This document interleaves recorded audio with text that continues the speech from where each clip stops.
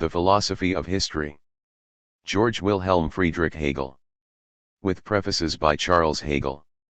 And the translator, J. Sabri, M.A.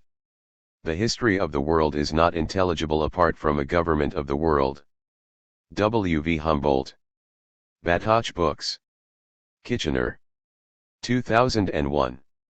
Batoche Books. 52 E.B. Street South. Kitchener, Ontario. N2G3L1. Canada. Email, batoche@gto.net. Translator's Introduction. Hegel's lectures on the philosophy of history are recognized in Germany as a popular introduction to his system. Their form is less rigid than the generality of metaphysical treatises, and the illustrations, which occupy a large proportion of the work, are drawn from a field of observation more familiar perhaps, than any other, to those who have not devoted much time to metaphysical studies. One great value of the work is that it presents the leading facts of history from an altogether novel point of view. And when it is considered that the writings of Hegel have exercised a marked influence on the political movements of Germany, it will be admitted that his theory of the universe, especially that part which bears directly upon politics, deserves attention even from those who are the most exclusive advocates of the practical. A writer who has established his claim to be regarded as an authority, by the life which he has infused into metaphysical abstractions, has pronounced the work before us, one of the pleasantest books on the subject he ever read. 1. And compared with that of most German writers, even the style may claim to be called vigorous and pointed. If therefore in its English dress the philosophy of history should be found deficient in this respect, the fault must not be attributed to the original. It has been the aim of the translator to present his author to the public in a really English form, even at the cost of a circumlocution which must sometimes do injustice to the merits of the original. A few words however have necessarily been used in a rather unusual sense, and one of them is of very frequent occurrence. The German Geist, in Hegel's nomenclature, includes both intelligence and will, the latter even more expressly than the former. It embraces in fact man's entire mental and moral being, and a little reflection will make it obvious that no term in our metaphysical vocabulary could have been well substituted for the more theological one, spirit, as a fair equivalent. It is indeed only the impersonal and abstract use of the term that is open to objection, an objection which can be met by an appeal to the best classical usage, viz., the rendering of the Hebrew and Greek pi nu epsilon mu alpha in the authorized version of the Scriptures. One indisputable instance may suffice in confirmation: their horses, i.e., of the Egyptians, are flesh and not spirit. Isaiah XXXI. 3. It is pertinent to remark here, that the comparative disuse of this term in English metaphysical literature, is one result of that alienation of theology from philosophy with which continental writers of the most opposite schools agree in taxing the speculative genius of Britain, an alienation which mainly accounts for the gulf separating English from German speculation, and which will, it is feared, on other accounts also be the occasion of communicating a somewhat uninviting aspect to the following pages. The distinction which the Germans make between Sittlichkeit and Moralität, has presented another difficulty. The former denotes conventional morality, the latter that of the heart or conscience. Where no ambiguity was likely to arise, both terms have been translated morality. In other cases a stricter rendering has been given, modified by the requirements of the context. The word moment is, as readers of German philosophy are aware, a veritable crux to the translator. In Mr. J. R. Morell's very valuable edition of Johnson's translation of Tennemann's Manual of the History of Philosophy, the following explanation is given: this term was borrowed from mechanics by Hegel, see his Wissenschaft der Logik, Volume 3, p. 104, ed. 1841. He employs it to denote the contending forces which are mutually dependent, and whose contradiction forms an equation. Hence his formula, SE equals nothing. Here SE and nothing are momentums, giving birth to Werden, i.e., existence. Thus the momentum contributes to the same oneness of operation in contradictory forces that we see in mechanics, amidst contrast and diversity, in weight and distance, in the case of the balance. But in several parts of the work before us this definition is not strictly adhered to, and the translator believes he has done justice to the original in rendering the word by successive or organic phase. In the chapter on the Crusades another term occurs which could not be simply rendered into English. The definite, positive, and present embodiment of essential being is there spoken of as ein dieses, das dieses, etc., literally a this, the this, for which repulsive combination a periphrasis has been substituted, which, it is believed, is not only accurate but expository.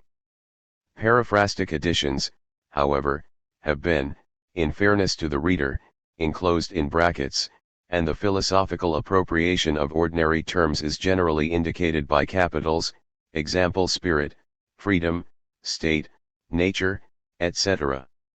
The limits of a brief preface preclude an attempt to explain the Hegelian method in its wider applications, and such an undertaking is rendered altogether unnecessary by the facilities which are afforded by works so very accessible as the translation of Tennemann above mentioned, Calypso's Historical Development of Speculative Philosophy, from Kant to Hegel, Blakey's History of the Philosophy of Mind, Mr. Lewis's Biographical History of Philosophy, besides treatises devoted more particularly to the Hegelian philosophy. Among these latter may be fairly mentioned the work of a French professor, M. Vera, Introduction à la philosophie de Hegel, a lucid and earnest exposition of the system at large, and the very able summary of Hegel's Philosophy of Right, by T. C. Sandars, late Fellow of Oriel College, which forms one of the series of Oxford Essays for 1855, and which bears directly on the subject of the present volume. It may, nevertheless, be of some service to the reader to indicate the point of view from which this philosophy of history is composed, and to explain the leading idea. The aim and scope of that civilizing process which all hopeful thinkers recognize in history, is the attainment of rational freedom. But the very term freedom supposes a previous bondage, and the question naturally arises, bondage to what? A superficial inquirer may be satisfied with an answer referring it to the physical power of the ruling body. Such a response was deemed satisfactory by a large number of political speculators in the last century, and even at the beginning of the present, and it is one of the great merits of an influential thinker of our days to have expelled this idolum fori, which had also become an idolum theatri, from its undue position, and to have revived the simple truth that all stable organizations of men, all religious and political communities, are based upon principles which are far beyond the control of the one or the many. And in these principles or some phase of them every man in every clime and age is born, lives, and moves. The only question is, whence are those principles derived? Whence spring those primary beliefs or superstitions, religious and political, that hold society together? They are no inventions of priestcraft or kingcraft, for to them priestcraft and kingcraft owe their power. They are no results of a contrat social, for with them society originates. Nor are they the mere suggestions of man's weakness, prompting him to propitiate the powers of nature, in furtherance of his finite, earth-born desires. Some of the phenomena of the religious systems that have prevailed in the world might seem thus explicable, but the nihilism of more than one Oriental creed, the suicidal strivings of the Hindu devotee to become absorbed in a divinity recognized as a pure negation, cannot be reduced to so gross a formula, while the political superstition that ascribes a divine right to the feebleness of a woman or an infant is altogether untouched by it. Nothing is left therefore but to recognize them as fancies, delusions, dreams, the results of man's vain imagination, to class them with the other absurdities with which the abortive past of humanity is by some thought to be only too replete, or, on the other hand, to regard them as the rudimentary teachings of that essential intelligence in which man's intellectual and moral life originates. With Hegel they are the objective manifestation of infinite reason, the first promptings of him who having made of one blood all nations of men for to dwell on the face of the earth, hath determined the times before appointed, and the bounds of their habitation, if haply they might feel after and find him, tau omicron gamma alpha rho omicron alpha iota gamma epsilon rho omicron epsilon sigma mu epsilon nu. and it is these omicron alpha iota pi omicron iota pi rho omicron tau alpha gamma mu epsilon nu omicron iota, these determined and organic epochs in the history of the world that Hegel proposes to distinguish and develop in the following treatise. Whatever view may be entertained as to the origin or importance of those elementary principles, and by whatever general name they may be called, spontaneous, primary, or objective intelligence, it seems demonstrable that it is in some sense or other to its own belief, its own reason or essential being, that imperfect humanity is in bondage, while the perfection of social existence is commonly regarded as a deliverance from that bondage. In the Hegelian system, this paradoxical condition is regarded as one phase of that antithesis which is presented in all spheres of existence, between the subjective and the objective, but which it is the result of the natural and intellectual processes that constitute the life of the universe, to annul by merging into one absolute existence. And however startling this theory may be as applied to other departments of nature and intelligence, it appears to be no unreasonable formula for the course of civilization, and which is substantially as follows: in less cultivated nations, political and moral restrictions are looked upon as objectively posited, the constitution of society, like the world of natural objects, is regarded as something into which a man is inevitably born, and the individual feels himself bound to comply with requirements of whose justice or propriety he is not allowed to judge, though they often severely test his endurance, and even demand the sacrifice of his life. In a state of high civilization, on the contrary, though an equal self-sacrifice be called for, it is in respect of laws and institutions which are felt to be just and desirable. This change of relation may, without any very extraordinary use of terms, or extravagance of speculative conceit, be designated the harmonization or reconciliation of objective and subjective intelligence. The successive phases which humanity has assumed in passing from that primitive state of bondage to this condition of rational freedom form the chief subject of the following lectures. The mental and moral condition of individuals and their social and religious conditions, the subjective and objective manifestations of reason, exhibit a strict correspondence with each other in every grade of progress. They that make them are like unto them, is as true of religious and political ideas as of religious and political idols. Where man sets no value on that part of his mental and moral life which makes him superior to the brutes, brute life will be an object of worship and bestial sensuality will be the genius of the ritual.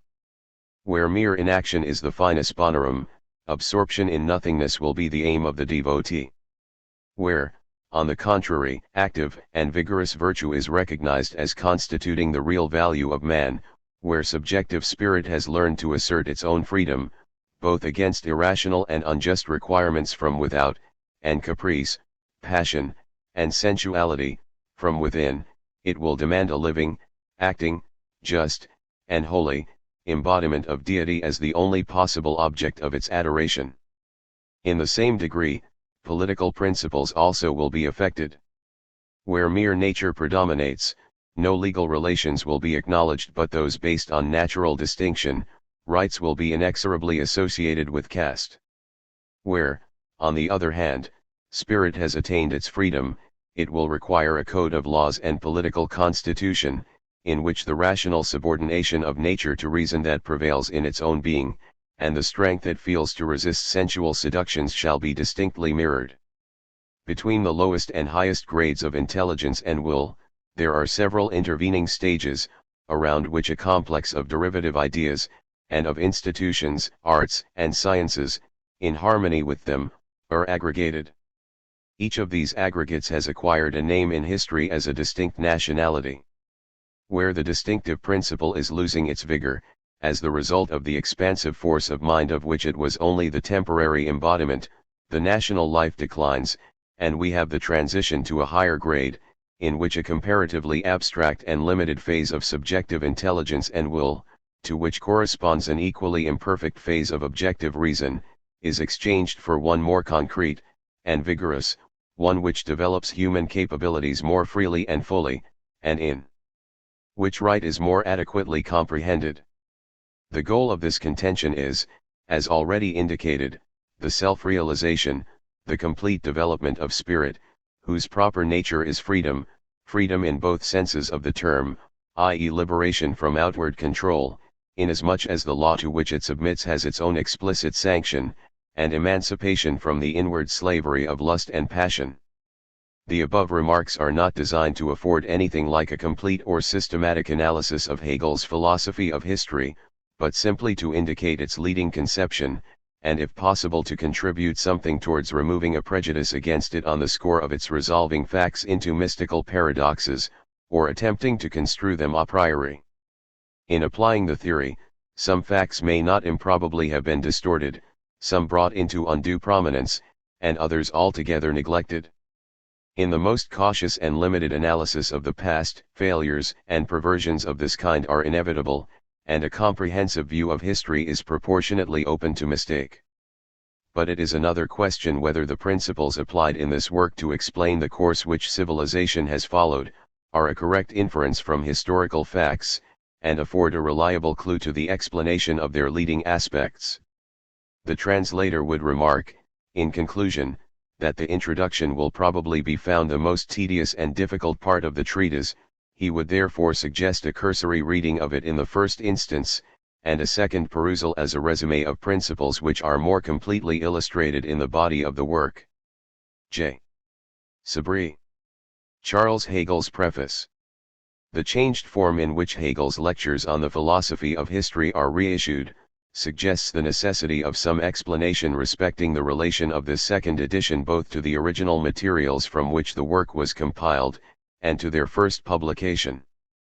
The lamented Professor Gans, the editor of the Philosophy of History, displayed a talented ingenuity in transforming lectures into a book.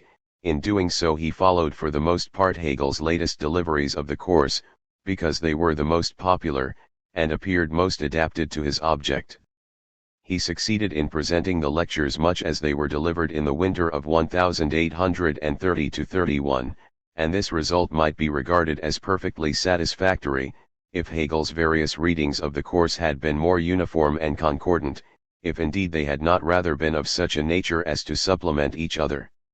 For however great may have been Hegel's power of condensing the wide extent of the phenomenal world by thought, it was impossible for him entirely to master and to present in a uniform shape the immeasurable material of history in the course of one semester.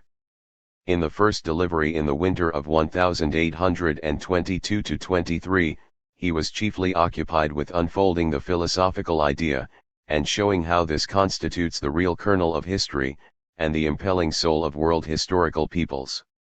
In proceeding to treat of China and India, he wished, as he said himself, only to show by example how philosophy ought to comprehend the character of a nation, and this could be done more easily in the case of the stationary nations of the East, than in that of peoples which have a bona fide history and a historical development of character.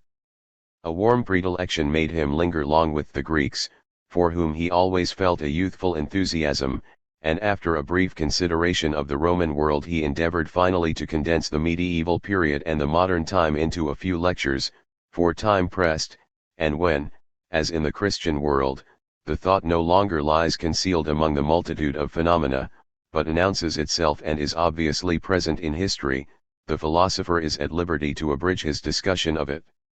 In fact, nothing more is needed than to indicate the impelling idea. In the later readings, on the other hand, China, India, and the East generally were more speedily dispatched, and more time and attention devoted to the German world. By degrees the philosophical and abstract occupied less space, the historical matter was expanded, and the whole became more popular. It is easy to see how the different readings of the course supplement each other, and how the entire substance cannot be gathered without uniting the philosophical element which predominates in the earlier, and which must constitute the basis of the work, with the historical expansion which characterizes the latest deliveries.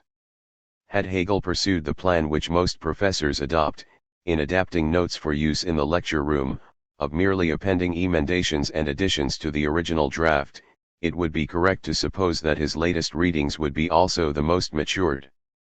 But as, on the contrary, every delivery was with him a new act of thought, each gives only the expression of that degree of philosophical energy which animates his mind at the time. Thus, in fact, The two first deliveries of 1822-23 and 1824-25, exhibit a far more comprehensive vigor of idea and expression, a far richer store of striking thoughts and appropriate images, than those of later date, for that first inspiration which accompanied the thoughts when they first sprang into existence could only lose its living freshness by repetition. From what has been said, the nature of the task which a new edition involved is sufficiently manifest. A treasury of thought of no trifling value had to be recovered from the first readings, and the tone of originality restored to the whole. The printed text therefore was made the basis, and the work of inserting, supplementing, substituting, and transforming, as the case seemed to require, was undertaken with the greatest possible respect for the original. No scope was left for the individual views of the editor, since in all such alterations Hegel's manuscripts were the sole guide.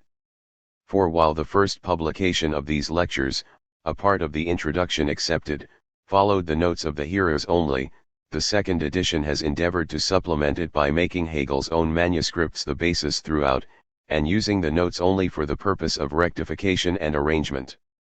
The editor has striven after uniformity of tone through the whole work simply by allowing the author to speak everywhere in his own words, so that not only are the new insertions taken verbatim from the manuscripts, but even where the printed text was retained in the main, peculiar expressions which the hearer had lost in transcription, were restored. For the benefit of those who place vigor of thought in a formal schematism, and with polemical zeal assert its exclusive claim against other styles of philosophizing, the remark may be added that Hegel adhered so little to the subdivisions which he had adopted, that he made some alterations in them on occasion of every reading of the course, treated Buddhism and Lamaism, examples sometimes before, sometimes after India, sometimes reduced the Christian world more closely to the German nations, sometimes took in the Byzantine Empire, and so on. The new edition has had but few alterations to make in this respect.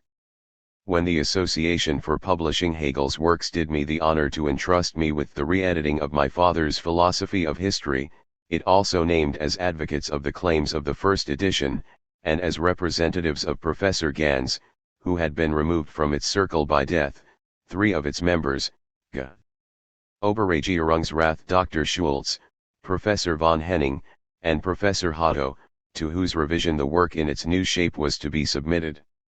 In this revision, I not only enjoyed the acquiescence of those most estimable men and valued friends in the alterations I had made, but also owe them a debt of thanks for many new emendations, which I take the opportunity of thus publicly discharging.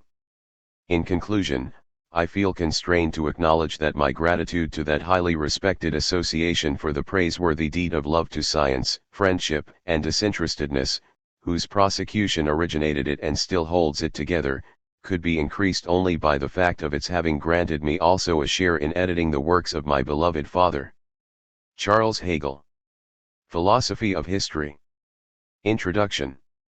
The subject of this course of lectures is the philosophical history of the world.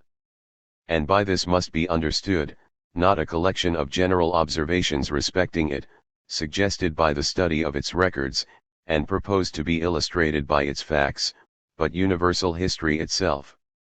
To gain a clear idea, at the outset, of the nature of our task, it seems necessary to begin with an examination of the other methods of treating history. The various methods may be ranged under 3 heads. I. Original history. 2. Reflective history. 3. Philosophical history. I. Of the first kind, the mention of 1 or 2 distinguished names will furnish a definite type. To this category belong Herodotus, Thucydides, and other historians of the same order, whose descriptions are for the most part limited to deeds, events, and states of society, which they had before their eyes, and whose spirit they shared. They simply transferred what was passing in the world around them, to the realm of representative intellect. An external phenomenon is thus translated into an internal conception. In the same way the poet operates upon the material supplied him by his emotions, projecting it into an image for the conceptive faculty. These original historians did, it is true, finds statements and narratives of other men ready to hand. One person cannot be an eye or ear witness of everything. But they make use of such aids only as the poet does of that heritage of an already formed language, to which he owes so much, merely as an ingredient. Historiographers bind together the fleeting elements of story, and treasure them up for immortality in the temple of Mnemosyne. Legends, ballad stories, traditions, must be excluded from such original history. These are but dim and hazy forms of historical apprehension, and therefore belong to nations whose intelligence is but half awakened. Here, on the contrary, we have to do with people fully conscious of what they were and what they were about. The domain of reality, actually seen, or capable of being so, affords a very different basis in point of firmness from that fugitive and shadowy element, in which were engendered those legends and poetic dreams whose historical prestige vanishes, as soon as nations have attained a mature individuality. Such original historians, then, change the events, the deeds, and the states of society with which they are conversant, into an object for the conceptive faculty. The narratives they leave us cannot, therefore, be very comprehensive in their range. Herodotus, Thucydides, Guicciardini, may be taken as fair samples of the class in this respect. What is present and living in their environment is their proper material. The influences that have formed the writer are identical with those which have molded the events that constitute the matter of his story. The author's spirit, and that of the actions he narrates, is one and the same. He describes scenes in which he himself has been an actor, or at any rate an interested spectator. It is short periods of time, individual shapes of persons and occurrences, single, unreflected traits, of which he makes his picture. And his aim is nothing more than the presentation to posterity of an image of events as clear as that which he himself possessed in virtue of personal observation, or lifelike descriptions. Reflections are none of his business, for he lives in the spirit of his subject, he has not attained an elevation above it. If, as in Caesar's case, he belongs to the exalted rank of generals or statesmen, it is the prosecution of his own aims that constitutes the history. Such speeches as we find in Thucydides, for example, of which we can positively assert that they are not bona fide reports, would seem to make against outstatement that a historian of his class presents us no reflected picture, that persons and people appear in his works in propria persona.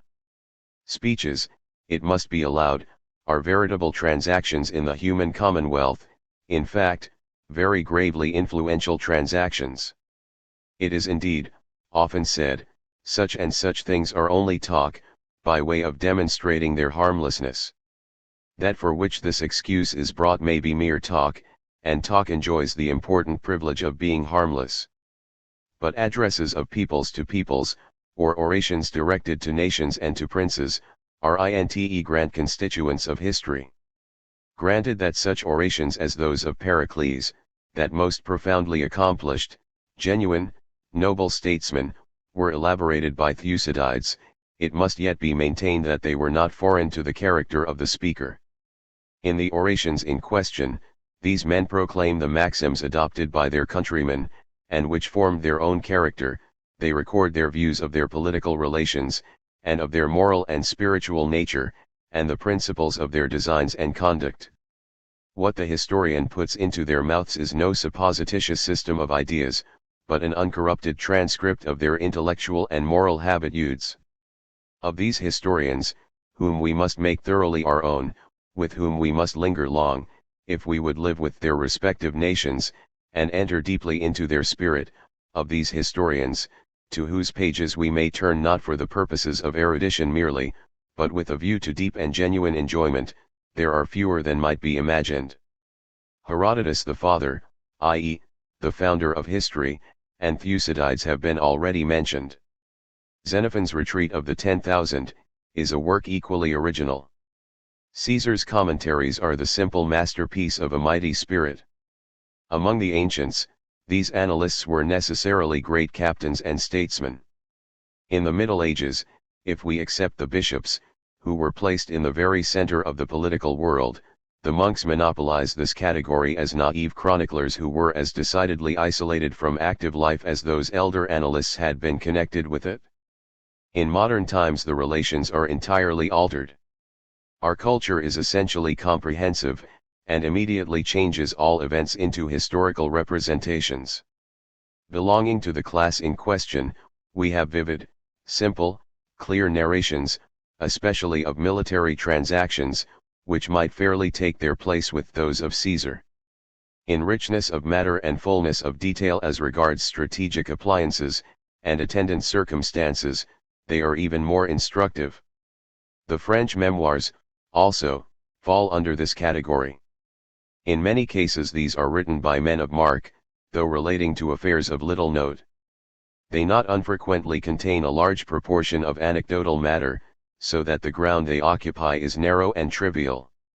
Yet they are often veritable masterpieces in history, as those of Cardinal de Retz, which in fact trench on a larger historical field. In Germany such masters are rare. Frederick the Great, Histoire de mon temps, is an illustrious exception. Writers of this order must occupy an elevated position. Only from such a position is it possible to take an extensive view of affairs, to see everything. This is out of the question for him, who from below merely gets a glimpse of the great world through a miserable cranny. 2. The second kind of history we may call the reflective. It is history whose mode of representation is not really confined by the limits of the time to which it relates, but whose spirit transcends the present. In this second order a strongly marked variety of species may be distinguished. I. It is the aim of the investigator to gain a view of the entire history of a people or a country, or of the world, in short, what we call universal history. In this case the working up of the historical material is the main point. The workman approaches his task with his own spirit, a spirit distinct from that of the element he is to manipulate. Here a very important consideration will be the principles to which the author refers the bearing and motives of the actions and events which he describes, and those which determine the form of his narrative. Among us Germans this reflective treatment and the display of ingenuity which it occasions assume a manifold variety of phases. Every writer of history proposes to himself an original method. The English and French confess to general principles of historical composition. Their standpoint is more that of cosmopolitan or of national culture. Among us each labors to invent a purely individual point of view. Instead of writing history, we are always beating our brains to discover how history ought to be written. This first kind of reflective history is most nearly akin to the preceding, when it has no farther aim than to present the annals of a country complete. Such compilations, among which may be reckoned the works of Livy, Diodorus Siculus, Johannes von Müller's History of Switzerland, are, if well performed, highly meritorious. Among the best of the kind may be reckoned such annalists as approach those of the first class, who give so vivid a transcript of events that the reader may well fancy himself listening to contemporaries and eyewitnesses. But it often happens that the individuality of tone which must characterize a writer belonging to a different culture is not modified in accordance with the period such a record must traverse. The spirit of the writer is quite other than that of the times of which he treats. Thus Livy puts into the mouths of the old Roman kings, consuls, and generals such orations as would be delivered by an accomplished advocate of the Livian era, and which strikingly contrast with the genuine traditions of Roman antiquity, example the fable of Menenius Agrippa. In the same way he gives us descriptions of battles, as if he had been an actual spectator, but whose features would serve well enough for battles in any period, and whose distinctness contrasts on the other hand with the want of connection and the inconsistency that prevail elsewhere, even in his treatment of chief points of interest. The difference between such a compiler and an original historian may be best seen by comparing Polybius himself with the style in which Livy uses, expands, and abridges his annals in those periods of which Polybius's account has been preserved. Johannes von Müller has given a stiff, formal, pedantic aspect to his history, in the endeavor to remain faithful in his portraiture to the times he describes. We much prefer the narratives we find in Old Tschudi. All is more naive and natural than it appears in the garb of a fictitious and affected archaism. A history which aspires to traverse long periods of time, or to be universal, must indeed forego the attempt to give individual representations of the past as it actually existed. It must foreshorten its pictures by abstractions, and this includes not merely the omission of events and deeds, but whatever is involved in the fact that thought is, after all, the most trenchant epitomist. A battle, a great victory, a siege, no longer maintains its original proportions, but is put off with a bare mention. When Livy e.g. tells us of the wars with Przewalski, we sometimes have the brief announcement, "This year war was carried on with Przewalski." 2. A second species of reflective history is what we may call the pragmatical. When we have to deal with the past, and occupy ourselves with a remote world, a present rises into being for the mind, produced by its own activity, as the reward of its labor. The occurrences are, indeed, various, but the idea which pervades them, their deeper import and connection, is one. This takes the occurrence out of the category of the past and makes it virtually present. Pragmatical, didactic, reflections, though in their nature decidedly abstract, are truly and infeasibly of the present, and quicken the annals of the dead past with the life of today. Whether, indeed, such reflections are truly interesting and enlivening, depends on the writer's own spirit. Moral reflections must here be specially noticed, the moral teaching expected from history, which latter has not infrequently been treated with a direct view to the former. It may be allowed that examples of virtue elevate the soul, and are applicable in the moral instruction of children for impressing excellence upon their minds. But the destinies of peoples and states, their interests, relations, and the complicated tissue of their affairs, present quite another field. Rulers, statesmen, nations, are wont to be emphatically commended to the teaching which experience offers in history. But what experience and history teach is this, that peoples and governments never have learned anything from history, or acted on principles deduced from it. Each period is involved in such peculiar circumstances, exhibits a condition of things so strictly idiosyncratic, that its conduct must be regulated by considerations connected with itself, and itself alone. Amid the pressure of great events, a general principle gives no help. It is useless to revert to similar circumstances in the past. The pallid shades of memory struggle in vain with the life and freedom of the present. Looked at in this light, nothing can be shallower than the oft-repeated appeal to Greek and Roman examples during the French Revolution. Nothing is more diverse than the genius of those nations and that of our times. Johannes V. Müller, in his Universal History, as also in his History of Switzerland, had such moral aims in view. He designed to prepare a body of political doctrines for the instruction of princes, governments, and peoples.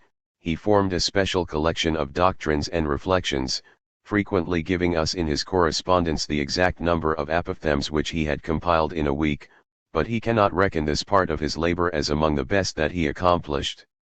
It is only a thorough, liberal, comprehensive view of historical relations, such example as we find in Montesquieu's Esprit de Lois, that can give truth and interest to reflections of this order. One reflective history, therefore, supersedes another. The materials are patent to every writer, each is likely enough to believe himself capable of arranging and manipulating them, and we may expect that each will insist upon his own spirit as that of the age in question. Disgusted by such reflective histories, readers have often returned with pleasure to a narrative adopting no particular point of view. These certainly have their value, but for the most part they offer only material for history. We Germans are content with such. The French, on the other hand, display great genius in reanimating bygone times, and in bringing the past to bear upon the present condition of things. 3. The third form of reflective history is the critical. This deserves mention as preeminently the mode of treating history now current in Germany. It is not history itself that is here presented. We might more properly designate it as a history of history, a criticism of historical narratives and an investigation of their truth and credibility. Its peculiarity in point of fact and of intention, consists in the acuteness with which the writer extorts something from the records which was not in the matters recorded. The French have given us much that is profound and judicious in this class of composition. But they have not endeavored to pass a merely critical procedure for substantial history. They have duly presented their judgments in the form of critical treatises. Among us, the so-called higher criticism, which reigns supreme in the domain of philology, has also taken possession of our historical literature. This higher criticism has been the pretext for introducing all the anti-historical monstrosities that a vain imagination could suggest. Here we have the other method of making the past a living reality, putting subjective fancies in the place of historical data, fancies whose merit is measured by their boldness, that is, the scantiness of the particulars on which they are based, and the peremptoriness with which they contravene the best established facts of history. 4. The last species of reflective history announces its fragmentary character on the very face of it. It adopts an abstract position, yet, since it takes general points of view, example as the history of art, of law, of religion, it forms a transition to the philosophical history of the world. In our time this form of the history of ideas has been more developed and brought into notice. Such branches of national life stand in close relation to the entire complex of a people's annals, and the question of chief importance in relation to our subject is, whether the connection of the whole is exhibited in its truth and reality, or referred to merely external relations. In the latter case, these important phenomena, art, law, religion, etc., appear as purely accidental national peculiarities. It must be remarked that, when reflective history has advanced to the adoption of general points of view, if the position taken is a true one, these are found to constitute, not a merely external thread, a superficial series, but are the inward guiding soul of the occurrences and actions that occupy a nation's annals. For, like the sole conductor Mercury, the idea is in truth, the leader of peoples and of the world, and spirit, the rational and necessitated will of that conductor, is and has been the director of the events of the world's history. To become acquainted with spirit in this its office of guidance, is the object of our present undertaking. This brings us to 3. The third kind of history, the philosophical. No explanation was needed of the two previous classes, their nature was self-evident. It is otherwise with this last, which certainly seems to require an exposition or justification. The most general definition that can be given, is, that the philosophy of history means nothing but the thoughtful consideration of it. Thought is, indeed, essential to humanity. It is this that distinguishes us from the brutes. In sensation, cognition, and intellection, in our instincts and volitions, as far as they are truly human, thought is an invariable element. To insist upon thought in this connection with history may, however, appear unsatisfactory. In this science it would seem as if thought must be subordinate to what is given, to the realities of fact, that this is its basis and guide, while philosophy dwells in the region of self-produced ideas, without reference to actuality. Approaching history thus prepossessed, speculation might be expected to treat it as a mere passive material, and, so far from leaving it in its native truth, to force it into conformity with a tyrannous idea, and to construe it, as the phrase is, a priori. But as it is the business of history simply to adopt into its records what is and has been, actual occurrences and transactions, and since it remains true to its character in proportion as it strictly adheres to its data, we seem to have in philosophy, a process diametrically opposed to that of the historiographer. This contradiction, and the charge consequently brought against speculation, shall be explained and confuted. We do not, however, propose to correct the innumerable special misrepresentations, trite or novel, that are current respecting the aims, the interests, and the modes of treating history, and its relation to philosophy.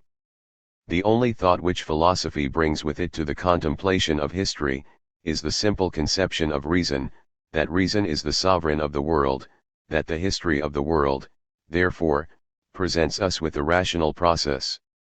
This conviction and intuition is a hypothesis in the domain of history as such. In that of philosophy it is no hypothesis.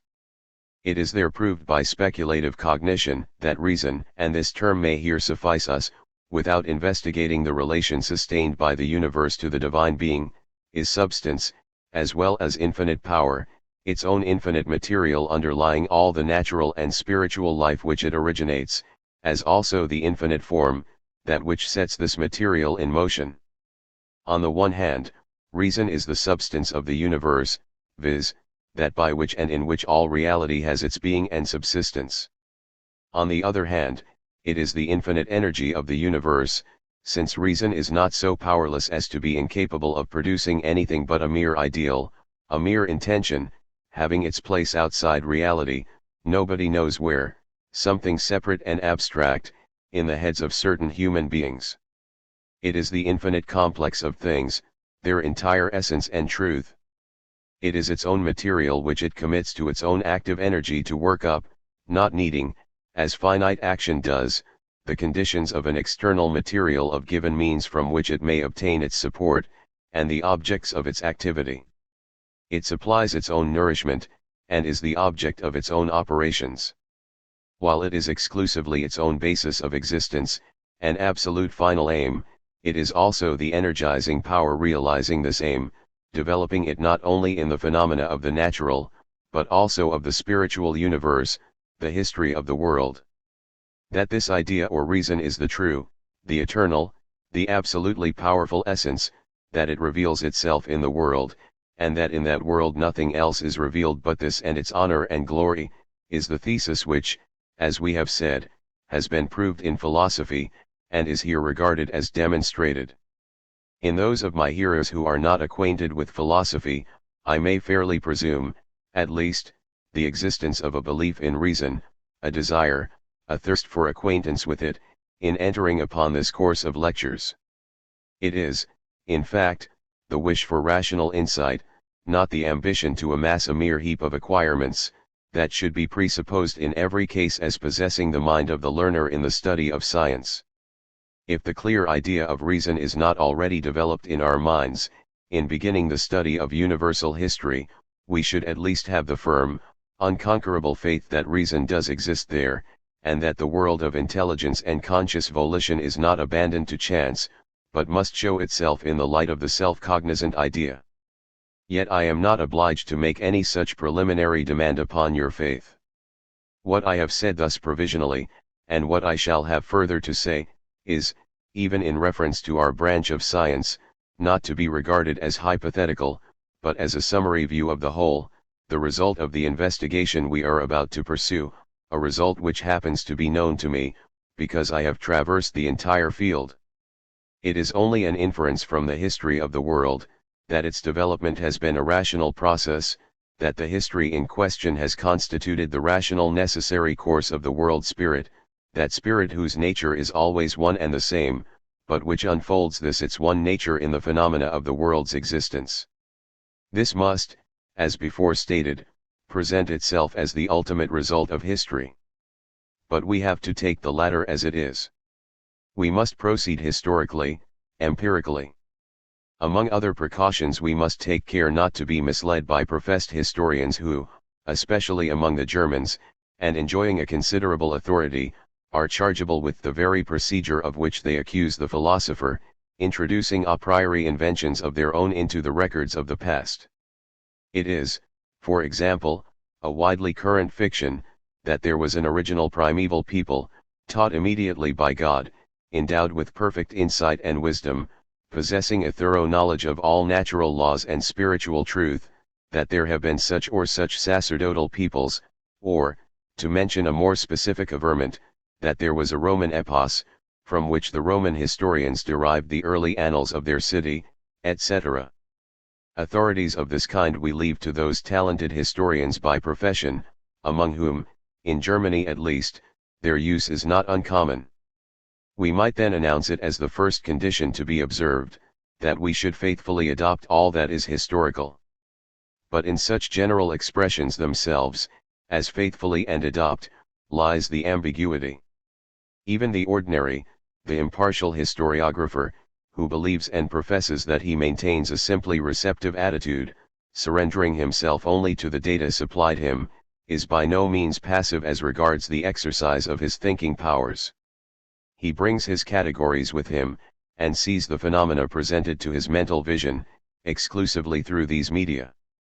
And, especially in all that pretends to the name of science, it is indispensable that reason should not sleep, that reflection should be in full play.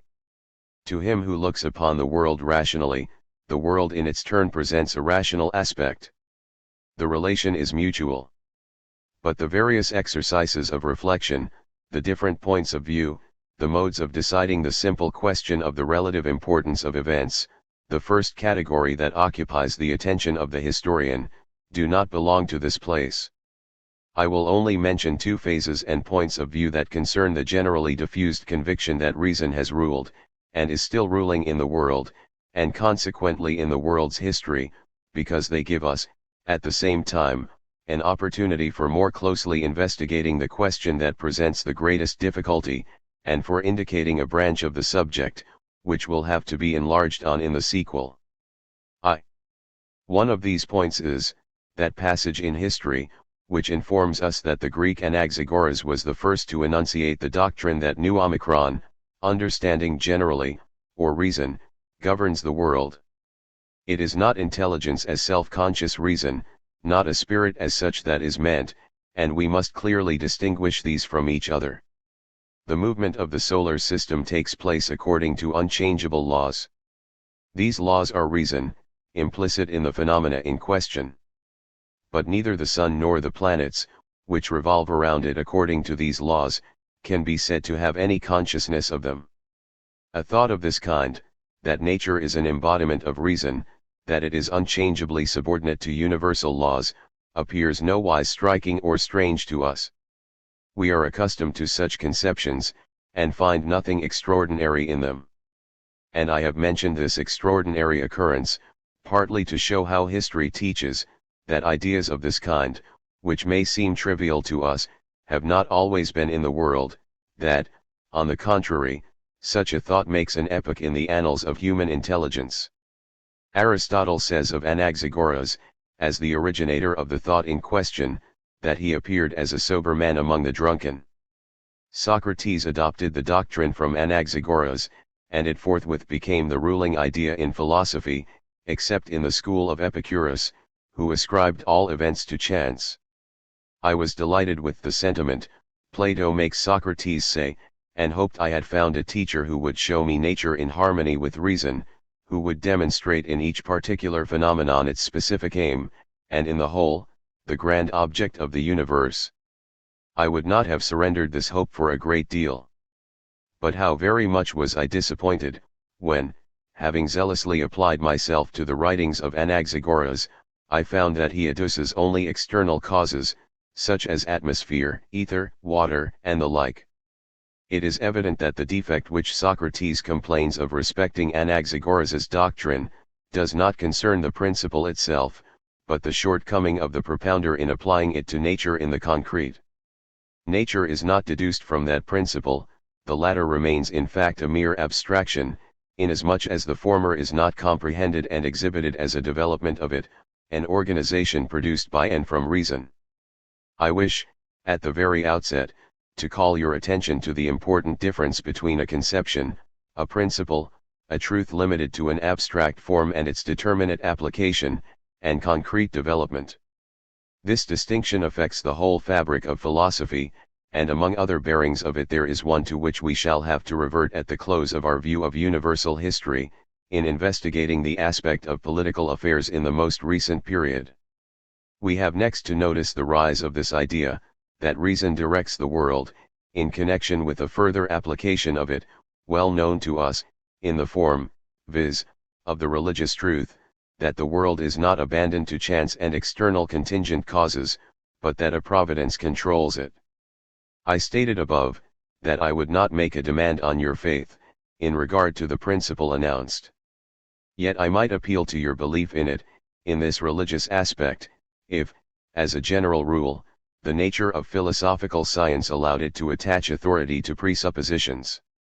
To put it in another shape, this appeal is forbidden, because the science of which we have to treat, proposes itself to furnish the proof, not indeed of the abstract truth of the doctrine, but of its correctness as compared with facts.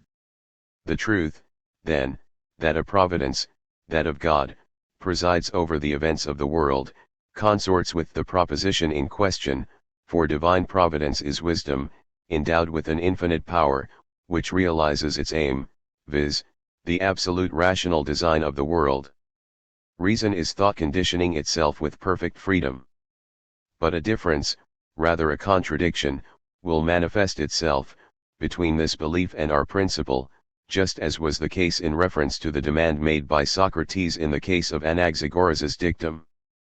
For that belief is similarly indefinite, it is what is called a belief in a general providence, and is not followed out into definite application, or displayed in its bearing on the grand total, the entire course of human history. But to explain history is to depict the passions of mankind, the genius, the active powers, that play their part on the great stage, and the providentially determined process which these exhibit, constitutes what is generally called the plan of providence. Yet it is this very plan which is supposed to be concealed from our view, which it is deemed presumption, even to wish to recognize. The ignorance of Anaxagoras, as to how intelligence reveals itself in actual existence, was ingenuous.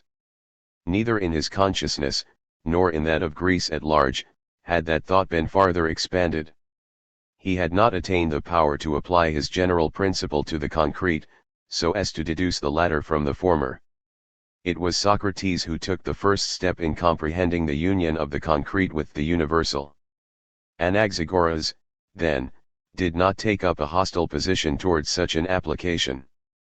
The common belief in providence does, at least it opposes the use of the principle on the large scale, and denies the possibility of discerning the plan of providence. In isolated cases this plan is supposed to be manifest. Pious persons are encouraged to recognize in particular circumstances, something more than mere chance, to acknowledge the guiding hand of God, example when help has unexpectedly come to an individual in great perplexity and need. But these instances of providential design are of a limited kind, and concern the accomplishment of nothing more than the desires of the individual in question. But in the history of the world, the individuals we have to do with are peoples, totalities that are states. We cannot, therefore, be satisfied with what we may call this peddling view of providence, to which the belief alluded to limits itself. Equally unsatisfactory is the merely abstract, undefined belief in a providence, when that belief is not brought to bear upon the details of the process which it conducts. On the contrary, our earnest endeavor must be directed to the recognition of the ways of providence, the means it uses, and the historical phenomena in which it manifests itself, and we must show their connection with the general principle above mentioned. But in noticing the recognition of the plan of divine providence generally, I have implicitly touched upon a prominent question of the day, viz., that of the possibility of knowing God, or rather, since public opinion has ceased to allow it to be a matter of question, the doctrine that it is impossible to know God. In direct contravention of what is commanded in Holy Scripture as the highest duty, that we should not merely love, but know God, the prevalent dogma involves the denial of what is there said, viz., that it is the Spirit, der Geist, that leads into truth, knows all things, penetrates even into the deep things of the Godhead. While the divine being is thus placed beyond our knowledge, and outside the limit of all human things, we have the convenient license of wandering as far as we list, in the direction of our own fancies. We are freed from the obligation to refer our knowledge to the divine and true. On the other hand, the vanity and egotism which characterize it find, in this false position, ample justification, and the pious modesty which puts far from it the knowledge of God can well estimate how much furtherance thereby accrues to its own wayward and vain strivings. I have been unwilling to leave out of sight the connection between our thesis, that reason governs and has governed the world, and the question of the possibility of a knowledge of God, chiefly that I might not lose the opportunity of mentioning the imputation against philosophy of being shy of noticing religious truths, or of having occasion to be so, in which is insinuated the suspicion that it has anything but a clear conscience in the presence of these truths. So far from this being the case, The fact is, that in recent times philosophy has been obliged to defend the domain of religion against the attacks of several theological systems. In the Christian religion God has revealed himself, that is, he has given us to understand what he is, so that he is no longer a concealed or secret existence. And this possibility of knowing him, thus afforded us, renders such knowledge a duty. God wishes no narrow-hearted souls or empty heads for his children, but those whose spirit is of itself indeed poor, but rich in the knowledge of him, and who regard this knowledge of God as the only valuable possession. That development of the thinking spirit which has resulted from the revelation of the divine being as its original basis must ultimately advance to the intellectual comprehension of what was presented in the first instance, to feeling and imagination. The time must eventually come for understanding that rich product of active reason, which the history of the world offers to us. It was for a while the fashion to profess admiration for the wisdom of God as displayed in animals, plants, and isolated occurrences. But, if it be allowed that providence manifests itself in such objects and forms of existence, why not also in universal history? This is deemed too great a matter to be thus regarded.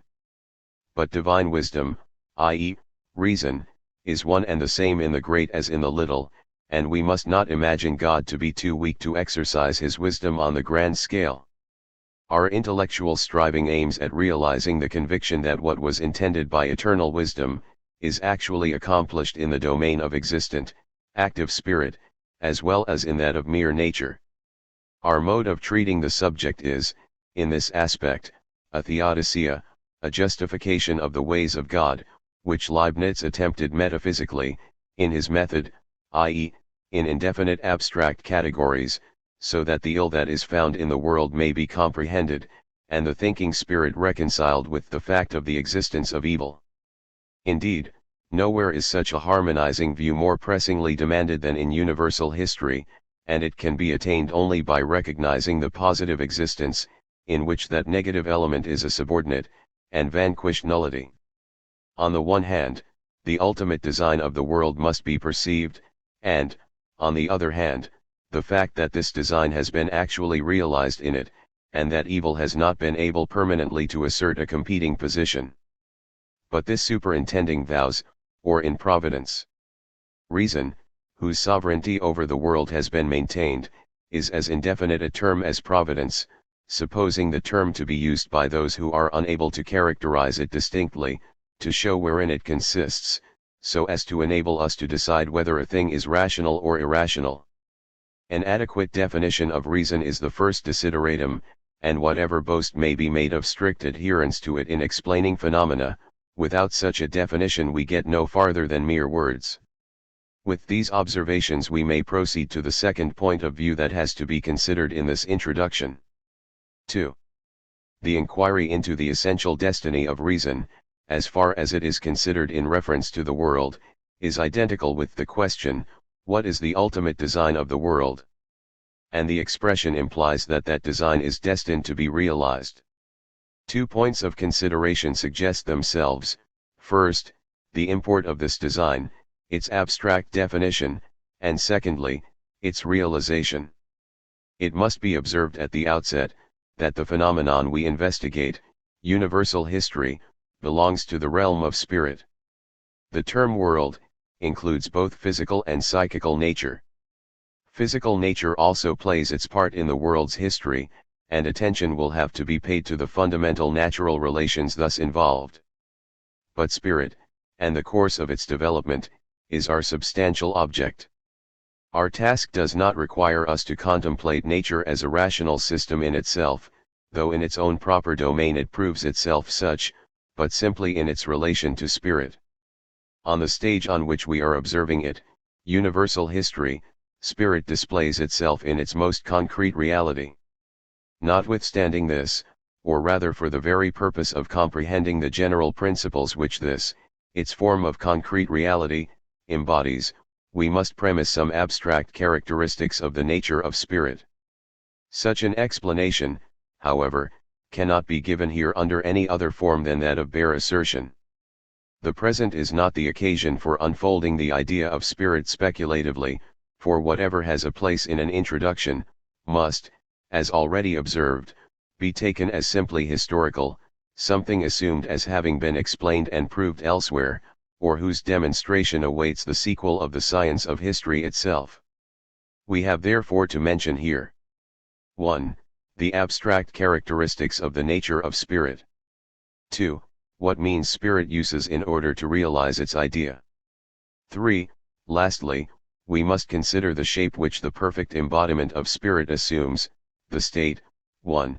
The nature of spirit may be understood by a glance at its direct opposite, matter.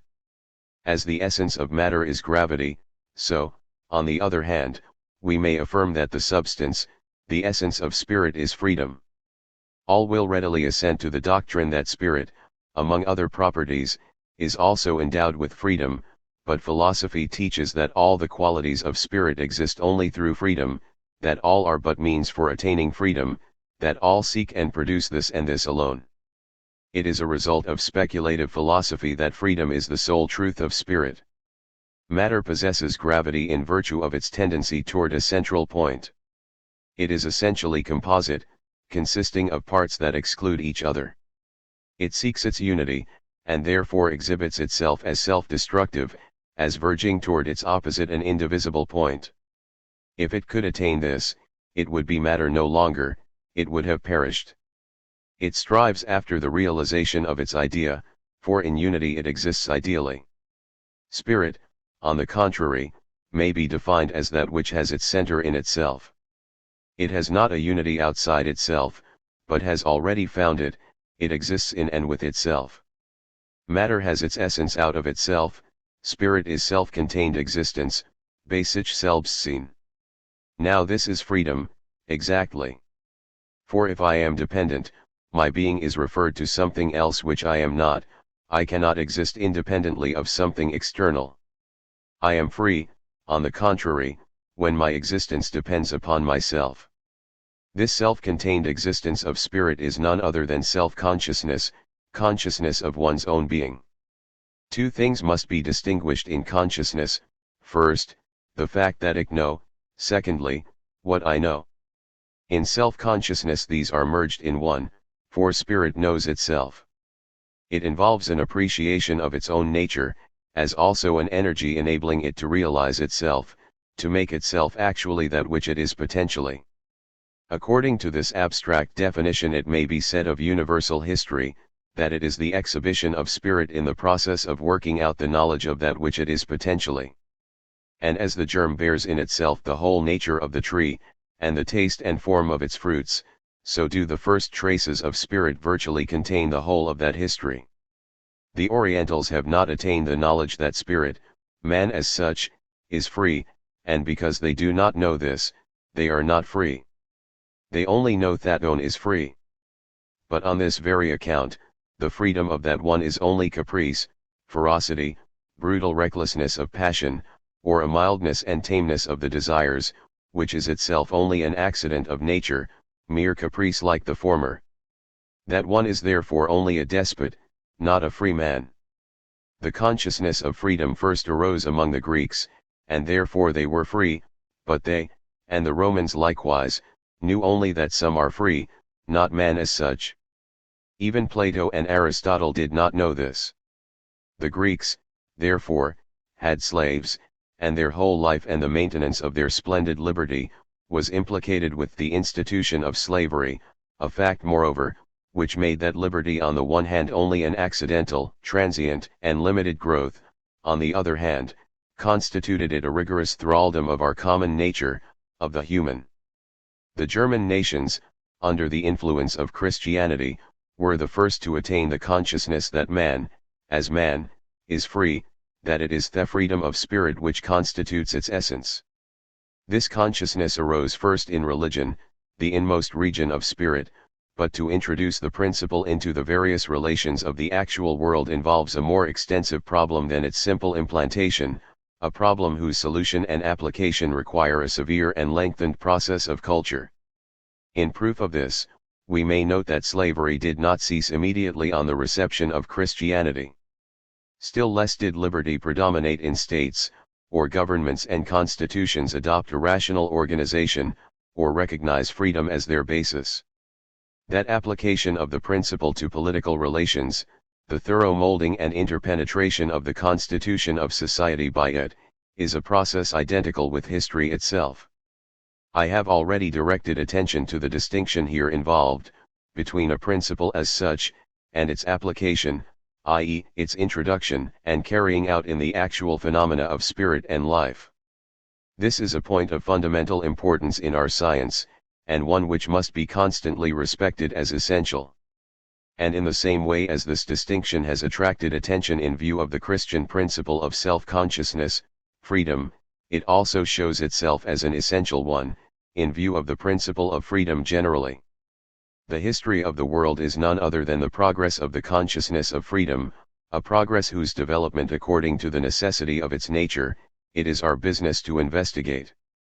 The general statement given above, of the various grades in the consciousness of freedom, and which we applied in the first instance to the fact that the Eastern nations knew only that one is free, the Greek and Roman world only that some are free, while we know that all men absolutely, man as man, are free, supplies us with the natural division of universal history, and suggests the mode of its discussion. This is remarked, however, only incidentally and anticipatively. Some other ideas must be first explained. The destiny of the spiritual world, and, since this is the substantial world, while the physical remains subordinate to it, or, in the language of speculation, has no truth as against the spiritual, the final cause of the world at large, we allege to be the consciousness of its own freedom on the part of spirit, and ipso facto, the reality of that freedom. But that this term freedom, without further qualification, is an indefinite, and incalculable ambiguous term, and that while that which it represents is the ne plus ultra of attainment, it is liable to an infinity of misunderstandings, confusions, and errors, and to become the occasion for all imaginable excesses, has never been more clearly known and felt than in modern times. Yet, for the present, we must content ourselves with the term itself without farther definition. Attention was also directed to the importance of the infinite difference between a principle in the abstract, and its realization in the concrete.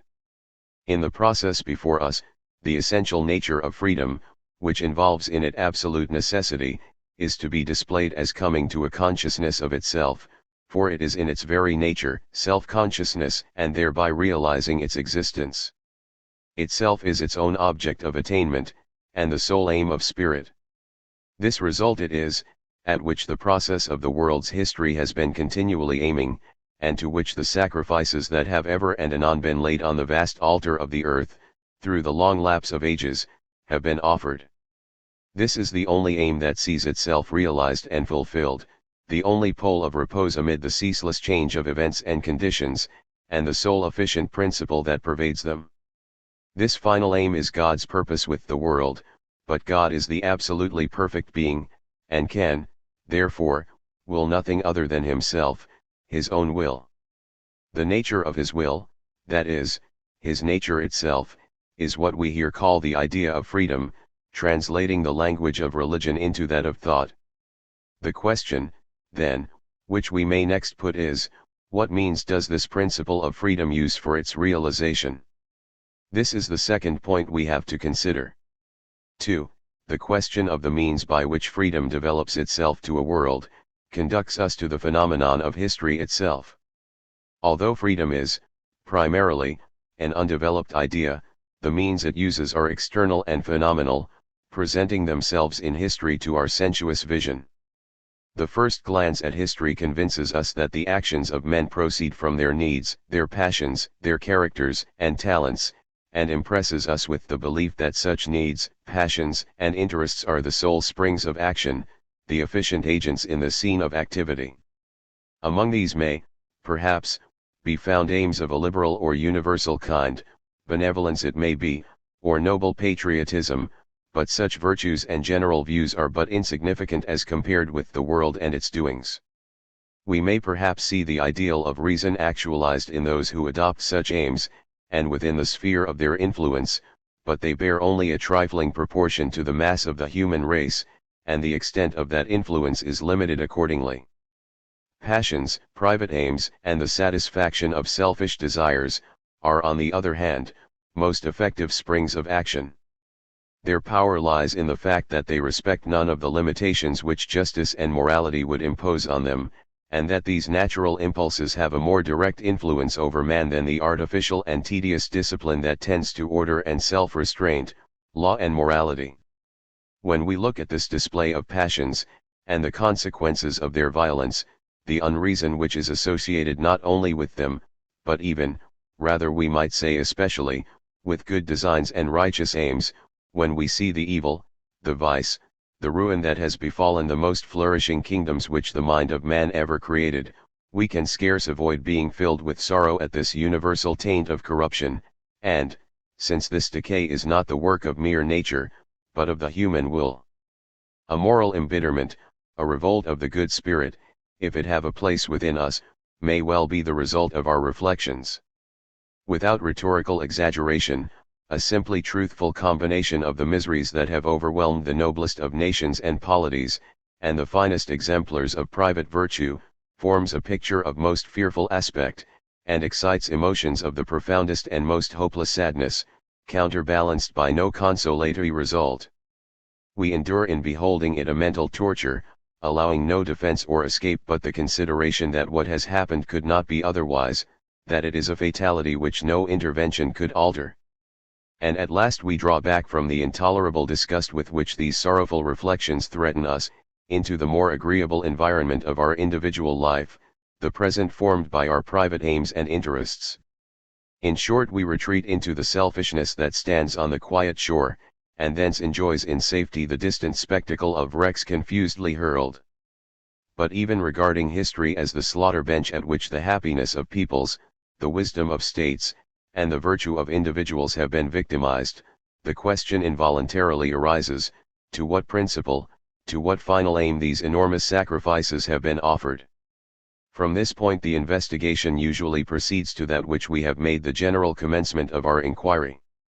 Starting from this, we pointed out those phenomena which made up a picture so suggestive of gloomy emotions and thoughtful reflections, as the very field which we, for our part, regard as exhibiting only the means for realizing what we assert to be the essential destiny, the absolute aim, or, which comes to the same thing, the true result of the world's history. We have all along purposely eschewed moral reflections as a method of rising from the scene of historical specialties to the general principles which they embody. Besides, it is not the interest of such sentimentalities, really to rise above those depressing emotions, and to solve the enigmas of providence which the considerations that occasion them, present. It is essential to their character to find a gloomy satisfaction in the empty and fruitless sublimities of that negative result. We return them to the point of view which we have adopted, observing that the successive steps, moment, of the analysis to which it will lead us, will also evolve the conditions requisite for answering the inquiries suggested by the panorama of sin and suffering that history unfolds. The first remark we have to make, and which, though already presented more than once, cannot be too often repeated when the occasion seems to call for it, is that what we call principle, aim, destiny, or the nature and idea of spirit, is something merely general and abstract. Principle, plan of existence, law, is a hidden, undeveloped essence, which as such, however true in itself, is not completely real. Aims, principles, etc., have a place in our thoughts, in our subjective design only, but not yet in the sphere of reality. That which exists for itself only, is a possibility, a potentiality, but has not yet emerged into existence. A second element must be introduced in order to produce actuality, viz., actuation, realization, and whose motive power is the will, the activity of man in the widest sense. It is only by this activity that that idea as well as abstract characteristics generally, are realized, actualized, for of themselves they are powerless. The motive power that puts them in operation, and gives them determinate existence, is the need, instinct, inclination, and passion of man. That some conception of mind should be developed into act and existence, is my earnest desire. I wish to assert my personality in connection with it. I wish to be satisfied by its execution. If I am to exert myself for any object, it must in some way or other be my object. In the accomplishment of such or such designs I must at the same time find my satisfaction, although the purpose for which I exert myself includes a complication of results, many of which have no interest for me. This is the absolute right of personal existence, to find itself satisfied in its activity and labor. If men are to interest themselves for anything, they must, so to speak, have part of their existence involved in it, find their individuality gratified by its attainment. Here a mistake must be avoided. We intend blame, and justly impute it as a fault, when we say of an individual, that he is interested, in taking part in such or such transactions, that is, seeks only his private advantage. In reprehending this we find fault with him for furthering his personal aims without any regard to a more comprehensive design, of which he takes advantage to promote his own interest, or which he even sacrifices with this view. But he who is active in promoting an object is not simply interested, but interested in that object itself. Language faithfully expresses this distinction. Nothing therefore happens, nothing is accomplished, unless the individuals concerned seek their own satisfaction in the issue. They are particular units of society, i.e., they have special needs, instincts, and interests generally, peculiar to themselves. Among these needs are not only such as we usually call necessities, the stimuli of individual desire and volition, but also those connected with individual views and convictions, or, to use a term expressing less decision, leanings of opinion, supposing the impulses of reflection, understanding, and reason, to have been awakened. In these cases people demand, if they are to exert themselves in any direction, that the object should commend itself to them, that in point of opinion, whether as to its goodness, justice, advantage, profit, they should be able to enter into it, to be seen.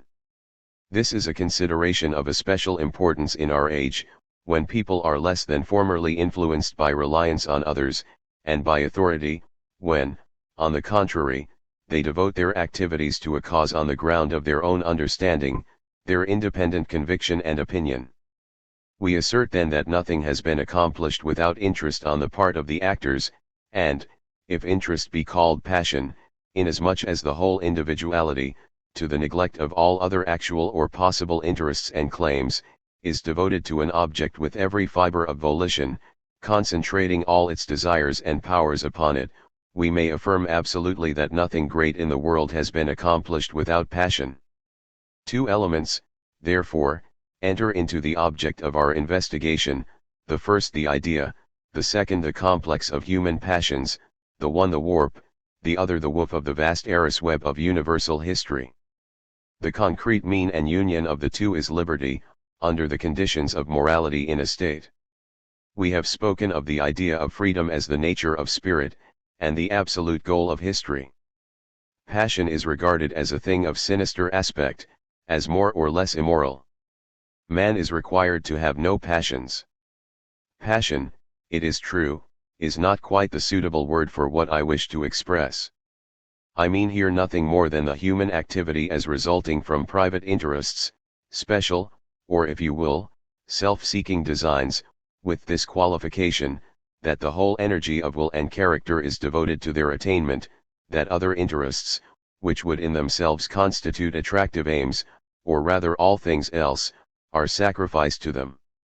The object in question is so bound up with the man's will, that it entirely and alone determines the hue of resolution, and is inseparable from it. It has become the very essence of his volition. For a person is a specific existence, not man in general, a term to which no real existence corresponds, but a particular human being. The term character likewise expresses this idiosyncrasy of will and intelligence. But character comprehends all peculiarities whatever, the way in which a person conducts himself in private relations, etc., and is not limited to his idiosyncrasy in its practical and active phase. I shall, therefore, use the term passions, understanding thereby the particular bent of character, as far as the peculiarities of volition are not limited to private interest, but supply the impelling and actuating force for accomplishing deeds shared in by the community at large. Passion is in the first instance the subjective, and therefore the formal side of energy, will, and activity, leaving the object or aim still undetermined. And there is a similar relation of formality to reality in merely individual conviction, individual views, individual conscience. It is always a question of essential importance: what is the purport of my conviction, what the object of my passion, in deciding whether the one or the other is of a true and substantial nature. Conversely, if it is so, it will inevitably attain actual existence, be realized. From this comment on the second essential element in the historical embodiment of an aim, we infer, glancing at the institution of the state in passing, that a state is then well constituted and internally powerful, when the private interest of its citizens is one with the common interest of the state, when the one finds its gratification and realization in the other, a proposition in itself very important. But in a state many institutions must be adopted, much political machinery invented, accompanied by appropriate political arrangements, necessitating long struggles of the understanding before what is really appropriate can be discovered, involving, moreover, contentions with private interest and passions, and a tedious discipline of these latter, in order to bring about the desired harmony. The epoch when a state attains this harmonious condition, marks the period of its bloom, its virtue, its vigor, and its prosperity. But the history of mankind does not begin with a conscious aim of any kind, as it is the case with the particular circles into which men form themselves of set purpose. The mere social instinct implies a conscious purpose of security for life and property, and when society has been constituted, this purpose becomes more comprehensive. The history of the world begins with its general aim, the realization of the idea of spirit, only in an implicit form, and sich, that is, as nature, a hidden, most profoundly hidden, unconscious instinct, and the whole process of history, as already observed, is directed to rendering this unconscious impulse a conscious one. Thus appearing in the form of merely natural existence, natural will, that which has been called the subjective side, physical craving, instinct, passion, private interest, as also opinion and subjective conception, spontaneously present themselves at the very commencement. This vast congeries of volitions, interests, and activities, constitute the instruments and means of the world spirit for attaining its object, bringing it to consciousness, and realizing it. And this aim is none other than finding itself, coming to itself, and contemplating itself in concrete actuality. But that those manifestations of vitality on the part of individuals and peoples, in which they seek and satisfy their own purposes, are, at the same time, the means and instruments of a higher and broader purpose of which they know nothing, which they realize unconsciously, might be made a matter of question, rather has been questioned, and in every variety of form negatived, decried, and condemned as mere dreaming and philosophy. But on this point I announced my view at the very outset, and asserted our hypothesis, which, however, will appear in the sequel, in the form of a legitimate inference, and our belief that reason governs the world, and has consequently governed its history. In relation to this independently universal and substantial existence, all else is subordinate, subservient to it, and the means for its development. The union of universal abstract existence generally with the individual, the subjective, that this alone is truth, belongs to the department of speculation, and is treated in this general form in logic. But in the process of the world's history itself, as still incomplete, the abstract final aim of history is not yet made the distinct object of desire and interest. While these limited sentiments are still unconscious of the purpose they are fulfilling, the universal principle is implicit in them, and is realizing itself through them. The question also assumes the form of the union of freedom and necessity, the latent abstract process of spirit being regarded as necessity, while that which exhibits itself in the conscious will of men, as their interest, belongs to the domain of freedom. As the metaphysical connection, i.e., the connection in the idea, of these forms of thought, belongs to logic, it would be out of place to analyze it here. The chief and cardinal points only shall be mentioned. Philosophy shows that the idea advances to an infinite antithesis, that, viz., between the idea in its free, universal form, in which it exists for itself, and the contrasted form of abstract introversion, reflection on itself, which is formal existence for self, personality, formal freedom, such as belongs to spirit only. The universal idea exists thus as the substantial totality of things on the one side, and as the abstract essence of free volition on the other side. This reflection of the mind on itself is individual self-consciousness, the polar opposite of the idea in its general form, and therefore existing in absolute limitation. This polar opposite is consequently limitation, particularization, for the universal absolute being. It is the side of its definite existence, the sphere of its formal reality, the sphere of the reverence paid to God. To comprehend the absolute connection of this antithesis, is the profound task of metaphysics. This limitation originates all forms of particularity of whatever kind. The formal volition, of which we have spoken, wills itself, desires to make its own personality valid in all that it purposes and does. Even the pious individual wishes to be saved and happy.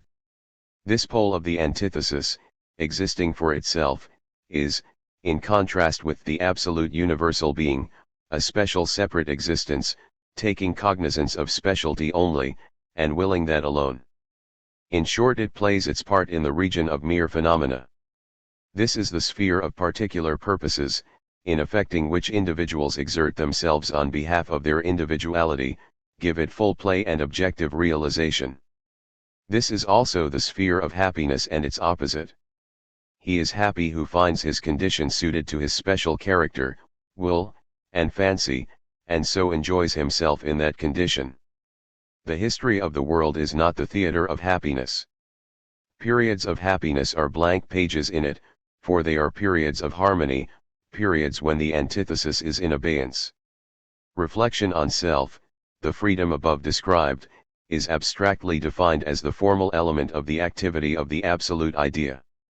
The realizing activity of which we have spoken is the middle term of the syllogism, one of whose extremes is the universal essence, the idea, which reposes in the penetralia of spirit, and the other, the complex of external things, objective matter. That activity is the medium by which the universal latent principle is translated into the domain of objectivity. I will endeavor to make what has been said more vivid and clear by examples. The building of a house is, in the first instance, a subjective aim and design. On the other hand, we have, as means, the several substances required for the work: iron, wood, stones. The elements are made use of in working up this material: fire to melt the iron, wind to blow the fire, water to set wheels in motion, in order to cut the wood, etc. The result is, that the wind, which has helped to build the house, is shut out by the house, so also are the violence of rains and floods, and the destructive powers of fire, so far as the house is made fireproof. The stones and beams obey the law of gravity, press downward, and so high walls are carried up. Thus the elements are made use of in accordance with their nature, and yet to cooperate for a product, by which their operation is limited. Thus the passions of men are gratified, they develop themselves and their aims in accordance with their natural tendencies, and build up the edifice of human society, thus fortifying a position for right and order against themselves. The connection of events above indicated, involves also the fact, that in history an additional result is commonly produced by human actions beyond that which they aim at and obtain, that which they immediately recognize and desire. They gratify their own interest, but something further is thereby accomplished, latent in the actions in question, though not present to their consciousness, and not included in their design. An analogous example is offered in the case of a man who, from a feeling of revenge, perhaps not an unjust one, but produced by injury on the other's part, burns that other man's house. A connection is immediately established between the deed itself and a train of circumstances not directly included in it, taken abstractedly. In itself it consisted in merely presenting a small flame to a small portion of a beam. Events not involved in that simple act follow of themselves. The part of the beam which was set fire to is connected with its remote portions, the beam itself is united with the woodwork of the house generally, and this with other houses, so that a wide conflagration ensues, which destroys the goods and chattels of many other persons besides his against whom the act of revenge was first directed, perhaps even costs not a few men their lives. This lay neither in the deed abstractedly, nor in the design of the man who committed it. But the action has a further general bearing. In the design of the doer it was only revenge executed against an individual in the destruction of his property, but it is moreover a crime, and that involves punishment also. This may not have been present to the mind of the perpetrator, still less in his intention, but his deed itself, the general principles it calls into play, its substantial content entails it. By this example I wish only to impress on you the consideration, that in a simple act, something further may be implicated than lies in the intention and consciousness of the agent.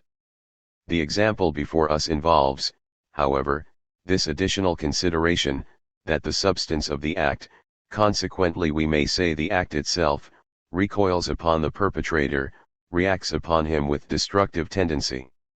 This union of the two extremes, the embodiment of a general idea in the form of direct reality, and the elevation of a speciality into connection with universal truth, is brought to pass, at first sight, under the conditions of an utter diversity of nature between the two, and an indifference of the one extreme towards the other. The aims which the agents set before them are limited and special, but it must be remarked that the agents themselves are intelligent thinking beings. The purport of their desires is interwoven with general, essential considerations of justice, good, duty, etc., for mere desire, volition in its rough and savage forms, falls not within the scene and sphere of universal history. Those general considerations, which form at the same time a norm for directing aims and actions, have a determinate purport, for such an abstraction as good for its own sake, has no place in living reality.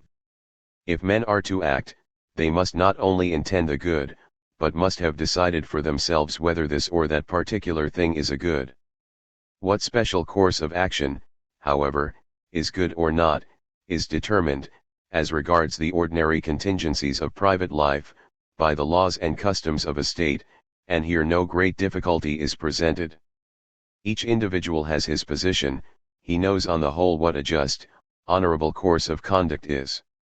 As to ordinary, private relations, the assertion that it is difficult to choose the right and good, the regarding it as the mark of an exalted morality to find difficulties and raise scruples on that score, may be set down to an evil or perverse will, which seeks to evade duties not in themselves of a perplexing nature, or, at any rate, to an idly reflective habit of mind, where a feeble will affords no sufficient exercise to the faculties, leaving them therefore to find occupation within themselves, and to expend themselves on moral self-flagellation.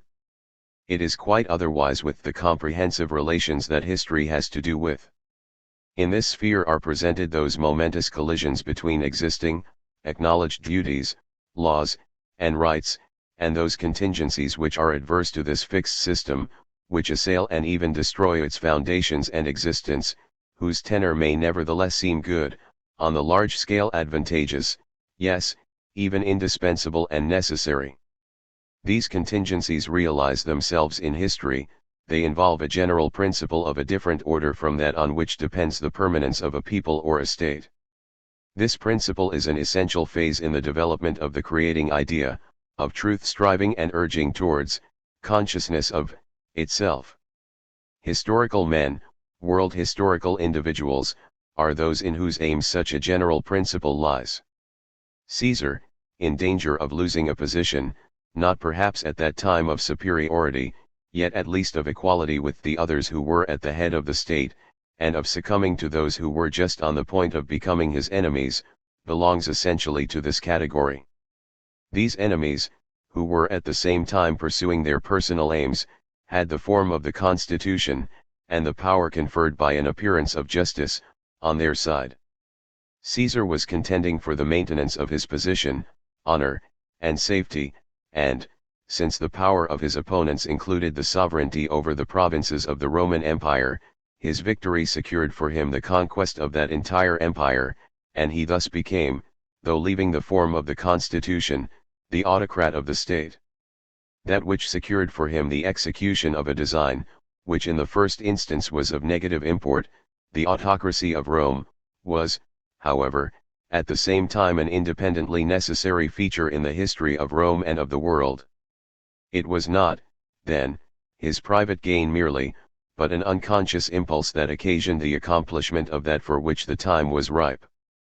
Such are all great historical men, whose own particular aims involve those large issues which are the will of the world spirit. They may be called heroes, inasmuch as they have derived their purposes and their vocation, not from the calm, regular course of things, sanctioned by the existing order, but from a concealed fount, one which has not attained to phenomenal, present existence, from that inner spirit, still hidden beneath the surface, which, impinging on the outer world as on a shell, bursts it in pieces, because it is another kernel than that which belonged to the shell in question. They are men, therefore, who appear to draw the impulse of their life from themselves, and whose deeds have produced a condition of things and a complex of historical relations which appear to be only their interest, and their work. Such individuals had no consciousness of the general idea they were unfolding, while prosecuting those aims of theirs. On the contrary, they were practical, political men. But at the same time they were thinking men, who had an insight into the requirements of the time, what was ripe for development. This was the very truth for their age, for their world, the species next in order, so to speak, and which was already formed in the womb of time. It was theirs to know this nascent principle, the necessary, directly sequent step in progress, which their world was to take, to make this their aim, and to expend their energy in promoting it. World historical men, the heroes of an epoch, must, therefore, be recognized as its clear-sighted ones. Their deeds, their words are the best of that time. Great men have formed purposes to satisfy themselves, not others. Whatever prudent designs and counsels they might have learned from others, would be the more limited and inconsistent features in their career, for it was they who best understood affairs, from whom others learned and approved, or at least acquiesced in, their policy. For that spirit which had taken this fresh step in history is the inmost soul of all individuals, but in a state of unconsciousness which the great men in question aroused. Their fellows, therefore, follow these soul leaders, for they feel the irresistible power of their own inner spirit thus embodied. If we go on to cast a look at the fate of these world historical persons, whose vocation it was to be the agents of the world spirit, we shall find it to have been no happy one. They attained no calm enjoyment, their whole life was labor and trouble, their whole nature was naught else but their master passion. When their object is attained they fall off like empty hulls from the kernel. They die early, like Alexander, they are murdered, like Caesar, transported to St. Helena, like Napoleon. This fearful consolation, that historical men have not enjoyed what is called happiness, and of which only private life, and this may be passed under very various external circumstances, is capable, this consolation those may draw from history, who stand in need of it, and it is craved by envy, vexed at what is great and transcendent, striving, therefore, to depreciate it, and to find some flaw in it. Thus in modern times it has been demonstrated ad nauseam that princes are generally unhappy on their thrones, in consideration of which the possession of a throne is tolerated, and men acquiesce in the fact that not themselves but the personages in question are its occupants. The free man, we may observe, is not envious, but gladly recognizes what is great and exalted, and rejoices that it exists. It is in the light of those common elements which constitute the interest and therefore the passions of individuals, that these historical men are to be regarded. They are great men, because they willed and accomplished something great, not a mere fancy, a mere intention, but that which met the case and fell in with the needs of the age. This mode of considering them also excludes the so-called psychological view, which, serving the purpose of envy most effectually, contrives so to refer all actions to the heart, to bring them under such a subjective aspect, as that their authors appear to have done everything under the impulse of some passion, mean or grand, some morbid craving, and on account of these passions and cravings to have been not moral men. Alexander of Macedon partly subdued Greece, and then Asia, therefore he was possessed by a morbid craving for conquest. He is alleged to have acted from a craving for fame, for conquest, and the proof that these were the impelling motives is that he did that which resulted in fame. What pedagogue has not demonstrated of Alexander the Great, of Julius Caesar, that they were instigated by such passions, and were consequently immoral men? Whence the conclusion immediately follows that he, the pedagogue, is a better man than they, because he has not such passions, a proof of which lies in the fact that he does not conquer Asia, vanquish Darius and Porus, but while he enjoys life himself, lets others enjoy it too. These psychologists are particularly fond of contemplating those peculiarities of great historical figures which appertain to them as private persons.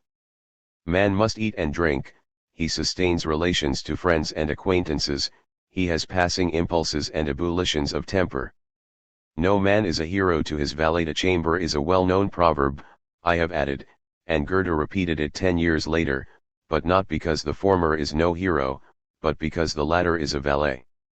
He takes off the hero's boots, assists him to bed, knows that he prefers champagne, etc. Historical personages waited upon in historical literature by such psychological valets, come poorly off, they are brought down by these their attendants to a level with, or rather a few degrees below the level of, the morality of such exquisite discerners of spirits. The Thersites of Homer who abuses the kings is a standing figure for all times. Blows, that is beating with a solid cudgel, he does not get in every age, as in the Homeric one, but his envy, his egotism, is the thorn which he has to carry in his flesh, and the undying worm that gnaws him is the tormenting consideration that his excellent views and vituperations remain absolutely without result in the world. But our satisfaction at the fate of Thersitism also may have its sinister side. A world historical individual is not so unwise as to indulge a variety of wishes to divide his regards. He is devoted to the one aim, regardless of all else. It is even possible that such men may treat other great, even sacred interests, inconsiderately, conduct which is indeed obnoxious to moral reprehension. But so mighty a form must trample down many an innocent flower, crush to pieces many an object in its path. The special interest of passion is thus inseparable from the active development of a general principle, for it is from the special and determinate and from its negation, that the universal results. Particularity contends with its like, and some loss is involved in the issue. It is not the general idea that is implicated in opposition and combat, and that is exposed to danger. It remains in the background, untouched and uninjured. This may be called the cunning of reason, that it sets the passions to work for itself, while that which develops its existence through such impulsion pays the penalty, and suffers loss. For it is phenomenal being that is so treated, and of this part is of no value, part is positive and real. The particular is for the most part of too trifling value as compared with the general, individuals are sacrificed and abandoned. The idea pays the penalty of determinate existence and of corruptibility, not from itself, but from the passions of individuals. But though we might tolerate the idea that individuals, their desires, and the gratification of them, are thus sacrificed, and their happiness given up to the empire of chance, to which it belongs, and that as a general rule, individuals come under the category of means to an ulterior end, there is one aspect of human individuality which we should hesitate to regard in that subordinate light, even in relation to the highest, since it is absolutely no subordinate element, but exists in those individuals as inherently eternal and divine. I mean morality, ethics, religion. Even when speaking of the realization of the great ideal aim by means of individuals, the subjective element in them, their interest and that of their cravings and impulses, their views and judgments, though exhibited as the merely formal side of their existence, was spoken of as having an infinite right to be consulted. The first idea that presents itself in speaking of means is that of something external to the object, and having no share in the object itself. But merely natural things, even the commonest lifeless objects, used as means, must be of such a kind as adapts them to their purpose, they must possess something in common with it. Human beings least of all sustain the bare external relation of mere means to the great ideal aim. Not only do they in the very act of realizing it, make it the occasion of satisfying personal desires, whose purport is diverse from that aim, but they share in that ideal aim itself, and are for that very reason objects of their own existence, not formally merely, as the world of living beings generally is, whose individual life is essentially subordinate to that of man, and is properly used up as an instrument. Men, on the contrary, are objects of existence to themselves, as regards the intrinsic import of the aim in question. To this order belongs that in them which we would exclude from the category of mere means, morality, ethics, religion. That is to say, man is an object of existence in himself only in virtue of the divine that is in him, that which was designated at the outset as reason, which, in view of its activity and power of self-determination, was called freedom. And we affirm, without entering at present on the proof of the assertion, that religion, morality, etc., have their foundation and source in that principle, and so are essentially elevated above all alien necessity and chance. And here we must remark that individuals, to the extent of their freedom, are responsible for the deprivation and enfeeblement of morals and religion. This is the seal of the absolute and sublime destiny of man, that he knows what is good and what is evil, that his destiny is his very ability to will either good or evil, in one word, that he is the subject of moral imputation, imputation not only of evil, but of good, and not only concerning this or that particular matter, and all that happens of extra, but also the good and evil attaching to his individual freedom. The brute alone is simply innocent.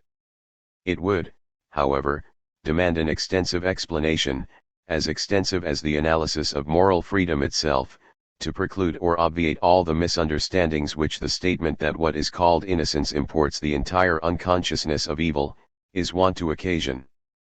In contemplating the fate which virtue, morality, even piety experience in history, we must not fall into the litany of lamentations, that the good and pious often, or for the most part, fare ill in the world, while the evil-disposed and wicked prosper. The term prosperity is used in a variety of meanings, riches, outward honor, and the like.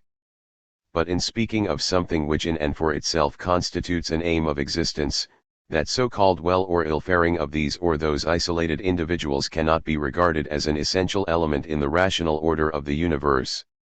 With more justice than happiness, or a fortunate environment for individuals, it is demanded of the grand aim of the world's existence, that it should foster, nay involve the execution and ratification of good, moral, righteous purposes. What makes men morally discontented, a discontent, by the by, on which they some would pride themselves, is that they do not find the present adapted to the realization of aims which they hold to be right and just, more especially in modern times, ideals of political constitutions. They contrast unfavorably things as they are, with their idea of things as they ought to be. In this case it is not private interest nor passion that desires gratification, but reason, justice, liberty, and equipped with this title, the demand in question assumes a lofty bearing, and readily adopts a position not merely of discontent, but of open revolt against the actual condition of the world.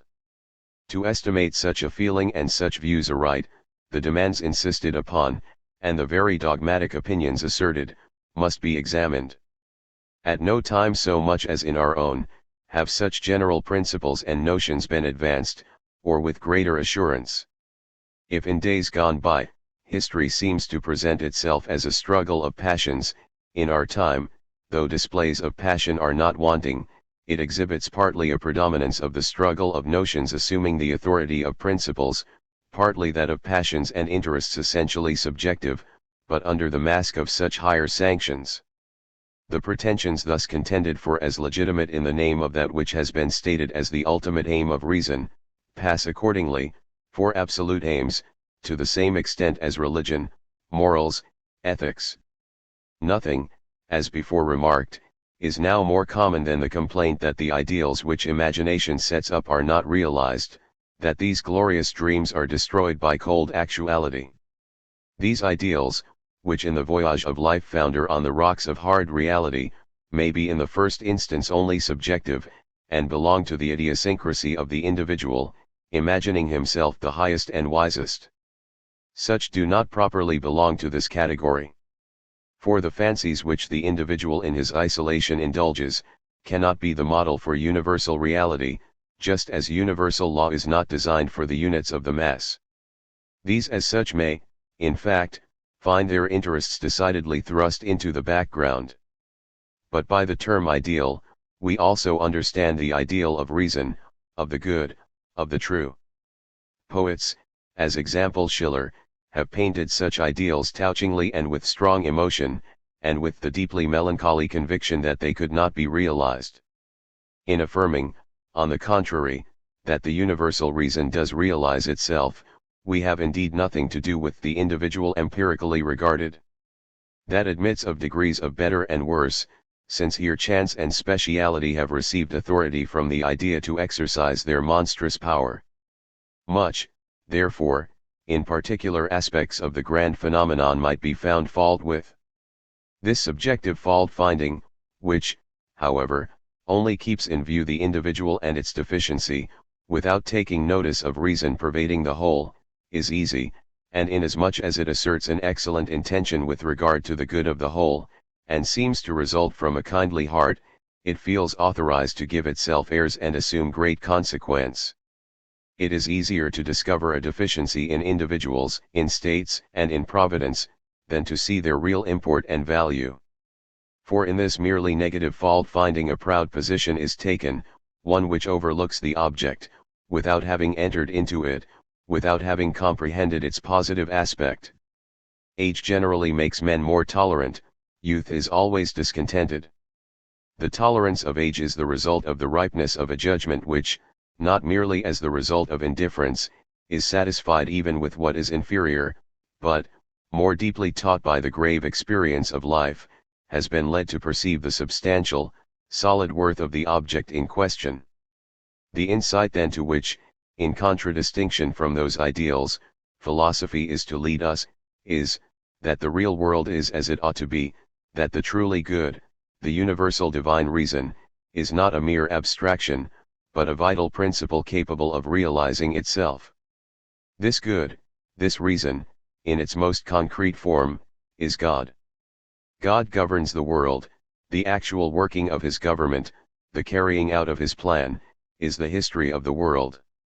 This plan philosophy strives to comprehend, for only that which has been developed as the result of it, possesses bona fide reality. That which does not accord with it, is negative, worthless existence. Before the pure light of this divine idea, which is no mere ideal, the phantom of a world whose events are an incoherent concourse of fortuitous circumstances, utterly vanishes. Philosophy wishes to discover the substantial purport, the real side, of the divine idea, and to justify the so much despised reality of things, for reason is the comprehension of the divine work. But as to what concerns the perversion, corruption, and ruin of religious, ethical, and moral purposes, and states of society generally, it must be affirmed that in their essence these are infinite and eternal, but that the forms they assume may be of a limited order, and consequently belong to the domain of mere nature, and be subject to the sway of chance. They are therefore perishable, and exposed to decay and corruption. Religion and morality, in the same way as inherently universal essences, have the peculiarity of being present in the individual soul, in the full extent of their idea, and therefore truly and really, although they may not manifest themselves in it in extenso, and are not applied to fully developed relations. The religion, the morality of a limited sphere of life, that of a shepherd or a peasant, example in its intensive concentration and limitation to a few perfectly simple relations of life, has infinite worth, the same worth as the religion and morality of extensive knowledge, and of an existence rich in the compass of its relations and actions. This inner focus, this simple region of the claims of subjective freedom, the home of volition, resolution, and action, the abstract sphere of conscience, that which comprises the responsibility and moral value of the individual, remains untouched and is quite shut out from the noisy din of the world's history, including not merely external and temporal changes, but also those entailed by the absolute necessity inseparable from the realization of the idea of freedom itself. But as a general truth this must be regarded as settled, that whatever in the world possesses claims as noble and glorious, has nevertheless a higher existence above it. The claim of the world spirit rises above all special claims. These observations may suffice in reference to the means which the world spirit uses for realizing its idea. Stated simply and abstractly, this mediation involves the activity of personal existences in whom reason is present as their absolute, substantial being, but a basis, in the first instance, still obscure and unknown to them. But the subject becomes more complicated and difficult when we regard individuals not merely in their aspect of activity, but more concretely, in conjunction with a particular manifestation of that activity in their religion and morality, forms of existence which are intimately connected with reason, and share in its absolute claims. Here the relation of mere means to an end disappears, and the chief bearings of this seeming difficulty in reference to the absolute aim of spirit have been briefly considered. 3. The third point to be analyzed is, therefore, what is the object to be realized by these means, i.e., what is the form it assumes in the realm of reality. We have spoken of means, but in the carrying out of a subjective, limited aim, we have also to take into consideration the element of a material, either already present or which has to be procured. Thus the question would arise, what is the material in which the ideal of reason is wrought out? The primary answer would be, personality itself, human desires, subjectivity generally. In human knowledge and volition, as its material element, reason attains positive existence. We have considered subjective volition where it has an object which is the truth and essence of a reality, viz., where it constitutes a great world historical passion. As a subjective will, occupied with limited passions, it is dependent, and can gratify its desires only within the limits of this dependence. But the subjective will has also a substantial life, a reality, in which it moves in the region of essential being, and has the essential itself as the object of its existence.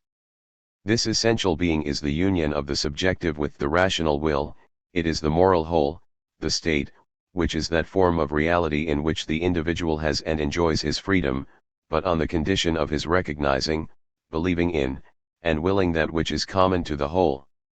And this must not be understood as if the subjective will of the social unit attained its gratification and enjoyment through that common will, as if this were a means provided for its benefit, as if the individual, in his relations to other individuals, thus limited his freedom, in order that this universal limitation, the mutual constraint of all, might secure a small space of liberty for each. Rather, we affirm, our law, morality, government, and they alone, the positive reality and completion of freedom. Freedom of a low and limited order is mere caprice, which finds its exercise in the sphere of particular and limited desires. Subjective volition, passion, is that which sets men in activity, that which affects practical realization. The idea is the inner spring of action, the state is the actually existing, realized moral life. For it is the unity of the universal, essential will, with that of the individual, and this is morality. The individual living in this unity has a moral life, possesses a value that consists in this substantiality alone. Sophocles in his Antigone, says, the divine commands are not of yesterday, nor of today, no, they have an infinite existence, and no one could say whence they came. The laws of morality are not accidental, but are the essentially rational. It is the very object of the state that what is essential in the practical activity of men, and in their dispositions, should be duly recognized, that it should have a manifest existence, and maintain its position. It is the absolute interest of reason that this moral whole should exist, and herein lie the justification and merit of heroes who have founded states, however rude these may have been. In the history of the world, only those peoples can come under our notice which form a state. For it must be understood that this latter is the realization of freedom, i.e., of the absolute final aim, and that it exists for its own sake. It must further be understood that all the worth which the human being possesses, all spiritual reality, he possesses only through the state. For his spiritual reality consists in this, that his own essence, reason, is objectively present to him, that it possesses objective immediate existence for him. Thus only is he fully conscious, thus only is he a partaker of morality, of a just and moral social and political life. For truth is the unity of the universal and subjective will, and the universal is to be found in the state, in its laws, its universal and rational arrangements. The state is the divine idea as it exists on earth. We have in it, therefore, the object of history in a more definite shape than before, that in which freedom obtains objectivity, and lives in the enjoyment of this objectivity. For law is the objectivity of spirit, volition in its true form. Only that will which obeys law, is free, for it obeys itself, it is independent and so free. When the state or our country constitutes a community of existence, when the subjective will of man submits to laws, the contradiction between liberty and necessity vanishes. The rational has necessary existence, as being the reality and substance of things, and we are free in recognizing it as law, and following it as the substance of our own being. The objective and the subjective will are then reconciled, and present one identical homogeneous whole. For the morality, Sittlichkeit, of the state is not of that ethical, moralisk, reflective kind, in which one's own conviction bears sway. This latter is rather the peculiarity of the modern time, while the true antique morality is based on the principle of abiding by one's duty to the state at large. An Athenian citizen did what was required of him, as it were from instinct, but if I reflect on the object of my activity, I must have the consciousness that my will has been called into exercise. But morality is duty, substantial right, a second nature as it has been justly called, for the first nature of man is his primary merely animal existence. The development in extenso of the idea of the state belongs to the philosophy of jurisprudence, but it must be observed that in the theories of our time various errors are current respecting it, which pass for established truths, and have become fixed prejudices. We will mention only a few of them, giving prominence to such as have a reference to the object of our history. The error which first meets us is the direct contradictory of our principle that the state presents the realization of freedom, the opinion, viz., that man is free by nature, but that in society, in the state, to which nevertheless he is irresistibly impelled, he must limit this natural freedom. That man is free by nature is quite correct in one sense, viz., that he is so according to the idea of humanity, but we imply thereby that he is such only in virtue of his destiny, that he has an undeveloped power to become such, for the nature of an object is exactly synonymous with its idea. But the view in question imports more than this. When man is spoken of as free by nature, the mode of his existence as well as his destiny is implied. His merely natural and primary condition is intended.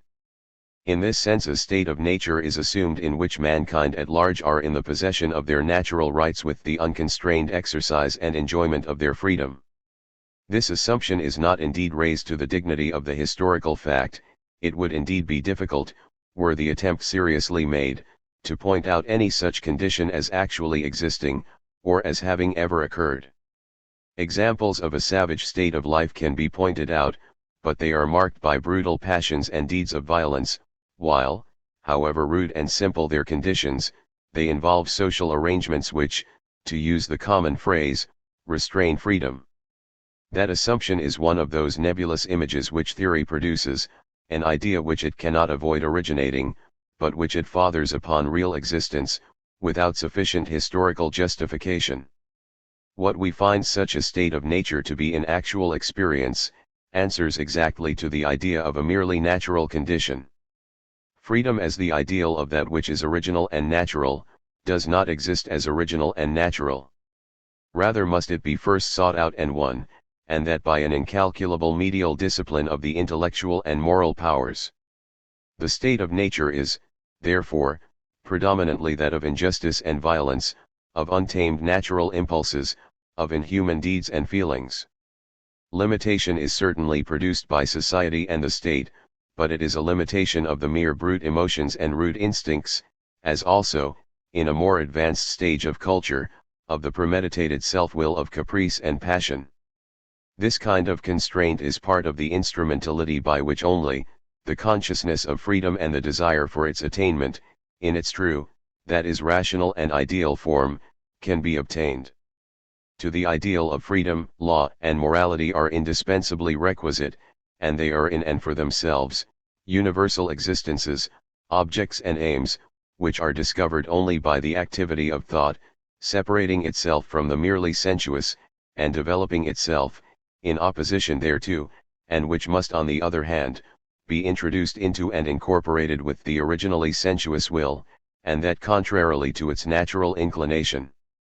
The perpetually recurring misapprehension of freedom consists in regarding that term only in its formal, subjective sense, abstracted from its essential objects and aims, thus a constraint put upon impulse, desire, passion, pertaining to the particular individual as such, a limitation of caprice and self-will is regarded as a fettering of freedom.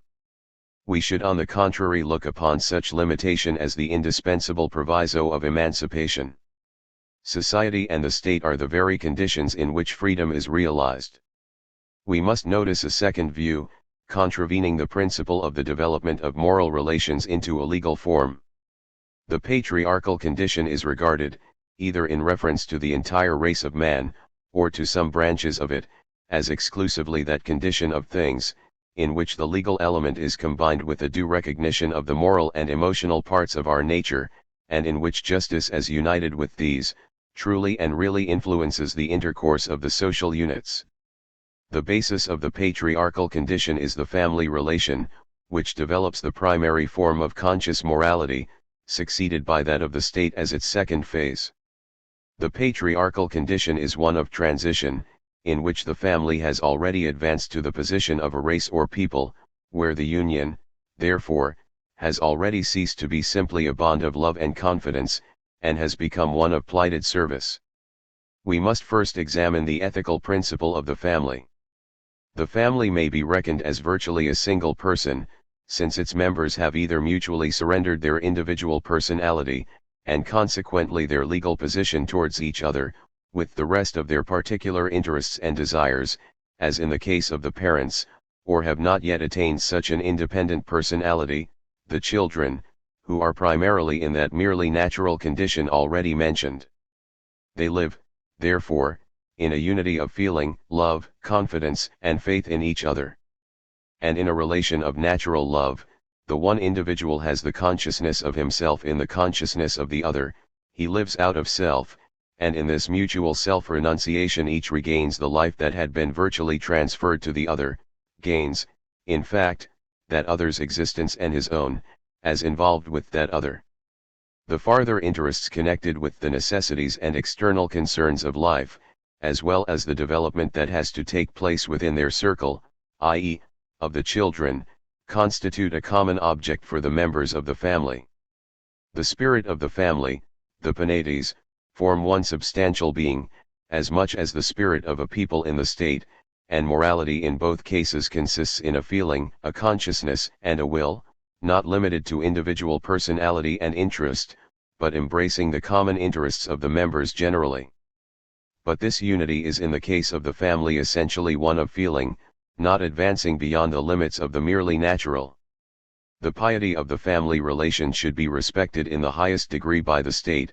By its means the state obtains as its members individuals who are already moral, for as mere persons they are not, and who in uniting to form a state bring with them that sound basis of a political edifice, the capacity of feeling one with the whole. But the expansion of the family to a patriarchal unity carries us beyond the ties of blood relationship, the simply natural elements of that basis, and outside of these limits the members of the community must enter upon the position of independent personality. A review of the patriarchal condition, in extenso, would lead us to give special attention to the theocratical constitution. The head of the patriarchal clan is also its priest. If the family in its general relations is not yet separated from civic society and the state, the separation of religion from it has also not yet taken place, and so much the less since the piety of the hearth is itself a profoundly subjective state of feeling. We have considered two aspects of freedom, the objective and the subjective. If, therefore, freedom is asserted to consist in the individuals of a state all agreeing in its arrangements, it is evident that only the subjective aspect is regarded. The natural inference from this principle is, that no law can be valid without the approval of all. This difficulty is attempted to be obviated by the decision that the minority must yield to the majority therefore bear the sway. But long ago J. Rousseau remarked that in that case there would be no longer freedom, for the will of the minority would cease to be respected. At the Polish Diet each single member had to give his consent before any political step could be taken, and this kind of freedom it was that ruined the state. Besides, it is a dangerous and false prejudice, that the people alone have reason and insight, and know what justice is, for each popular faction may represent itself as the people, and the question as to what constitutes the state is one of advanced science, and not of popular decision. If the principle of regard for the individual will is recognized as the only basis of political liberty, viz., that nothing should be done by or for the state to which all the members of the body politic have not given their sanction, we have, properly speaking, no constitution. The only arrangement that would be necessary, would be, first, a center having no will of its own, but which should take into consideration what appeared to be the necessities of the state, and, secondly, a contrivance for calling the members of the state together, for taking the votes, and for performing the arithmetical operations of reckoning and comparing the number of votes for the different propositions, and thereby deciding upon them. The state is an abstraction, having even its generic existence in its citizens, but it is an actuality, and its simply generic existence must embody itself in individual will and activity. The want of government and political administration in general is felt. This necessitates the selection and separation from the rest of those who have to take the helm in political affairs, to decide concerning them, and to give orders to other citizens, with a view to the execution of their plans. If example even the people in a democracy resolve on a war, a general must head the army. It is only by a constitution that the abstraction, the state, attains life and reality, but this involves the distinction between those who command and those who obey. Yet obedience seems inconsistent with liberty, and those who command appear to do the very opposite of that which the fundamental idea of the state, viz., that of freedom, requires. It is, however, urged that, though the distinction between commanding and obeying is absolutely necessary, because affairs could not go on without it, and indeed this seems only a compulsory limitation, external to and even contravening freedom in the abstract, the Constitution should be at least so framed, that the citizens may obey as little as possible, and the smallest modicum of free volition be left to the commands of the superiors, that the substance of that for which subordination is necessary, even in its most important bearings, should be decided and resolved on by the people, by the will of many or of all the citizens, though it is supposed to be thereby provided that the state should be possessed of vigor and strength as a reality, an individual unity. The primary consideration is, then, the distinction between the governing and the governed, and the political constitutions in the abstract have been rightly divided into monarchy, aristocracy, and democracy, which gives occasion, however, to the remark that monarchy itself must be further divided into despotism and monarchy proper, that in all the divisions to which the leading idea gives rise, only the generic character is to be made prominent, it being not intended thereby that the particular category under review should be exhausted as a form, order, or kind in its concrete development. But especially it must be observed, that the above-mentioned divisions admit of a multitude of particular modifications, not only such as lie within the limits of those classes themselves, but also such as are mixtures of several of these essentially distinct classes, and which are consequently misshapen, unstable, and inconsistent forms. In such a collision, the concerning question is, what is the best constitution, that is, by what arrangement, organization, or mechanism of the power of the state its object can be most surely attained. This object may indeed be variously understood, for instance, as the calm enjoyment of life on the part of the citizens, or as universal happiness. Such aims have suggested the so-called ideals of constitutions, and, as a particular branch of the subject, ideals of the education of princes, Fenelon, or of the governing body, the aristocracy at large, Plato, for the chief point they treat of is the condition of those subjects who stand at the head of affairs, and in these ideals the concrete details of political organization are not at all considered. The inquiry into the best constitution is frequently treated as if not only the theory were an affair of subjective independent conviction, but as if the introduction of a constitution recognized as the best, or as superior to others, could be the result of a resolve adopted in this theoretical manner, as if the form of a constitution were a matter of free choice, determined by nothing else but reflection. Of this artless fashion was that deliberation, not indeed of the Persian people, but of the Persian grandees, who had conspired to overthrow the pseudo-Smerdis and the Magi, after their undertaking had succeeded, and when there was no scion of the royal family living, as to what constitution they should introduce into Persia, and Herodotus gives an equally naive account of this deliberation. In the present day, the constitution of a country and people is not represented as so entirely dependent on free and deliberate choice. The fundamental but abstractly, and therefore imperfectly, entertained conception of freedom, has resulted in the Republic being very generally regarded, in theory, as the only just and true political constitution.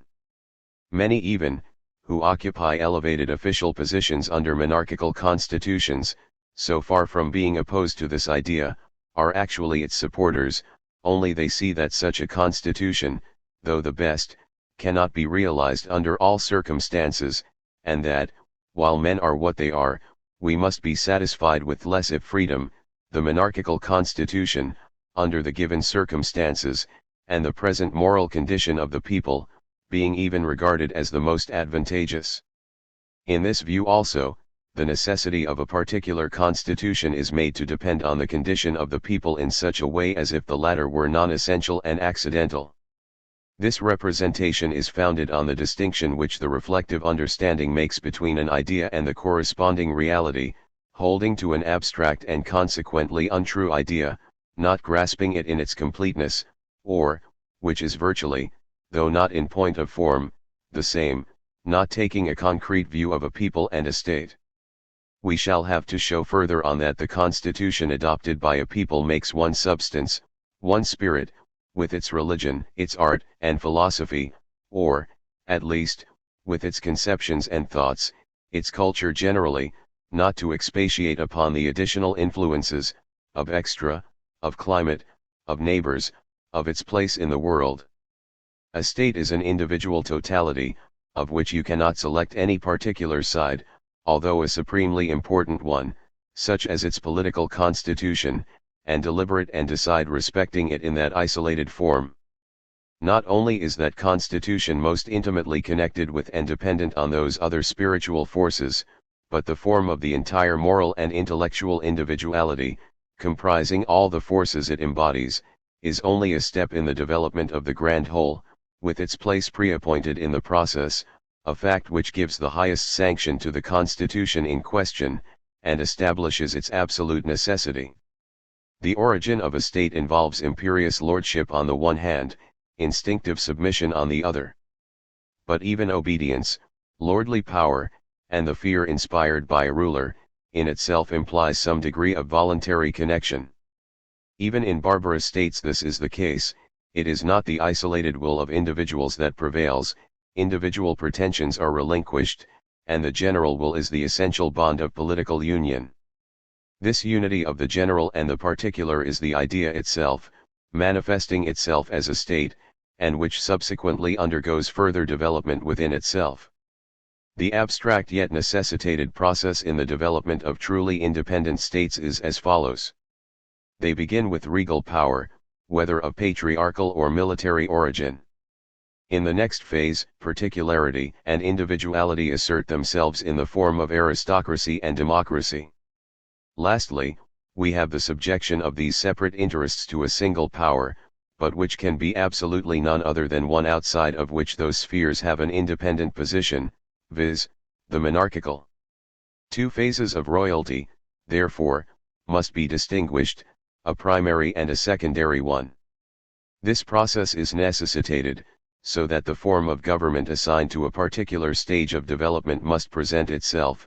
It is therefore no matter of choice, but is that form which is adapted to the spirit of the people. In a constitution, the main feature of interest is the self-development of the rational, that is, the political condition of a people, the setting free of the successive elements of the idea, so that the several powers in the state manifest themselves as separate, attain their appropriate and special perfection, and yet in this independent condition, work together for one object, and are held together by it, i.e., form an organic whole. The state is thus the embodiment of rational freedom, realizing and recognizing itself in an objective form. For its objectivity consists in this, that its successive stages are not merely ideal, but are present in an appropriate reality, and that in their separate and several working, they are absolutely merged in that agency by which the totality, the soul, the individuate unity, is produced, and of which it is the result. The state is the idea of spirit in the external manifestation of human will and its freedom. It is to the state, therefore, that change in the aspect of history indissolubly attaches itself, and the successive phases of the idea manifest themselves in it as distinct political principles. The constitutions under which world historical peoples have reached their culmination, are peculiar to them, and therefore do not present a generally applicable political basis. Were it otherwise, the differences of similar constitutions would consist only in a peculiar method of expanding and developing that generic basis, whereas they really originate in diversity of principle. From the comparison therefore of the political institutions of the ancient world historical peoples, it so happens, that for the most recent principle of a constitution, for the principle of our own times, nothing, so to speak, can be learned. In science and art it is quite otherwise. Example, the ancient philosophy is so decidedly the basis of the modern, that it is inevitably contained in the latter, and constitutes its basis. In this case the relation is that of a continuous development of the same structure, whose foundation stone, walls, and roof have remained what they were. In art, the Greek itself, in its original form, furnishes us the best models. But in regard to political constitution, it is quite otherwise. Here the ancient and the modern have not their essential principle in common. Abstract definitions and dogmas respecting just government, importing that intelligence and virtue ought to bear sway, are, indeed, common to both. But nothing is so absurd as to look to Greeks, Romans, or Orientals, for models for the political arrangements of our time. From the East may be derived beautiful pictures of a patriarchal condition, of paternal government, and of devotion to it on the part of peoples, from Greeks and Romans, descriptions of popular liberty. Among the latter we find the idea of a free constitution admitting all the citizens to a share in deliberations and resolves respecting the affairs and laws of the commonwealth. In our times, too, this is its general acceptation, only with this modification, that, since our states are so large, and there are so many of the many, the latter, direct action being impossible, should by the indirect method of elective substitution express their concurrence with resolves affecting the common will, that is, that for legislative purposes generally, the people should be represented by deputies. The so-called representative constitution is that form of government with which we connect the idea of a free constitution, and this notion has become a rooted prejudice. On this theory people and government are separated. But there is a perversity in this antithesis, an ill-intentioned ruse designed to insinuate that the people are the totality of the state. Besides, the basis of this view is the principle of isolated individuality, the absolute validity of the subjective will, a dogma which we have already investigated. The great point is, that freedom in its ideal conception has not subjective will and caprice for its principle, but the recognition of the universal will, and that the process by which freedom is realized is the free development of its successive stages. The subjective will is a merely formal determination, a carte blanche, not including what it is that is willed. Only the rational will is that universal principle which independently determines and unfolds its own being, and develops its successive elemental phases as organic members. Of this Gothic cathedral architecture the ancients knew nothing. At an earlier stage of the discussion we established the two elemental considerations: first, the idea of freedom as the absolute and final aim; secondly, the means for realizing it, i.e., the subjective side of knowledge and will, with its life, movement, and activity. We then recognized the state as the moral whole and the reality of freedom, and consequently as the objective unity of these two elements.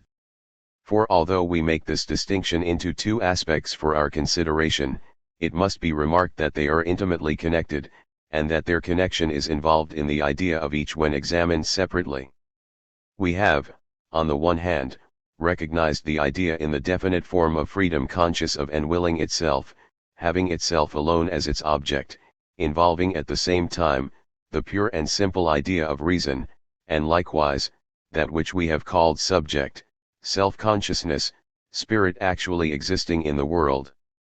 If, on the other hand, we consider subjectivity, we find that subjective knowledge and will is thought. But by the very act of thoughtful cognition and volition, I will the universal object, the substance of absolute reason. We observe, therefore, an essential union between the objective side, the idea, and the subjective side, the personality that conceives and wills it. The objective existence of this union is the state, which is therefore the basis and center of the other concrete elements of the life of a people, of art, of law, of morals, of religion, of science. All the activity of spirit has only this object, the becoming conscious of this union, i.e., of its own freedom. Among the forms of this conscious union religion occupies the highest position. In it, spirit, rising above the limitations of temporal and secular existence, becomes conscious of the absolute spirit, and in this consciousness of the self-existent being, renounces its individual interest. It lays this aside in devotion, a state of mind in which it refuses to occupy itself any longer with the limited and particular. By sacrifice man expresses his renunciation of his property, his will, his individual feelings. The religious concentration of the soul appears in the form of feeling, it nevertheless passes also into reflection. A form of worship, cultus, is a result of reflection. The second form of the union of the objective and subjective in the human spirit is art. This advances farther into the realm of the actual and sensuous than religion.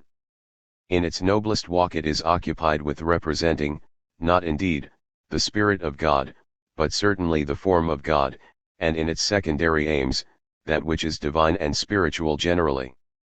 Its office is to render visible the divine, presenting it to the imaginative and intuitive faculty. But the true is the object not only of conception and feeling, as in religion, and of intuition, as in art, but also of the thinking faculty, and this gives us the third form of the union in question, philosophy. This is consequently the highest, freest, and wisest phase. Of course we are not intending to investigate these three phases here, they have only suggested themselves in virtue of their occupying the same general ground as the object here considered, the state. The general principle which manifests itself and becomes an object of consciousness in the state, the form under which all that the state includes is brought, is the whole of that cycle of phenomena which constitutes the culture of a nation.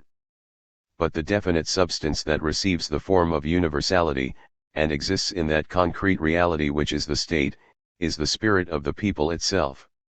The actual state is animated by this spirit, in all its particular affairs, its wars, institutions, etc.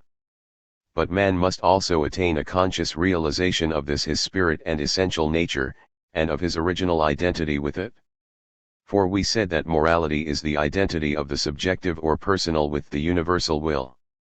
Now the mind must give itself an express consciousness of this, and the focus of this knowledge is religion. Art and science are only various aspects and forms of the same substantial being.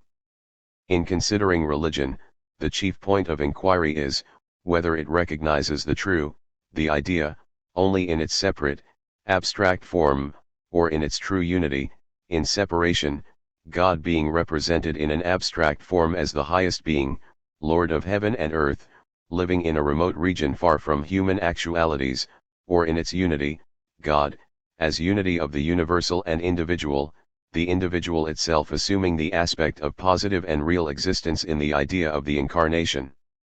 Religion is the sphere in which a nation gives itself the definition of that which it regards as the true. A definition contains everything that belongs to the essence of an object, reducing its nature to its simple characteristic predicate, as a mirror for every predicate, the generic soul pervading all its details. The conception of God, therefore, constitutes the general basis of a people's character. In this aspect, religion stands in the closest connection with the political principle. Freedom can exist only where individuality is recognized as having its positive and real existence in the divine being. The connection may be further explained thus. Secular existence, as merely temporal, occupied with particular interests, is consequently only relative and unauthorized, and receives its validity only in as far as the universal soul that pervades it, its principle, receives absolute validity, which it cannot have unless it is recognized as the definite manifestation, the phenomenal existence of the divine essence. On this account it is that the state rests on religion. We hear this often repeated in our times, though for the most part nothing further is meant than that individual subjects as God-fearing men would be more disposed and ready to perform their duty, since obedience to king and law so naturally follows in the train of reverence for God. This reverence, indeed, since it exalts the general over the special, may even turn upon the latter, become fanatical, and work with incendiary and destructive violence against the state, its institutions and arrangements. Religious feeling, therefore, it is thought, should be sober, kept in a certain degree of coolness, that it may not storm against and bear down that which should be defended and preserved by it. The possibility of such a catastrophe is at least latent in it. While, however, the correct sentiment is adopted, that the state is based on religion, the position thus assigned to religion supposes the state already to exist, and that subsequently, in order to maintain it, religion must be brought into it, in buckets and bushels as it were, and impressed upon people's hearts. It is quite true that men must be trained to religion, but not as to something whose existence has yet to begin.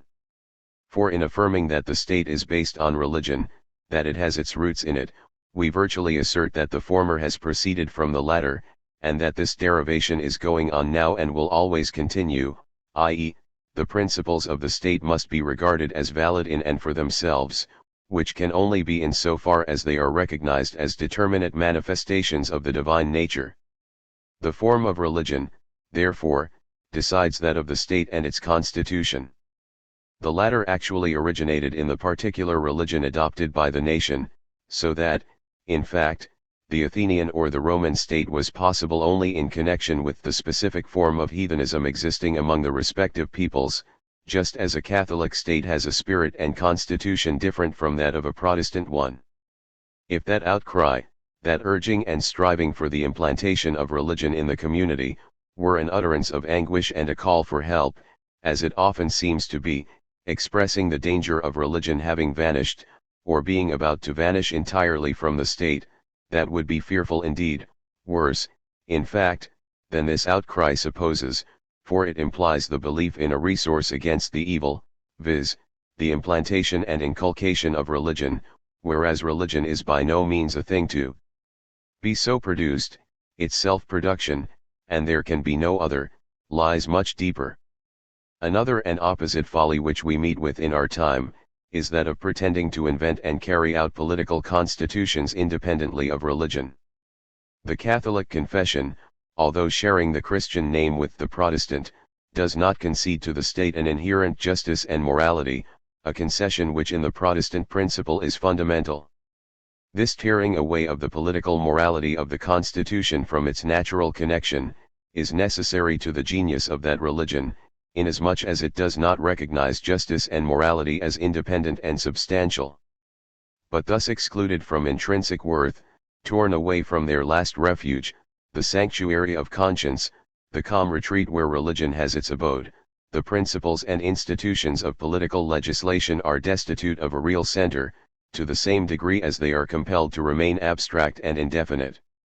Summing up what has been said of the state, we find that we have been led to call its vital principle, as actuating the individuals who compose it, morality.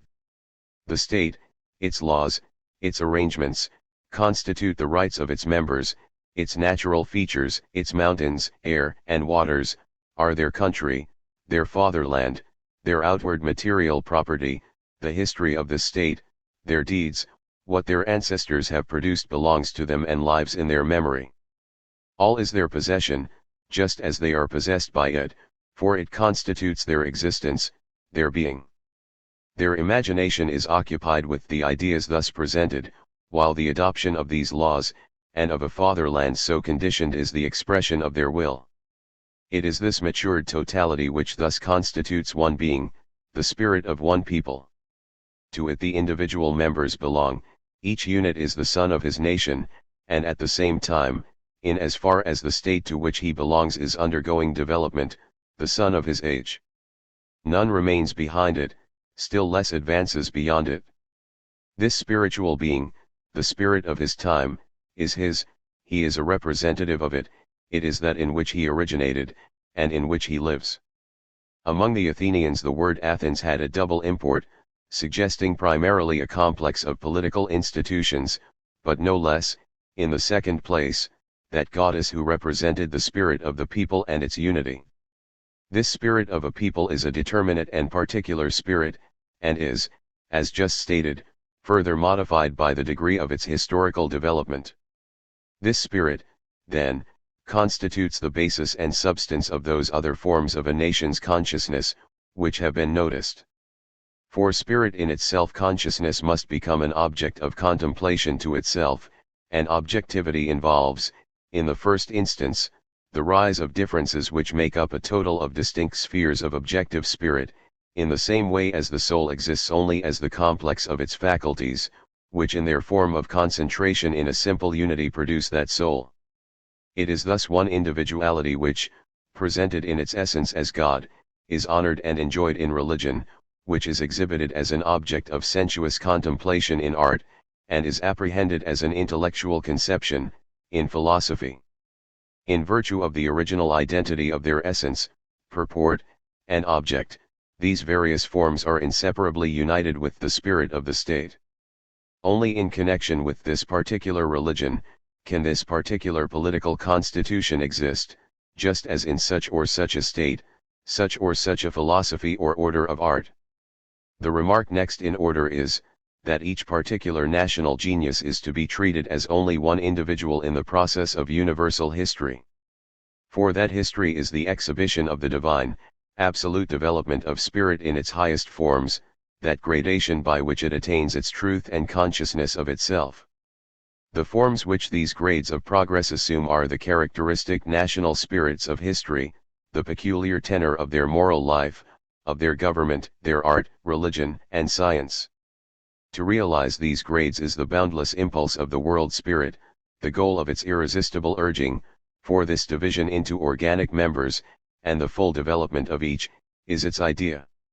Universal history is exclusively occupied with showing how spirit comes to a recognition and adoption of the truth, the dawn of knowledge appears, it begins to discover salient principles, and at last it arrives at full consciousness.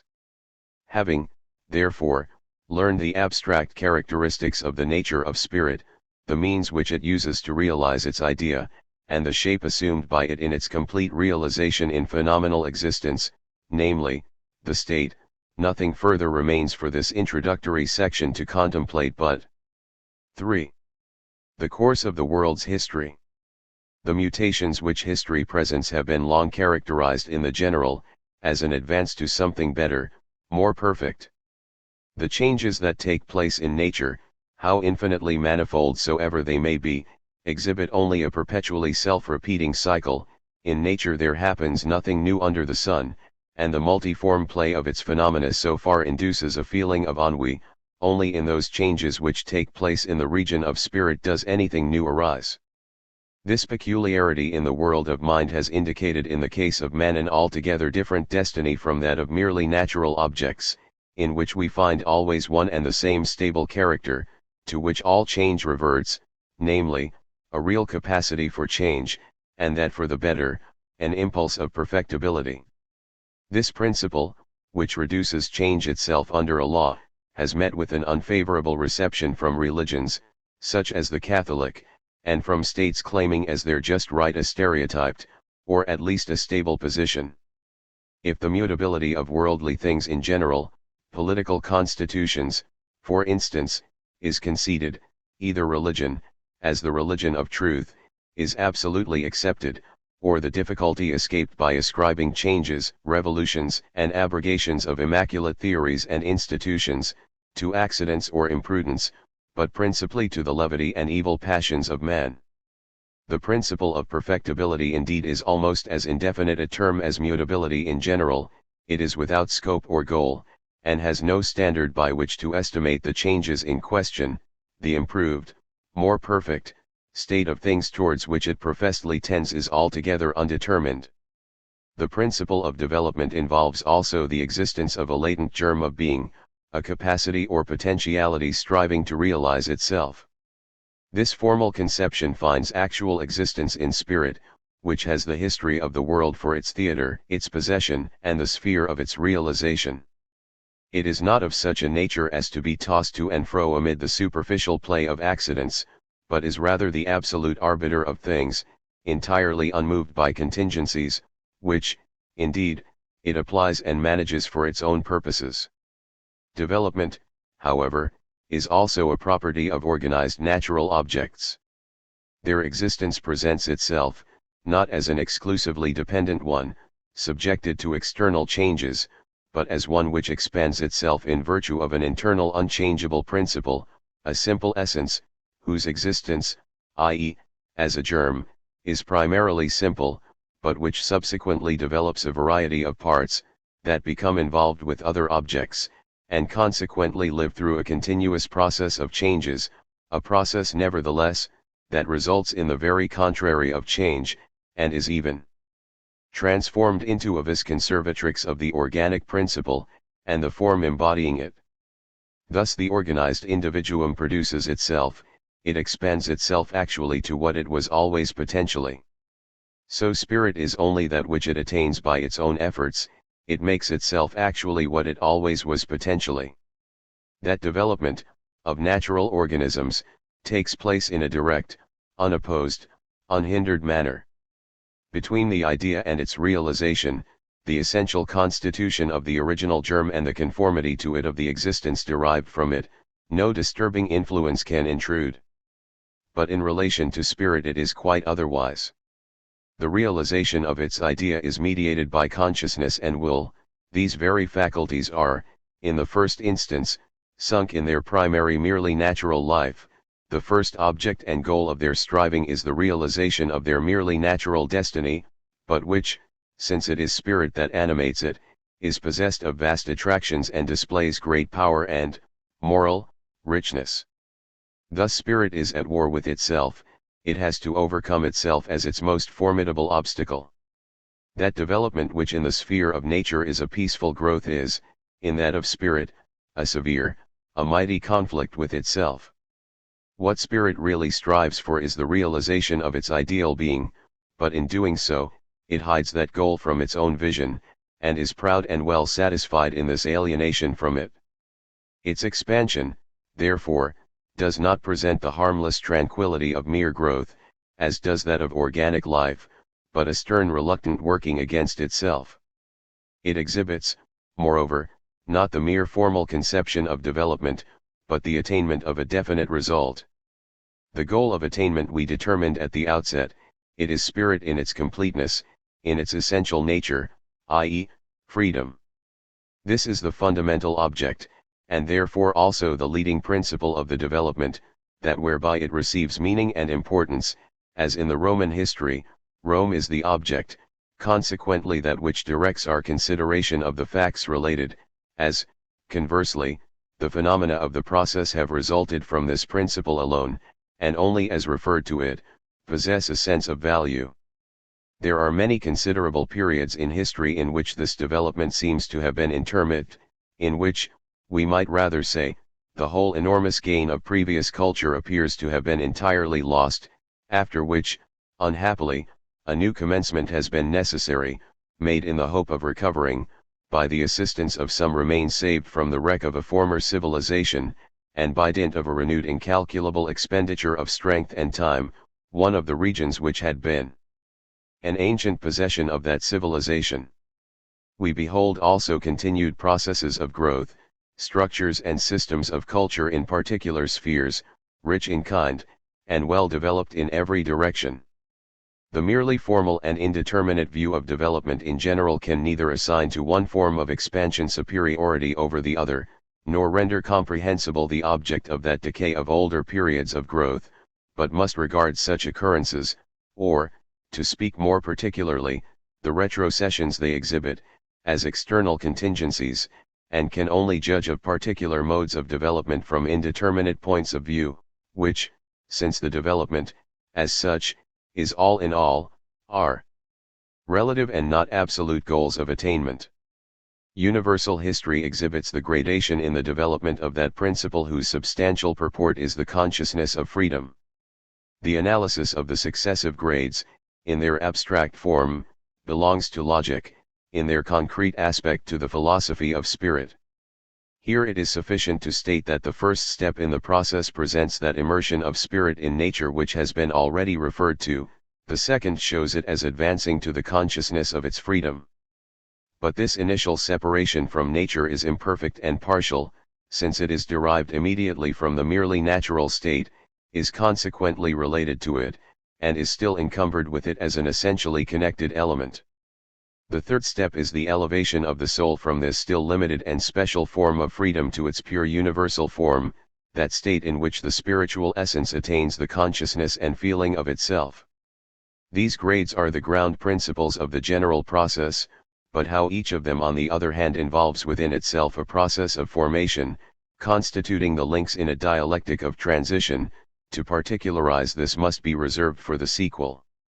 Here we have only to indicate that spirit begins with a germ of infinite possibility, but only possibility, containing its substantial existence in an undeveloped form, as the object and goal which it reaches only in its resultant, full reality. In actual existence progress appears as an advancing from the imperfect to the more perfect, but the former must not be understood abstractly as only the imperfect, but as something which involves the very opposite of itself, the so-called perfect, as a germ or impulse.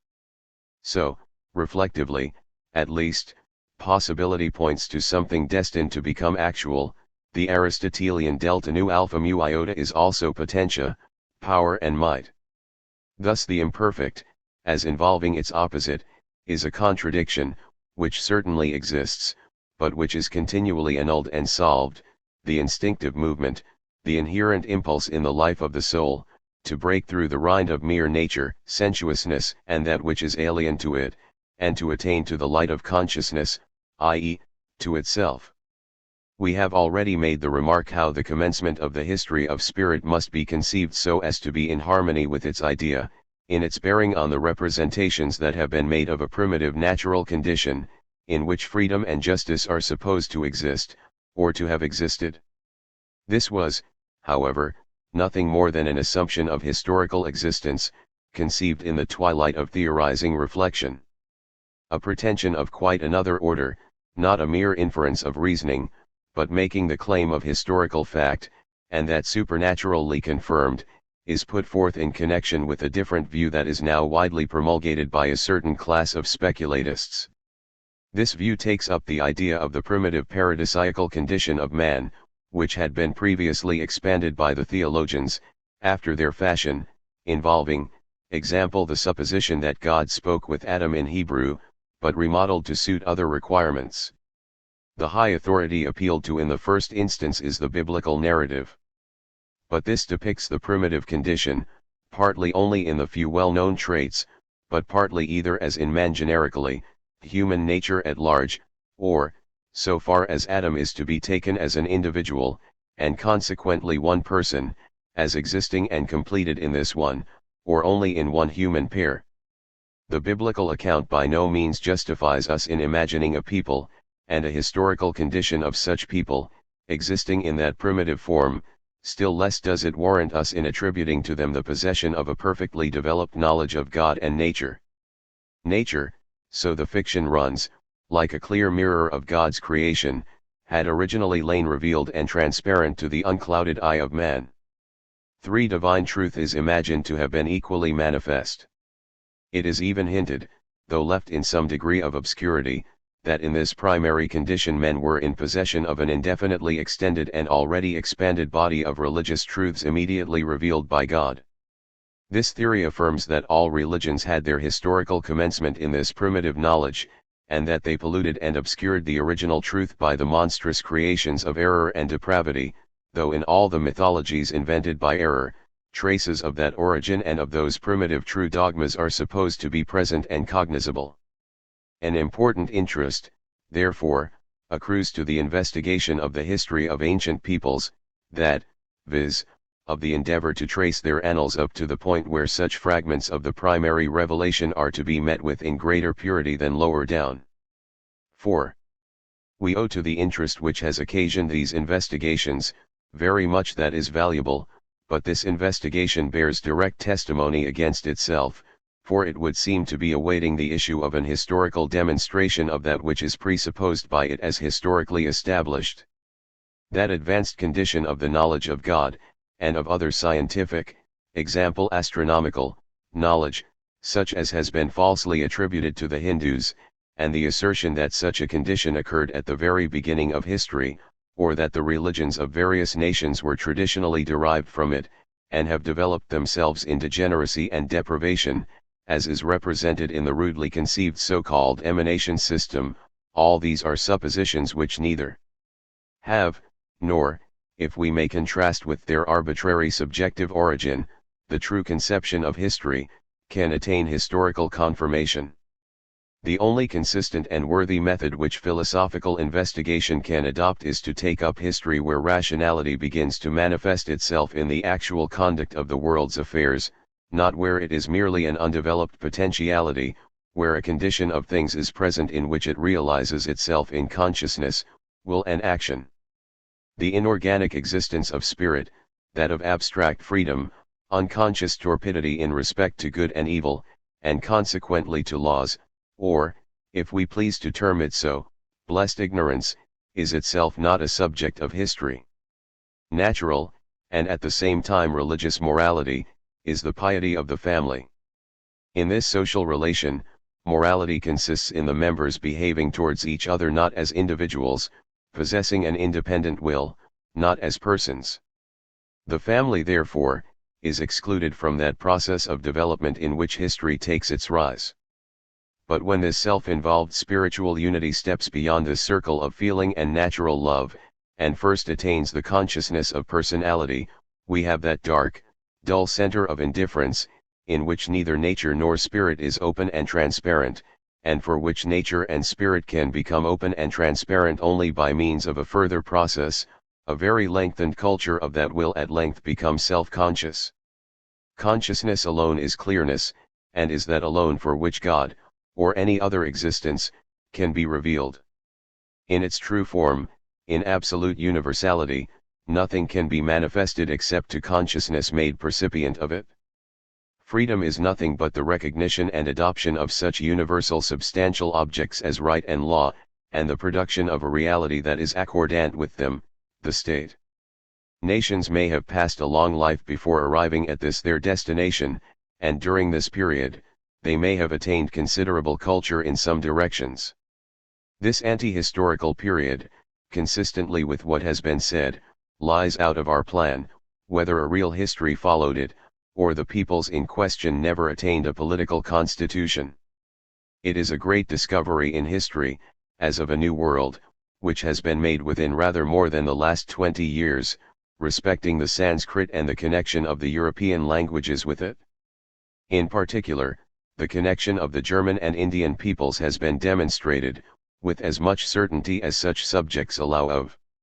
Even at the present time we know of peoples which scarcely form a society, much less a state, but that have been long known as existing, while with regard to others, which in their advanced condition excite our especial interest, tradition reaches beyond the record of the founding of the state, and they experienced many changes prior to that epoch.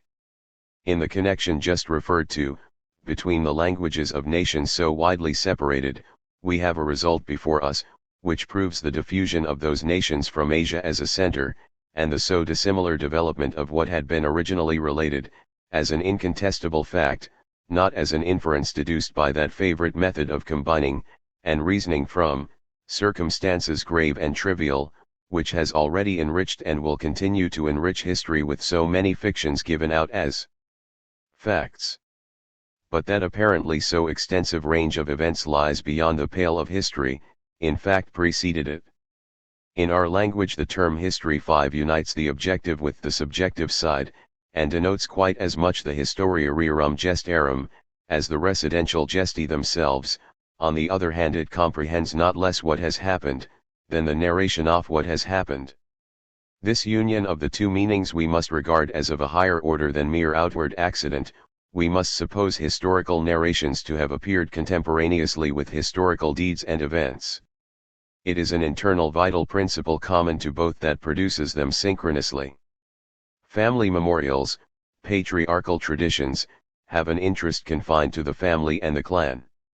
The uniform course of events which such a condition implies, is no subject of serious remembrance, though distinct transactions or turns of fortune, may rouse mnemosyne to form conceptions of them, in the same way as love and the religious emotions provoke imagination to give shape to a previously formless impulse. But it is the state which first presents subject matter that is not only adapted to the prose of history, but involves the production of such history in the very progress of its own being.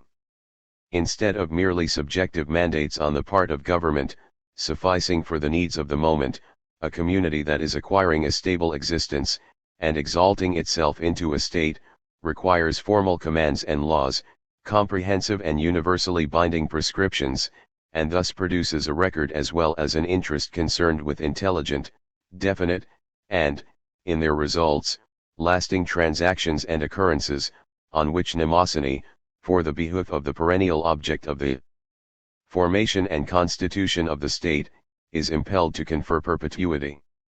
Profound sentiments generally, such as that of love, as also religious intuition and its conceptions, are in themselves complete, constantly present and satisfying, but that outward existence of a political constitution which is enshrined in its rational laws and customs, is an imperfect present, and cannot be thoroughly understood without a knowledge of the past.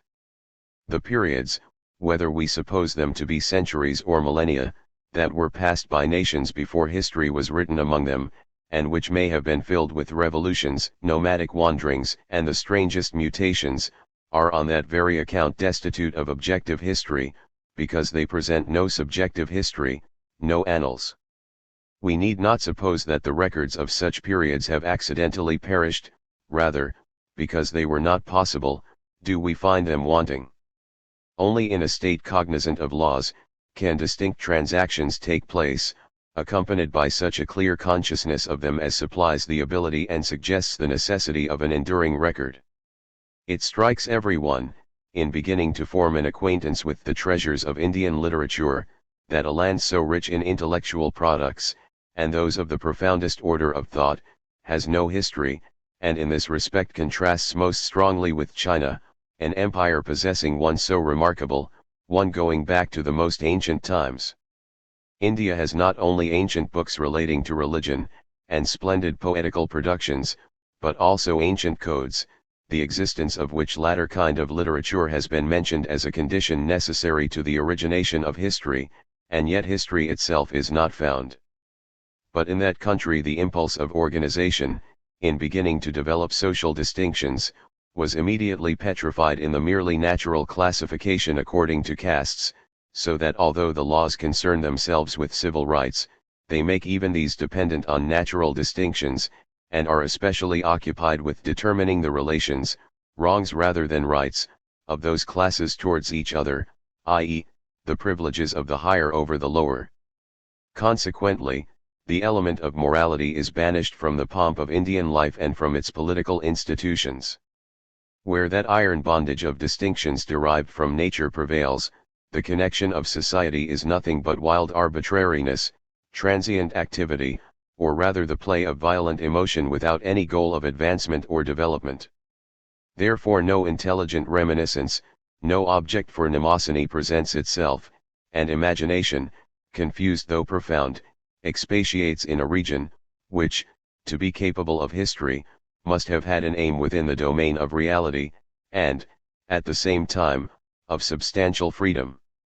Since such are the conditions indispensable to a history, it has happened that the growth of families to clans, of clans to peoples, and their local diffusion consequent upon this numerical increase, a series of facts which itself suggests so many instances of social complication, war, revolution, and ruin, a process which is so rich in interest, and so comprehensive in extent, has occurred without giving rise to history, moreover, that the extension and organic growth of the empire of articulate sounds has itself remained voiceless and dumb, a stealthy, unnoticed advance. It is a fact revealed by philological monuments, that languages, during a rude condition of the nations that have spoken them, have been very highly developed, that the human understanding occupied this theoretical region with great ingenuity and completeness. For grammar, in its extended and consistent form, is the work of thought, which makes its categories distinctly visible therein. It is, moreover, a fact, that with advancing social and political civilization, this systematic completeness of intelligence suffers attrition, and language thereupon becomes poorer and ruder, a singular phenomenon, that the progress towards a more highly intellectual condition, while expanding and cultivating rationality, should disregard that intelligent amplitude and expressiveness, should find it an obstruction and contrive to do without it. Speech is the act of theoretic intelligence in a special sense, it is its external manifestation. Exercises of memory and imagination without language, are direct, non-speculative manifestations. But this act of theoretic intelligence itself, as also its subsequent development, and the more concrete class of facts connected with it, viz. The spreading of peoples over the earth, their separation from each other, their comminglings and wanderings, remain involved in the obscurity of a voiceless past. They are not acts of will becoming self-conscious, of freedom, mirroring itself in a phenomenal form, and creating for itself a proper reality. Not partaking of this element of substantial, veritable existence, those nations, notwithstanding the development of language among them, never advanced to the possession of a history. The rapid growth of language, and the progress and dispersion of nations, assume importance and interest for concrete reason, only when they have come in contact with states, or begin to form political constitutions themselves. After these remarks, relating to the form of the commencement of the world's history, and to that anti-historical period which must be excluded from it, we have to state the direction of its course, though here only formally. The further definition of the subject in the concrete comes under the head of arrangement. Universal history, as already demonstrated, shows the development of the consciousness of freedom on the part of spirit, and of the consequent realization of that freedom. This development implies a gradation, a series of increasingly adequate expressions or manifestations of freedom, which result from its idea. The logical, and, as still more prominent, the dialectical nature of the idea in general, viz. That it is self-determined, that it assumes successive forms which it successively transcends, and by this very process of transcending its earlier stages gains an affirmative, and, in fact, a richer and more concrete shape, this necessity of its nature, and the necessary series of pure abstract forms which the idea successively assumes, is exhibited in the department of logic. Here we need adopt only one of its results, viz. That every step in the process, as differing from any other, has its determinate peculiar principle.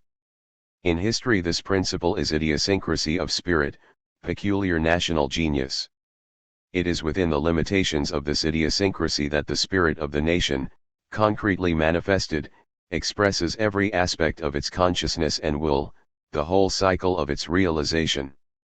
Its religion, its polity, its ethics, its legislation, and even its science, art, and mechanical skill, all bear its stamp.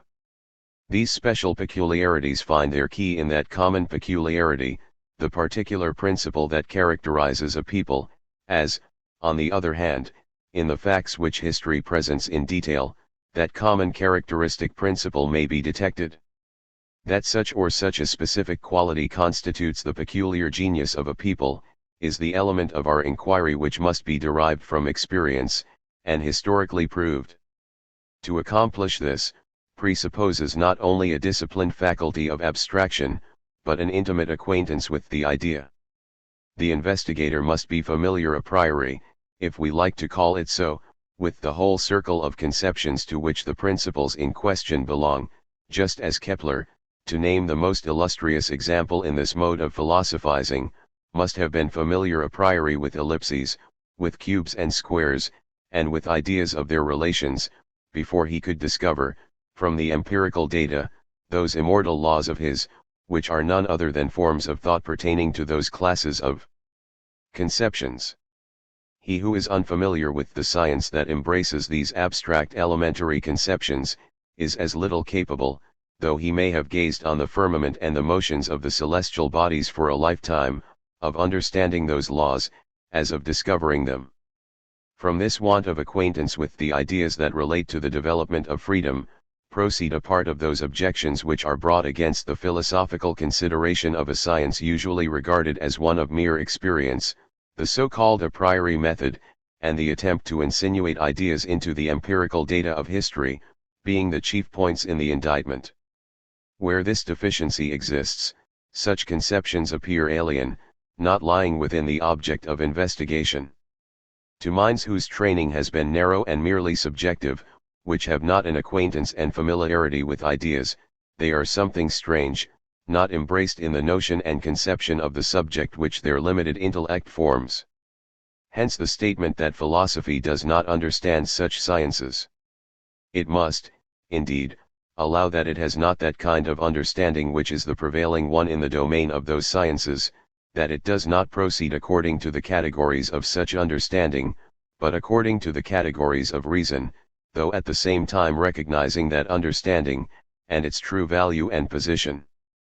It must be observed that in this very process of scientific understanding, it is of importance that the essential should be distinguished and brought into relief in contrast with the so-called non-essential. But in order to render this possible, we must know what is essential, and that is, in view of the history of the world in general, the consciousness of freedom, and the phases which this consciousness assumes in developing itself.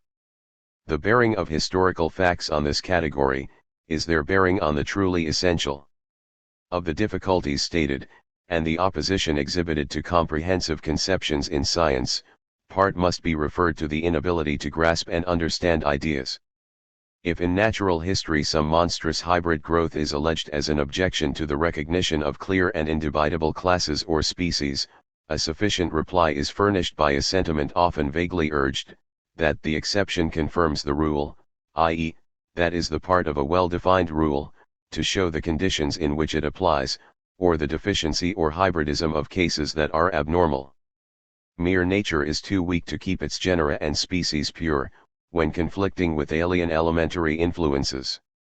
If, example on considering the human organization in its concrete aspect, we assert that brain, heart, and so forth are essential to its organic life, some miserable abortion may be adduced, which has on the whole the human form, or parts of it, which has been conceived in a human body and has breathed after birth therefrom, in which nevertheless no brain and no heart is found.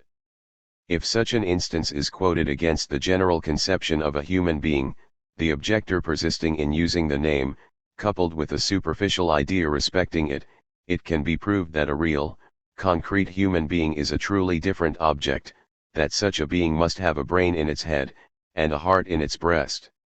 A similar process of reasoning is adopted, in reference to the correct assertion that genius, talent, moral virtues, and sentiments, and piety, may be found in every zone, under all political constitutions and conditions, in confirmation of which examples are forthcoming in abundance. If, in this assertion, the accompanying distinctions are intended to be repudiated as unimportant or non-essential, reflection evidently limits itself to abstract categories, and ignores the specialties of the object in question, which certainly fall under no principle recognized by such categories.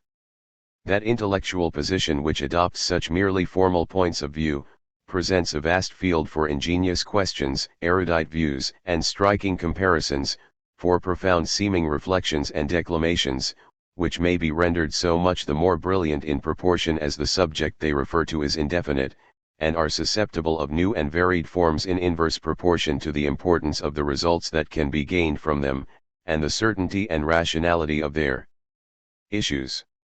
Under such an aspect the well-known Indian epopees may be compared with the Homeric, perhaps, since it is the vastness of the imagination by which poetical genius proves itself, preferred to them, as, on account of the similarity of single strokes of imagination in the attributes of the divinities, it has been contended that Greek mythological forms may be recognized in those of India. Similarly the Chinese philosophy, as adopting the one fix me, to n as its basis, has been alleged to be the same as at a later period appeared as Eleatic philosophy and as the Spinozistic system, while in virtue of its expressing itself also in abstract numbers and lines, Pythagorean and Christian principles have been supposed to be detected in it. Instances of bravery and indomitable courage, traits of magnanimity, of self-denial, and self-sacrifice, which are found among the most savage and the most pusillanimous nations, are regarded as sufficient to support the view that in these nations as much of social virtue and morality may be found as in the most civilized Christian states, or even more. And on this ground a doubt has been suggested whether in the progress of history and of general culture mankind have become better, whether their morality has been increased, morality being regarded in a subjective aspect and view, as founded on what the agent holds to be right and wrong, good and evil, not on a principle which is considered to be in and for itself right and good, or a crime and evil, or on a particular religion believed to be the true one. We may fairly decline on this occasion the task of tracing the formalism and error of such a view, and establishing the true principles of morality, or rather of social virtue in opposition to false morality. For the history of the world occupies a higher ground than that on which morality has properly its position, which is personal character, the conscience of individuals, their particular will and mode of action. These have a value, imputation, reward, or punishment proper to themselves. What the absolute aim of spirit requires and accomplishes, what providence does, transcends the obligations, and the liability to imputation and the ascription of good or bad motives, which attach to individuality in virtue of its social relations. They who on moral grounds, and consequently with noble intention, have resisted that which the advance of the spiritual idea makes necessary, stand higher in moral worth than those whose crimes have been turned into the means, under the direction of a superior principle, of realizing the purposes of that principle. But in such revolutions both parties generally stand within the limits of the same circle of transient and corruptible existence. Consequently it is only a formal rectitude, deserted by the living spirit and by God, which those who stand upon ancient right and order maintain. The deeds of great men, who are the individuals of the world's history, thus appear not only justified in view of that intrinsic result of which they were not conscious, but also from the point of view occupied by the secular moralist. But looked at from this point, moral claims that are irrelevant, must not be brought into collision with world historical deeds and their accomplishment. The litany of private virtues, modesty, humility, philanthropy, and forbearance, must not be raised against them.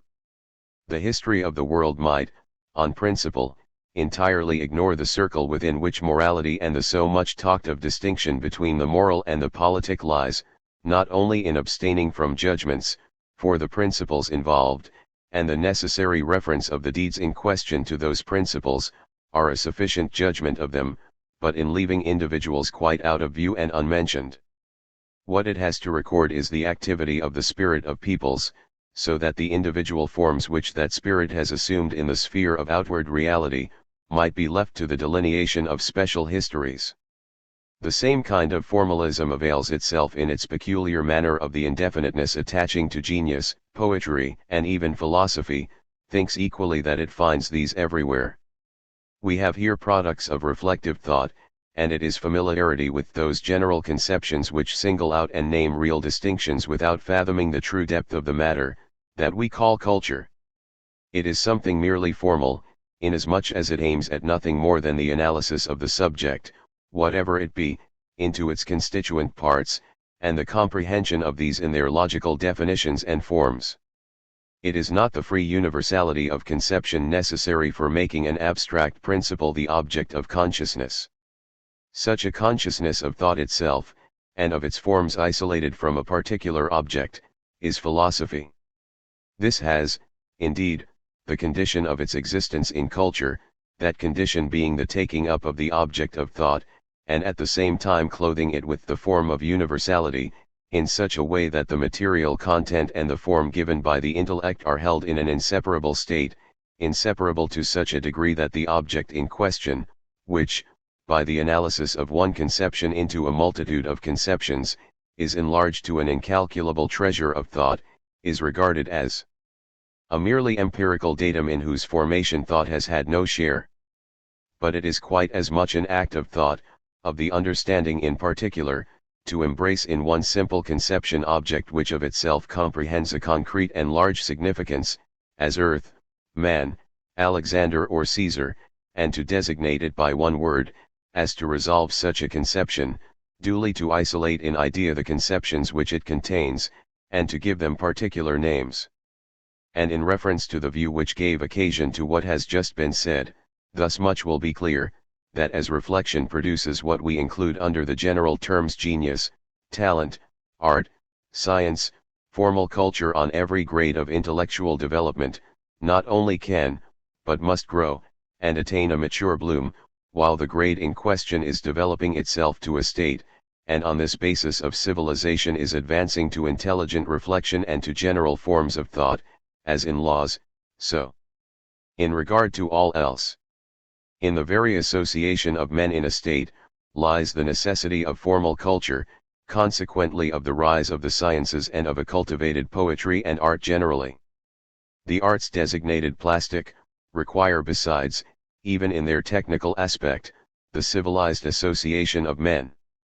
The poetic art, which has less need of external requirements and means, and which has the element of immediate existence, the voice, as its material, steps forth with great boldness and with matured expression, even under the conditions presented by a people not yet united in a political combination, since, as remarked above, language attains on its own particular ground a high intellectual development, prior to the commencement of civilization. Philosophy also must make its appearance where political life exists, since that in virtue of which any series of phenomena is reduced within the sphere of culture, as above stated, is the form strictly proper to thought, and thus for philosophy, which is nothing other than the consciousness of this form itself, the thinking of thinking, the material opound which its edifice is to be constructed, is already prepared by general culture.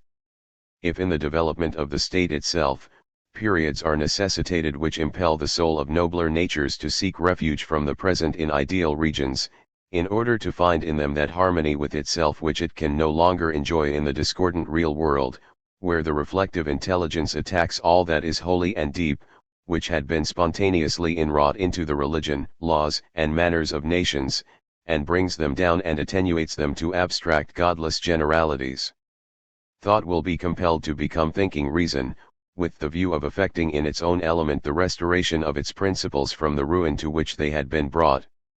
We find then, it is true, among all world historical peoples, poetry, plastic art, science, even philosophy, but not only is there a diversity in style and bearing generally, but still more remarkably in subject matter, and this is a diversity of the most important kind, affecting the rationality of that subject matter. It is useless for a pretentious aesthetic criticism to demand that our good pleasure should not be made the rule for the matter, the substantial part of their contents, and to maintain that it is the beautiful form as such, the grandeur of the fancy, and so forth, which fine art aims at, and which must be considered and enjoyed by a liberal taste and cultivated mind. A healthy intellect does not tolerate such abstractions, and cannot assimilate productions of the kind above referred to.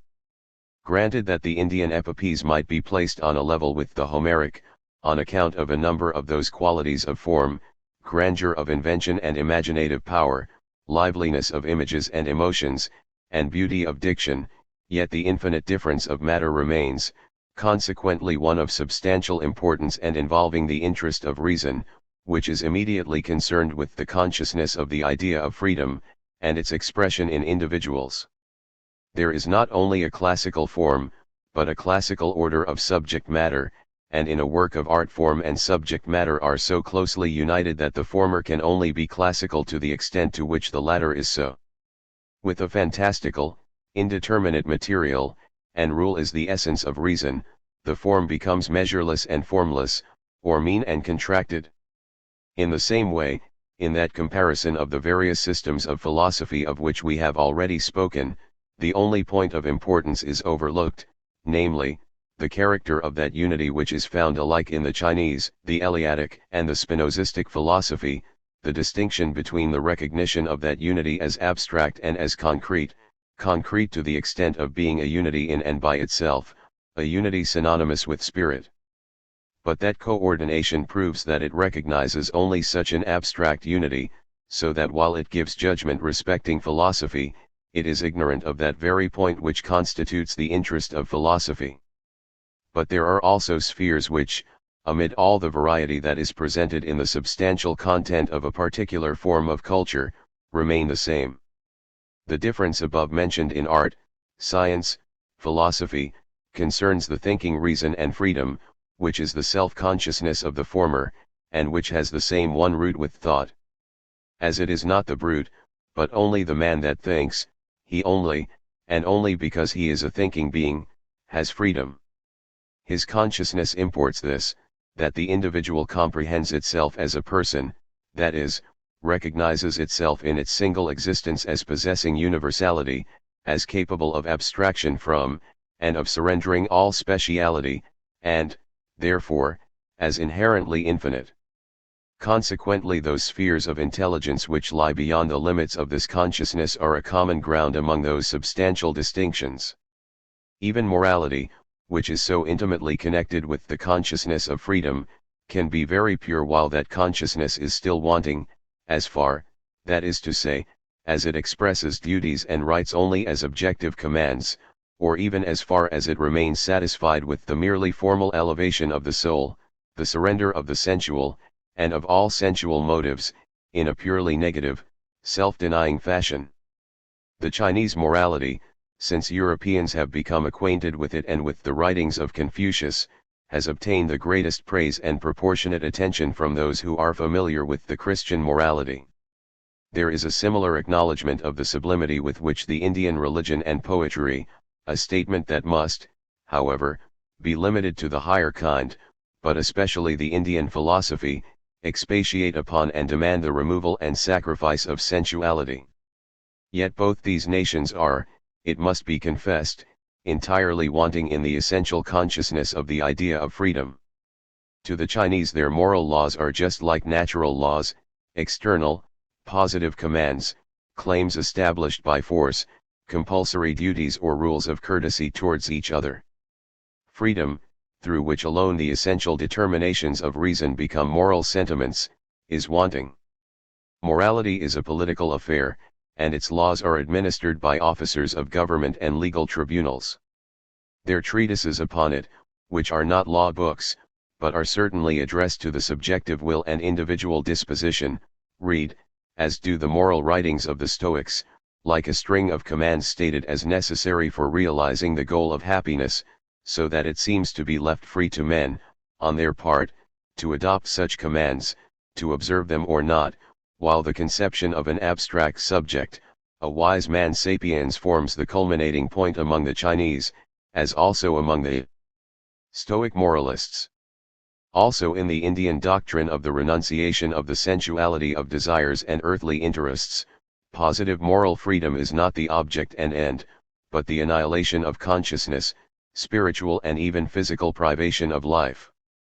It is the concrete spirit of a people which we have distinctly to recognize, and since it is spirit it can only be comprehended spiritually, that is, by thought. It is this alone which takes the lead in all the deeds and tendencies of that people, and which is occupied in realizing itself, in satisfying its ideal and becoming self-conscious, for its great business is self-production. But for spirit, the highest attainment is self-knowledge, an advance not only to the intuition, but to the thought, the clear conception of itself. This it must and is also destined to accomplish, but the accomplishment is at the same time its dissolution, and the rise of another spirit, another world historical people, another epoch of universal history. This transition and connection lead us to the connection of the whole, the idea of the world's history as such, which we have now to consider more closely, and of which we have to give a representation. History in general is therefore the development of spirit in time, as nature is the development of the idea in space. If then we cast a glance over the world's history generally, we see a vast picture of changes and transactions, of infinitely manifold forms of peoples, states, individuals, in unresting succession. Everything that can enter into and interest the soul of man, all our sensibility to goodness, beauty, and greatness, is called into play. On every hand aims are adopted and pursued, which we recognize, whose accomplishment we desire, we hope and fear for them. In all these occurrences and changes we behold human action and suffering predominant, everywhere something akin to ourselves, and therefore everywhere something that excites our interest for or against. Sometimes it attracts us by beauty, freedom, and rich variety, sometimes by energy such as enables even vice to make itself interesting. Sometimes we see the more comprehensive mass of some general interest advancing with comparative slowness, and subsequently sacrificed to an infinite complication of trifling circumstances, and so dissipated into atoms.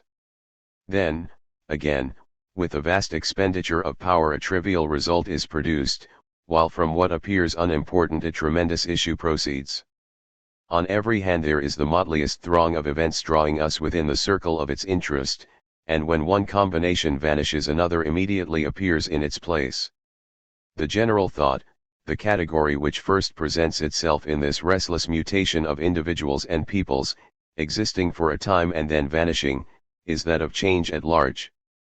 The sight of the ruins of some ancient sovereignty directly leads us to contemplate this thought of change in its negative aspect.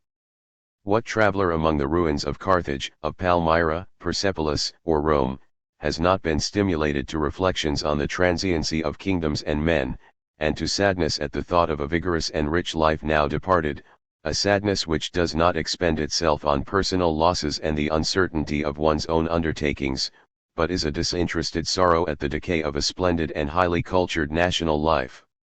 But the next consideration which allies itself with that of change, is, that change while it imports dissolution, involves at the same time the rise of a new life, that while death is the issue of life, life is also the issue of death. This is a grand conception, one which the Oriental thinkers attained, and which is perhaps the highest in their metaphysics. In the idea of metempsychosis we find it evolved in its relation to individual existence, but a myth more generally known, is that of the phoenix as a type of the life of nature, eternally preparing for itself its funeral pile, and consuming itself upon it, but so that from its ashes is produced the new, renovated, fresh life. But this image is only Asiatic, Oriental not Occidental. Spirit, consuming the envelope of its existence, does not merely pass into another envelope, nor rise rejuvenescent from the ashes of its previous form, it comes forth exalted, glorified, a purer spirit. It certainly makes war upon itself, consumes its own existence, but in this very destruction it works up that existence into a new form, and each successive phase becomes in its turn a material, working on which it exalts itself to a new grade. If we consider spirit in this aspect, regarding its changes not merely as rejuvenescent transitions, i.e., returns to the same form, but rather as manipulations of itself, by which it multiplies the material for future endeavors. We see it exerting itself in a variety of modes and directions, developing its powers and gratifying its desires in a variety which is inexhaustible, because every one of its creations, in which it has already found gratification, meets it anew as material, and is a new stimulus to plastic activity. The abstract conception of mere change gives place to the thought of spirit manifesting, developing, and perfecting its powers in every direction which its manifold nature can follow. What powers it inherently possesses we learn from the variety of products and formations which it originates. In this pleasurable activity, it has to do only with itself. As involved with the conditions of mere nature, internal and external, it will indeed meet in these not only opposition and hindrance, but will often see its endeavors thereby fail, often sink under the complications in which it is entangled either by nature or by itself. But in such case it perishes in fulfilling its own destiny and proper function, and even thus exhibits the spectacle of self-demonstration as spiritual activity. The very essence of spirit is activity. It realizes its potentiality, makes itself its own deed, its own work, and thus it becomes an object to itself, contemplates itself as an objective existence. Thus is it with the spirit of a people. It is a spirit having strictly defined characteristics, which erects itself into an objective world, that exists and persists in a particular religious form of worship, customs, constitution, and political laws, in the whole complex of its institutions, in the events and transactions that make up its history. That is its work, that is what this particular nation is. Nations are what their deeds are. Every Englishman will say, we are the men who navigate the ocean, and have the commerce of the world, to whom the East Indies belong and their riches, who have a parliament, juries, etc. The relation of the individual to that spirit is that he appropriates to himself this substantial existence, that it becomes his character and capability, enabling him to have a definite place in the world, to be something. For he finds the being of the people to which he belongs an already established, firm world, objectively present to him, with which he has to incorporate himself. In this its work, therefore, its world, the spirit of the people enjoys its existence and finds its satisfaction. A nation is moral, virtuous, vigorous, while it is engaged in realizing its grand objects, and defends its work against external violence during the process of giving to its purposes an objective existence. The contradiction between its potential, subjective being, its inner aim and life, and its actual being is removed. It has attained full reality, has itself objectively present to it. But this having been attained, the activity displayed by the spirit of the people in question is no longer needed. It has its desire. The nation can still accomplish much in war and peace at home and abroad, but the living substantial soul itself may be said to have ceased its activity. The essential, supreme interest has consequently vanished from its life, for interest is present only where there is opposition. The nation lives the same kind of life as the individual when passing from maturity to old age, in the enjoyment of itself, in the satisfaction of being exactly what it desired and was able to attain. Although its imagination might have transcended that limit, it nevertheless abandoned any such aspirations as objects of actual endeavor, if the real world was less than favorable to their attainment, and restricted its aim by the conditions thus imposed. This mere customary life, the watch-wound up and going on of itself, is that which brings on natural death. Custom is activity without opposition, for which there remains only a formal duration, in which the fullness and zest that originally characterized the aim of life are out of the question, a merely external sensuous existence which has ceased to throw itself enthusiastically into its object. Thus perish individuals, thus perish peoples by a natural death, and though the latter may continue in being, it is an existence without intellect or vitality, having no need of its institutions, because the need for them is satisfied, a political nullity and tedium. In order that a truly universal interest may arise, the spirit of a people must advance to the adoption of some new purpose, but whence can this new purpose originate? It would be a higher, more comprehensive conception of itself, a transcending of its principle, but this very act would involve a principle of a new order, a new national spirit. Such a new principle does in fact enter into the spirit of a people that has arrived at full development and self-realization. It dies not a simply natural death, for it is not a mere single individual, but a spiritual, generic life. In its case, natural death appears to imply destruction through its own agency. The reason of this difference from the single natural individual is that the spirit of a people exists as a genus, and consequently carries within it its own negation, in the very generality which characterizes it. A people can only die a violent death when it has become naturally dead in itself, as, example, the German imperial cities, the German imperial constitution. It is not of the nature of the all-pervading spirit to die this merely natural death.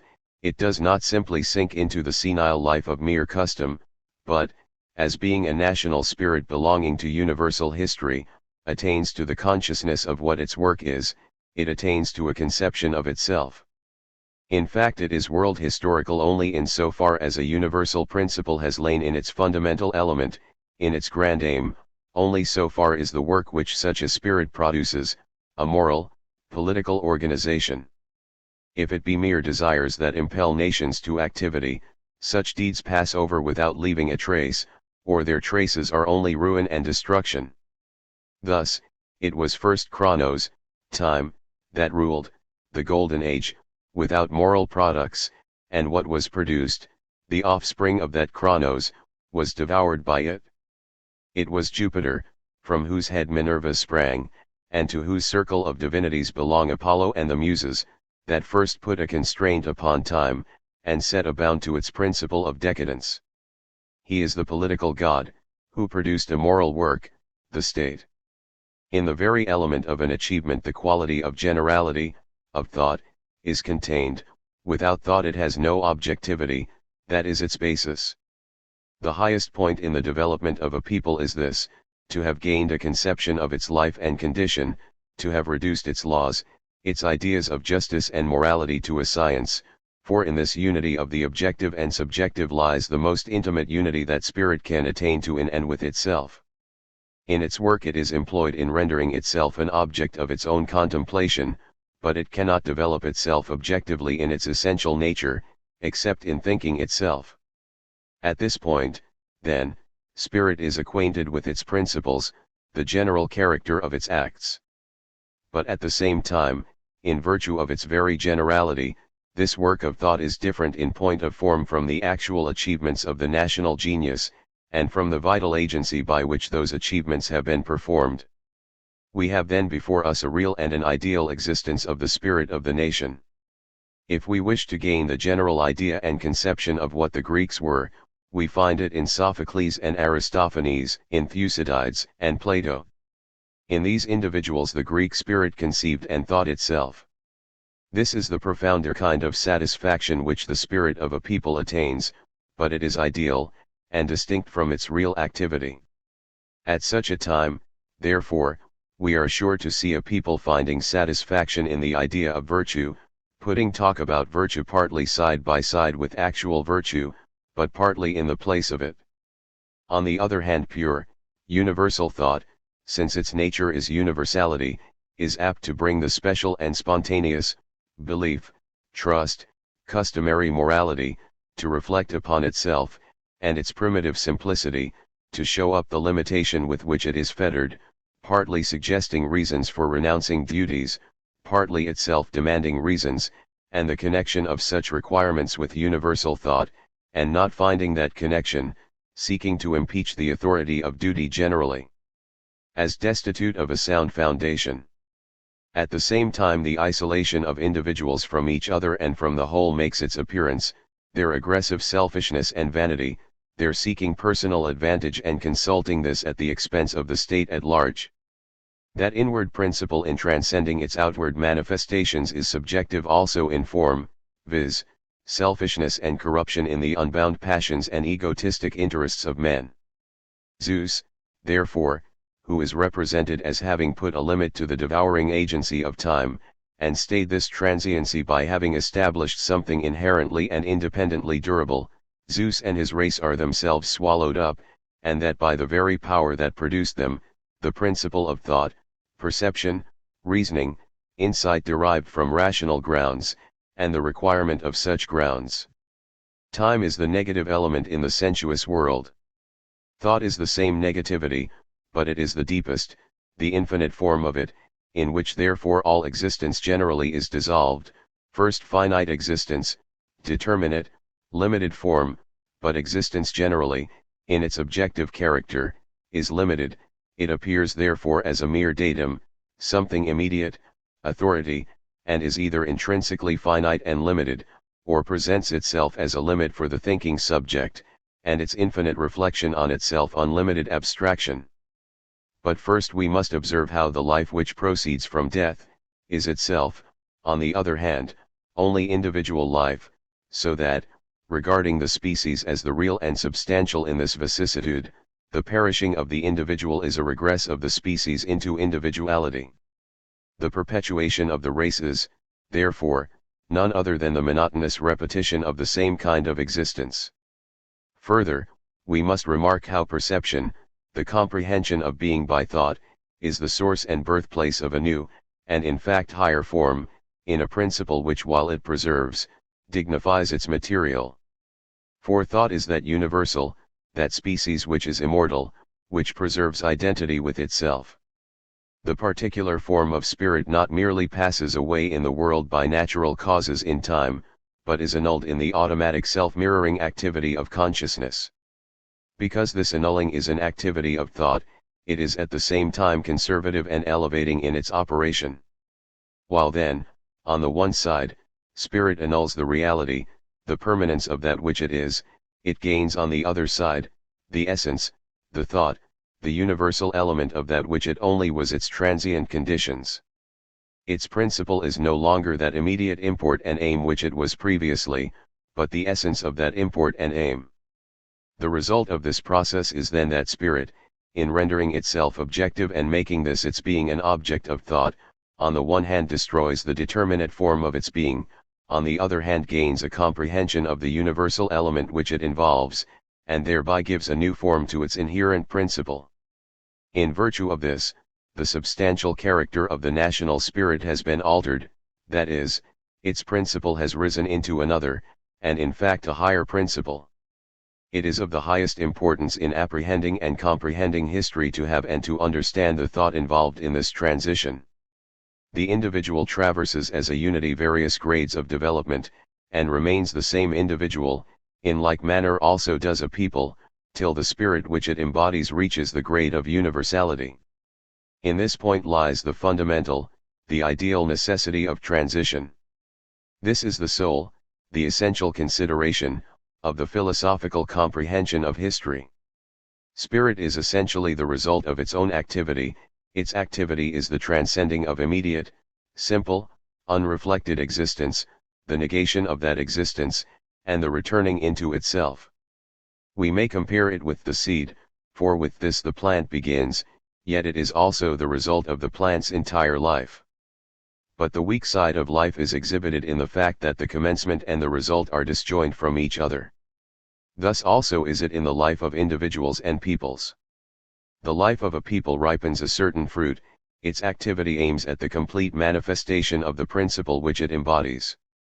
But this fruit does not fall back into the bosom of the people that produced and matured it, on the contrary, it becomes a poison draught to it.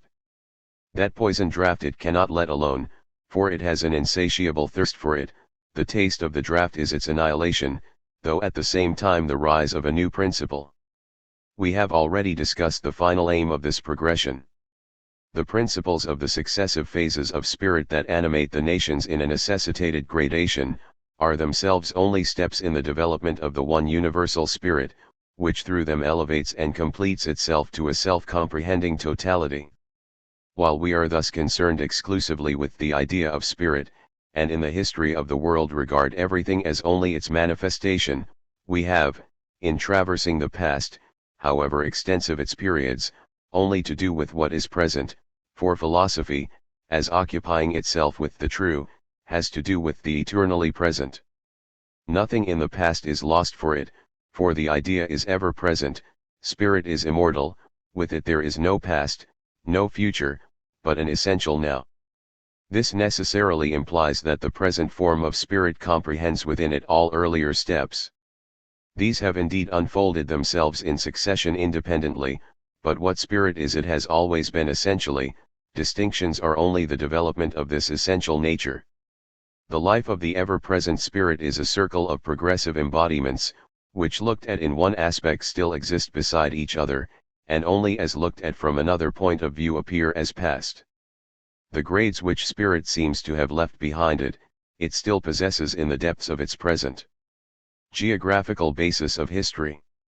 Contrasted with the universality of the moral whole and with the unity of that individuality which is its active principle, the natural connection that helps to produce the spirit of a people, appears an extrinsic element, but inasmuch as we must regard it as the ground on which that spirit plays its part, it is an essential and necessary basis. We began with the assertion that, in the history of the world, the idea of spirit appears in its actual embodiment as a series of external forms, each one of which declares itself as an actually existing people. This existence falls under the category of time as well as space, in the way of natural existence, and the special principle, which every world historical people embodies, has this principle at the same time as a natural characteristic. Spirit, clothing itself in this form of nature, suffers its particular phases to assume separate existence, for mutual exclusion is the mode of existence proper to mere nature. These natural distinctions must be first of all regarded as special possibilities, from which the spirit of the people in question germinates, and among them is the geographical basis. It is not our concern to become acquainted with the land occupied by nations as an external locale, but with the natural type of the locality, as intimately connected with the type and character of the people which is the offspring of such a soil. This character is nothing more nor less than the mode and form in which nations make their appearance in history, and take place and position in it. Nature should not be rated too high nor too low. The mild Ionic sky certainly contributed much to the charm of the Homeric poems, yet this alone can produce no Homers. Nor in fact does it continue to produce them. Under Turkish government no bards have arisen. We must first take notice of those natural conditions which have to be excluded once for all from the drama of the world's history. In the frigid and in the torrid zone the locality of world historical peoples cannot be found. For awakening consciousness takes its rise surrounded by natural influences alone, and every development of it is the reflection of spirit back upon itself in opposition to the immediate, unreflected character of mere nature. Nature is therefore one element in this antithetic abstracting process. Nature is the first standpoint from which man can gain freedom within himself, and this liberation must not be rendered difficult by natural obstructions. Nature, as contrasted with spirit, is a quantitative mass, whose power must not be so great as to make its single force omnipotent. In the extreme zones man cannot come to free movement.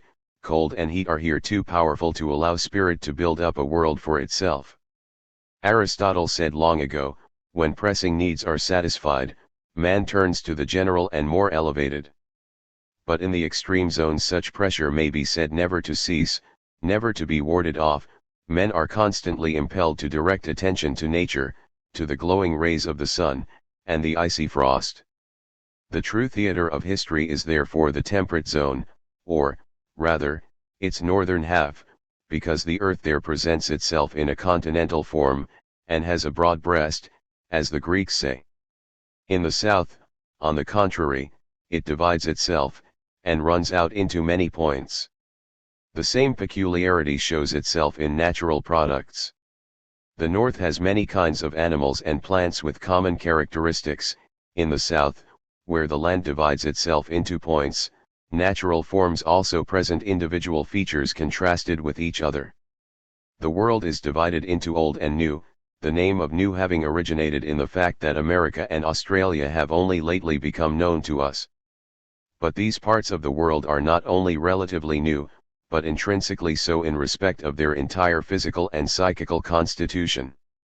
Their geological antiquity we have nothing to do with. I will not deny the New World the honor of having emerged from the sea at the world's formation contemporaneously with the Old, yet the archipelago between South America and Asia shows a physical immaturity. The greater part of the islands are so constituted, that they are, as it were, only a superficial deposit of earth over rocks, which shoot up from the fathomless deep, and bear the character of novel origination. New Holland shows a not less immature geographical character, for in penetrating from the settlements of the English farther into the country, we discover immense streams, which have not yet developed themselves to such a degree as to dig a channel for themselves, but lose themselves in marshes. Of America and its grade of civilization, especially in Mexico and Peru, we have information, but it imports nothing more than that this culture was an entirely national one, which must expire as soon as spirit approached it. America has always shown itself physically and psychically powerless, and still shows itself so. For the aborigines, after the landing of the Europeans in America, gradually vanished at the breath of European activity. In the United States of North America all the citizens are of European descent, with whom the old inhabitants could not amalgamate, but were driven back. The aborigines have certainly adopted some arts and usages from the Europeans, among others that of brandy drinking, which has operated with deadly effect. In the South the natives were treated with much greater violence, and employed in hard labors to which their strength was by no means competent. A mild and passionless disposition, want of spirit, and a crouching submissiveness towards a Creole, and still more towards a European, are the chief characteristics of the native Americans, and it will be long before the Europeans succeed in producing any independence of feeling in them. The inferiority of these individuals in all respects, even in regard to size, is very manifest. Only the quite southern races in Patagonia are more vigorous natures, but still abiding in their natural condition of rudeness and barbarism. When the Jesuits and the Catholic clergy propose to accustom the Indians to European culture and manners, they have, as is well known, founded a state in Paraguay and convents in Mexico and California. They commenced a close intimacy with them, and prescribed for them the duties of the day, which, slothful though their disposition was, they complied with under the authority of the friars. These prescripts, at midnight a bell had to remind them even of their matrimonial duties, were first, and very wisely, directed to the creation of wants, the springs of human activity generally. The weakness of the American physique was a chief reason for bringing the Negroes to America, to employ their labor in the work that had to be done in the New World, for the Negroes are far more susceptible of European culture than the Indians, and an English traveler has adduced instances of Negroes having become competent clergymen, medical men, etc. A Negro first discovered the use of the Peruvian bark, while only a single native was known to him whose intellect was sufficiently developed to enable him to study, but who had died soon after beginning, through excessive brandy drinking. The weakness of the human physique of America has been aggravated by a deficiency in the mere tools and appliances of progress, the want of horses and iron, the chief instruments by which they were subdued. The original nation having vanished or nearly so, the effective population comes for the most part from Europe, and what takes place in America, is but an emanation from Europe.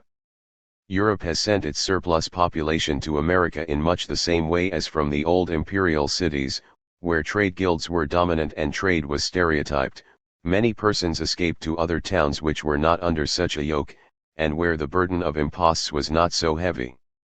Thus arose, by the side of Hamburg, Altona, by Frankfurt, Offenbach, by Nuremberg, Fürth, and Carouge by Geneva. The relation between North America and Europe is similar. Many Englishmen have settled there, where burdens and imposts do not exist, and where the combination of European appliances and European ingenuity has availed to realize some produce from the extensive and still virgin soil. Indeed, the emigration in question offers many advantages. The emigrants have got rid of much that might be obstructive to their interests at home, while they take with them the advantages of European independence of spirit, and acquired skill, while for those who are willing to work vigorously, but who have not found in Europe opportunities for doing so, a sphere of action is certainly presented in America. America, as is well known, is divided into two parts, connected indeed by an isthmus, but which has not been the means of establishing intercourse between them. Rather, these two divisions are most decidedly distinct from each other. North America shows us on approaching it, along its eastern shore a wide border of level coast, behind which is stretched a chain of mountains, the Blue Mountains or Appalachians, further north the Alleghenies. Streams issuing from them water the country towards the coast, which affords advantages of the most desirable kind to the United States, whose origin belongs to this region. Behind that mountain chain the St. Lawrence River flows, in connection with huge lakes, from south to north, and on this river lie the northern colonies of Canada. Farther west we meet the basin of the vast Mississippi, and the basins of the Missouri and Ohio, which it receives, and then debouches into the Gulf of Mexico. On the western side of this region we have in like manner a long mountain chain, running through Mexico and the Isthmus of Panama, and under the names of the Andes or Cordillera, cutting off an edge of coast along the whole west side of South America. The border formed by this is narrower and offers fewer advantages than that of North America. There lie Peru and Chile. On the east side flow eastward the monstrous streams of the Orinoco and Amazons. They form great valleys, not adapted however for cultivation, since they are only wide desert steppes. Towards the south flows the Rio de la Plata, whose tributaries have their origin partly in the Cordilleras, partly in the northern chain of mountains which separates the basin of the Amazon from its own. To the district of the Rio de la Plata belong Brazil, and the Spanish republics. Colombia is the northern coastland of South America, at the west of which, flowing along the Andes, the Magdalena debouches into the Caribbean Sea. With the exception of Brazil, republics have come to occupy South as well as North America. In comparing South America, reckoning Mexico as part of it, with North America, we observe an astonishing contrast. In North America we witness a prosperous state of things, an increase of industry and population, civil order and firm freedom. The whole federation constitutes but a single state, and has its political centers. In South America, on the contrary, the republics depend only on military force, their whole history is a continued revolution, federated states become disunited, others previously separated become united, and all these changes originate in military revolutions. The more special differences between the two parts of America show us two opposite directions, the one in political respects, the other in regard to religion. South America, where the Spaniards settled and asserted supremacy, is Catholic. North America, although a land of sects of every name, is yet fundamentally Protestant. A wider distinction is presented in the fact that South America was conquered, but North America colonized. The Spaniards took possession of South America to govern it, and to become rich through occupying political offices, and by exact ions. Depending on a very distant mother country, their desires found a larger scope, and by force, address and confidence they gained a great predominance over the Indians.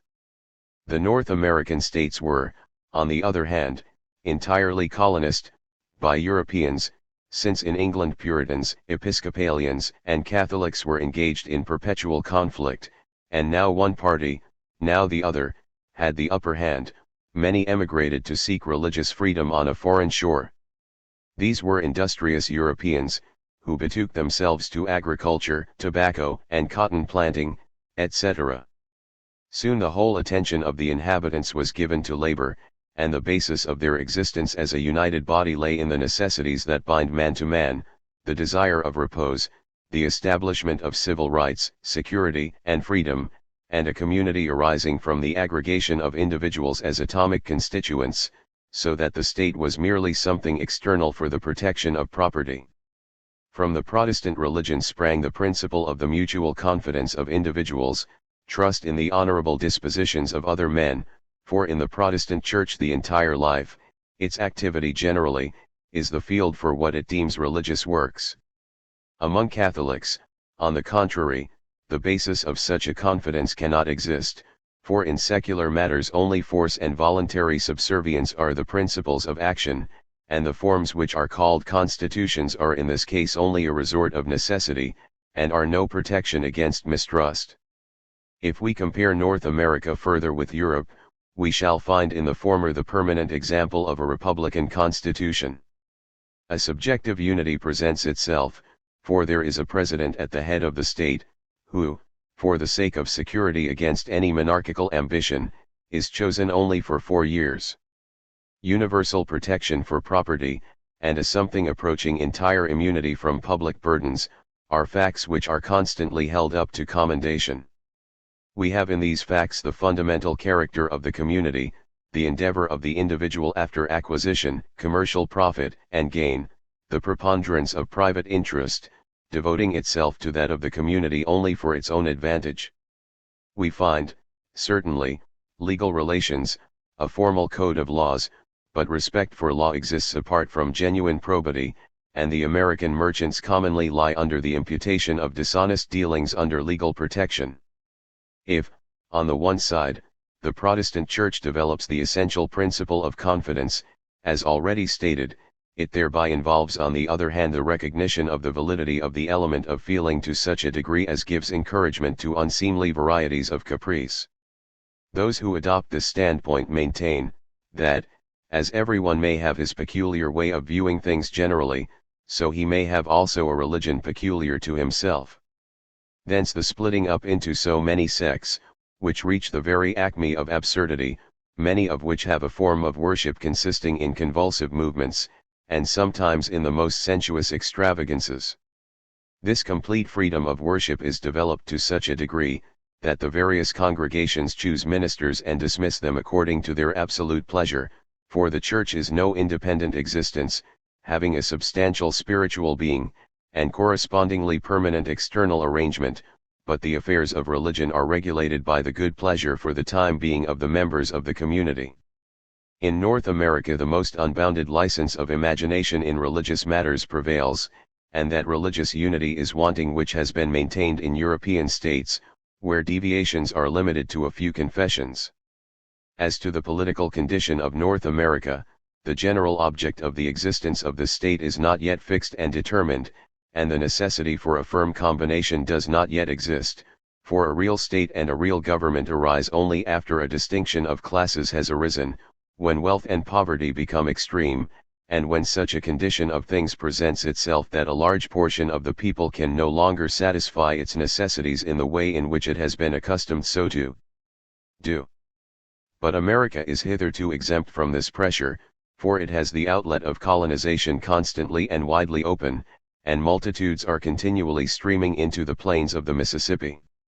By this means the chief source of discontent is removed, and the continuation of the existing civil condition is guaranteed.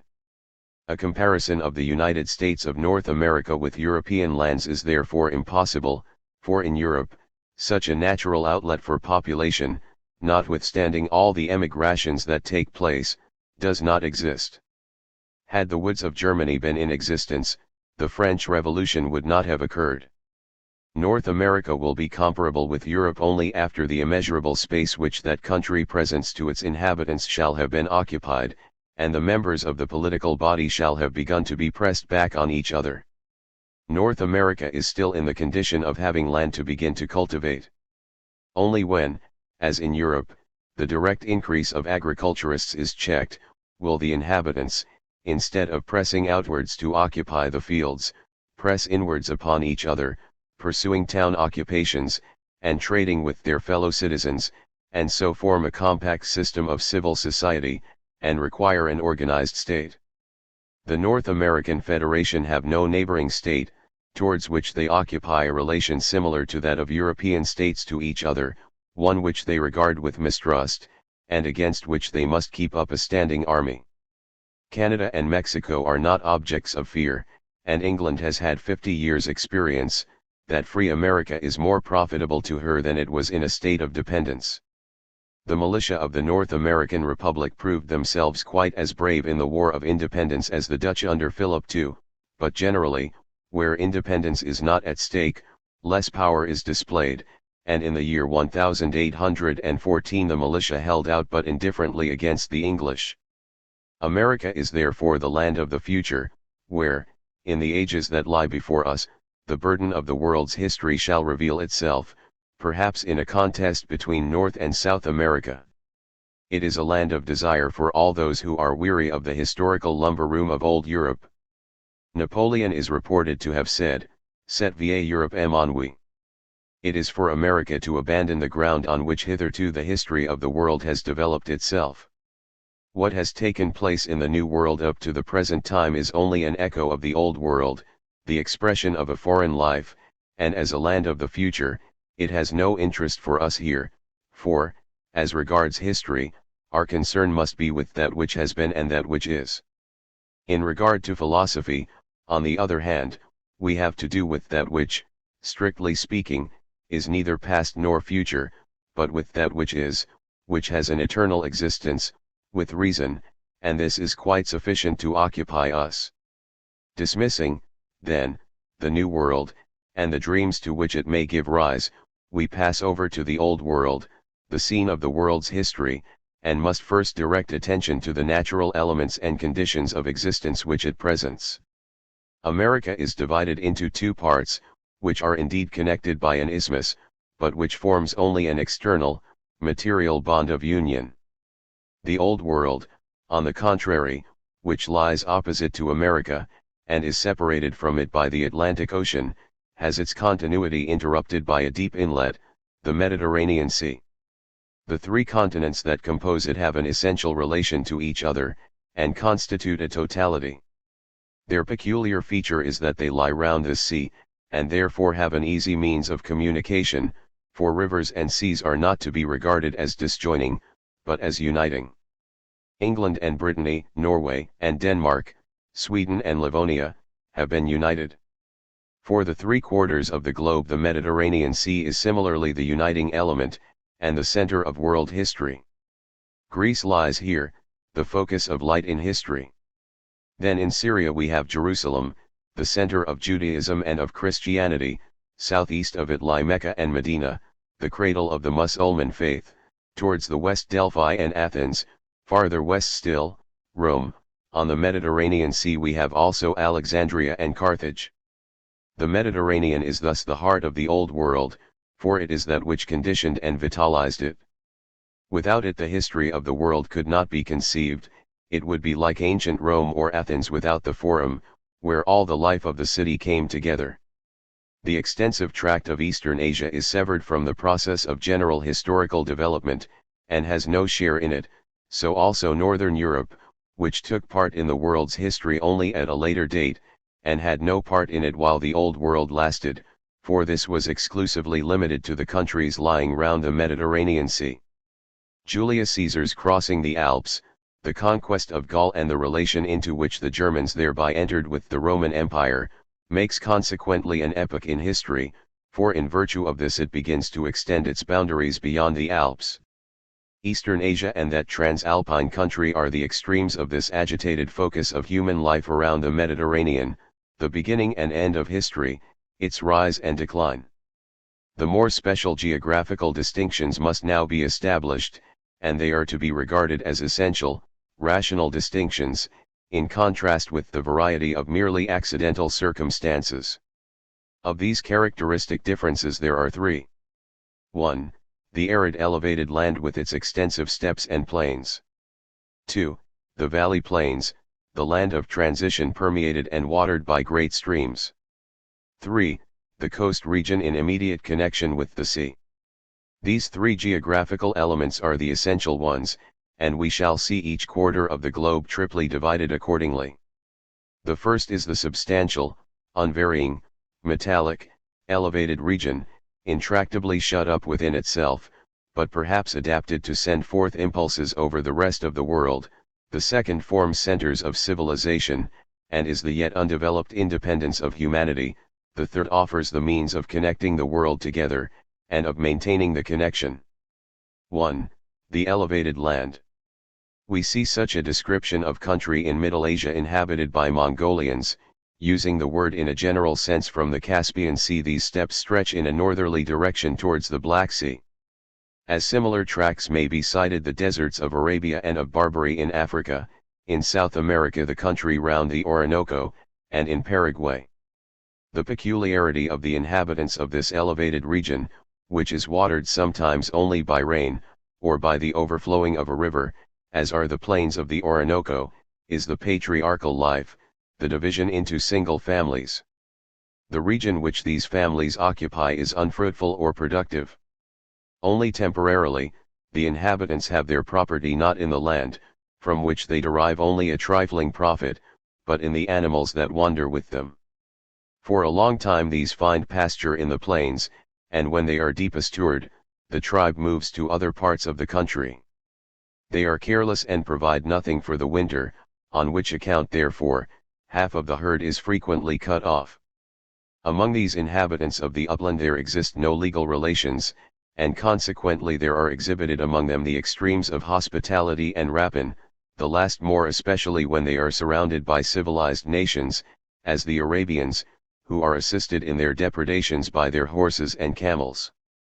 The Mongolians feed on Mare's milk, and thus the horse supplies them at the same time with appliances for nourishment and for war.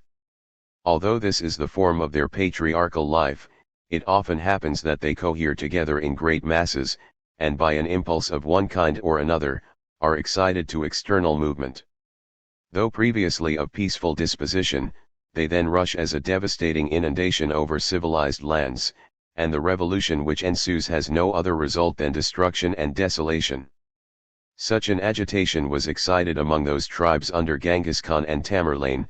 They destroyed all before them, then vanished again, as does an overwhelming forest torrent, possessing no inherent principle of vitality. From the uplands they rush down into the dells, there dwell peaceful mountaineers, herdsmen who also occupy themselves with agriculture, as do the Swiss. Asia has also such a people, they are however on the whole a less important element. 2. The valley plains. These are plains, permeated by rivers, and which owe the whole of their fertility to the streams by which they are formed. Such a valley plain is China, India, traversed by the Indus and the Ganges, Babylonia, where the Euphrates and the Tigris flow, Egypt, watered by the Nile. In these regions extensive kingdoms arise, and the foundation of great states begins. For agriculture, which prevails here as the primary principle of subsistence for individuals, is assisted by the regularity of seasons, which require corresponding agricultural operations, property in land commences, and the consequent legal relations, that is to say, the basis and foundation of the state, which becomes possible only in connection with such relations. 3. The coastland. A river divides districts of country from each other, but still more does the sea, and we are accustomed to regard water as the separating element. Especially in recent times has it been insisted upon that states must necessarily have been separated by natural features. Yet on the contrary, it may be asserted as a fundamental principle that nothing unites so much as water, for countries are nothing else than districts occupied by streams. Silesia, for instance, is the valley of the Oder, Bohemia and Saxony are the valley of the Elbe, Egypt is the valley of the Nile. With the sea this is not less the case, as has been already pointed out. Only mountains separate. Thus the Pyrenees decidedly separate Spain from France. The Europeans have been in constant connection with America and the East Indies ever since they were discovered, but they have scarcely penetrated into the interior of Africa and Asia, because intercourse by land is much more difficult than by water. Only through the fact of being a sea, has the Mediterranean become a focus of national life. Let us now look at the character of the nations that are conditioned by this third element. The sea gives us the idea of the indefinite, the unlimited, and infinite, and in feeling his own infinite in that infinite, man is stimulated and emboldened to stretch beyond the limited. The sea invites man to conquest, and to piratical plunder, but also to honest gain and to commerce. The land, the mere valley plain attaches him to the soil, it involves him in an infinite multitude of dependencies, but the sea carries him out beyond these limited circles of thought and action.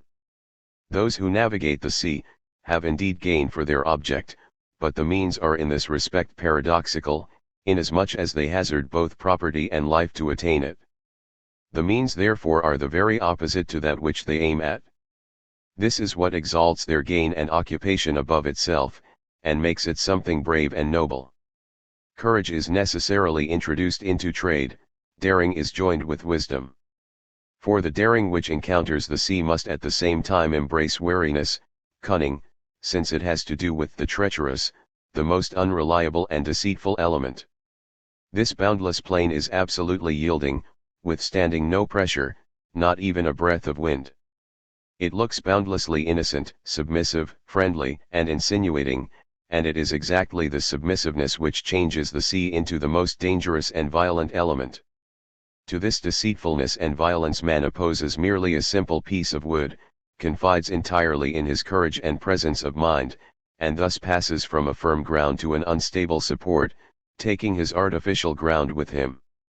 The ship, that swan of the sea, which cuts the watery plain in agile and arching movements or describes circles upon it, is a machine whose invention does the greatest honor to the boldness of man as well as to his understanding. This stretching out of the sea beyond the limitations of the land, is wanting to the splendid political edifices of Asiatic states, although they themselves border on the sea, as for example, China. For them the sea is only the limit, the ceasing of the land, they have no positive relation to it.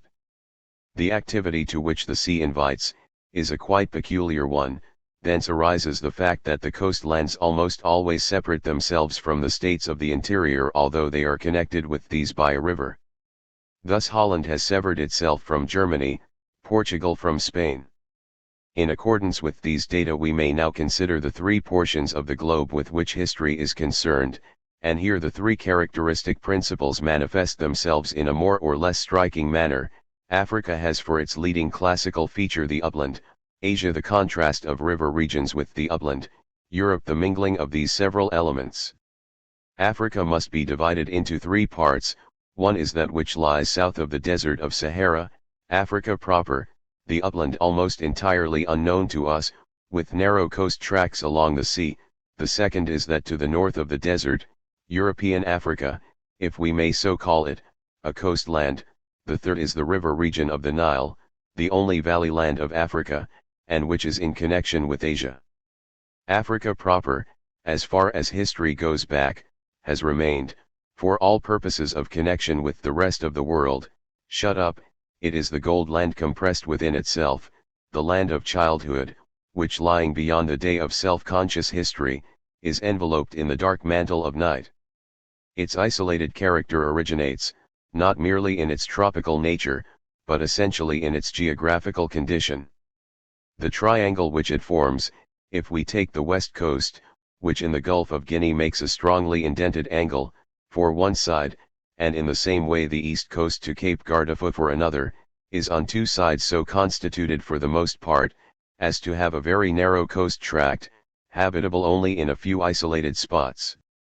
Next to this towards the interior, follows to almost the same extent, a girdle of marshland with the most luxuriant vegetation, the especial home of ravenous beasts, snakes of all kinds, a border tract whose atmosphere is poisonous to Europeans.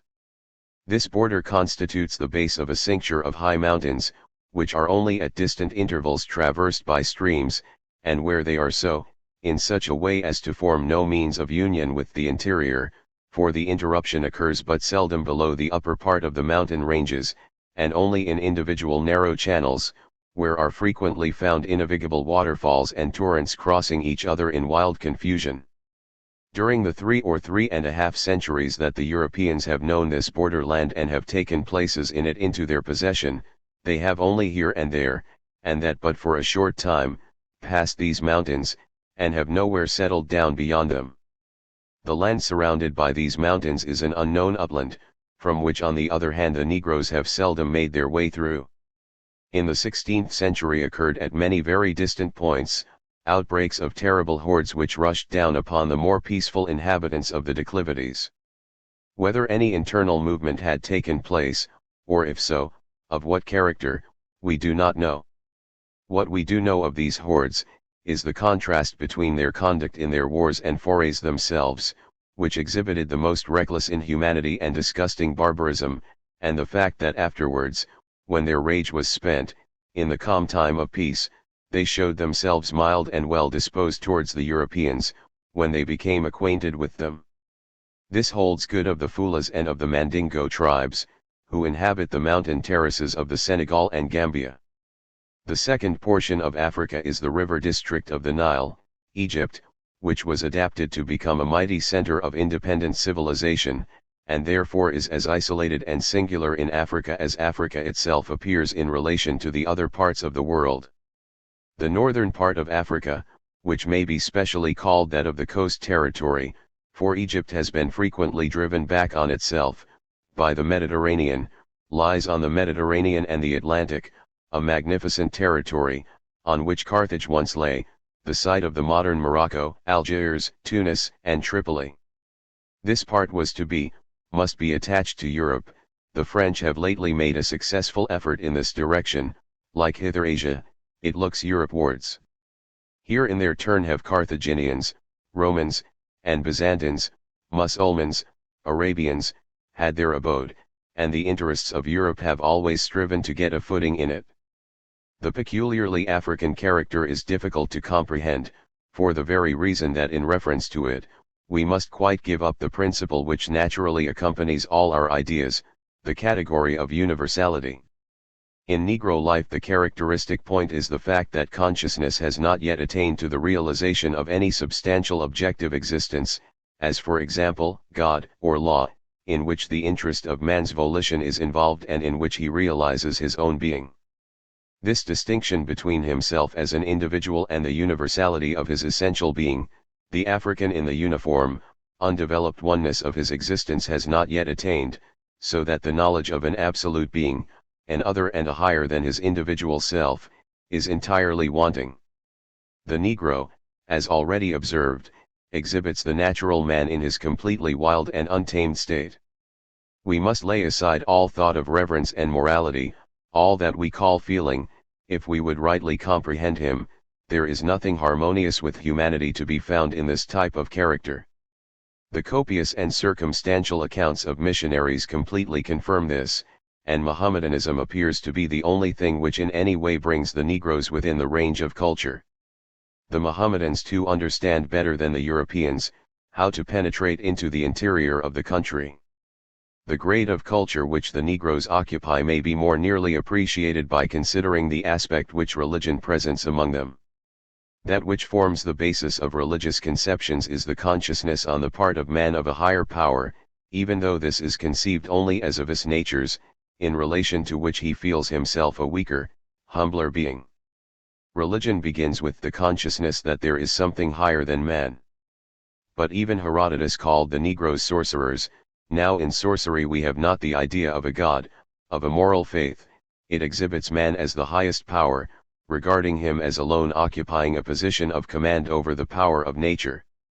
We have here therefore nothing to do with a spiritual adoration of God, nor with an empire of right. God thunders, but is not on that account recognized as God. For the soul of man, God must be more than a thunderer, whereas among the Negroes this is not the case. Although they are necessarily conscious of dependence upon nature, for they need the beneficial influence of storm, rain, cessation of the rainy period, and so on, yet this does not conduct them to the consciousness of a higher power. It is they who command the elements, and this they call magic. The kings have a class of ministers through whom they command elemental changes, and every place possesses such magicians, who perform special ceremonies, with all sorts of gesticulations, dances, uproar, and shouting, and in the midst of this confusion commence their incantations. The second element in their religion, consists in their giving an outward form to this supernatural power, projecting their hidden might into the world of phenomena by means of images. What they conceive of as the power in question, is therefore nothing really objective, having a substantial being and different from themselves, but the first thing that comes in their way. This, taken quite indiscriminately, they exalt to the dignity of a genius. It may be an animal, a tree, a stone, or a wooden figure. This is their fetish, a word to which the Portuguese first gave currency, and which is derived from feitiço, magic.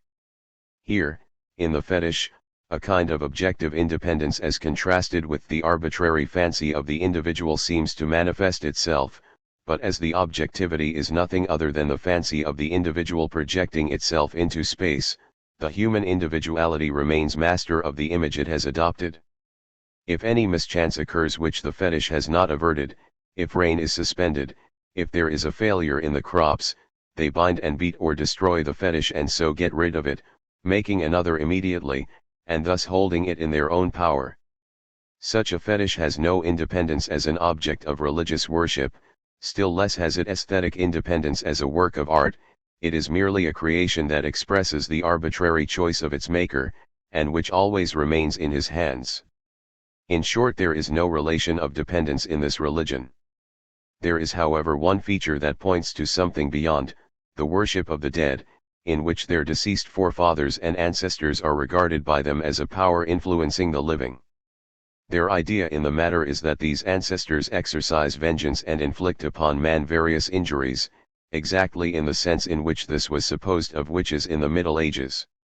Yet the power of the dead is not held superior to that of the living, for the Negroes command the dead and lay spells upon them. Thus the power in question remains substantially always in bondage to the living subject. Death itself is looked upon by the Negroes as no universal natural law. Even this, they think, proceeds from evil-disposed magicians. In this doctrine is certainly involved the elevation of man over nature, to such a degree that the chance volition of man is superior to the merely natural, that he looks upon this as an instrument to which he does not pay the compliment of treating it in a way conditioned by itself, but which he commands. 6. But from the fact that man is regarded as the highest, it follows that he has no respect for himself, for only with the consciousness of a higher being does he reach a point of view which inspires him with real reverence. For if arbitrary choice is the absolute, the only substantial objectivity that is realized, the mind cannot in such be conscious of any universality. The Negroes indulge, therefore, that perfect contempt for humanity, which in its bearing on justice and morality is the fundamental characteristic of the race. They have moreover no knowledge of the immortality of the soul, although specters are supposed to appear. The undervaluing of humanity among them reaches an incredible degree of intensity. Tyranny is regarded as no wrong, and cannibalism is looked upon as quite customary and proper. Among us instinct deters from it, if we can speak of instinct at all as appertaining to man. But with the Negro this is not the case, and the devouring of human flesh is altogether consonant with the general principles of the African race. To the sensual Negro, human flesh is but an object of sense, mere flesh. At the death of a king hundreds are killed and eaten, prisoners are butchered and their flesh sold in the markets. The victor is accustomed to eat the heart of his slain foe. When magical rites are performed, it frequently happens that the sorcerer kills the first that comes in his way and divides his body among the bystanders. Another characteristic fact in reference to the Negroes is slavery. Negroes are enslaved by Europeans and sold to America. Bad as this may be, their lot in their own land is even worse, since there a slavery quite as absolute exists, for it is the essential principle of slavery, that man has not yet attained a consciousness of his freedom, and consequently sinks down to a mere thing, an object of no value. Among the Negroes moral sentiments are quite weak, or more strictly speaking, non-existent. Parents sell their children, and conversely children their parents, as either has the opportunity. Through the pervading influence of slavery all those bonds of moral regard which we cherish towards each other disappear, and it does not occur to the Negro mind to expect from others what we are enabled to claim. The polygamy of the Negroes has frequently for its object the having many children, to be sold, every one of them, into slavery, and very often naive complaints on this score are heard, as for instance in the case of a Negro in London, who lamented that he was now quite a poor man because he had already sold all his relations. In the contempt of humanity displayed by the Negroes, it is not so much a despising of death as a want of regard for life that forms the characteristic feature. To this want of regard for life must be ascribed the great courage, supported by enormous bodily strength, exhibited by the Negroes, who allow themselves to be shot down by thousands in war with Europeans. Life has a value only when it has something valuable as its object. Turning our attention in the next place to the category of political constitution, we shall see that the entire nature of this race is such as to preclude the existence of any such arrangement.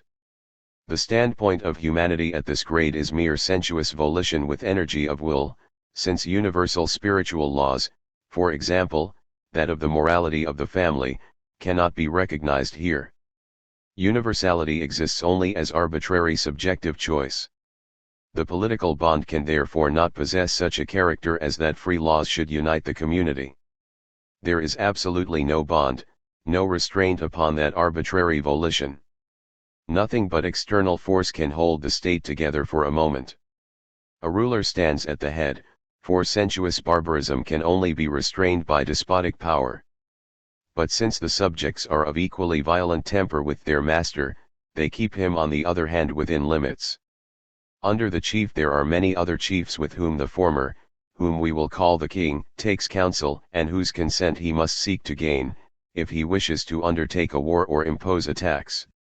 In this relation he can exercise more or less authority, and by fraud or force can on occasion put this or that chieftain out of the way. Besides this the kings have other specified prerogatives. Among the Ashantis the king inherits all the property left by his subjects at their death. In other places all unmarried women belong to the king, and whoever wishes a wife, must buy her from him. If the Negroes are discontented with their king they depose and kill him. In Dahomey, when they are thus displeased, the custom is to send parrots' eggs to the king, as a sign of dissatisfaction with his government. Sometimes also a deputation is sent, which intimates to him, that the burden of government must have been very troublesome to him, and that he had better rest a little. The king then thanks his subjects, goes into his apartments, and has himself strangled by the women.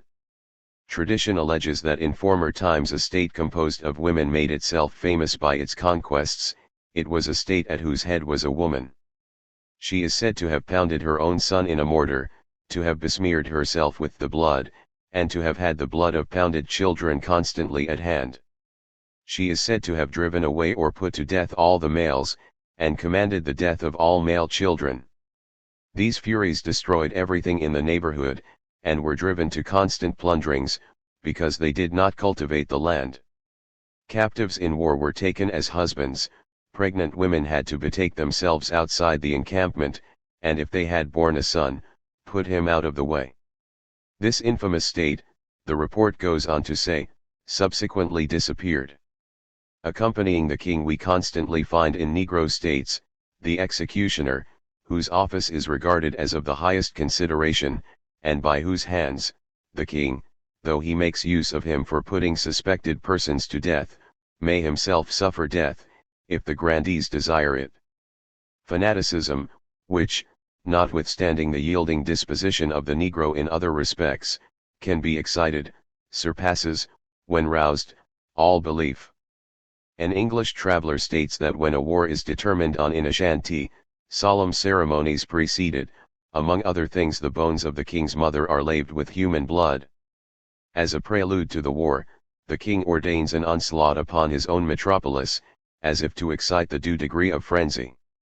The king sent word to the English Hutchinson, "Christian, take care, and watch well over your family. The messenger of death has drawn his sword and will strike the neck of many Ashantis. When the drum sounds it is the death signal for multitudes. Come to the king, if you can, and fear nothing for yourself." The drum beat, and a terrible carnage was begun. All who came in the way of the frenzied Negroes in the streets were stabbed.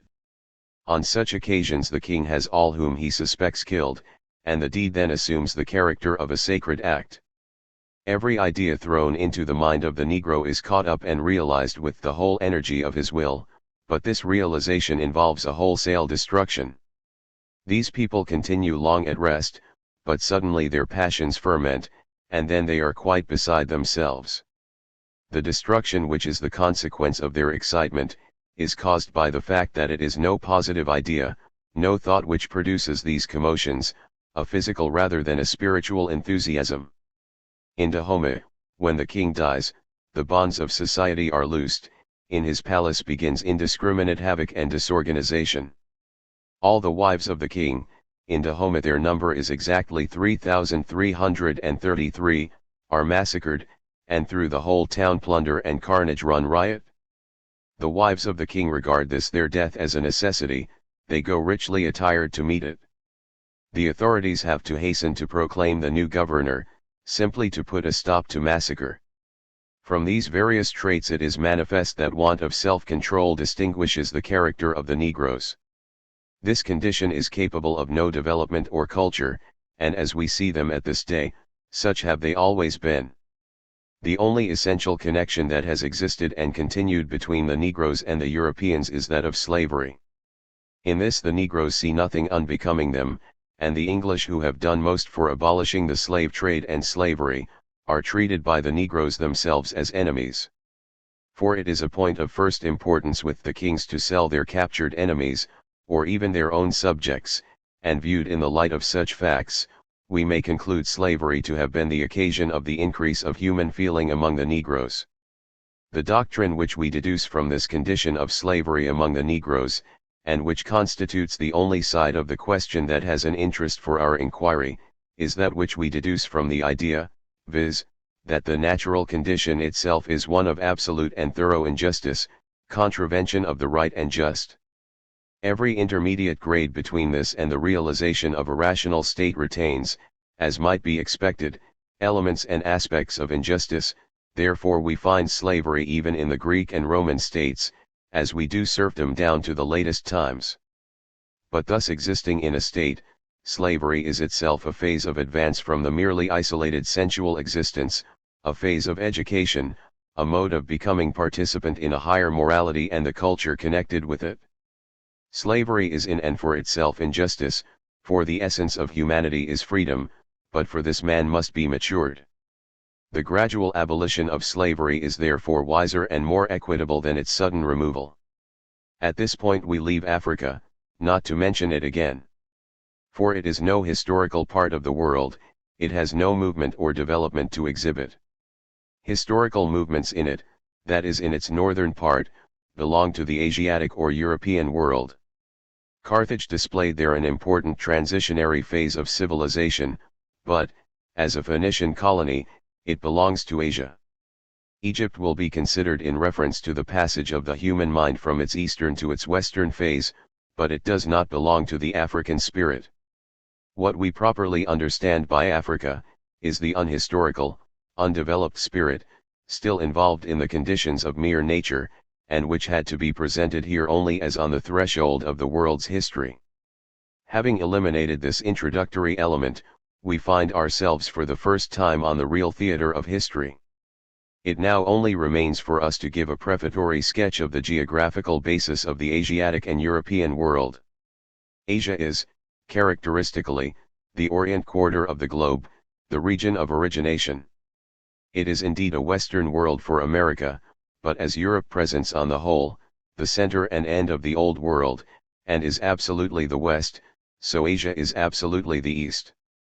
In Asia arose the light of spirit, and therefore the history of the world. We must now consider the various localities of Asia. Its physical constitution presents direct antitheses, and the essential relation of these antitheses.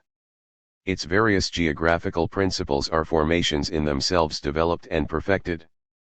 First, the northern slope, Siberia, must be eliminated. This slope, from the Altai chain, with its fine streams, that pour their waters into the northern ocean, does not at all concern us here, because the northern zone, as already stated, lies out of the pale of history. But the remainder includes three very interesting localities. The first is, as in Africa, a massive upland, with a mountain girdle which contains the highest summits in the world. This upland is bounded on the south and southeast, by the Meuse Tag or Imos, parallel to which, farther south, runs the Himalaya chain. Towards the east, a mountain chain running from south to north, parts off the basin of the Amur. On the north lie the Altai and Sangarayan mountains, in connection with the latter, in the northwest the Musert and in the west the Belur Tag, which by the Hindu Kush chain are again united with the Meuse tag. This high mountain girdle is broken through by streams, which are dammed up and form great valley plains. These, more or less inundated, present centers of excessive luxuriance and fertility, and are distinguished from the European river districts in their not forming, as those do, proper valleys with valleys branching out from them, but river plains. Of this kind are, the Chinese Valley Plain, formed by the Huanghe and Yangtze-Kiang, the yellow and blue streams, next that of India, formed by the Ganges. Less important is the Indus, which in the north, gives character to the Punjab, and in the south flows through plains of sand.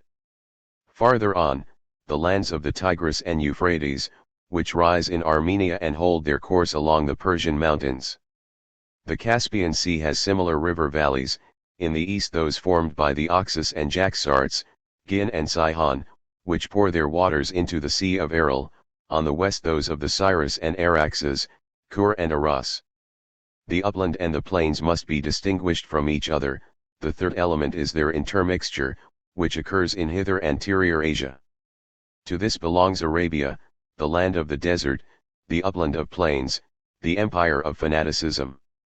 To this belong Syria and Asia Minor, connected with the sea, and having constant intercourse with Europe. In regard to Asia, the remark above offered respecting geographical differences is especially true, viz., that the rearing of cattle is the business of the upland, agriculture and industrial pursuits that of the valley plains, while commerce and navigation form the third and last item. Patriarchal independence is strictly bound up with the first condition of society, property and the relation of lord and serf with the second, civil freedom with the third. In the upland, where the various kinds of cattle breeding, the rearing of horses, camels, and sheep, not so much of oxen, deserve attention, we must also distinguish the calm habitual life of nomad tribes from the wild and restless character they display in their conquests. These people, without developing themselves in a really historical form, are swayed by a powerful impulse leading them to change their aspect as nations, and although they have not attained an historical character, the beginning of history may be traced to them. It must however be allowed that the peoples of the plains are more interesting. In agriculture itself is involved, ipso facto, the cessation of a roving life. It demands foresight and solicitude for the future, reflection on a general idea is thus awakened, and herein lies the principle of property and productive industry. China, India, Babylonia, have risen to the position of cultivated lands of this kind. But as the peoples that have occupied these lands have been shut up within themselves, and have not appropriated that element of civilization which the sea supplies, or at any rate only at the commencement of their civilization, and as their navigation of it, to whatever extent it may have taken place, remained without influence on their culture, a relation to the rest of history could only exist in their case, through their being sought out, and their character investigated by others. The mountain girdle of the upland itself, and the river plains, characterize Asia physically and spiritually, but they themselves are not concretely, really, historical elements. The opposition between the extremes is simply recognized, not harmonized. A firm settlement in the fertile plains is for the mobile, restless, roving, condition of the mountain and upland races, nothing more than a constant object of endeavor. Physical features distinct in the sphere of nature, assume an essential historical relation. Anterior Asia has both elements in one, and has, consequently, a relation to Europe, for what is most remarkable in it, this land has not kept for itself, but sent over to Europe. It presents the origination of all religious and political principles, but Europe has been the scene of their development. Europe, to which we now come, has not the physical varieties which we noticed in Asia and Africa. The European character involves the disappearance of the contrast exhibited by earlier varieties, or at least a modification of it, so that we have the milder qualities of a transition state. We have in Europe no uplands immediately contrasted with plains. The three sections of Europe require therefore a different basis of classification. The first part is southern Europe, looking towards the Mediterranean. North of the Pyrenees, Mountain chains run through France, connected with the Alps that separate and cut off Italy from France and Germany. Greece also belongs to this part of Europe. Greece and Italy long presented the theater of the world's history, and while the middle and north of Europe were uncultivated, the world spirit found its home here. The second portion is the heart of Europe, which Caesar opened when conquering Gaul. This achievement was one of manhood on the part of the Roman general, and more productive than that youthful one of Alexander, who undertook to exalt the East to a participation in Greek life, and whose work, though in its purport the noblest and fairest for the imagination, soon vanished, as a mere ideal, in the sequel. In this center of Europe, France, Germany, and England are the principal countries. Lastly, the third part consists of the northeastern states of Europe, Poland, Russia, and the Slavonic kingdoms. They come only late into the series of historical states, and form and perpetuate the connection with Asia. In contrast with the physical peculiarities of the earlier divisions, these are, as already noticed, not present in a remarkable degree, but counterbalance each other. Classification of historic data. In the geographical survey, the course of the world's history has been marked out in its general features. The sun, the light, rises in the east. Light is a simply self-involved existence, but though possessing thus in itself universality, it exists at the same time as an individuality in the sun. Imagination has often pictured to itself the emotions of a blind man suddenly becoming possessed of sight, beholding the bright glimmering of the dawn, the growing light, and the flaming glory of the ascending sun. The boundless forgetfulness of his individuality in this pure splendor, is his first feeling, utter astonishment. But when the sun is risen, this astonishment is diminished, objects around are perceived, and from them the individual proceeds to the contemplation of his own inner being, and thereby the advance is made to the perception of the relation between the two. Then inactive contemplation is quitted for activity. By the close of day man has erected a building constructed from his own inner sun, and when in the evening he contemplates this, he esteems it more highly than the original external sun. For now he stands in a conscious relation to his spirit, and therefore a free relation. If we hold this image fast in mind, we shall find it symbolizing the course of history, the great day's work of spirit. The history of the world travels from east to west, for Europe is absolutely the end of history, Asia the beginning. The history of the world has an east kappa alpha tau epsilon xi omicron chi nu. The term east in itself is entirely relative, for although the earth forms a sphere, history performs no circle round it, but has on the contrary a determinate east, viz., Asia. Here rises the outward physical sun, and in the west it sinks down. Here consentaneously rises the sun of self-consciousness, which diffuses a nobler brilliance. The history of the world is the discipline of the uncontrolled natural will, bringing it into obedience to a universal principle and conferring subjective freedom. The East knew and to the present day knows only that one is free, the Greek and Roman world, that some are free, the German world knows that all are free. The first political form therefore which we observe in history, is despotism, the second democracy and aristocracy, the third monarchy. To understand this division we must remark that as the state is the universal spiritual life, to which individuals by birth sustain a relation of confidence and habit, and in which they have their existence and reality, the first question is, whether their actual life is an unreflecting use and habit combining them in this unity, or whether its constituent individuals are reflective and personal beings having a properly subjective and independent existence.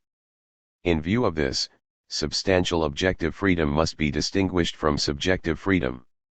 Substantial freedom is the abstract undeveloped reason implicit in volition, proceeding to develop itself in the state. But in this phase of reason there is still wanting personal insight and will, that is, subjective freedom, which is realized only in the individual, and which constitutes the reflection of the individual in his own conscience. 7. Where there is merely substantial freedom, commands and laws are regarded as something fixed and abstract, to which the subject holds himself in absolute servitude. These laws need not concur with the desire of the individual, and the subjects are consequently like children, who obey their parents without will or insight of their own. But as subjective freedom arises, and man descends from the contemplation of external reality into his own soul, the contrast suggested by reflection arises, involving the negation of reality. The drawing back from the actual world forms ipso facto an antithesis, of which one side is the absolute being, the divine, the other the human subject as an individual. In that immediate, unreflected consciousness which characterizes the East, these two are not yet distinguished. The substantial world is distinct from the individual, but the antithesis has not yet created a schism between absolute and subjective spirit. The first phase, that with which we have to begin, is the East. Unreflected consciousness, substantial, objective, spiritual existence, forms the basis, to which the subjective will first sustains a relation in the form of faith, confidence, obedience. In the political life of the East we find a realized rational freedom, developing itself without advancing to subjective freedom. It is the childhood of history. Substantial forms constitute the gorgeous edifices of Oriental empires in which we find all rational ordinances and arrangements, but in such a way, that individuals remain as mere accidents. These revolve round a center, round the sovereign, who, as patriarch, not as despot in the sense of the Roman imperial constitution, stands at the head. For he has to enforce the moral and substantial, he has to uphold those essential ordinances which are already established, so that what among us belongs entirely to subjective freedom, here proceeds from the entire and general body of the state. The glory of Oriental conception is the one individual as that substantial being to which all belongs, so that no other individual has a separate existence, or mirrors himself in his subjective freedom. All the riches of imagination and nature are appropriated to that dominant existence in which subjective freedom is essentially merged. The latter looks for its dignity not in itself, but in that absolute object. All the elements of a complete state, even subjectivity, may be found there, but not yet harmonized with the grand substantial being. For outside the one power, before which nothing can maintain an independent existence, there is only revolting caprice, which, beyond the limits of the central power, roves at will without purpose or result. Accordingly we find the wild hordes breaking out from the upland, falling upon the countries in question, and laying them waste, or settling down in them, and giving up their wild life, but in all cases resultlessly lost in the central substance. This phase of substantiality, since it has not taken up its antithesis into itself and overcome it, directly divides itself into two elements. On the one side we see duration, stability, empires belonging to mere space, as it were, as distinguished from time, unhistorical history, as for example, in China, the state based on the family relation, a paternal government, which holds together the constitution by its provident care, its admonitions, retributive or rather disciplinary inflictions, a prosaic empire, because the antithesis of form, viz., infinity, ideality, has not yet asserted itself. On the other side, the form of tame stands contrasted with this spatial stability. The states in question, without undergoing any change in themselves, or in the principle of their existence, are constantly changing their position towards each other. They are in ceaseless conflict, which brings on rapid destruction. The opposing principle of individuality enters into these conflicting relations, but it is itself as yet only unconscious, merely natural universality, light, which is not yet the light of the personal soul. This history, too, i.e., of the struggles before mentioned, is, for the most part, really unhistorical, for it is only the repetition of the same majestic ruin. The new element, which in the shape of bravery, prowess, magnanimity, occupies the place of the previous despotic pomp, goes through the same circle of decline and subsidence. This subsidence is therefore not really such, for through all this restless change no advance is made. History passes at this point, and only outwardly, i.e., without connection with the previous phase, to Central Asia. Continuing the comparison with the ages of the individual man, this would be the boyhood of history, no longer manifesting the repose and trustingness of the child, but boisterous and turbulent. The Greek world may then be compared with the period of adolescence, for here we have individualities forming themselves. This is the second main principle in human history. Morality is, as in Asia, a principle, but it is morality impressed on individuality, and consequently denoting the free volition of individuals. Here, then, is the union of the moral with the subjective will, or the kingdom of beautiful freedom, for the idea is united with a plastic form. It is not yet regarded abstractedly, but immediately bound up with the real, as in a beautiful work of art, the sensuous bears the stamp and expression of the spiritual. This kingdom is consequently true harmony, the world of the most charming, but perishable, or quickly passing bloom. It is the natural, unreflecting observance of what is becoming, not yet true morality. The individual will of the subject adopts unreflectingly the conduct and habit prescribed by justice and the laws. The individual is therefore in unconscious unity with the idea, the social will. That which in the East is divided into two extremes, the substantial as such, and the individuality absorbed in it, meets here. But these distinct principles are only immediately in unity, and consequently involve the highest degree of contradiction, for this aesthetic morality has not yet passed through the struggle of subjective freedom. In its second birth, its palingenesis, it is not yet purified to the standard of the free subjectivity that is the essence of true morality. The third phase is the realm of abstract universality, in which the social aim absorbs all individual aims. It is the Roman state, the severe labors of the manhood of history.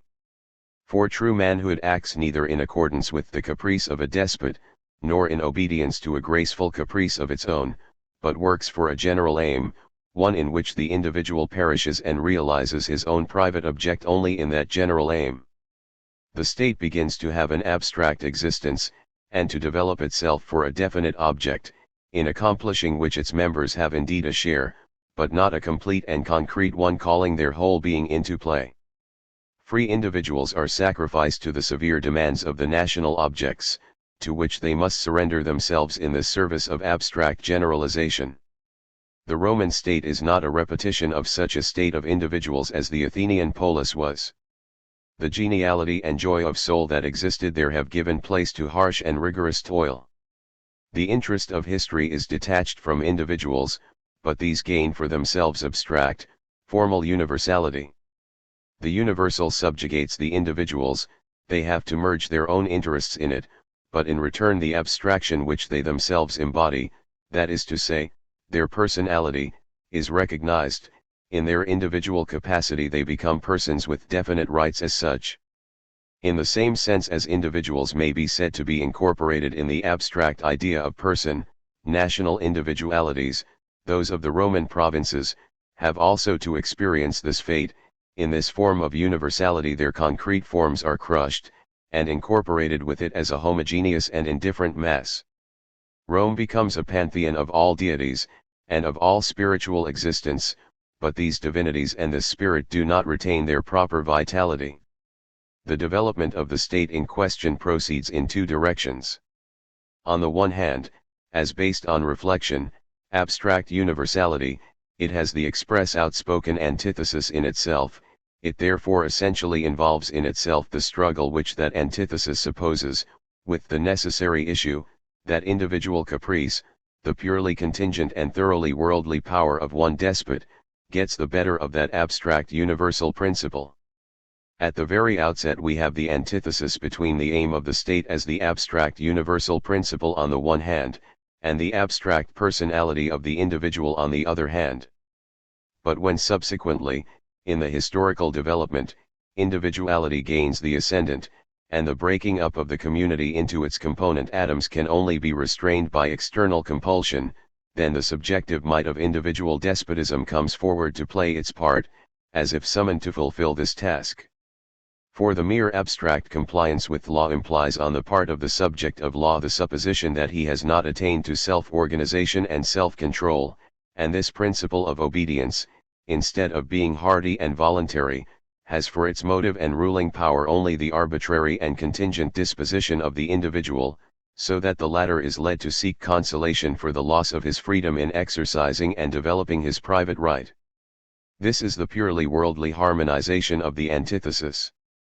But in the next place, the pain inflicted by despotism begins to be felt, and spirit driven back into its utmost depths, leaves the godless world, seeks for a harmony in itself, and begins now an inner life, a complete concrete subjectivity, which possesses at the same time a substantiality that is not grounded in mere external existence.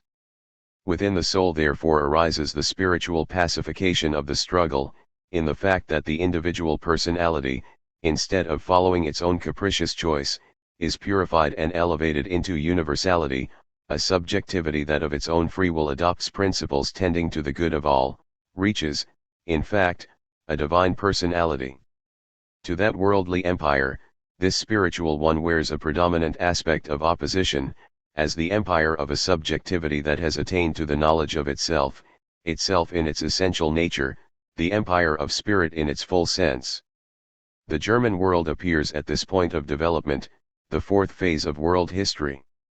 This would answer in the comparison with the periods of human life to its old age. The old age of nature is weakness, but that of spirit is its perfect maturity and strength, in which it returns to unity with itself, but in its fully developed character as spirit. This fourth phase begins with the reconciliation presented in Christianity, but only in the germ, without national or political development. We must therefore regard it as commencing rather with the enormous contrast between the spiritual, religious principle, and the barbarian real world. For spirit as the consciousness of an inner world is, at the commencement, itself still in an abstract form. All that is secular is consequently given over to rudeness and capricious violence. The Mohammedan principle, the enlightenment of the Oriental world, is the first to contravene this barbarism and caprice. We find it developing itself later and more rapidly than Christianity, for the latter needed 8 centuries to grow up into a political form. But that principle of the German world which we are now discussing, attained concrete reality only in the history of the German nations. The contrast of the spiritual principle animating the ecclesiastical state, with the rough and wild barbarism of the secular state, is here likewise present. The secular ought to be in harmony with the spiritual principle, but we find nothing more than the recognition of that obligation. The secular power forsaken by the spirit, must in the first instance vanish in presence of the ecclesiastical, as representative of spirit, but while this latter degrades itself to mere secularity, it loses its influence with the loss of its proper character and vocation. From this corruption of the ecclesiastical element, that is, of the church, results the higher form of rational thought. Spirit once more driven back upon itself, produces its work in an intellectual shape, and becomes capable of realizing the ideal of reason from the secular principle alone. Thus it happens, that in virtue of elements of universality, which have the principle of spirit as their basis, the empire of thought is established actually and concretely. The antithesis of church and state vanishes. The spiritual becomes reconnected with the secular, and develops this latter as an independently organic existence. The state no longer occupies a position of real inferiority to the church, and is no longer subordinate to it. The latter asserts no prerogative, and the spiritual is no longer an element foreign to the state. Freedom has found the means of realizing its ideal, its true existence. This is the ultimate result which the process of history is intended to accomplish, and we have to traverse in detail the long track which has been thus cursorily traced out. Yet length of time is something entirely relative, and the element of spirit is eternity. Duration, properly speaking, cannot be said to belong to it.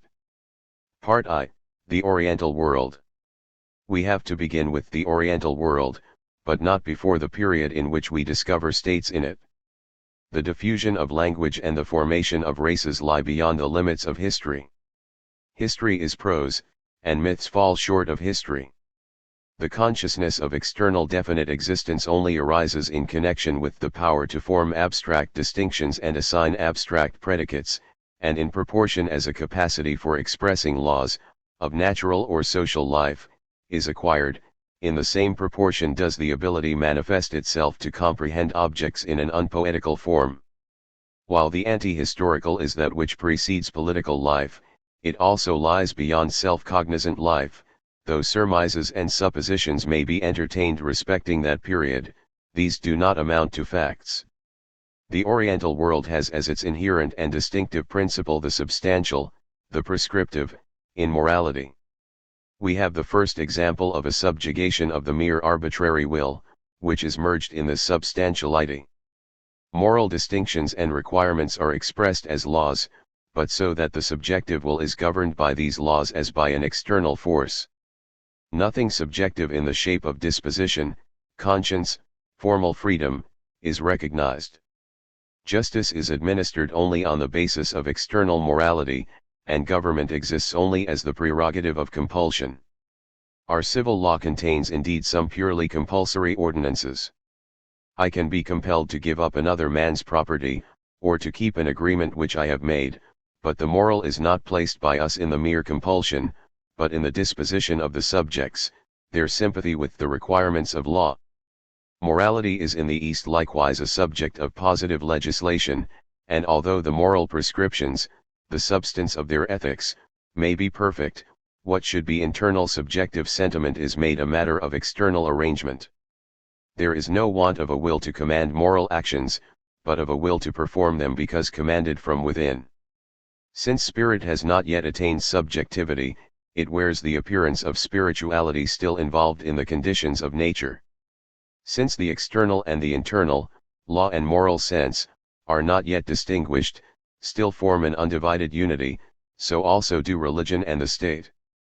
The constitution generally is a theocracy, and the kingdom of God is to the same extent also a secular kingdom as the secular kingdom is also divine. What we call God has not yet in the East been realized in consciousness, for our idea of God involves an elevation of the soul to the supersensual. While we obey, because what we are required to do is confirmed by an internal sanction, there the law is regarded as inherently and absolutely valid without a sense of the want of this subjective confirmation. In the law men recognize not their own will, but one entirely foreign. Of the several parts of Asia we have already eliminated as unhistorical, Upper Asia, so far and so long as its nomad population do not appear on the scene of history, and Siberia. The rest of the Asiatic world is divided into 4 districts: first, the river plains, formed by the Yellow and Blue Stream, and the upland of farther Asia, China and the Mongols. Secondly, the valley of the Ganges and that of the Indus. The third theater of history comprises the river plains of the Oxus and Jaxartes, the upland of Persia, and the other valley plains of the Euphrates and Tigris, to which hither Asia attaches itself. Fourthly, the river plain of the Nile.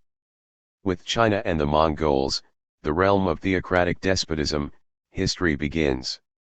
Both have the patriarchal constitution for their principle, so modified in China, as to admit the development of an organized system of secular polity, while among the Mongols it limits itself to the simple form of a spiritual, religious sovereignty. In China the monarch is chief as patriarch. The laws of the state are partly civil ordinances, partly moral requirements, so that the internal law, the knowledge on the part of the individual of the nature of his volition, as his own inmost self, even this is the subject of external statutory enactment. The sphere of subjectivity does not then attain to maturity here, since moral laws are treated as legislative enactments, and law on its part has an ethical aspect. All that we call subjectivity is concentrated in the supreme head of the state, who, in all his legislation has an eye to the health, wealth, and benefit of the whole. Contrasted with this secular empire is the spiritual sovereignty of the Mongols, at the head of which stands the Lama, who is honored as God. In this spiritual empire no secular political life can be developed. In the second phase, the Indian realm, we see the unity of political organization, a perfect civil machinery, such as exists in China, in the first instance, broken up. The several powers of society appear as dissevered and free in relation to each other. The different castes are indeed fixed, but in view of the religious doctrine that established them, they wear the aspect of natural distinctions. Individuals are thereby still further stripped of proper personality, although it might appear as if they derived gain from the development of the distinctions in question. For though we find the organization of the state no longer, as in China, determined and arranged by the one all-absorbing personality, the head of the state, the distinctions that exist are attributed to nature, and so become differences of caste. The unity in which these divisions must finally meet, is a religious one, and thus arises theocratic aristocracy and its despotism. Here begins, therefore, the distinction between the spiritual consciousness and secular conditions, but as the separation implied in the above-mentioned distinctions is the cardinal consideration, so also we find in the religion the principle of the isolation of the constituent elements of the idea, a principle which posits the harshest antithesis, the conception of the purely abstract unity of God, and of the purely sensual powers of nature. The connection of the two is only a constant change, a restless hurrying from one extreme to the other, a wild chaos of fruitless variation, which must appear as madness to a duly regulated, intelligent consciousness. The third important form, presenting a contrast to the immovable unity of China and to the wild and turbulent unrest of India, is the Persian realm. China is quite peculiarly Oriental, India we might compare with Greece, Persia on the other hand with Rome. In Persia namely, the theocratic power appears as a monarchy. Now monarchy is that kind of constitution which does indeed unite the members of the body politic in the head of the government as in a point, but regards that head neither as the absolute director nor the arbitrary ruler, but as a power whose will is regulated by the same principle of law as the obedience of the subject. We have thus a general principle, a law, lying at the basis of the whole, but which, still regarded as a dictum of mere nature, not as free and absolute truth, is clogged by an antithesis, that of formal freedom on the part of man as commanded to obey positive alien requirements. The representation, therefore, which spirit makes of itself is, at this grade of progress, of a purely natural kind, light. This universal principle is as much a regulative one for the monarch as for each of his subjects, and the Persian spirit is accordingly clear, illuminated, the idea of a people living in pure morality, as in a sacred community. But this has on the one hand as a merely natural ecclesia, the above antithesis still unreconciled, and its sanctity displays the characteristics of a compulsory, external one. On the other hand this antithesis is exhibited in Persia in its being the empire of hostile peoples, and the union of the most widely differing nations. The Persian unity is not that abstract one of the Chinese empire, it is adapted to rule over many and various nationalities, which it unites under the mild power of universality as a beneficial sun shining over all, waking them into life and cherishing their growth. This universal principle, occupying the position of a root only, allows the several members a free growth for unrestrained expansion and ramification. In the organization of these several peoples, the various principles and forms of life have full play and continue to exist together. We find in this multitude of nations, roving nomads, then we see in Babylonia and Syria commerce and industrial pursuits in full vigor, the wildest sensuality, the most uncontrolled turbulence. The coasts mediate a connection with foreign lands. In the midst of this confusion the spiritual God of the Jews arrests our attention, like Brahm, existing only for thought, yet jealous and excluding from his being and abolishing all distinct speciality of manifestations avatars, such as are freely allowed in other religions.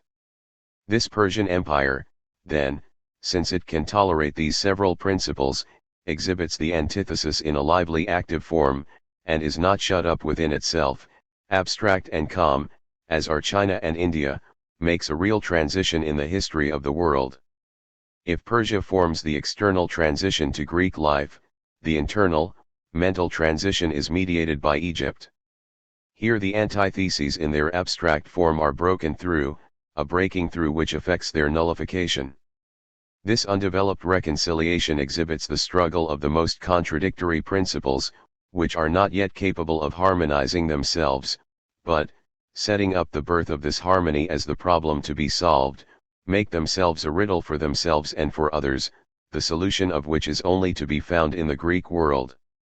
If we compare these kingdoms in the light of their various fates, we find the empire of the two Chinese rivers the only durable kingdom in the world. Conquests cannot affect such an empire. The world of the Ganges and the Indus has also been preserved. A state of things so destitute of distinct thought is likewise imperishable, but it is in its very nature destined to be mixed with other races, to be conquered and subjugated.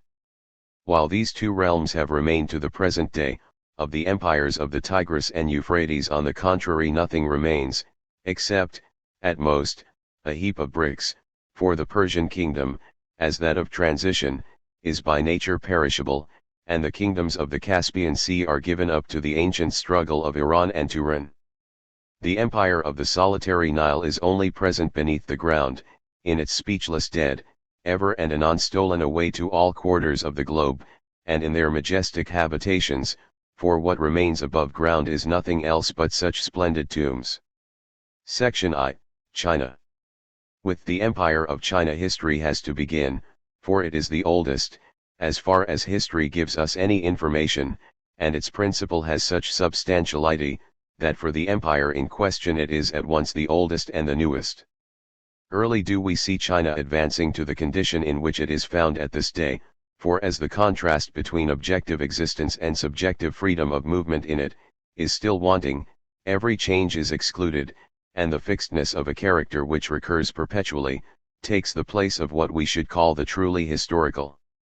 China and India lie, as it were, still outside the world's history, as the mere presupposition of elements whose combination must be waited for to constitute their vital progress. The unity of substantiality and subjective freedom so entirely excludes the distinction and contrast of the two elements, that by this very fact, substance cannot arrive at reflection on itself, at subjectivity. The substantial positive in its moral aspect, rules therefore, not as the moral disposition of the subject, but as the despotism of the sovereign. No people has a so strictly continuous series of writers of history as the Chinese. Other Asiatic peoples also have ancient traditions, but no history. The Vedas of the Indians are not such. The traditions of the Arabs are very old, but are not attached to a political constitution and its development. But such a constitution exists in China, and that in a distinct and prominent form. The Chinese traditions ascend to 3,000 years before Christ, and the Shu King, their canonical document, beginning with the government of Yao, places this 2,357 years before Christ. It may here be incidentally remarked, that the other Asiatic kingdoms also reach a high antiquity. According to the calculation of an English writer, the Egyptian history, e.g., reaches to 2,207 years before Christ, the Assyrian to 2,221, the Indian to 2,204.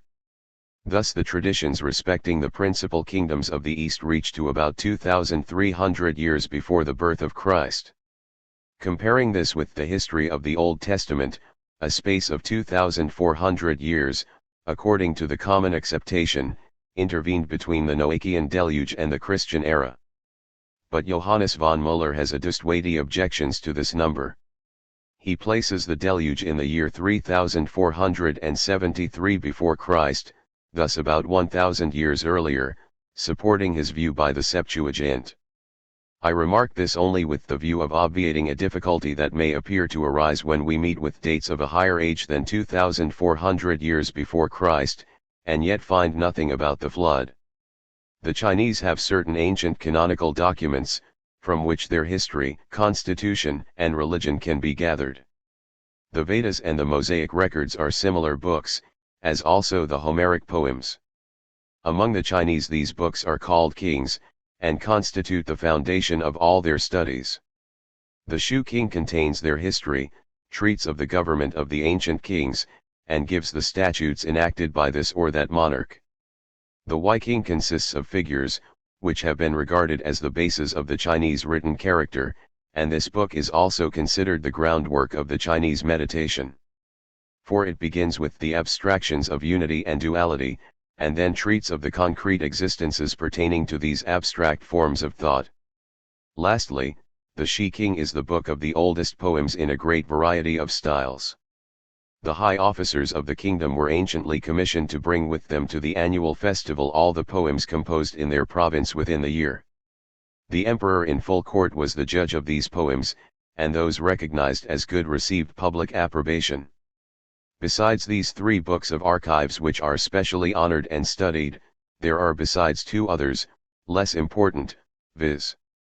The Liqi, or Liqing, which records the customs and ceremonial observances pertaining to the imperial dignity, and that of the state functionaries, with an appendix, Yoqing, treating of music, and the Ch'an-Tsin, the chronicle of the kingdom Lu, where Confucius appeared. These books are the groundwork of the history, the manners, and the laws of China. This empire early attracted the attention of Europeans, although only vague stories about it had reached them. It was always marveled at as a country which, self-originated, appeared to have no connection with the outer world.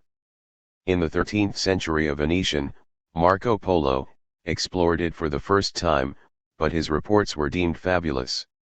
In later times, everything that he had said respecting its extent and greatness was entirely confirmed. By the lowest calculation, China has 150 million of inhabitants, another makes the number 200 million, and the highest raises it even to 300,000,000. From the far north it stretches towards the south to India, on the east it is bounded by the vast Pacific, and on the west it extends towards Persia and the Caspian. China proper is overpopulated. On both rivers, the Huanghe and the Yangtze-Kiang, dwell many millions of human beings, living on rafts adapted to all the requirements of their mode of life. The population and the thoroughly organized state arrangements, descending even to the minutest details, have astonished Europeans, and a matter of especial astonishment is the accuracy with which their historical works are executed. For in China the historians are some of the highest functionaries. 2 ministers constantly in attendance on the emperor, are commissioned to keep a journal of everything the emperor does, commands, and says, and their notes are then worked up and made use of by the historians. We cannot go further into the minutiae of their annals, which, as they themselves exhibit no development, would only hinder us in ours. Their history ascends to very ancient times, in which Fouhi is named as the diffuser of culture, he having been the original civilizer of China. He is said to have lived in the 29th century before Christ, before the time, therefore, at which the Shu King begins, but the mythical and prehistorical is treated by Chinese historians as perfectly historical. The first region of Chinese history is the northwestern corner, China proper, towards that point where the Huanghe descends from the mountains, for only at a later period did the Chinese Empire extend itself towards the south, to the Yangtze-Kiang. The narrative begins with the period in which men lived in a wild state, i.e., in the woods, when they fed on the fruits of the earth, and clothed themselves with the skins of wild beasts. There was no recognition of definite laws among them.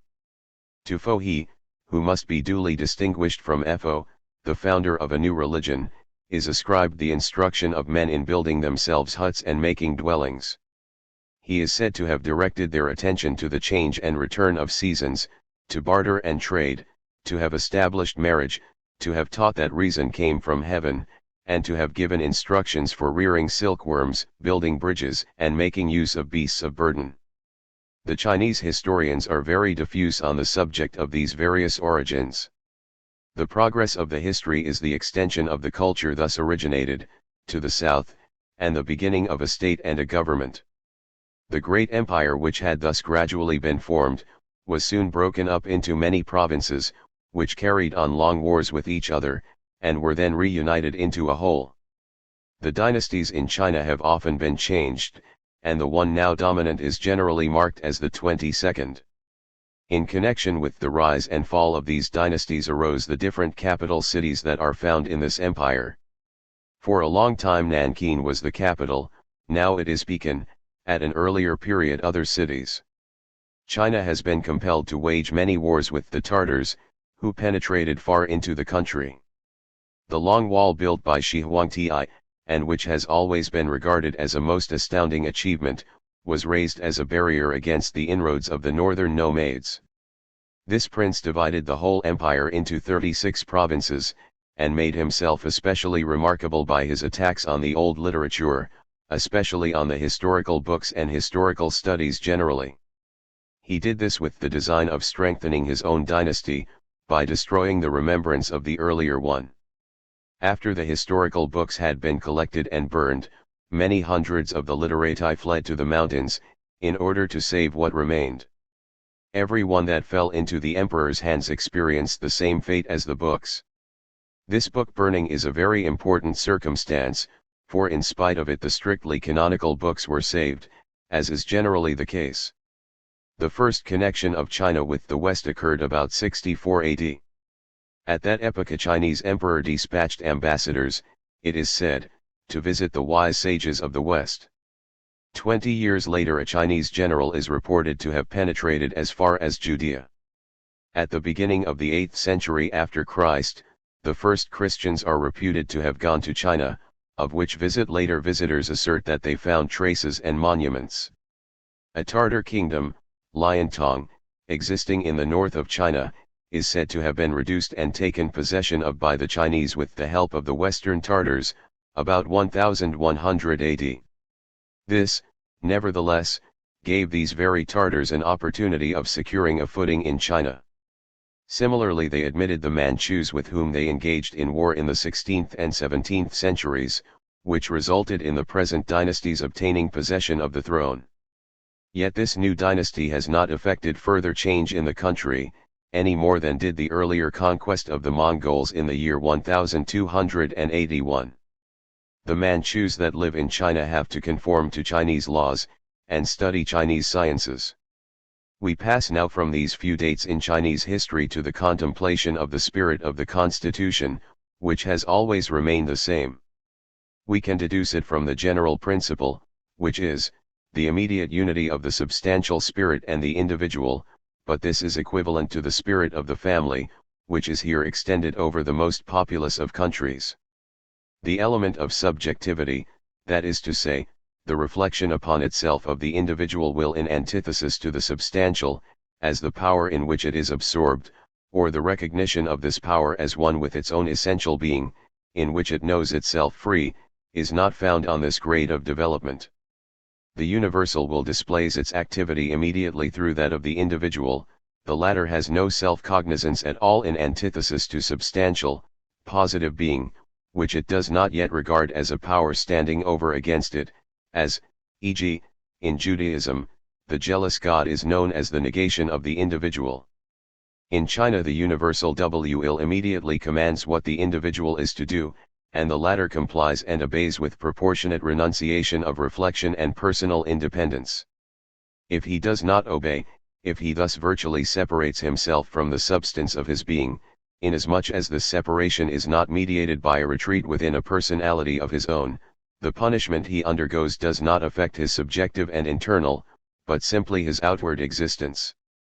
The element of subjectivity is therefore as much wanting to this political totality as the latter is on its side altogether destitute of a foundation in the moral disposition of the subject.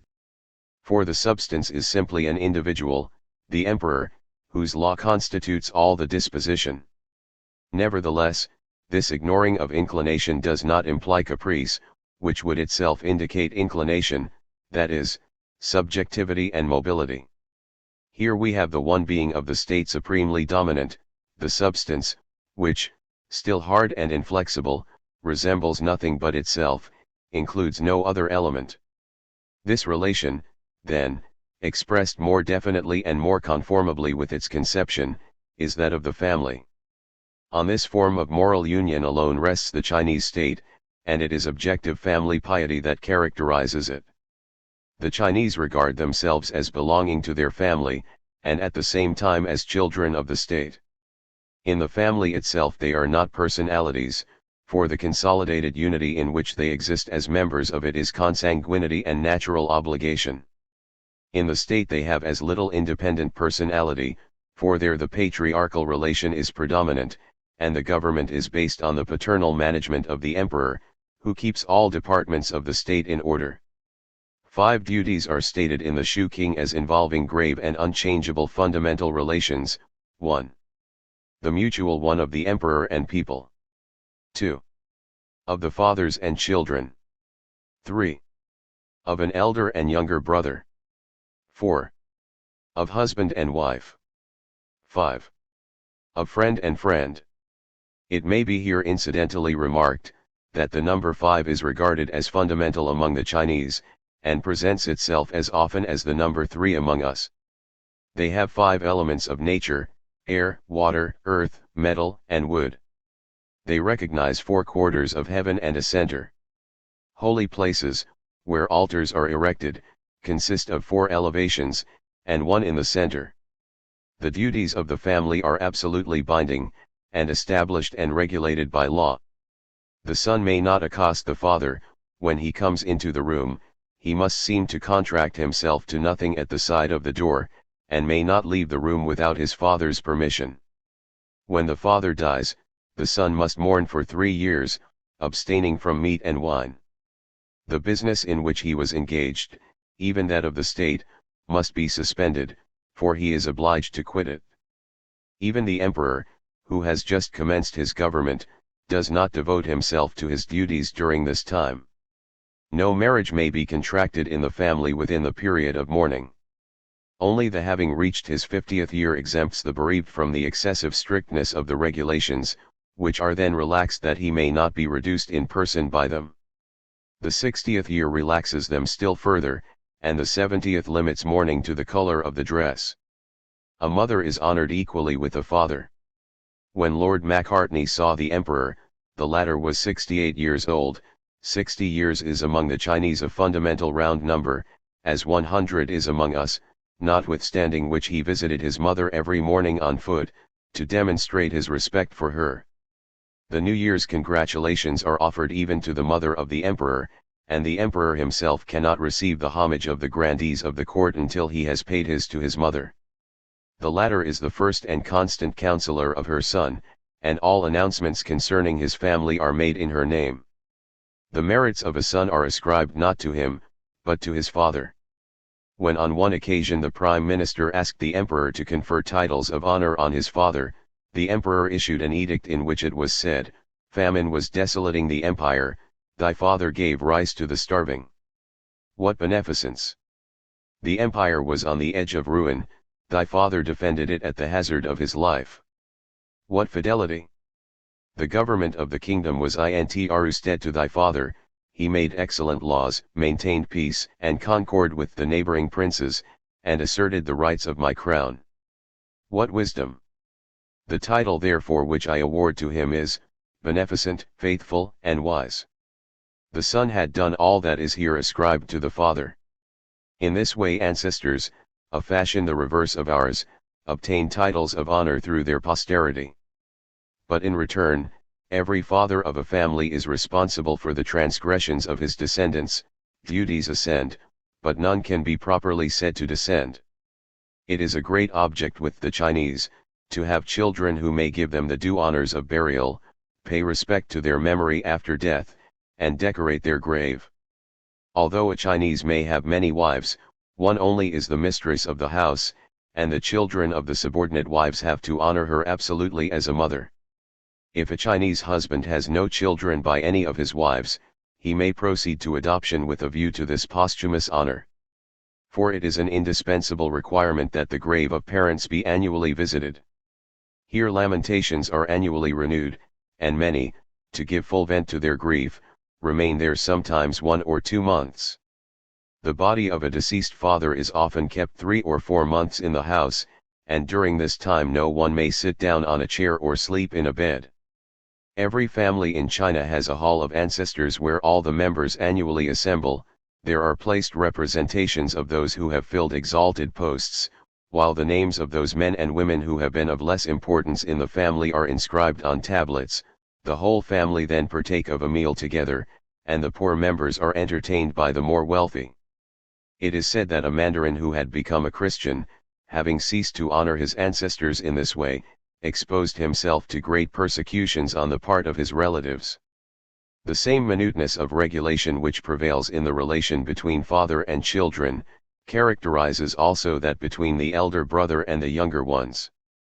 The former has, though in a less degree than parents, claims to reverence. This family basis is also the basis of the constitution, if we can speak of such. For although the emperor has the right of a monarch, standing at the summit of a political edifice, he exercises it paternally.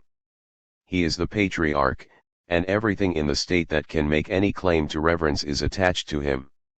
For the emperor is chief both in religious affairs and in science, a subject which will be treated of in detail further on. This paternal care on the part of the emperor, and the spirit of his subjects, who like children do not advance beyond the ethical principle of the family circle, and can gain for themselves no independent and civil freedom, makes the whole an empire, administration, and social code, which is at the same time moral and thoroughly prosaic, that is, a product of the understanding without free reason and imagination. The emperor claims the deepest reverence. In virtue of his position he is obliged personally to manage the government, and must himself be acquainted with and direct the legislative business of the empire, although the tribunals give their assistance. Notwithstanding this, there is little room for the exercise of his individual will, for the whole government is conducted on the basis of certain ancient maxims of the empire, while his constant oversight is not the less necessary. The imperial princes are therefore educated on the strictest plan. Their physical frames are hardened by discipline, and the sciences are their occupation from their earliest years.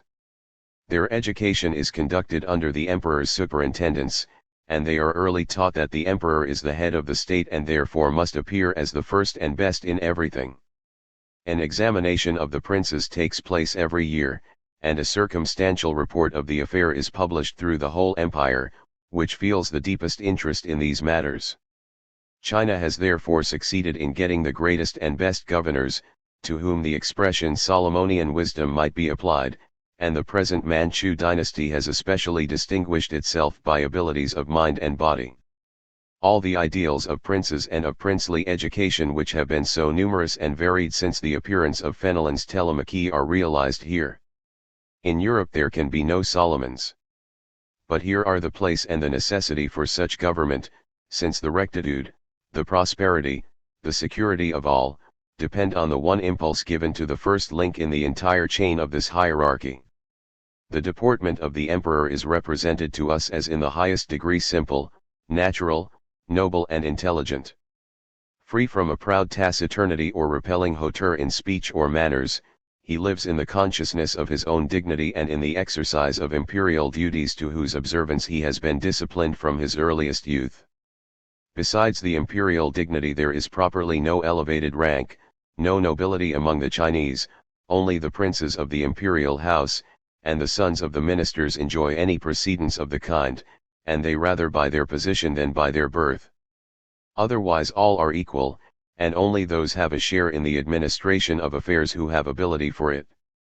Official stations are therefore occupied by men of the greatest intellect and education. The Chinese state has consequently been often set up as an ideal which may serve even us for a model. The next thing to be considered is the administration of the empire. We cannot speak, in reference to China, of a constitution, for this would imply that individuals and corporations have independent rights, partly in respect of their particular interests, partly in respect of the entire state. This element must be wanting here, and we can only speak of an administration of the empire. In China, we have the reality of absolute equality, and all the differences that exist are possible only in connection with that administration, and in virtue of the worth which a person may acquire, enabling him to fill a high post in the government. Since equality prevails in China, but without any freedom, despotism is necessarily the mode of government. Among us, men are equal only before the law, and in the respect paid to the property of each, but they have also many interests and peculiar privileges, which must be guaranteed, if we are to have what we call freedom. But in the Chinese Empire these special interests enjoy no consideration on their own account, and the government proceeds from the emperor alone, who sets it in movement as a hierarchy of officials or mandarins. Of these, there are two kinds, learned and military mandarins, the latter corresponding to our officers. The learned mandarins constitute the higher rank, for, in China, civilians take precedence of the military. Government officials are educated at the schools, elementary schools are instituted for obtaining elementary knowledge. Institutions for higher cultivation, such as our universities, may, perhaps, be said not to exist. Those who wish to attain high official posts must undergo several examinations, usually 3 in number. To the third and last examination, at which the emperor himself is present, only those can be admitted who have passed the first and second with credit, and the reward for having succeeded in this, is the immediate introduction into the highest council of the empire. The sciences, an acquaintance with which is especially required, are the history of the empire, jurisprudence, and the science of customs and usages, and of the organization and administration of government. Besides this, the mandarins are said to have a talent for poetry of the most refined order. We have the means of judging of this, particularly from the romance, Ju Kiao Li, or, The Two Cousins, translated by Abel Ramusat. In this, a youth is introduced who, having finished his studies, is endeavoring to attain high dignities. The officers of the army, also, must have some mental acquirements, they too are examined, but civil functionaries enjoy, as stated above, far greater respect. At the great festivals the emperor appears with a retinue of 2,000 doctors, i.e. mandarins in civil offices, and the same number of military mandarins. In the whole Chinese state, there are about 15,000 civil, and 20,000 military mandarins. The mandarins who have not yet obtained an office, nevertheless belong to the court, and are obliged to appear at the great festivals in the spring and autumn, when the emperor himself guides the plough. These functionaries are divided into 8 classes. The first are those that attend the emperor, then follow the viceroys, and so on. The emperor governs by means of administrative bodies, for the most part composed of mandarins. The council of the empire is the highest body of the kind, it consists of the most learned and talented men. From these are chosen the presidents of the other colleges. The greatest publicity prevails in the business of government. The subordinate officials report to the council of the empire, and the latter lay the matter before the emperor, whose decision is made known in the court journal. The emperor often accuses himself of faults, and should his princes have been unsuccessful in their examination, he blames them severely. In every ministry, and in various parts of the empire, there is a censor, Kao Tao, who has to give the emperor an account of everything. These censors enjoy a permanent office, and are very much feared. They exercise a strict surveillance over everything that concerns the government, and the public and private conduct of the mandarins, and make their report immediately to the emperor. They have also the right of remonstrating with and blaming him. The Chinese history gives many examples of the noble-mindedness and courage of these Kao Taos.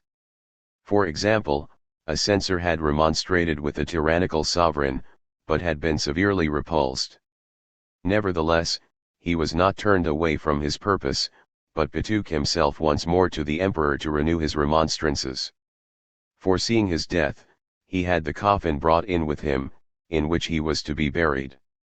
It is related of the censors, that, cruelly lacerated by the torturers and unable to utter a sound, they have even written their animadversions with their own blood in the sand. These censors themselves form yet another tribunal which has the oversight of the whole empire. The mandarins are responsible also for performing duties arising from unforeseen exigencies in the state.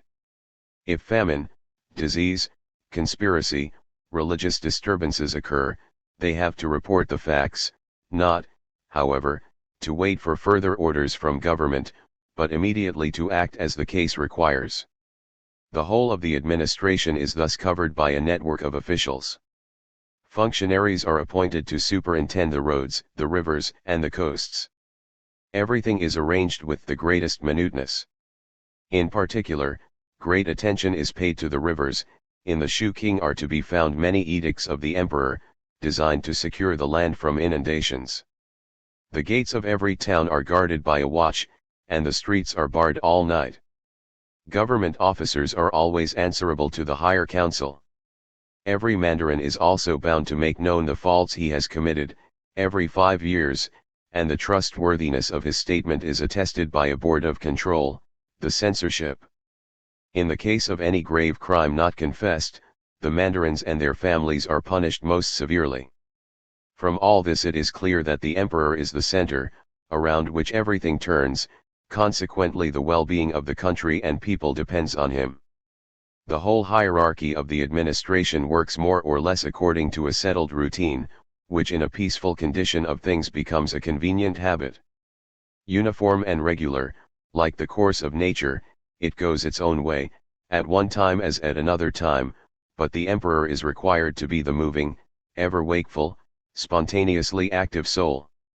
If then the personal character of the emperor is not of the order described, namely, thoroughly moral, laborious, and while maintaining dignity, full of energy, everything is relaxed, and the government is paralyzed from head to foot, and given over to carelessness and caprice.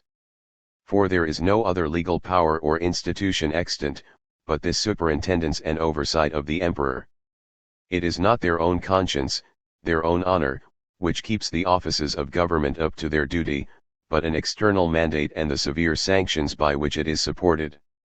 In the instance of the revolution that occurred in the middle of the 17th century, the last emperor of the dynasty was very amiable and honorable, but through the mildness of his character, the reins of government were relaxed, and disturbances naturally ensued.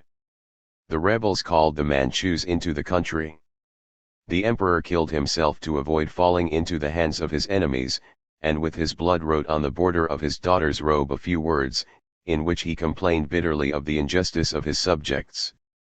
A mandarin, who was with him, buried him and then killed himself on his grave. The empress and her attendants followed the example.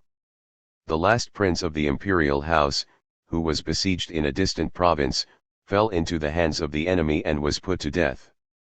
All the other attendant mandarins died a voluntary death. Passing from the administration to the jurisprudence of China, we find the subjects regarded as in a state of nonage, in virtue of the principle of patriarchal government. No independent classes or orders, as in India, have interests of their own to defend.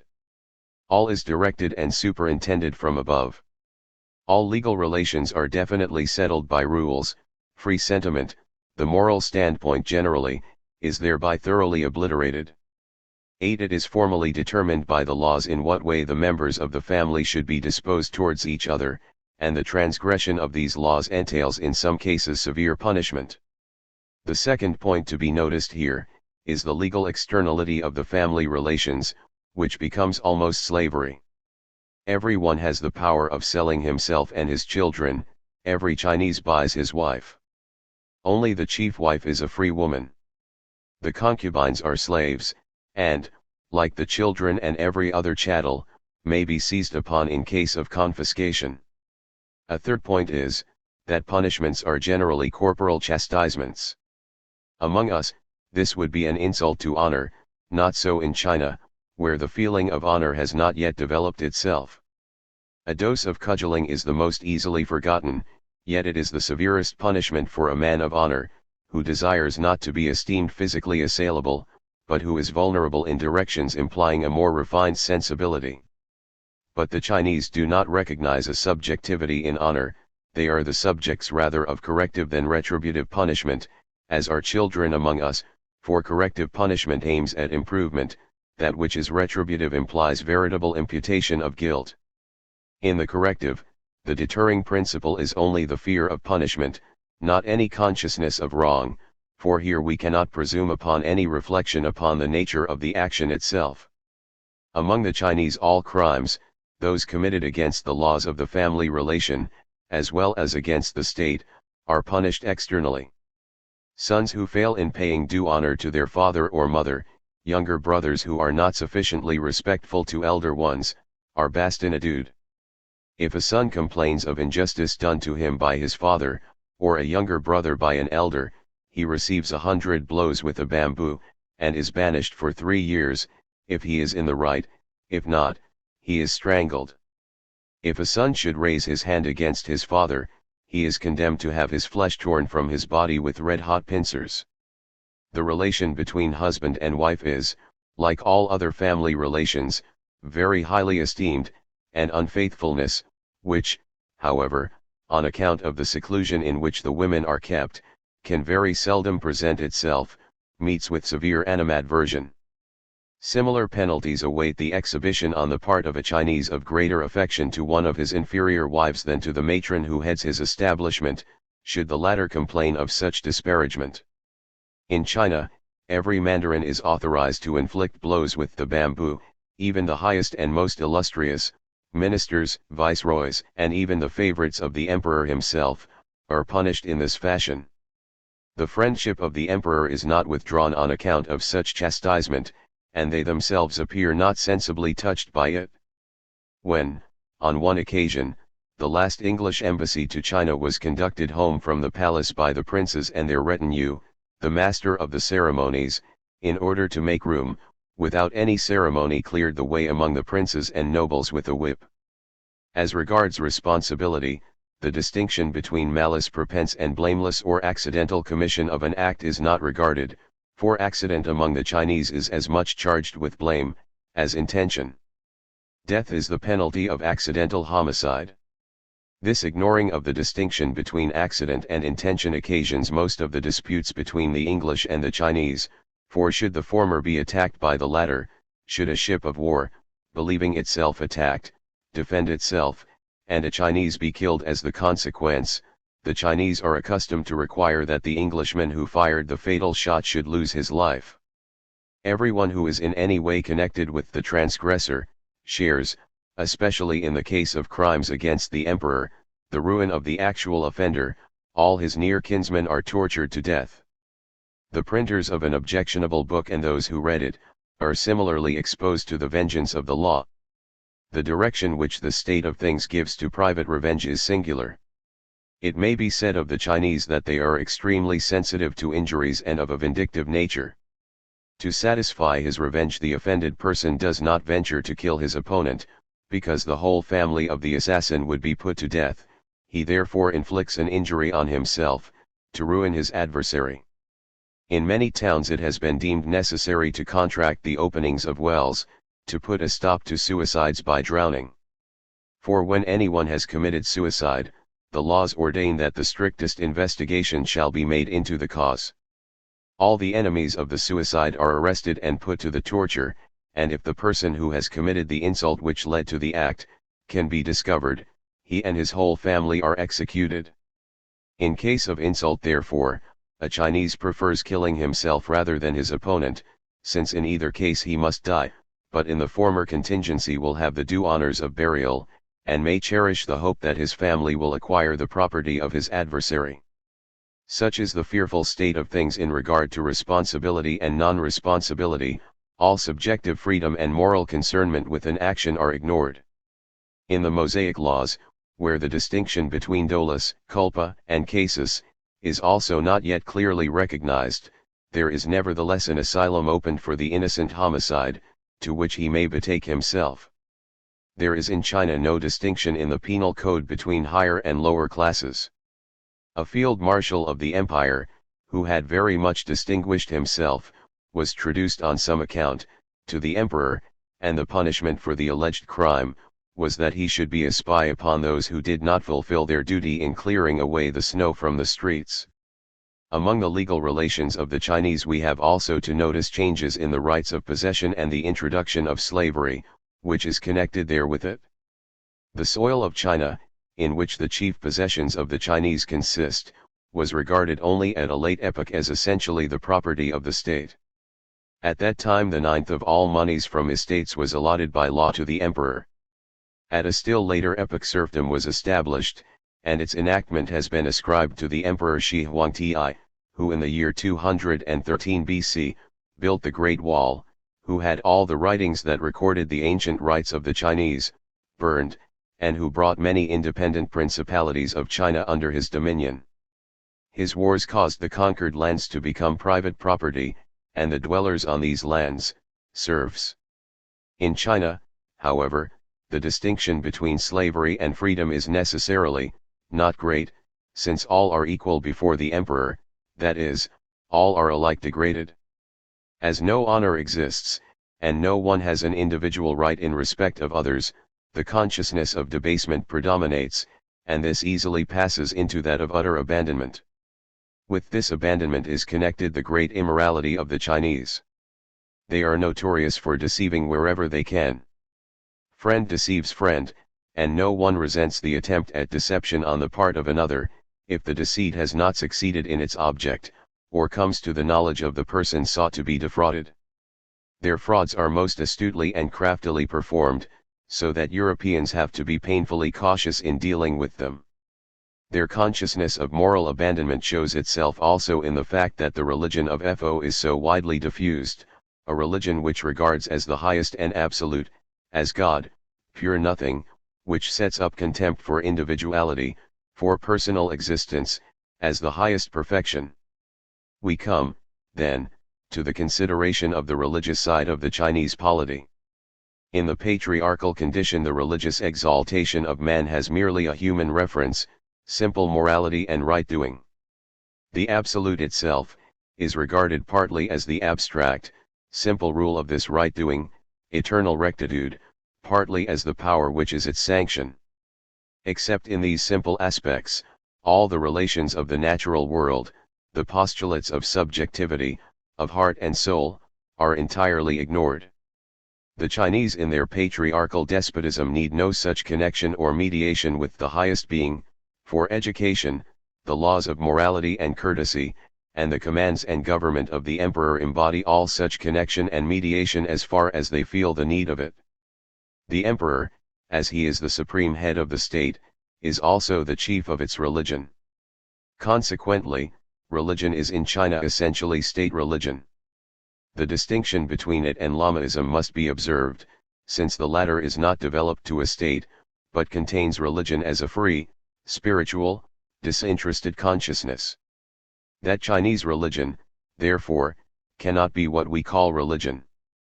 For to us religion means the retirement of the spirit within itself, in contemplating its essential nature, its inmost being. In these spheres, then, man is withdrawn from his relation to the state, and betaking himself to this retirement, is able to release himself from the power of secular government. But in China religion has not risen to this grade, for true faith is possible only where individuals can seclude themselves, can exist for themselves independently of any external compulsory power. In China the individual has no such life, does not enjoy this independence, in any direction he is therefore dependent, in religion as well as in other things, that is, dependent on objects of nature, of which the most exalted is the material heaven. On this depend harvest, the seasons of the year, the abundance and sterility of crops. The emperor, as crown of all, the embodiment of power, alone approaches heaven. Individuals, as such, enjoy no such privilege. He it is, who presents the offerings at the four feasts, gives thanks at the head of his court, for the harvest, and invokes blessings on the sowing of the seed. This heaven might be taken in the sense of our term God, as the Lord of nature.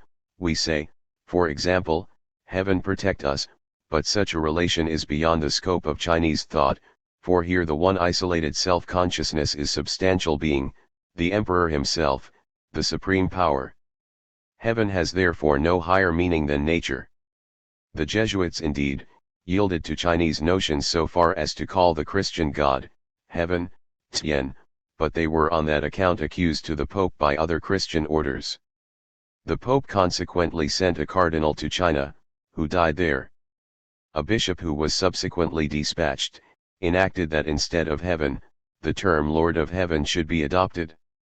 The relation to Tian is supposed to be such, that the good conduct of individuals and of the emperor brings blessing, their transgressions on the other hand cause want and evil of all kinds. The Chinese religion involves that primitive element of magical influence over nature, inasmuch as human conduct absolutely determines the course of events. If the emperor behaves well, prosperity cannot but ensue, heaven must ordain prosperity. A second side of this religion is, that as the general aspect of the relation to heaven is bound up with the person of the emperor, he has also its more special bearings in his hands, viz., the particular well-being of individuals and provinces. These have each an appropriate genius, Chen, which is subject to the emperor, who pays adoration only to the general power of heaven, while the several spirits of the natural world follow his laws. He is thus made the proper legislator for heaven as well as for earth. To these genii, each of which enjoys a worship peculiar to itself, certain sculptured forms are assigned. These are disgusting idols, which have not yet attained the dignity of art, because nothing spiritual is represented in them. They are therefore only terrific, frightful, and negative. They keep watch, as among the Greeks do the river gods, the nymphs, and dryads, over single elements and natural objects. Each of the 5 elements has its genius, distinguished by a particular color. The sovereignty of the dynasty that occupies the throne of China also depends on a genius, and this one has a yellow color. Not less does every province and town, every mountain and river possess an appropriate genius. All these spirits are subordinate to the emperor, and in the annual directory of the empire are registered the functionaries and genii to whom such or such a brook, river, etc., has been intrusted. If a mischance occurs in any part, the genius is deposed as a mandarin would be. The genii have innumerable temples, in Pekin nearly 10,000, to which a multitude of priests and convents are attached. These bonzes live unmarried, and in all cases of distress are applied to by the Chinese for counsel. In other respects, however, neither they nor the temples are much venerated. Lord Macartney's embassy was even quartered in a temple, such buildings being used as inns. The emperor has sometimes thought fit to secularize many thousands of these convents, to compel the bonzes to return to civil life, and to impose taxes on the estates appertaining to the foundations. The bonzes are soothsayers and exorcists, for the Chinese are given up to boundless superstitions. This arises from the want of subjective independence, and presupposes the very opposite of freedom of spirit. In every undertaking, example if the site of a house, or of a grave, etc., is to be determined, the advice of the soothsayers is asked. In the Viking certain lines are given, which supply fundamental forms and categories, on account of which this book is called the Book of Fates. A certain meaning is ascribed to the combination of such lines, and prophetic announcements are deduced from this groundwork. Or a number of little sticks are thrown into the air, and the fate in question is prognosticated from the way in which they fall. What we regard as chance, as natural connection, the Chinese seek to deduce or attain by magical arts, and in this particular also, their want of spiritual religion is manifested. With this deficiency of genuine subjectivity is connected moreover, the form which Chinese science assumes. In mentioning Chinese sciences we encounter a considerable clamor about their perfection and antiquity. Approaching the subject more closely, we see that the sciences enjoy very great respect, and that they are even publicly extolled and promoted by the government. The emperor himself stands at the apex of literature. A college exists whose special business it is to edit the decrees of the emperor, with a view to their being composed in the best style, and this redaction assumes the character of an important affair of state. The mandarins in their notifications have to study the same perfection of style, for the form is expected to correspond with the excellence of the matter. One of the highest governmental boards is the Academy of Sciences. The emperor himself examines its members, they live in the palace, and perform the functions of secretaries, historians of the empire, natural philosophers, and geographers. Should a new law be proposed, the Academy must report upon it. By way of introduction to such report it must give the history of existing enactments, or if the law in question affects foreign countries, a description of them is required. The emperor himself writes the prefaces to the works thus composed. Among recent emperors Qianlong especially distinguished himself by his scientific acquirements. He himself wrote much, but became far more remarkable by publishing the principal works that China has produced. At the head of the commission appointed to correct the press, was a prince of the empire, and after the work had passed through the hands of all, it came once more back to the emperor, who severely punished every error that had been committed. Though in one aspect the sciences appear thus preeminently honored and fostered, there are wanting to them on the other side that free ground of subjectivity, and that properly scientific interest, which make them a truly theoretical occupation of the mind. A free, ideal, spiritual kingdom has here no place. What may be called scientific is of a merely empirical nature, and is made absolutely subservient to the useful on behalf of the state, its requirements and those of individuals. The nature of their written language is at the outset a great hindrance to the development of the sciences. Rather, conversely, because a true scientific interest does not exist, the Chinese have acquired no better instrument for representing and imparting thought. They have, as is well known, beside a spoken language, a written language, which does not express, as our does, individual sounds, does not present the spoken words to the eye, but represents the ideas themselves by signs. This appears at first sight a great advantage, and has gained the suffrages of many great men, among others, of Leibniz. In reality, it is anything but such. For if we consider in the first place, the effect of such a mode of writing on the spoken language, we shall find this among the Chinese very imperfect, on account of that separation. For our spoken language is matured to distinctness chiefly through the necessity of finding signs for each single sound, which latter, by reading, we learn to express distinctly. The Chinese, to whom such a means of orthoepic development is wanting, do not mature the modifications of sounds in their language to distinct articulations capable of being represented by letters and syllables. Their spoken language consists of an inconsiderable number of monosyllabic words, which are used with more than one signification. The sole methods of denoting distinctions of meaning are the connection, the accent, and the pronunciation, quicker or slower, softer or louder. The ears of the Chinese have become very sensible to such distinctions.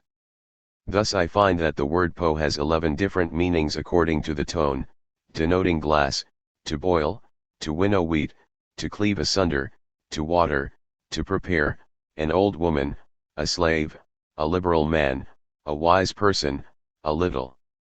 As to their written language, I will specify only the obstacles which it presents to the advance of the sciences.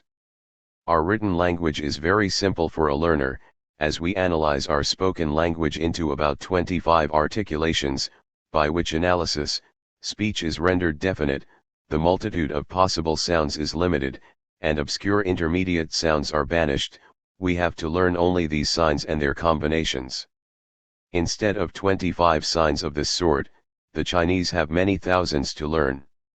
The number necessary for use is reckoned at 9,353, or even 10,516, if we add those recently introduced, and the number of characters generally, for ideas and their combinations as they are presented in books, amounts to from 80,000 to 90,000. As to the sciences themselves, history among the Chinese comprehends the bare and definite facts, without any opinion or reasoning upon them. In the same way their jurisprudence gives only fixed laws, and their ethics only determinate duties, without raising the question of a subjective foundation for them. The Chinese have, however, in addition to other sciences, a philosophy, whose elementary principles are of great antiquity, since the Weiqing, the Book of Fates, treats of origination and destruction. In this book are found the purely abstract ideas of unity and duality. The philosophy of the Chinese appears therefore to proceed from the same fundamental ideas as that of Pythagoras. 9. The fundamental principle recognized is reason, Tao, that essence lying at the basis of the whole, which affects everything. To become acquainted with its forms is regarded among the Chinese also as the highest science, yet this has no connection with the educational pursuits which more nearly concern the state. The works of Lao Tse, and especially his work Tao Te Ching, are celebrated. Confucius visited this philosopher in the 6th century before Christ, to testify his reverence for him. Although every Chinaman is at liberty to study these philosophical works, a particular sect, calling itself Taozi, honorers of reason, makes this study its special business. Those who compose it are isolated from civil life, and there is much that is enthusiastic and mystic intermingled with their views. They believe, for instance, that he who is acquainted with reason, possesses an instrument of universal power, which may be regarded as all-powerful, and which communicates a supernatural might, so that the possessor is enabled by it to exalt himself to heaven, and is not subject to death, much the same as the universal elixir of life once talked of among us. With the works of Confucius we have become more intimately acquainted. To him, China owes the publication of the Kings, and many original works on morality besides, which form the basis of the customs and conduct of the Chinese. In the principal work of Confucius, which has been translated into English, are found correct moral apophthegms, but there is a circumlocution, a reflex character, and circuitousness in the thought, which prevents it from rising above mediocrity. As to the other sciences, they are not regarded as such, but rather as branches of knowledge for the behoof of practical ends. The Chinese are far behind in mathematics, physics, and astronomy, notwithstanding their quondam reputation in regard to them. They knew many things at a time when Europeans had not discovered them, but they have not understood how to apply their knowledge, as e.g. the magnet, and the art of printing. But they have made no advance in the application of these discoveries. In the latter, for instance, they continue to engrave the letters in wooden blocks and then print them off. They know nothing of movable types. Gunpowder, too, they pretended to have invented before the Europeans, but the Jesuits were obliged to found their first cannon. As to mathematics, they understand well enough how to reckon, but the higher aspect of the science is unknown. The Chinese also have long passed as great astronomers. Laplace has investigated their acquisitions in this department, and discovered that they possess some ancient accounts and notices of lunar and solar eclipses, but these certainly do not constitute a science. The notices in question are, moreover, so indefinite, that they cannot properly be put in the category of knowledge. In the Shu King example we have 2 eclipses of the sun mentioned in the space of 1,500 years. The best evidence of the state of astronomy among the Chinese is the fact that for many hundred years the Chinese calendars have been made by Europeans. In earlier times, when Chinese astronomers continued to compose the calendar, false announcements of lunar and solar eclipses often occurred, entailing the execution of the authors. The telescopes which the Chinese have received as presents from the Europeans, are set up for ornament, but they have not an idea how to make further use of them. Medicine, too, is studied by the Chinese, but only empirically, and the grossest superstition is connected with its practice. The Chinese have as a general characteristic, a remarkable skill in imitation, which is exercised not merely in daily life, but also in art. They have not yet succeeded in representing the beautiful, as beautiful, for in their painting, perspective and shadow are wanting. And although a Chinese painter copies European pictures, as the Chinese do everything else, correctly, although he observes accurately how many scales a carp has, how many indentations there are in the leaves of a tree, what is the form of various trees, and how the branches bend, the exalted, the ideal and beautiful is not the domain of his art and skill. The Chinese are, on the other hand, too proud to learn anything from Europeans, although they must often recognize their superiority. A merchant in Canton had a European ship built, but at the command of the governor it was immediately destroyed. The Europeans are treated as beggars, because they are compelled to leave their home, and seek for support elsewhere than in their own country. Besides, the Europeans, just because of their intelligence, have not yet been able to imitate the superficial and perfectly natural cleverness of the Chinese. Their preparation of varnishes, their working of metals, and especially their art of casting them extremely thin, their porcelain manufacture and many other things, have not yet been completely mastered by Europeans. This is the character of the Chinese people in its various aspects. Its distinguishing feature is, that everything which belongs to spirit, unconstrained morality in practice and theory, heart, inward religion, science and art properly so called, is alien to it. The emperor always speaks with majesty and paternal kindness and tenderness to the people, who, however, cherish the meanest opinion of themselves, and believe that they are born only to drag the car of imperial power. The burden which presses them to the ground, seems to them to be their inevitable destiny, and it appears nothing terrible to them to sell themselves as slaves, and to eat the bitter bread of slavery. Suicide, the result of revenge, and the exposure of children, as a common, even daily occurrence, show the little respect in which they hold themselves individually, and humanity in general. And though there is no distinction conferred by birth, and everyone can attain the highest dignity, this very equality testifies to no triumphant assertion of the worth of the inner man, but a servile consciousness, one which has not yet matured itself so far as to recognize distinctions. Section 2, India. India, like China, is a phenomenon antique as well as modern, one which has remained stationary and fixed, and has received a most perfect homesprung development. It has always been the land of imaginative aspiration, and appears to us still as a fairy region, an enchanted world. In contrast with the Chinese state, which presents only the most prosaic understanding, India is the region of fantasy and sensibility. The point of advance in principle which it exhibits to us may be generally stated as follows. In China the patriarchal principle rules a people in a condition of nonage, the part of whose moral resolution is occupied by the regulating law, and the moral oversight of the emperor. Now it is the interest of spirit that external conditions should become internal ones, that the natural and the spiritual world should be recognized in the subjective aspect belonging to intelligence, by which process the unity of subjectivity and positive being generally, or the idealism of existence, is established.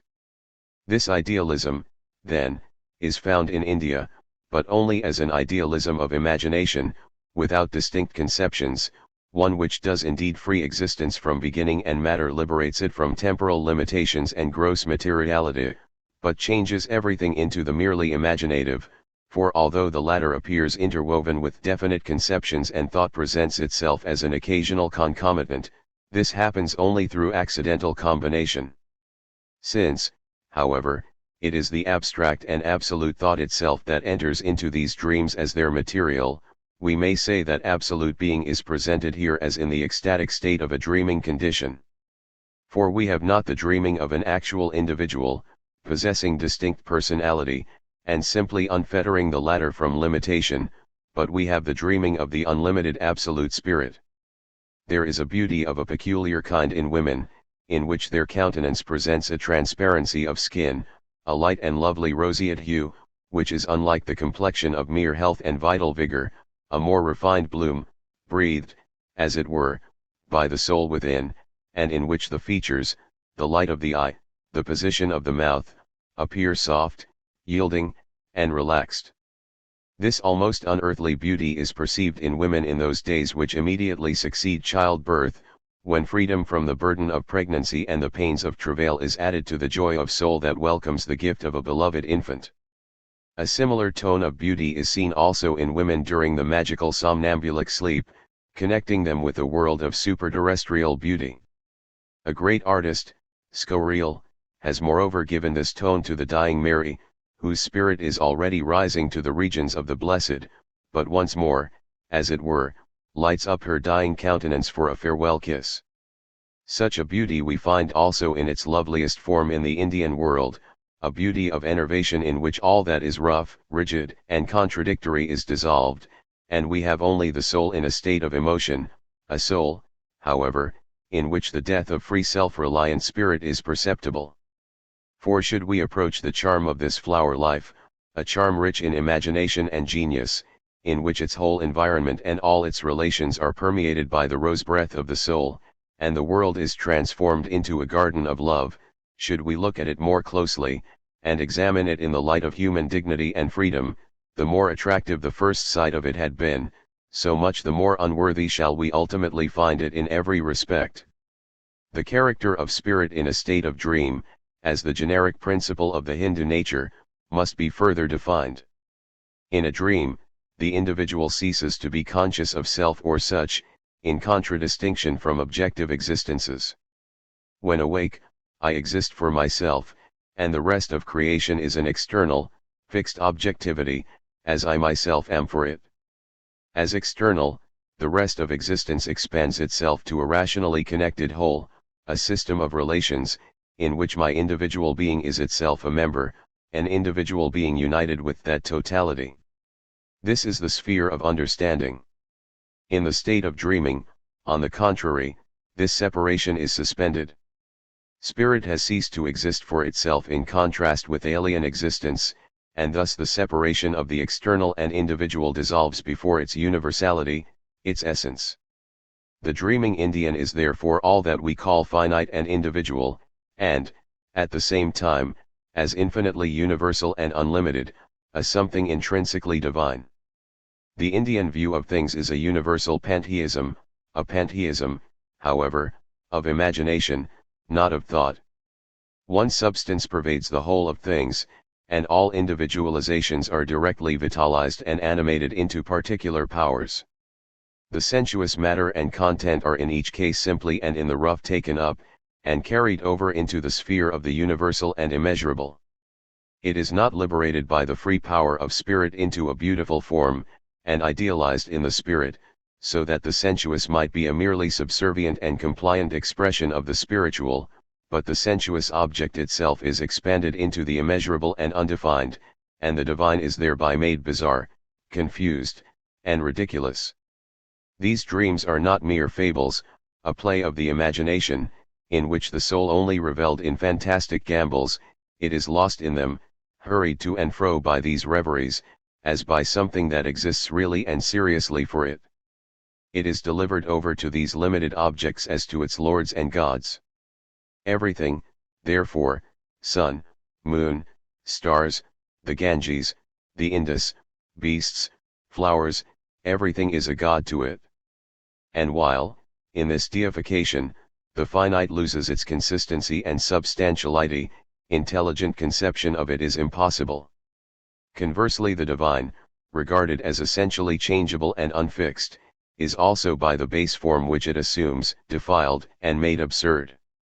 In this universal deification of all finite existence, and consequent degradation of the divine, the idea of theanthropy, the incarnation of God, is not a particularly important conception. The parrot, the cow, the ape, etc., are likewise incarnations of God, yet are not therefore elevated above their nature.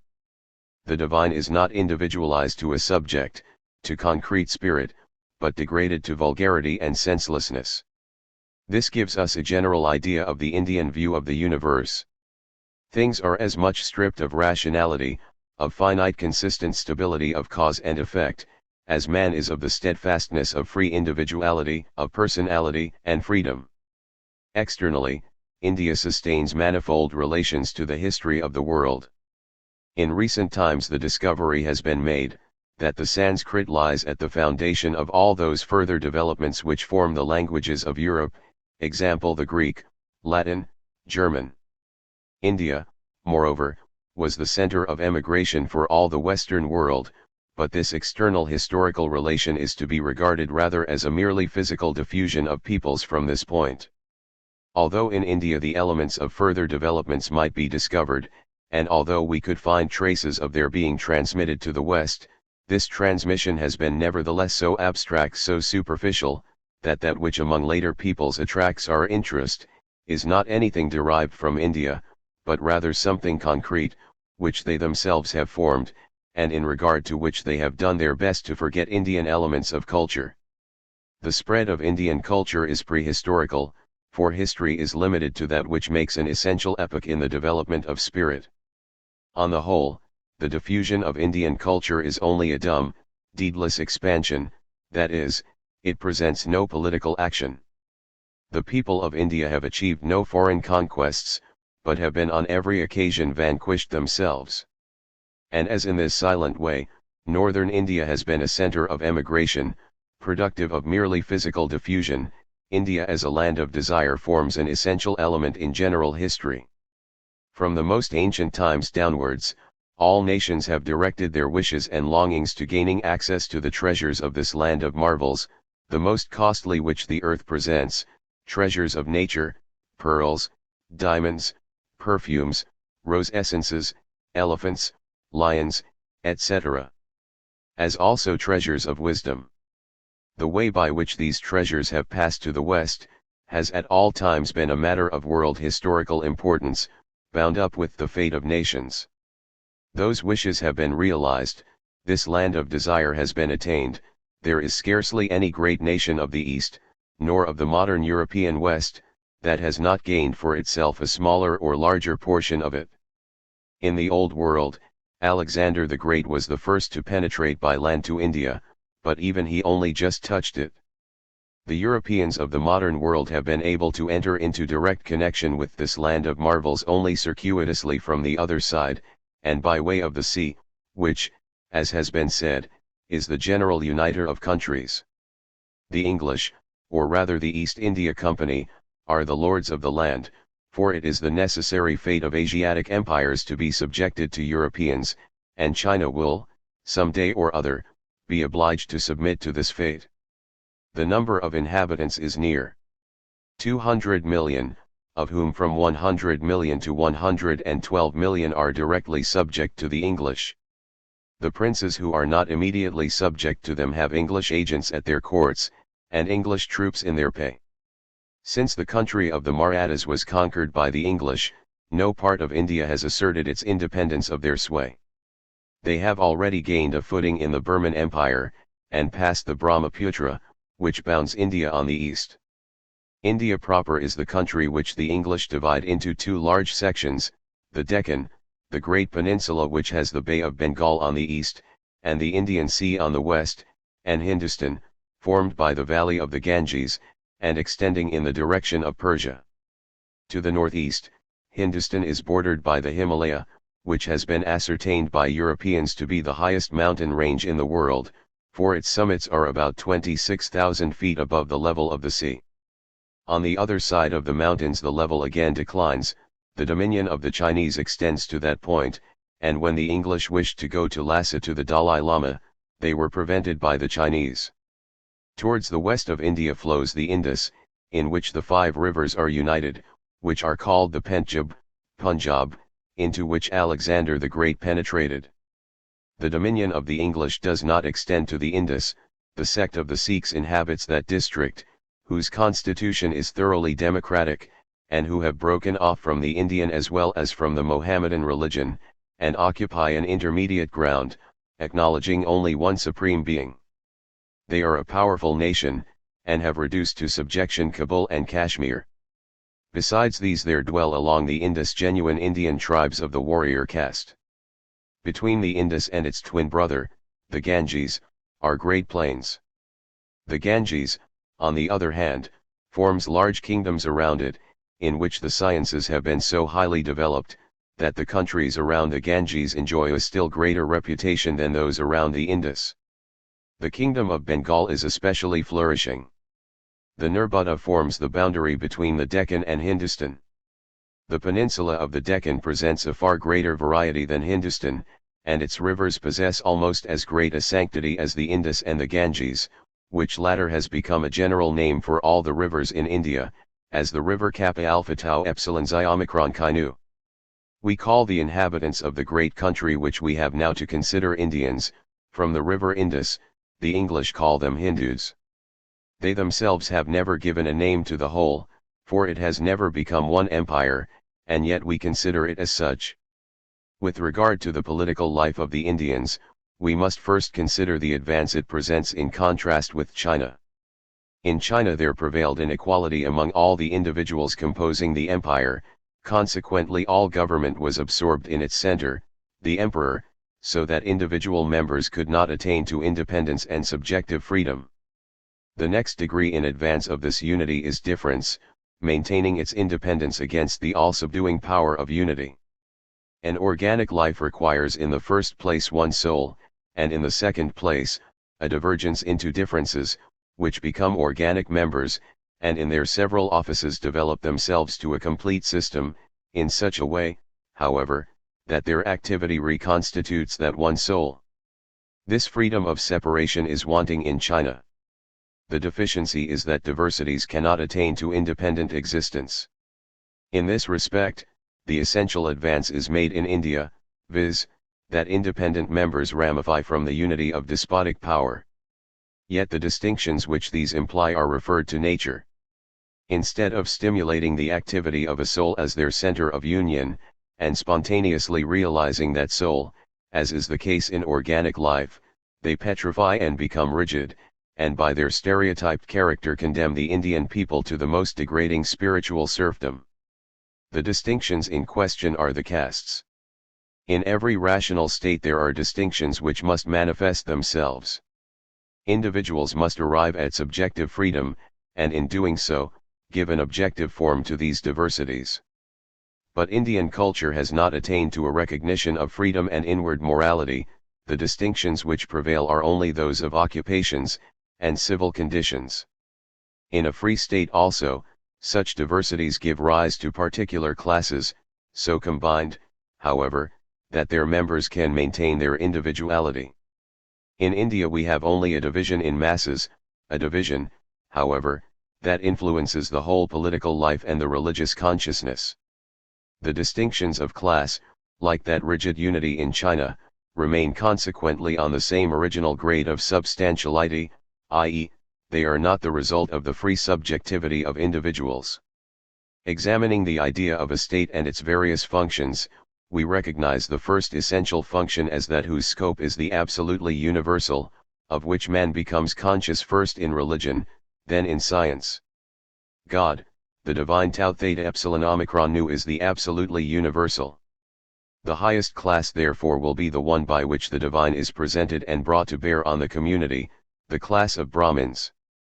The second element or class, will represent subjective power and valor. Such power must assert itself, in order that the whole may stand its ground, and retain its integrity against other such totalities or states. This class is that of the warriors and governors, the Kshatriyas, although Brahmins often become governors. The third order of occupation recognized is that which is concerned with the specialties of life, the satisfying of its necessities, and comprehends agriculture, crafts, and trade, the class of the Vaishyas. Lastly, the fourth element is the class of service, the mere instrument for the comfort of others, whose business it is to work for others for wages affording a scanty subsistence, the caste of Sudras. This servile class, properly speaking, constitutes no special organic class in the state, because its members only serve individuals. Their occupations are therefore dispersed among them and are consequently attached to that of the previously mentioned castes. Against the existence of classes generally, an objection has been brought, especially in modern times, drawn from the consideration of the state in its aspect of abstract equity. But equality in civil life is something absolutely impossible, for individual distinctions of sex and age will always assert themselves, and even if an equal share in the government is accorded to all citizens, women and children are immediately passed by, and remain excluded. The distinction between poverty and riches, the influence of skill and talent, can be as little ignored, utterly refuting those abstract assertions.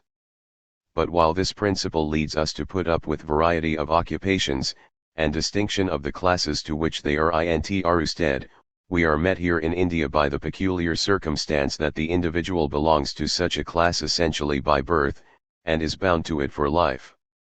All the concrete vitality that makes its appearance sinks back into death. A chain binds down the life that was just upon the point of breaking forth. The promise of freedom which these distinctions hold out is therewith completely nullified. What birth has separated mere arbitrary choice has no right to join together again. Therefore, the castes preserving distinctness from their very origin, are presumed not to be mixed or united by marriage. Yet even Aryan, IND 11, reckons 7 castes, and in later times more than 30 have been made out, which, notwithstanding all obstacles, have arisen from the union of the various classes. Polygamy necessarily tends to this. A Brahmin, example, is allowed 3 wives from the 3 other castes, provided he has first taken one from his own. The offspring of such mixtures originally belonged to no caste, but one of the kings invented a method of classifying these casteless persons, which involved also the commencement of arts and manufactures. The children in question were assigned to particular employments, one section became weavers, another wrought in iron, and thus different classes arose from these different occupations. The highest of these mixed castes consists of those who are born from the marriage of a Brahmin with a wife of the warrior caste, the lowest is that of the Chandalas, who have to remove corpses, to execute criminals, and to perform impure offices generally. The members of this caste are excommunicated and detested, and are obliged to live separate and far from association with others. The Chandalas are obliged to move out of the way for their superiors, and a Brahmin may knock down any that neglect to do so. If a Chandala drinks out of a pond, it is defiled, and requires to be consecrated afresh. We must next consider the relative position of these castes. Their origin is referred to a myth, which tells us that the Brahmin caste proceeded from Brahma's mouth, the warrior caste from his arms, the industrial classes from his loins, the servile caste from his foot. Many historians have set up the hypothesis that the Brahmins originally formed a separate sacerdotal nation, and this fable is especially countenanced by the Brahmins themselves. A people consisting of priests alone is, assuredly, the greatest absurdity, for we know a priori, that a distinction of classes can exist only within a people. In every nation the various occupations of life must present themselves, for they belong to the objectivity of spirit. One class necessarily supposes another, and the rise of castes generally, is only a result of the united life of a nation. A nation of priests cannot exist without agriculturists and soldiers. Classes cannot be brought together from without, they are developed only from within. They come forth from the interior of national life, and not conversely. But that these distinctions are here attributed to nature, is a necessary result of the idea which the East embodies. For while the individual ought properly to be empowered to choose his occupation, in the East, on the contrary, internal subjectivity is not yet recognized as independent, and if distinction obtrude themselves, their recognition is accompanied by the belief that the individual does not choose his particular position for himself, but receives it from nature. In China the people are dependent, without distinction of classes, on the laws and moral decision of the emperor, consequently on a human will. Plato, in his Republic, assigns the arrangement in different classes with a view to various occupations, to the choice of the governing body. Here, therefore, a moral, a spiritual power is the arbiter. In India, nature is this governing power. But this natural destiny need not have led to that degree of degradation which we observe here, if the distinctions had been limited to occupation with what is earthly, to forms of objective spirit. In the feudalism of medieval times, individuals were also confined to a certain station in life, but for all there was a higher being, superior to the most exalted earthly dignity, and admission to holy orders was open to all. This is the grand distinction, that here religion holds the same position towards all, that, although the son of a mechanic becomes a mechanic, the son of a peasant, and free choice is often limited by many restrictive circumstances, the religious element stands in the same relation to all, and all are invested with an absolute value by religion. In India the direct contrary is the case.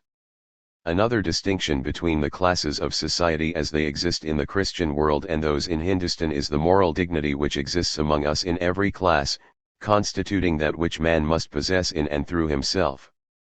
In this respect the higher classes are equal to the lower, and while religion is the higher sphere in which all sun themselves, equality before the law, rights of person and of property, are gained for every class.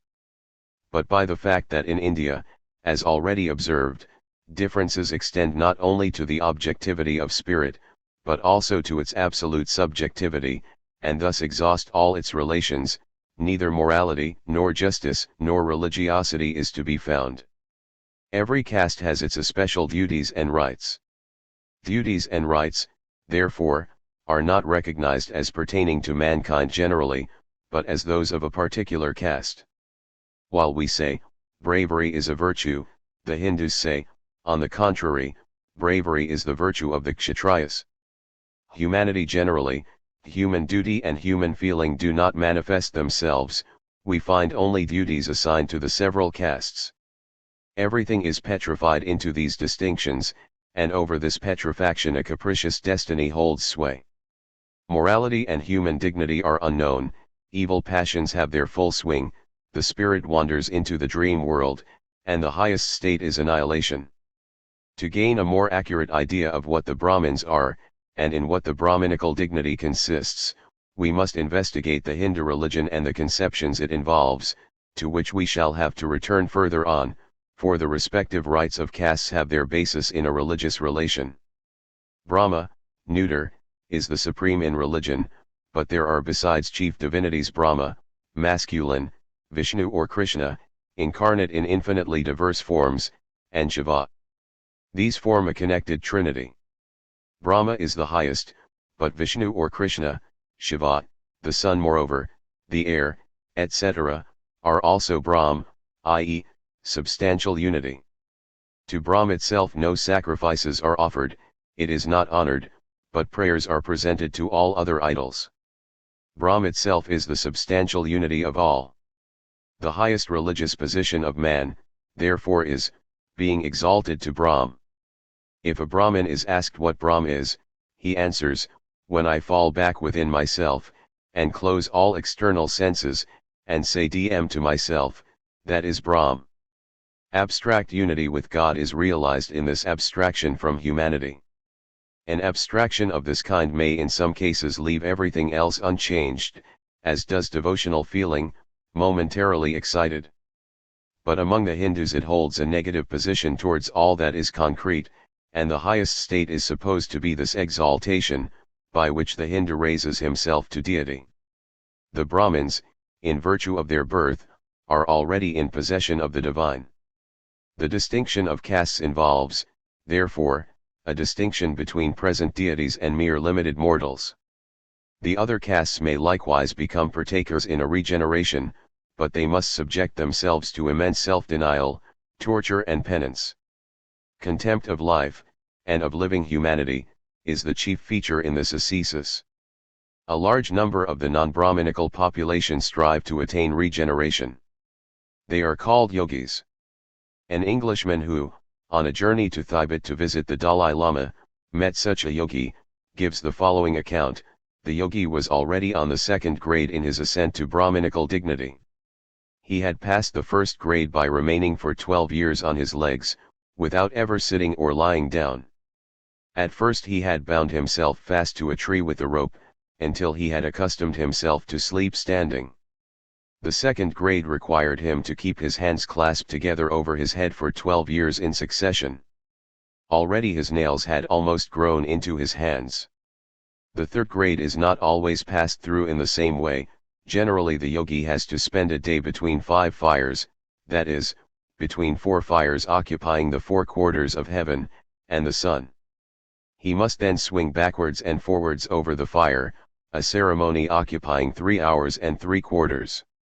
Englishmen present at an act of this kind, say that in half an hour the blood streamed forth from every part of the devotee's body, he was taken down and presently died. If this trial is also surmounted, the aspirant is finally buried alive, that is put into the ground in an upright position and quite covered over with soil. After 3 hours and 3 quarters he is drawn out, and if he lives, he is supposed to have at last attained the spiritual power of a Brahmin. Thus only by such negation of his existence does anyone attain Brahminical power. In its highest degree this negation consists in a sort of hazy consciousness of having attained perfect mental immobility, the annihilation of all emotion and all volition, a condition which is regarded as the highest among the Buddhists also. However pusillanimous and effeminate the Hindus may be in other respects, it is evident how little they hesitate to sacrifice themselves to the highest, to annihilation. Another instance of the same is the fact of wives burning themselves after the death of their husbands. Should a woman contravene this traditional usage, she would be severed from society, and perish in solitude.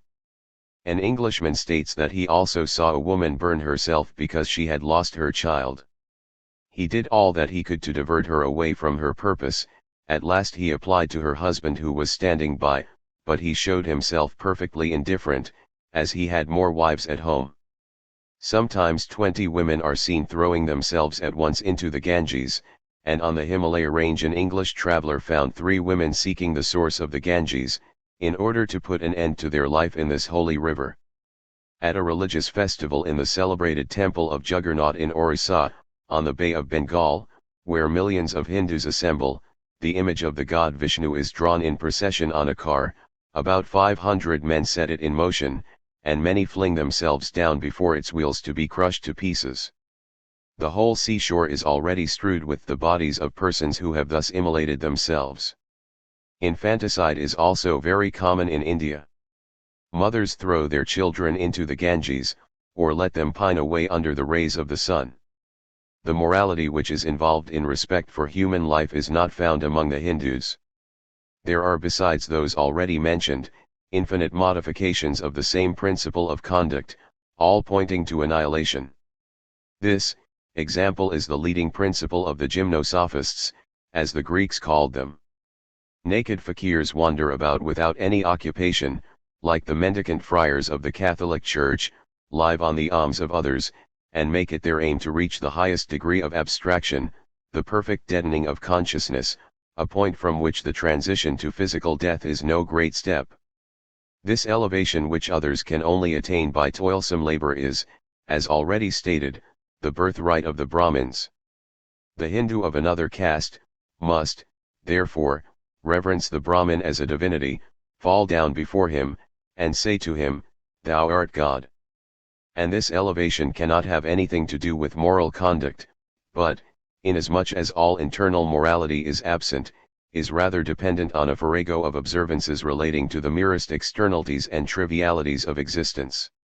Human life, it is said, ought to be a perpetual worship of God.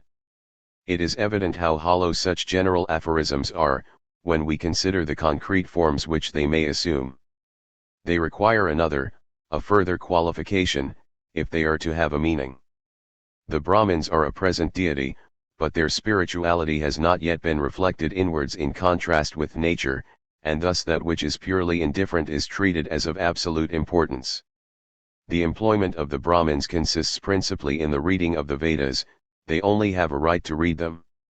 Were a Sudra to read the Vedas, or to hear them read, he would be severely punished, and burning oil must be poured into his ears. The external observances binding on the Brahmins are prodigiously numerous, and the laws of Manu treat of them as the most essential part of duty. The Brahmin must rest on one particular foot in rising, then wash in a river, his hair and nails must be cut in neat curves, his whole body purified, his garments white, in his hand must be a staff of a specified kind, in his ears a golden earring. If the Brahmin meets a man of an inferior caste, he must turn back and purify himself. He has also to read in the Vedas, in various ways, each word separately, or doubling them alternately, or backwards. He may not look to the sun when rising or setting, or when overcast by clouds or reflected in the water. He is forbidden to step over a rope to which a calf is fastened, or to go out when it rains. He may not look at his wife when she eats, sneezes, gapes, or is quietly seated. At the midday meal he may only have one garment on, in bathing never be quite naked. How minute these directions are may be especially judged of from the observances binding on the Brahmins in regard to satisfying the calls of nature. This is forbidden to them in a great thoroughfare, on ashes, on ploughed land, on a hill, a nest of white ants, on wood destined for fuel, in a ditch, walking or standing, on the bank of a river, etc. At such a time they may not look at the sun, at water, or at animals. By day they should keep their face generally directed to the north, but by night to the south. Only in the shade are they allowed to turn to which quarter they like. It is forbidden to everyone who desires a long life to step on potsherds, cotton seeds, ashes, or sheaves of corn, or his urine. In the episode Nala, in the poem of Mahabharata, we have a story of a virgin who in her 21st year, the age in which the maidens themselves have a right to choose a husband, makes a selection from among her wooers. There are 5 of them, but the maiden remarks that 4 of them do not stand firmly on their feet, and thence infers correctly that they are gods. She therefore chooses the 5th, who is a veritable man. But besides the 4 despised divinities there are 2 malevolent ones, whom her choice had not favored, and who on that account wish for revenge. They therefore keep a strict watch on the husband of their beloved in every step and act of life, with the design of inflicting injury upon him if he commits a misdemeanor.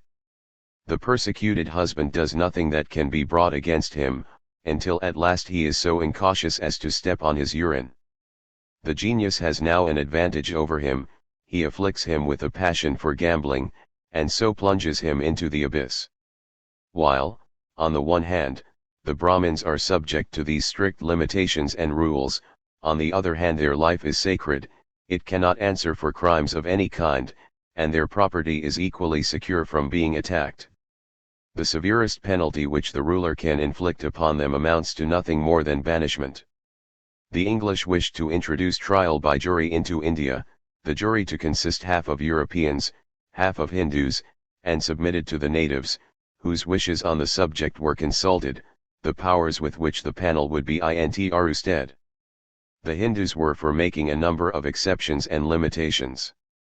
They said, among other things, that they could not consent that a Brahmin should be condemned to death, not to mention other objections, example that looking at and examining a corpse was out of the question. Although in the case of a warrior the rate of interest may be as high as 3%, in that of a Vaishya 4%, a Brahmin is never required to pay more than 2%. The Brahmin possesses such a power, that heaven's lightning would strike the king who ventured to lay hands on him or his property. For the meanest Brahmin is so far exalted above the king, that he would be polluted by conversing with him, and would be dishonored by his daughters choosing a prince in marriage. In Manu's code it is said, if anyone presumes to teach a Brahmin his duty, the king must order that hot oil be poured into the ears and mouth of such an instructor. If one who is only once born, loads one who is twice born with reproaches, a red-hot iron bar 10 inches long shall be thrust into his mouth. On the other hand a Sudra is condemned to have a red-hot iron thrust into him from behind if he rest himself in the chair of a Brahmin, and to have his foot or his hand hewed off if he pushes against a Brahmin with hands or feet. It is even permitted to give false testimony, and to lie before a court of justice, if a Brahmin can be thereby freed from condemnation. As the Brahmins enjoy advantages over the other castes, the latter in their turn have privileges according to precedence, over their inferiors. If a Sudra is defiled by contact with a pariah, he has the right to knock him down on the spot.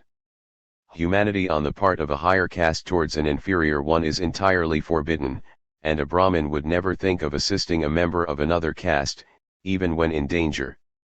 The other castes deem it a great honor when a Brahmin takes their daughters as his wives, a thing however, which is permitted him, as already stated, only when he has already taken one from his own caste. Thence arises the freedom the Brahmins enjoy in getting wives. At the great religious festivals they go among the people and choose those that please them best, but they also repudiate them at pleasure. If a Brahmin or a member of any other caste transgresses the above cited laws and precepts, he is himself excluded from his caste, and in order to be received back again, he must have a hook bored through the hips, and be swung repeatedly backwards and forwards in the air. There are also other forms of restoration. A Raja who thought himself injured by an English governor sent 2 Brahmins to England to detail his grievances. But the Hindus are forbidden to cross the sea, and these envoys on their return were declared excommunicated from their caste, and in order to be restored to it, they had to be born again from a golden cow. The imposition was so far lightened, that only those parts of the cow out of which they had to creep were obliged to be golden, the rest might consist of wood. These various usages and religious observances to which every caste is subject have occasioned great perplexity to the English, especially in enlisting soldiers. At first these were taken from the Sudra caste, which is not bound to observe so many ceremonies, but nothing could be done with them, they therefore betook themselves to the Kshatriya class. These however have an immense number of regulations to observe, they may not eat meat, touch a dead body, drink out of a pool in which cattle or Europeans have drunk, not eat what others have cooked, etc. Each Hindu assumes one definite occupation, and that only, so that one must have an infinity of servants, a lieutenant has 30, a major 60. Thus every caste has its own duties, the lower the caste, the less it has to observe, and as each individual has his position assigned by birth, beyond this fixed arrangement everything is governed by caprice and force. In the code of Manu punishments increase in proportion to the inferiority of castes, and there is a distinction in other respects. If a man of a higher caste brings an accusation against an inferior without proof, the former is not punished; if the converse occurs, the punishment is very severe. Cases of theft are exceptional; in this case the higher the caste the heavier is the penalty. In respect to property the Brahmins have a great advantage, for they pay no taxes. The prince receives half the income from the lands of others, the remainder has to suffice for the cost of cultivation and the support of the laborers. It is an extremely important question, whether the cultivated land in India is recognized as belonging to the cultivator, or belongs to a so-called manorial proprietor. The English themselves have had great difficulty in establishing a clear understanding about it. For when they conquered Bengal, it was of great importance to them, to determine the mode in which taxes were to be raised on property, and they had to ascertain whether these should be imposed on the tenant cultivators or the lord of the soil. They imposed the tribute on the latter, but the result was that the proprietors acted in the most arbitrary manner, drove away the tenant cultivators, and declaring that such or such an amount of land was not under cultivation, gained an abatement of tribute. They then took back the expelled cultivators as day laborers, at a low rate of wages, and had the land cultivated on their own behalf. The whole income belonging to every village is, as already stated, divided into two parts, of which one belongs to the Raja, the other to the cultivators, but proportionate shares are also received by the provost of the place, the judge, the water surveyor, the Brahmin who superintends religious worship, the astrologer, who is also a Brahmin, and announces the days of good and ill omen, the smith, the carpenter, the potter, the washerman, the barber, the physician, the dancing girls, the musician, the poet. This arrangement is fixed and immutable, and subject to no one's will. All political revolutions, therefore, are matters of indifference to the common Hindu, for his lot is unchanged. The view given of the relation of castes leads directly to the subject of religion. For the claims of caste are, as already remarked, not merely secular, but essentially religious, and the Brahmins in their exalted dignity are the very gods bodily present. In the laws of Manu it is said, "Let the king, even in extreme necessity, beware of exciting the Brahmins against him, for they can destroy him with their power, they who create fire, sun, moon, etc. They are servants neither of God nor of his people, but are God himself to the other castes, a position of things which constitutes the perverted character of the Hindu mind. The dreaming unity of spirit and nature, which involves a monstrous bewilderment in regard to all phenomena and relations, we have already recognized as the principle of the Hindu spirit. The Hindu mythology is therefore only a wild extravagance of fancy, in which nothing has a settled form, which takes us abruptly from the meanest to the highest, from the most sublime to the most disgusting and trivial. Thus it is also difficult to discover what the Hindus understand by Brahm. We are apt to take our conception of supreme divinity, the One, the creator of heaven and earth, and apply it to the Indian Brahm.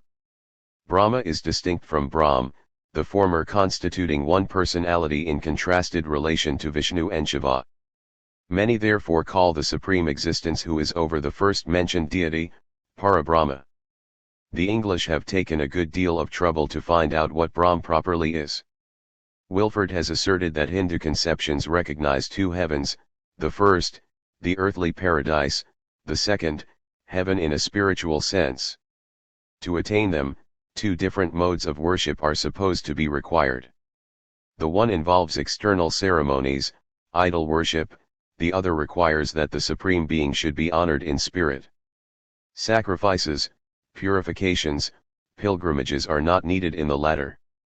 This authority states moreover that there are few Hindus ready to pursue the second way, because they cannot understand in what the pleasure of the second heaven consists, and that if one asks a Hindu whether he worships idols, every one says yes, but to the question, do you worship the Supreme Being, every one answers no. If the further question is put, what is the meaning of that practice of yours, that silent meditation which some of your learned men speak of, they respond, when I pray to the honor of one of the gods, I sit down, the foot of either leg on the thigh of the other, look towards heaven, and calmly elevate my thoughts with my hands folded in silence, then I say, I am Brahm, the Supreme Being. We are not conscious to ourselves of being Brahm, by reason of Maya, the delusion occasioned by the outward world. It is forbidden to pray to him, and to offer sacrifices to him in his own nature, for this would be to adore ourselves. In every case therefore, it is only emanations of Brahm that we address. Translating these ideas then into our own process of thought, we should call Brahm the pure unity of thought in itself, God in the incomplexity of his existence. No temples are consecrated to him, and he receives no worship. Similarly, in the Catholic religion, the churches are not dedicated to God, but to the saints. Other Englishmen, who have devoted themselves to investigating the conception of Brahm, have thought Brahm to be an unmeaning epithet, applied to all gods, so that Vishnu says, I am Brahm, and the sun, the air, the seas are called Brahm. Brahm would on this supposition be substance in its simplicity, which by its very nature expands itself into the limitless variety of phenomenal diversities. For this abstraction, this pure unity, is that which lies at the foundation of all, the root of all definite existence.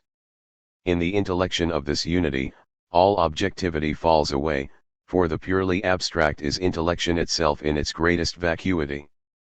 To attain this death of life during life itself, to constitute this abstraction, requires the disappearance of all moral activity and volition, and of all intellection too, as in the religion of Fo, and this is the object of the penances already spoken of. The complement to the abstraction Brahm must then be looked for in the concrete complex of things, for the principle of the Hindu religion is the manifestation of diversity, in avatars.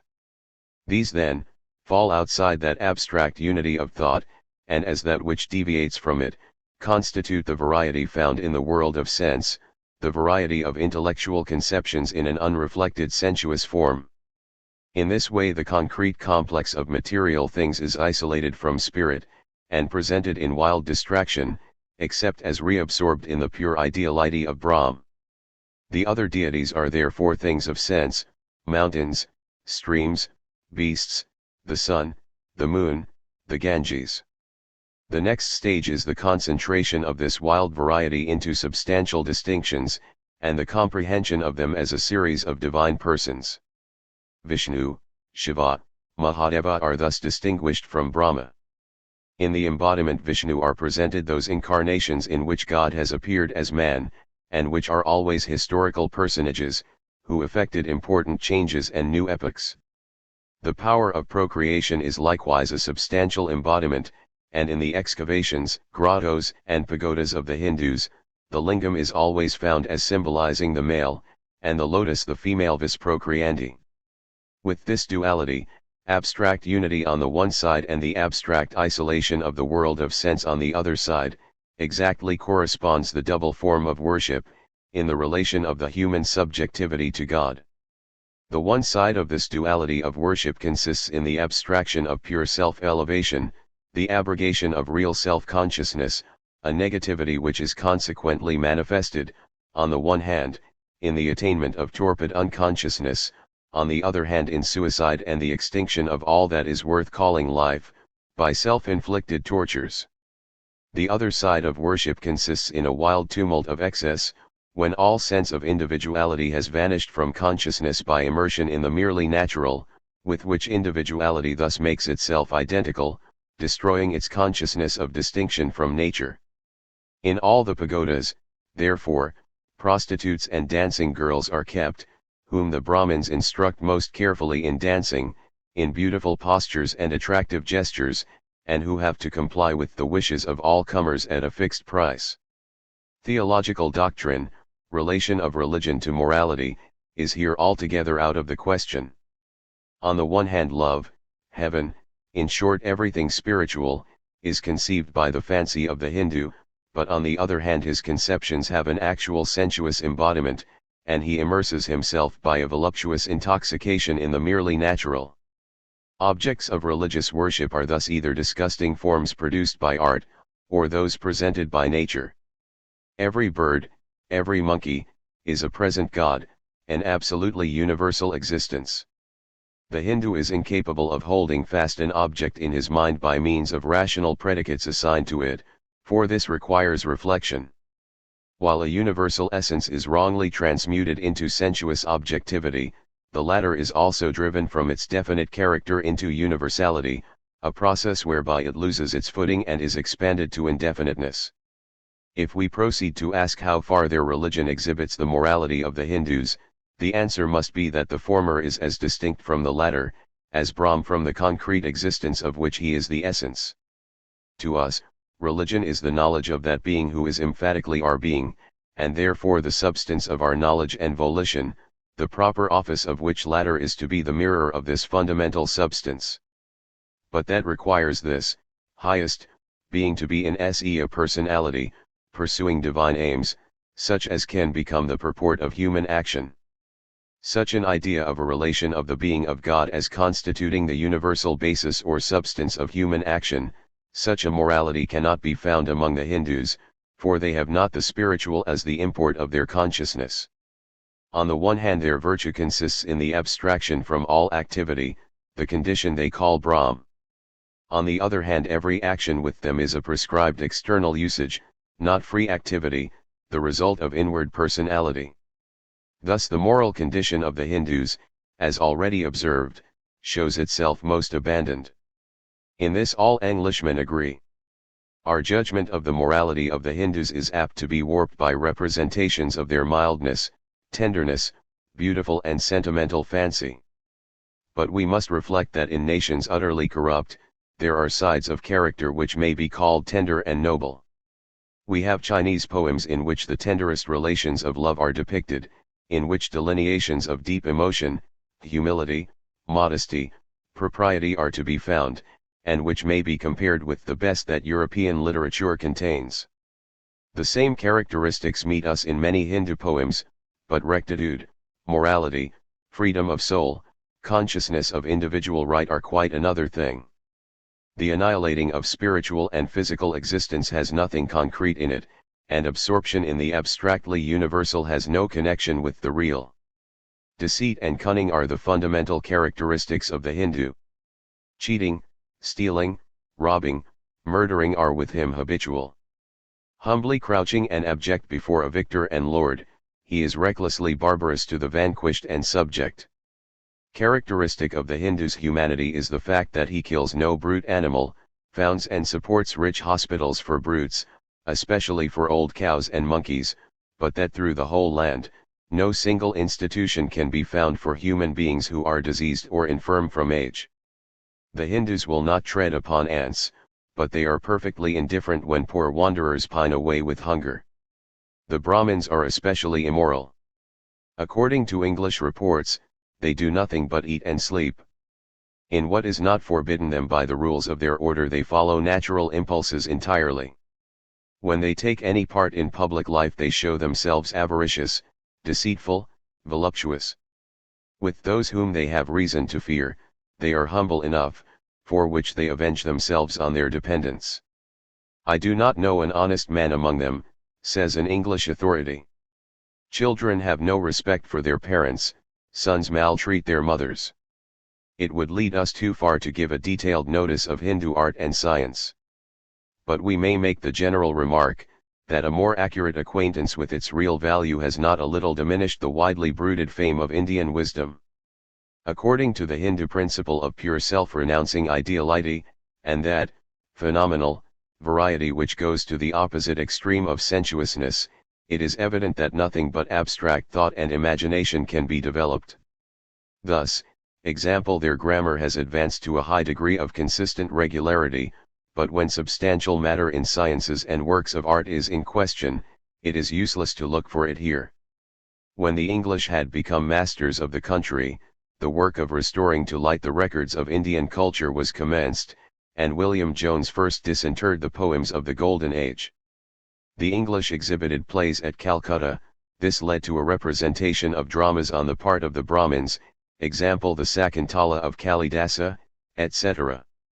In the enthusiasm of discovery, the Hindu culture was very highly rated, and as, when new beauties are discovered, the old ones are commonly looked down upon with contempt, Hindu poetry and philosophy were extolled as far superior to the Greek.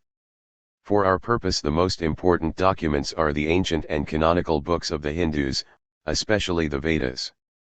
They comprise many divisions, of which the fourth is of more recent origin. They consist partly of religious prayers, partly of precepts to be observed. Some manuscripts of these Vedas have come to Europe, though in a complete form they are exceedingly rare.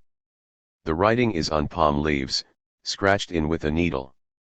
The Vedas are very difficult to understand, since they date from the most remote antiquity, and the language is a much older Sanskrit.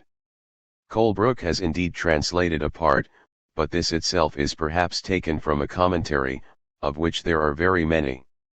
2 great epic poems, Ramayana and Mahabharata, have also reached Europe. 3/4 volumes of the former have been printed, the second volume is extremely rare.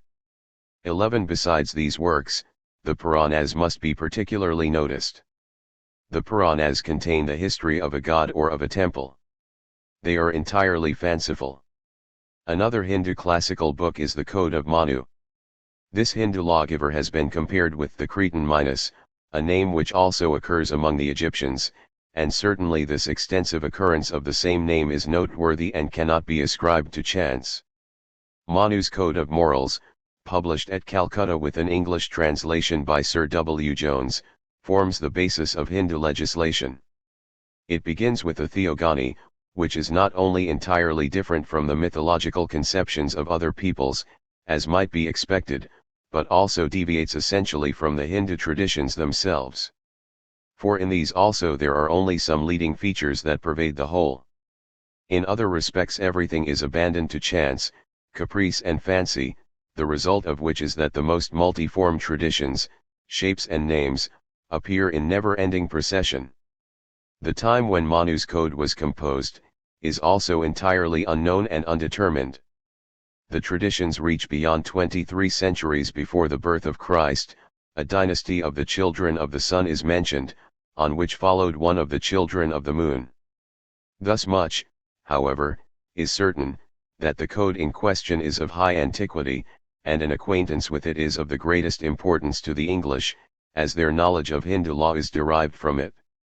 After pointing out the Hindu principle in the distinctions of caste, in religion and literature, we must also mention the mode and form of their political existence, the polity of the Hindu state.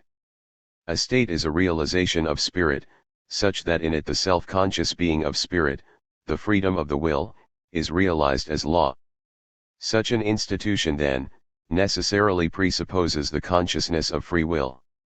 In the Chinese state the moral will of the emperor is the law, but so that subjective, inward freedom is thereby repressed, and the law of freedom governs individuals only as from without.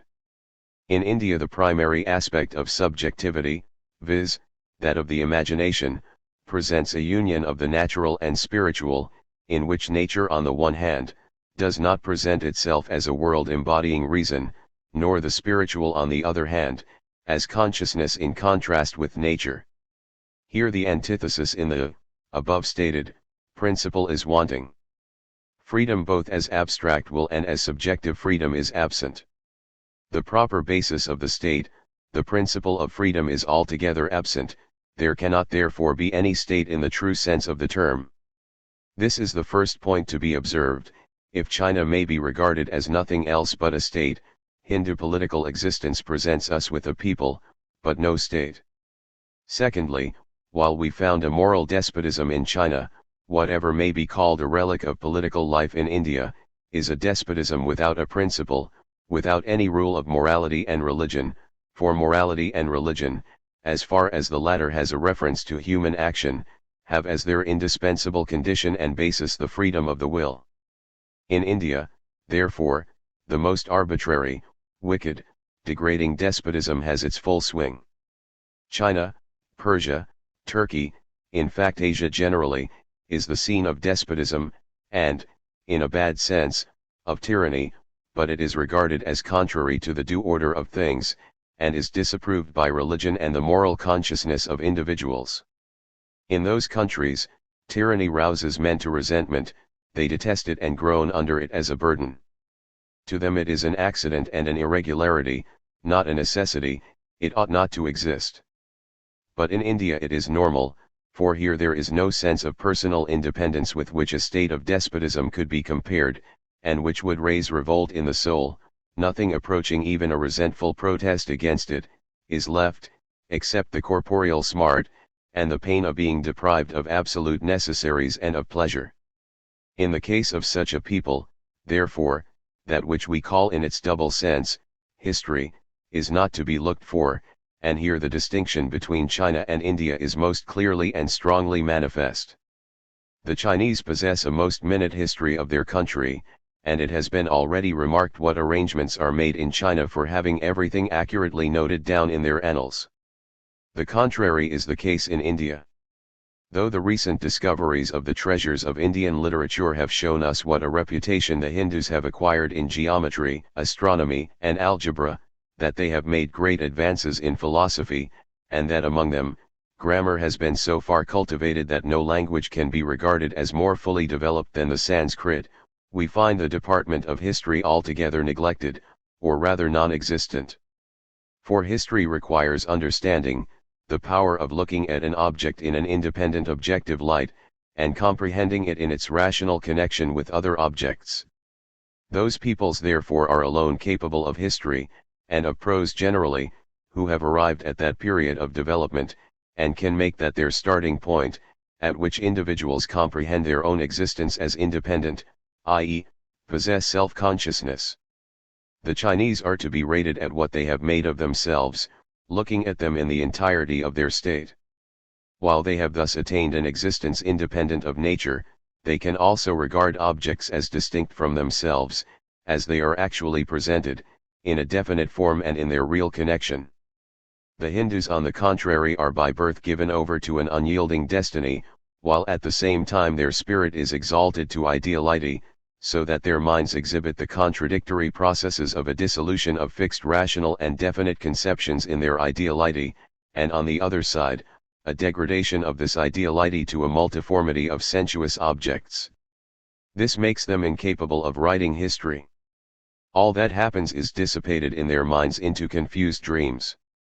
What we call historical truth and veracity, intelligent, thoughtful comprehension of events, and fidelity in representing them, nothing of this sort can be looked for among the Hindus.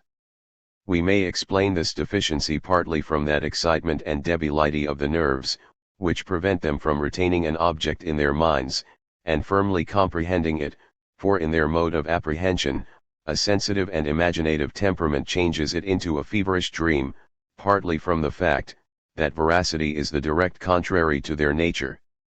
They even lie knowingly and designedly where misapprehension is out of the question. As the Hindu spirit is a state of dreaming and mental transiency, a self-oblivious dissolution, objects also dissolve for it into unreal images and indefinitude. This feature is absolutely characteristic, and this alone would furnish us with a clear idea of the spirit of the Hindus, from which all that has been said might be deduced.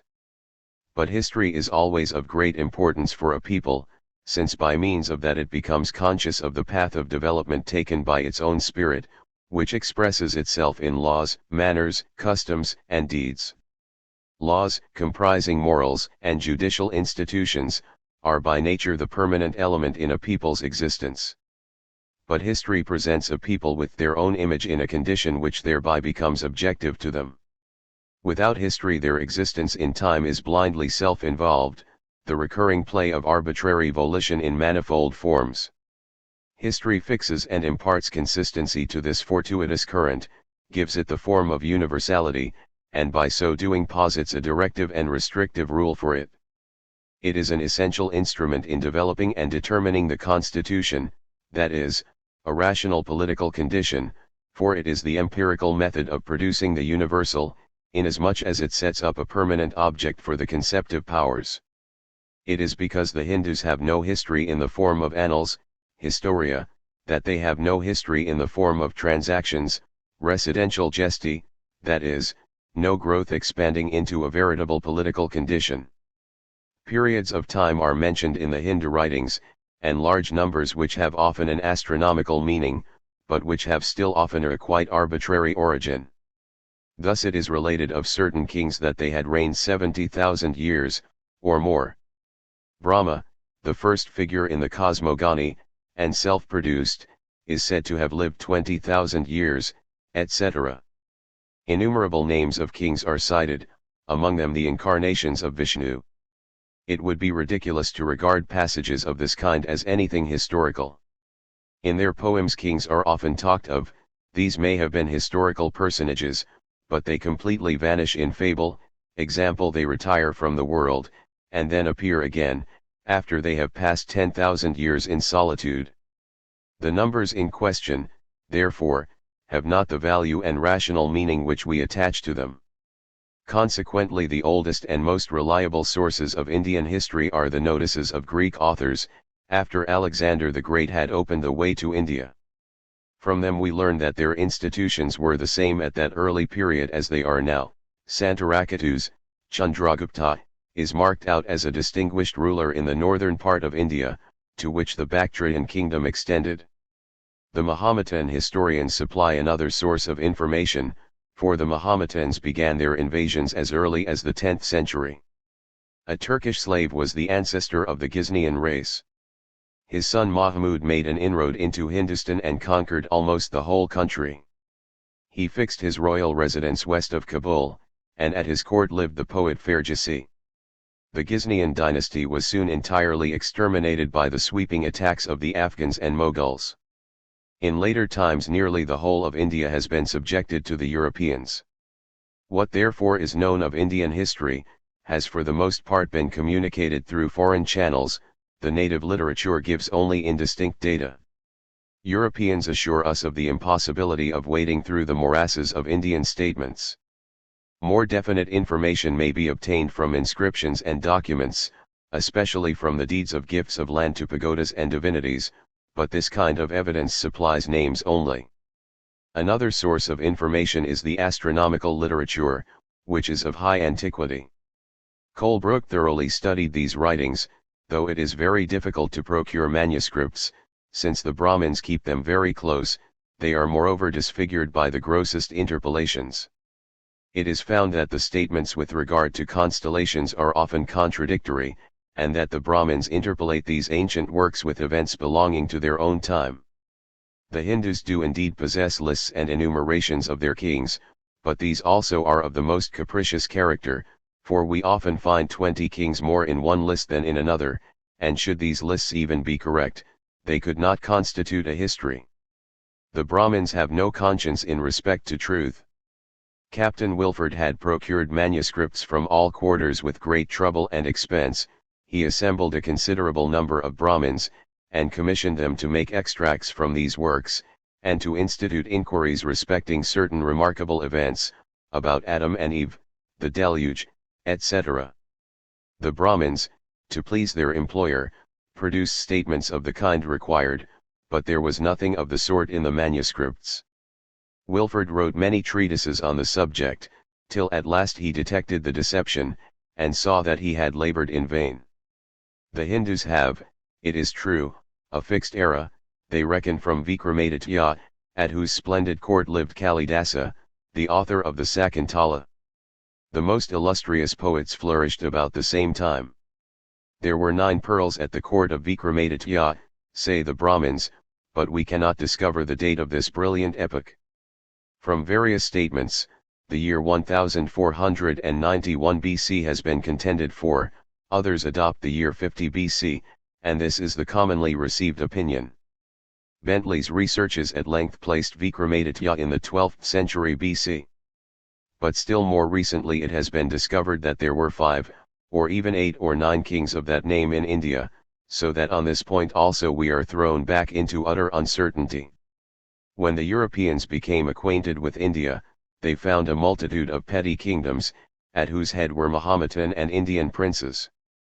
There was an order of things very nearly approaching feudal organization, and the kingdoms in question were divided into districts, having as governors Mahometans, or people of the warrior caste of Hindus.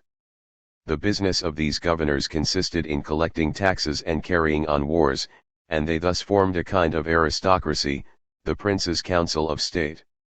But only as far as their princes are feared and excite fear, have they any power, and no obedience is rendered to them but by force.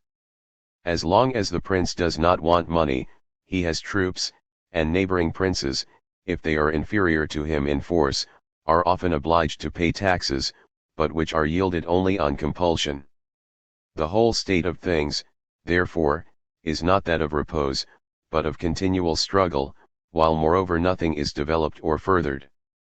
It is the struggle of an energetic will on the part of this or that prince against a feebler one, the history of reigning dynasties, but not of peoples, a series of perpetually varying intrigues and revolts, not indeed of subjects against their rulers, but of a prince's son, for instance, against his father, of brothers, uncles, and nephews in contest with each other, and of functionaries against their master. It might be believed that, though the Europeans found such a state of things, this was the result of the dissolution of earlier superior organizations. It might, for instance, be supposed that the period of the Mughal supremacy was of one of prosperity and splendor, and of a political condition in which India was not distracted religiously and politically by foreign conquerors. But the historical traces and lineaments that accidentally present themselves in poetical descriptions and legends, bearing upon the period in question, always point to the same divided condition, the result of war and of the instability of political relations, while contrary representations may be easily recognized as a dream, a mere fancy. This state of things is the natural result of that conception of Hindu life which has been exhibited, and the conditions which it necessitates. The wars of the sects of the Brahmins and Buddhists, of the devotees of Vishnu and of Shiva, also contributed their quota to this confusion. There is indeed, a common character pervading the whole of India, but its several states present at the same time the greatest variety, so that in one Indian state we meet with the greatest effeminacy, in another, on the contrary, we find prodigious vigor and savage barbarity. If then, in conclusion, we once more take a general view of the comparative condition of India and China, we shall see that China was characterized by a thoroughly unimaginative understanding, a prosaic life amid firm and definite reality, while in the Indian world there is, so to speak, no object that can be regarded as real, and firmly defined, none that was not at its first apprehension perverted by the imagination to the very opposite of what it presents to an intelligent consciousness. In China it is the moral which constitutes the substance of the laws, and which is embodied in external strictly determinate relations, while over all hovers the patriarchal providence of the emperor, who like a father, cares impartially for the interest of his subjects. Among the Hindus, on the contrary, instead of this unity, diversity is the fundamental characteristic. Religion, war, handicraft, trade, yes, even the most trivial occupations are parcelled out with rigid separation, constituting as they do the import of the one will which they involve, and whose various requirements they exhaust.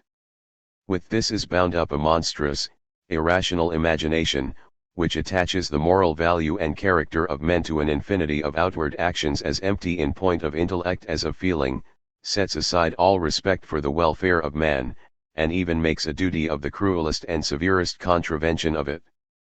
Those distinctions being rigidly maintained, nothing remains for the one universal will of the state but pure caprice, against whose omnipotence only the fixed caste distinctions avail for protection. The Chinese in their prosaic rationality, reverence as the highest, only the abstract Supreme Lord, and they exhibit a contemptibly superstitious respect for the fixed and definite. Among the Hindus there is no such superstition so far as it presents an antithesis to understanding, rather their whole life and ideas are one unbroken superstition, because among them all is reverie and consequent enslavement. Annihilation, the abandonment of all reason, morality, and subjectivity, can only come to a positive feeling and consciousness of itself, by extravagating in a boundlessly wild imagination, in which, like a desolate spirit, it finds no rest, no settled composure, though it can content itself in no other way, as a man who is quite reduced in body and spirit finds his existence altogether stupid and intolerable, and is driven to the creation of a dream world and a delirious bliss in opium. Section 2, continued, India, Buddhism 12. It is time to quit the dream state characterizing the Hindu spirit reveling in the most extravagant maze through all natural and spiritual forms, comprising at the same time the coarsest sensuality and anticipations of the profoundest thought, and on that very account, as far as free and rational reality is concerned, sunk in the most self-abandoned, helpless slavery, a slavery, in which the abstract forms into which concrete human life is divided, have become stereotyped, and human rights and culture have been made absolutely dependent upon these distinctions. In contrast with this inebriate dream life, which in the sphere of reality is bound fast in chains, we have the unconstrained dream life, which on the one hand is ruder than the former, as not having advanced so far as to make this distinction of modes of life, but for the same reason, has not sunk into the slavery which this entails. It keeps itself more free, more independently firm in itself, its world of ideas is consequently compressed into simpler conceptions. The spirit of the phase just indicated, is involved in the same fundamental principle as that assigned to Hindu conceptions, but it is more concentrated in itself, its religion is simpler, and the accompanying political condition more calm and settled. This phase comprehends peoples and countries of the most varied complexion. We regard it as embracing Ceylon, farther India with the Burman Empire, Siam, Annam, north of that Tibet, and further on the Chinese upland with its various populations of Mongols and Tartars.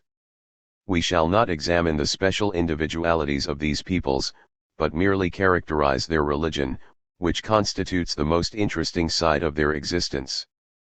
The religion of these peoples is Buddhism, which is the most widely extended religion on our globe. In China Buddha is reverenced as Fo, in Ceylon as Gautama, in Tibet and among the Mongols this religion has assumed the phase of Lamaism. In China, where the religion of Fo early received a great extension, and introduced a monastic life, it occupies the position of an integrant element of the Chinese principle. As the substantial form of spirit which characterizes China, develops itself only to a unity of secular national life, which degrades individuals to a position of constant dependence, religion also remains in a state of dependence. The element of freedom is wanting to it, for its object is the principle of nature in general, heaven, universal matter. But the compensating truth of this alienated form of spirit, nature occupying the place of the absolute spirit, is ideal unity, the elevation above the limitation of nature and of existence at large, the return of consciousness into the soul. This element, which is contained in Buddhism, has made its way in China, to that extent to which the Chinese have become aware of the unspirituality of their condition, and the limitation that hampers their consciousness.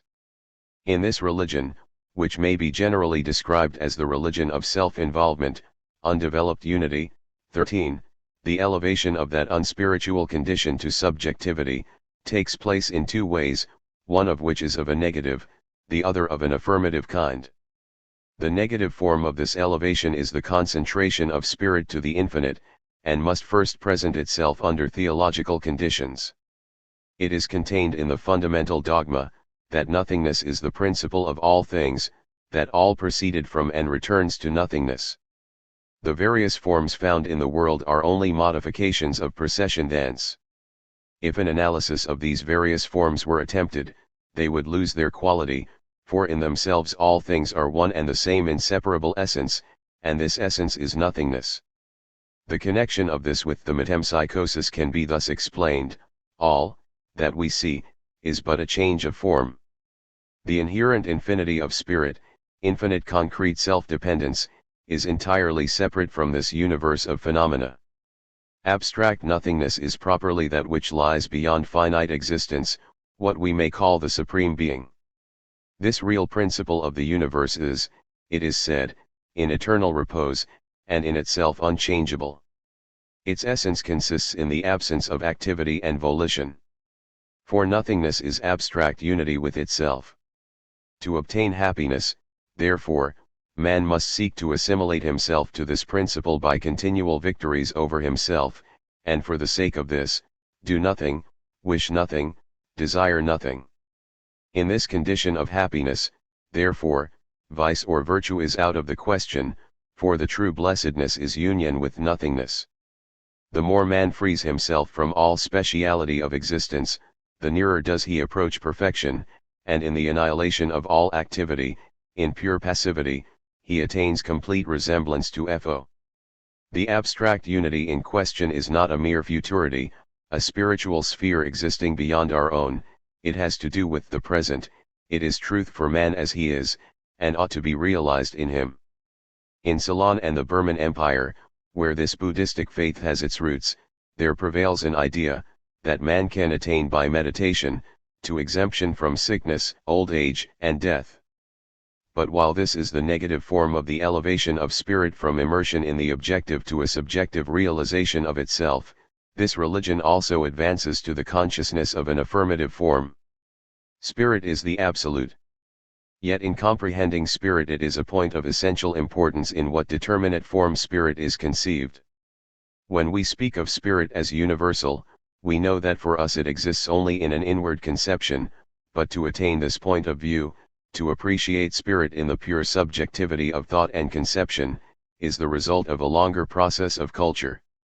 At that point in history at which we have now arrived, the form of spirit is not advanced beyond immediateness, the idea of it is not yet refined by reflection and abstraction.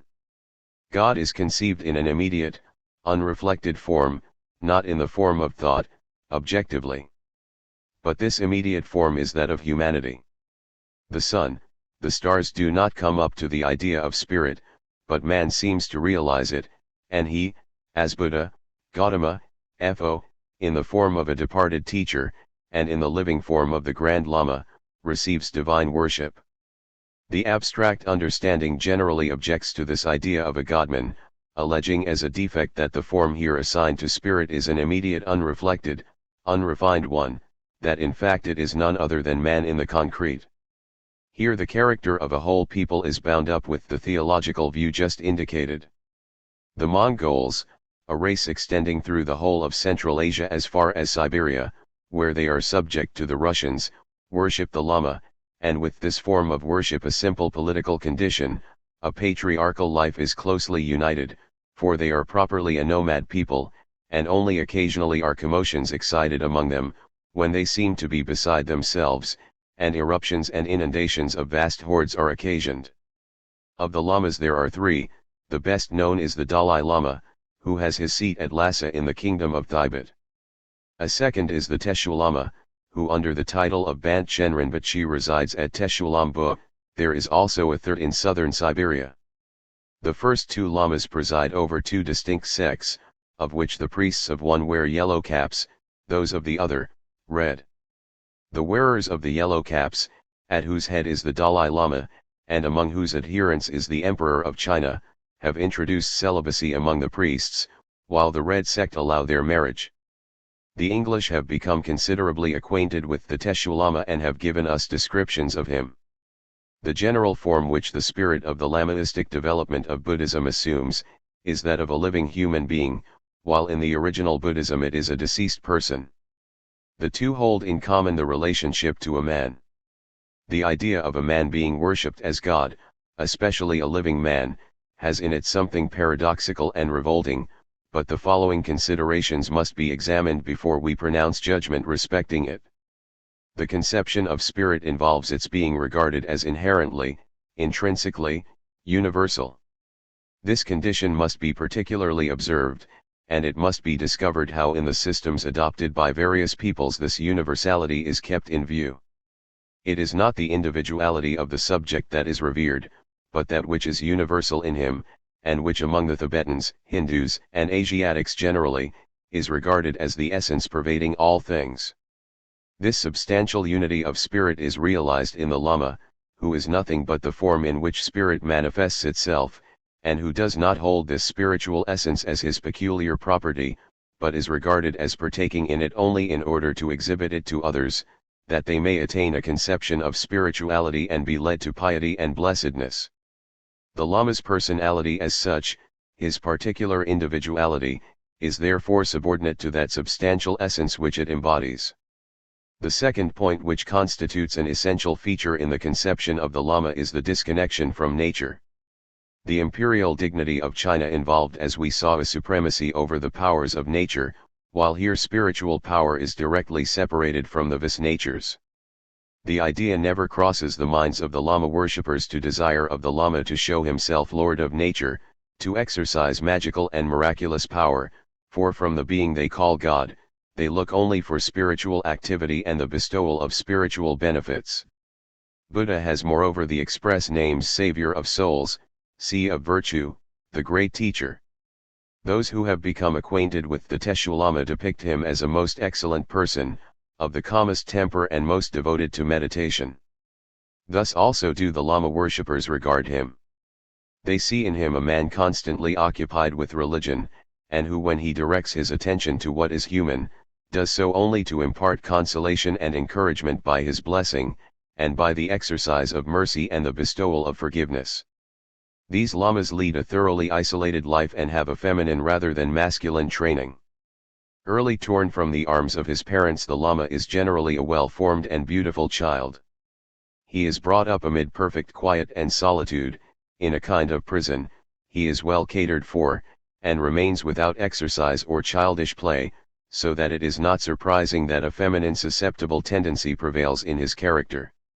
The Grand Lamas have under them inferior Lamas as presidents of the great fraternities. In Tibet, every father who has 4 sons is obliged to dedicate one to a conventual life. The Mongols, who are especially devoted to Lamaism, this modification of Buddhism, have great respect for all that possesses life. They live chiefly on vegetables, and revolt from killing any animal, even a louse. This worship of the Lamas has supplanted shamanism, that is, the religion of sorcery. The shamans, priests of this religion, intoxicate themselves with strong drinks and dancing, and while in this state perform their incantations, fall exhausted on the ground, and utter words which pass for oracular. Since Buddhism and Lamaism have taken the place of the shaman religion, the life of the Mongols has been simple, prescriptive, and patriarchal. Where they take any part in history, we find them occasioning impulses that have only been the groundwork of historical development. There is therefore little to be said about the political administration of the Lamas. A vizier has charge of the secular dominion and reports everything to the Lama. The government is simple and lenient, and the veneration which the Mongols pay to the Lama, expresses itself chiefly in their asking counsel of him in political affairs. Section 2, Persia. Asia separates itself into 2 parts, Hither and Farther Asia, which are essentially different from each other. While the Chinese and Hindus, the 2 great nations of Farther Asia, already considered, belong to the strictly Asiatic, namely the Mongolian race, and consequently possess a quite peculiar character, discrepant from ours. The nations of Hither Asia belong to the Caucasian, i.e. the European stock. They are related to the West, while the farther Asiatic peoples are perfectly isolated. The European who goes from Persia to India, observes, therefore, a prodigious contrast. Whereas in the former country he finds himself still somewhat at home, and meets with European dispositions, human virtues, and human passions, as soon as he crosses the Indus, i.e., in the latter region, he encounters the most repellent characteristics, pervading every single feature of society. With the Persian Empire we first enter on continuous history. The Persians are the first historical people. Persia was the first empire that passed away. While China and India remain stationary, and perpetuate a natural vegetative existence even to the present time, this land has been subject to those developments and revolutions, which alone manifest a historical condition. The Chinese and the Indian Empire assert a place in the historical series only on their own account and for us, not for neighbors and successors. But here in Persia first arises that light which shines itself, and illuminates what is around. For Zoroaster's light belongs to the world of consciousness, to spirit as a relation to something distinct from itself. We see in the Persian world a pure exalted unity, as the essence which leaves the special existences that inhere in it, free, as the light, which only manifests what bodies are in themselves, a unity which governs individuals only to excite them to become powerful for themselves, to develop and assert their individuality. Light makes no distinctions, the sun shines on the righteous and the unrighteous, on high and low, and confers on all the same benefit and prosperity. Light is vitalizing only in so far as it is brought to bear on something distinct from itself, operating upon and developing that. It holds a position of antithesis to darkness, and this antithetical relation opens out to us the principle of activity and life. The principle of development begins with the history of Persia. This therefore constitutes strictly the beginning of world history, for the grand interest of spirit in history, is to attain an unlimited immanence of subjectivity, by an absolute antithesis to attain complete harmony. 14. Thus the transition which we have to make, is only in the sphere of the idea, not in the external historical connection. The principle of this transition is that the universal essence, which we recognized in Brahm, now becomes perceptible to consciousness, becomes an object and acquires a positive import for man. Brahm is not worshipped by the Hindus, he is nothing more than a condition of the individual, a religious feeling, a non-objective existence, a relation, which for concrete vitality is that of annihilation. But in becoming objective, this universal essence acquires a positive nature, man becomes free, and thus occupies a position face to face as it were with the highest being, the latter being made objective for him. This form of universality we see exhibited in Persia, involving a separation of man from the universal essence, while at the same time the individual recognizes himself as identical with the partaker in that essence. In the Chinese and Indian principle, this distinction was not made. We found only a unit of the spiritual and the natural. But spirit still involved in nature has to solve the problem of freeing itself from the latter. Rights and duties in India are intimately connected with special classes, and are therefore only peculiarities attaching to man by the arrangement of nature. In China this unity presents itself under the conditions of paternal government. Man is not free there, he possesses no moral element, since he is identical with the external command. Obedience is purely natural, as in the filial relation, not the result of reflection and principle. In the Persian principle, unity first elevates itself to the distinction from the merely natural. We have the negation of that unreflecting relation which allowed no exercise of mind to intervene between the mandate and its adoption by the will. In the Persian principle this unity is manifested as light, which in this case is not simply light as such, the most universal physical element, but at the same time also spiritual purity, the good. Speciality, the involvement with limited nature, is consequently abolished. Light, in a physical and spiritual sense, imports, therefore, elevation, freedom from the merely natural.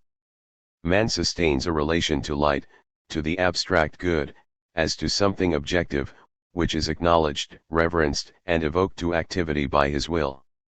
If we look back once more, and we cannot do so too frequently, on the phases which we have traversed in arriving at this point, we perceive in China the totality of a moral whole, but excluding subjectivity, this totality divided into members, but without independence in its various portions. We found only an external arrangement of this political unity. In India, on the contrary, distinctions made themselves prominent, but the principle of separation was unspiritual. We found incipient subjectivity, but hampered with the condition, that the separation in question is insurmountable, and that spirit remains involved in the limitations of nature, and is therefore a self-contradiction.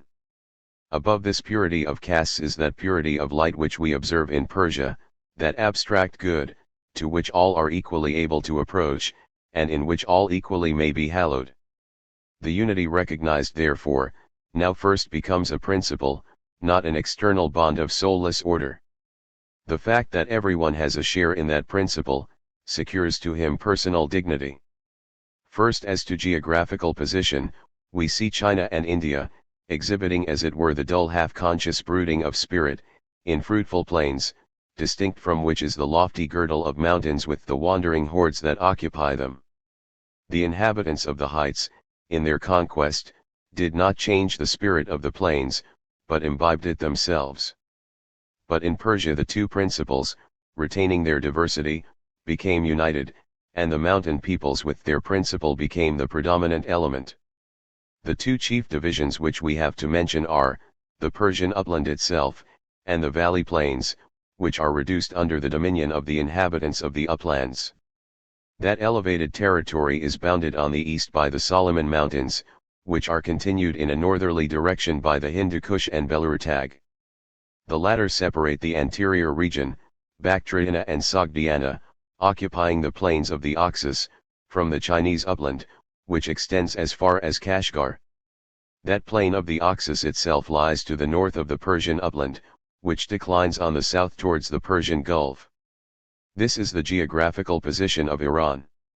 On its western declivity lies Persia, Farsistan, higher to the north, Kurdistan, beyond this Armenia.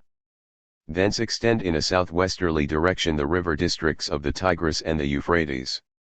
The elements of the Persian Empire are the Zend race, the Old Parses, next the Assyrian, Median, and Babylonian Empire in the region mentioned, but the Persian Empire also includes Asia Minor, Egypt, and Syria, with its line of coast, and thus combines the upland, the valley plains and the coast region. Chapter I, the Zend people. The Zend people derived their name from the language in which the Zend books are written, i.e., the canonical books on which the religion of the ancient Parses is founded. Of this religion of the Parses or fire worshippers, there are still traces extant. There is a colony of them in Bombay, and on the Caspian Sea there are some scattered families that have retained this form of worship. Their national existence was put an end to by the Mahometans. The great Zerdusht, called Zoroaster by the Greeks, wrote his religious books in the Zend language. Until nearly the last third of the 18th century, this language, and all the writings composed in it, were entirely unknown to Europeans, when at length the celebrated Frenchman Anquetil de Perron disclosed to us these rich treasures. Filled with an enthusiasm for the Oriental world, which his poverty did not allow him to gratify, he enlisted in a French corps that was about to sail for India. He thus reached Bombay, where he met with the Parses, and entered on the study of their religious ideas. With indescribable difficulty he succeeded in obtaining their religious books, making his way into their literature, and thus opening an entirely new and wide field of research, but which, owing to his imperfect acquaintance with the language, still awaits thorough investigation. Where the Zend people, mentioned in the religious books of Zoroaster, lived, is difficult to determine. In Media and Persia the religion of Zoroaster prevailed, and Xenophon relates that Cyrus adopted it, but none of these countries was the proper habitat of the Zend people. Zoroaster himself calls it the pure Aryan. We find a similar name in Herodotus, for he says that the Medes were formerly called Arii, a name with which the designation Iran is connected.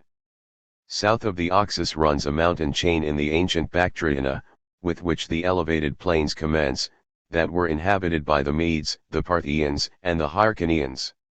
In the district watered by the Oxus at the commencement of its course, Bactria, probably the modern Balkh, is said to have been situated, from which Kabul and Kashmir are distant only about 8 days' journey. Here in Bactriana appears to have been the seat of the Zend people. In the time of Cyrus we find the pure and original faith, and the ancient political and social relations such as they are described in the Zend books, no longer perfect. Thus much appears certain, that the Zend language, which is connected with the Sanskrit, was the language of the Persians, Medes, and Bactrians. The laws and institutions of the people bear an evident stamp of great simplicity. 4 classes are mentioned: priests, warriors, agriculturists, and craftsmen. Trade only is not noticed, from which it would appear that the people still remained in an isolated condition. Governors of districts, towns, and roads, are mentioned, so that all points to the social phase of society, the political not being yet developed, and nothing indicates a connection with other states. It is essential to note, that we find here no castes, but only classes, and that there are no restrictions on marriage between these different classes, though the Zend writings announce civil laws and penalties, together with religious enactments. The chief point, that which especially concerns us here, is the doctrine of Zoroaster. In contrast with the wretched hebetude of spirit which we find among the Hindus, a pure ether, an exhalation of spirit, meets us in the Persian conception. In it, spirit emerges from that substantial unity of nature, that substantial destitution of import, in which a separation has not yet taken place, in which spirit has not yet an independent existence in contraposition to its object. This people, namely, attained to the consciousness, that absolute truth must have the form of universality, of unity. This universal, eternal, infinite essence is not recognized at first, as conditioned in any way, it is unlimited identity. This is properly, and we have already frequently repeated it, also the character of Brahm. But this universal being became objective, and their spirit became the consciousness of this its essence, while on the contrary among the Hindus this objectivity is only the natural one of the Brahmins, and is recognized as pure universality only in the destruction of consciousness. Among the Persians this negative assertion has become a positive one, and man has a relation to universal being of such a kind that he remains positive in sustaining it. This one, universal being, is indeed not yet recognized as the free unity of thought, not yet worshipped in spirit and in truth, but is still clothed with a form, that of light. But light is not a Lama, a Brahmin, a mountain, a brute, this or that particular existence, but sensuous universality itself, simple manifestation.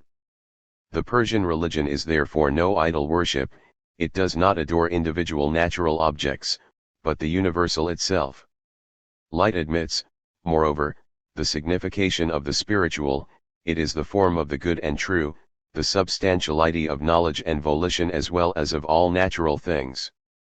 Light puts man in a position to be able to exercise choice, and he can only choose when he has emerged from that which had absorbed him.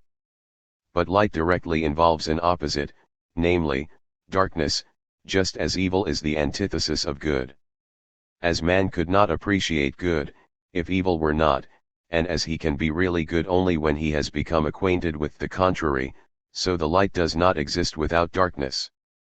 Among the Persians, Ormuzd and Ahriman present the antithesis in question. Ormuzd is the lord of the kingdom of light, of good, Ahriman that of darkness, of evil. But there is a still higher being from whom both proceeded, a universal being not affected by this antithesis, called Zerua-Niakarin, the unlimited all. The all, i.e., is something abstract, it does not exist for itself, and Ormuzd and Ahriman have arisen from it. This dualism is commonly brought as a reproach against Oriental thought, and, as far as the contradiction is regarded as absolute, that is certainly an irreligious understanding which remains satisfied with it. But the very nature of spirit demands antithesis, the principle of dualism belongs therefore to the idea of spirit, which, in its concrete form, essentially involves distinction. Among the Persians, purity and impurity have both become subjects of consciousness, and spirit, in order to comprehend itself, must of necessity place the special and negative existence in contrast with the universal and positive. Only by overcoming this antithesis is spirit twice born, regenerated.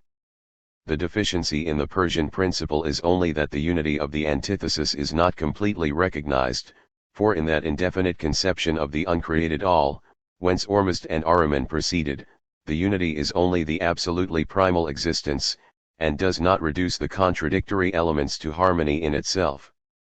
Ormuzd creates of his own free will, but also according to the decree of Zerua-Niakarin, the representation wavers, and the harmonizing of the contradiction is only to be found in the contest which Ormuzd carries on with Ahriman, and in which he will at last conquer.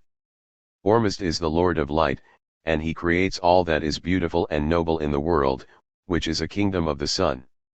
He is the excellent, the good, the positive in all natural and spiritual existence. Light is the body of Ormuzd, thence the worship of fire, because Ormuzd is present in all light, but he is not the sun or moon itself. In these the Persians venerate only the light, which is Ormuzd. Zoroaster asks Ormuzd who he is. He answers, "My name is the ground and center of all existence, highest wisdom and science, destroyer of the ills of the world, and maintainer of the universe, fullness of blessedness, pure will, etc.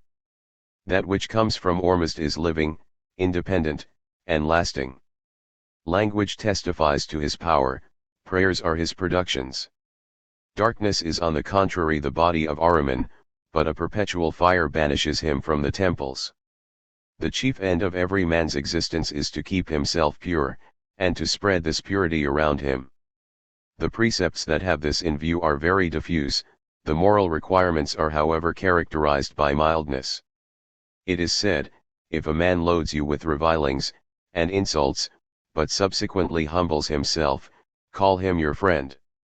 We read in the Vendidad, that sacrifices consist chiefly of the flesh of clean animals, flowers and fruits, milk and perfumes. It is said there, as man was created pure and worthy of heaven, he becomes pure again through the law of the servants of Ormuzd, which is purity itself, if he purifies himself by sanctity of thought, word, and deed. What is pure thought? That which ascends to the beginning of things. What is pure word? The word of Ormuzd.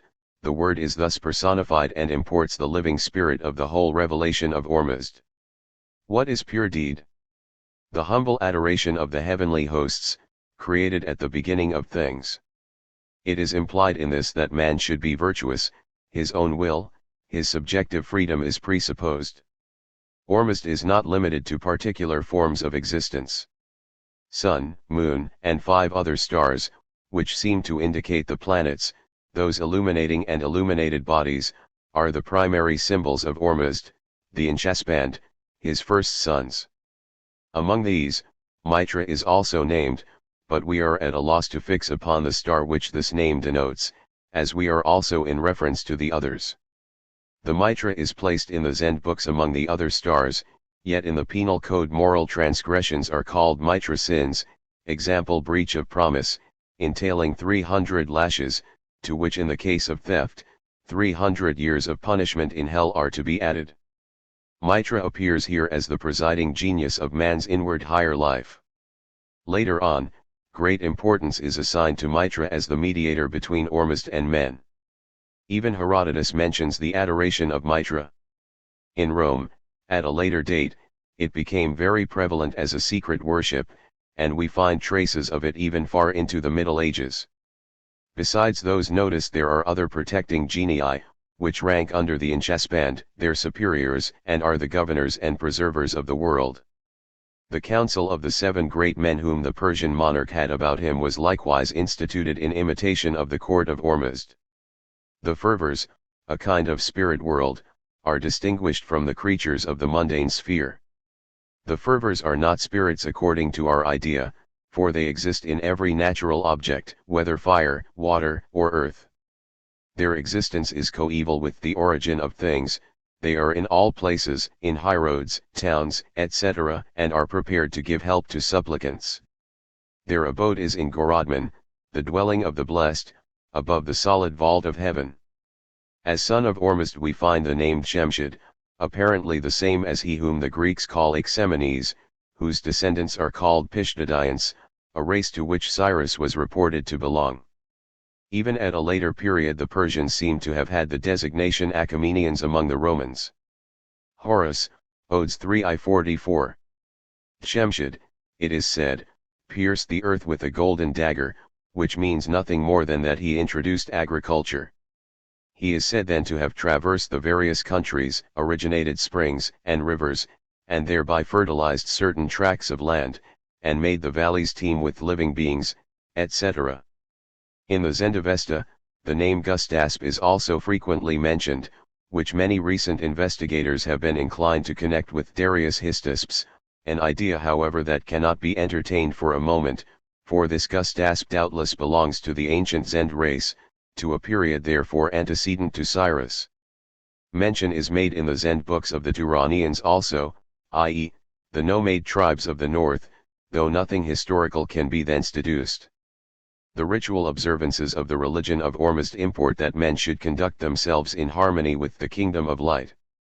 The great general commandment is therefore, as already said, spiritual and corporeal purity, consisting in many prayers to Ormuzd. It was made specially obligatory upon the Persians, to maintain living existences, to plant trees, to dig wells, to fertilize deserts, in order that life, the positive, the pure might be furthered, and the dominion of Ormuzd be universally extended. External purity is contravened by touching a dead animal, and there are many directions for being purified from such pollution. Herodotus relates of Cyrus, that when he went against Babylon, and the river Gins engulfed one of the horses of the chariot of the sun, he was occupied for a year in punishing it, by diverting its stream into small canals, to deprive it of its power. Thus Xerxes, when the sea broke in pieces his bridges, had chains laid upon it as the wicked and pernicious being, Ahriman. Chapter 2, the Assyrians, Babylonians, Medes, and Persians. As the Zend race was the higher spiritual element of the Persian Empire, so in Assyria and Babylonia we have the element of external wealth, luxury, and commerce. Traditions respecting them ascend to the remotest periods of history, but in themselves they are obscure, and partly contradictory, and this contradiction is the less easy to be cleared up, as they have no canonical books or indigenous works. The Greek historian Tisias is said to have had direct access to the archives of the Persian kings, yet we have only a few fragments remaining. Herodotus gives us much information. The accounts in the Bible are also valuable and remarkable in the highest degree, for the Hebrews were immediately connected with the Babylonians. In regard to the Persians, special mention must be made of the epic, Shahnameh, by Fergisi, a heroic poem in 60,000 strophes, from which Gores has given a copious extract. Fergisi lived at the beginning of the 11th century AD at the court of Mahmud the Great, at Ghazna, east of Kabul and Kandahar. The celebrated epic just mentioned has the old heroic traditions of Iran, that is of West Persia proper, for its subject, but it has not the value of a historical authority, since its contents are poetical and its author a Mahometan. The contest of Iran and Turan is described in this heroic poem. Iran is Persia proper, the mountain land on the south of the Oxus. Turan denotes the plains of the Oxus and those lying between it and the ancient Jaxartes. A hero, Rustan, plays the principal part in the poem, but its narrations are either altogether fabulous, or quite distorted. Mention is made of Alexander, and he is called Iskander or Skander of Rum. Rum means the Turkish Empire. Even now one of its provinces is called Rumlia, but it denotes also the Roman, and in the poem Alexander's empire has equally the appellation Rum. Confusions of this kind are quite of a piece with the Mahometan views. It is related in the poem, that the king of Iran made war on Philip, and that this latter was beaten. The king then demanded Philip's daughter as a wife, but after he had lived a long time with her, he sent her away because her breath was disagreeable. On returning to her father, she gave birth to a son, Skander, who hastened to Iran to take possession of the throne after the death of his father. Add to the above that in the whole of the poem no personage or narrative occurs that can be connected with Cyrus, and we have sufficient data for estimating its historical value.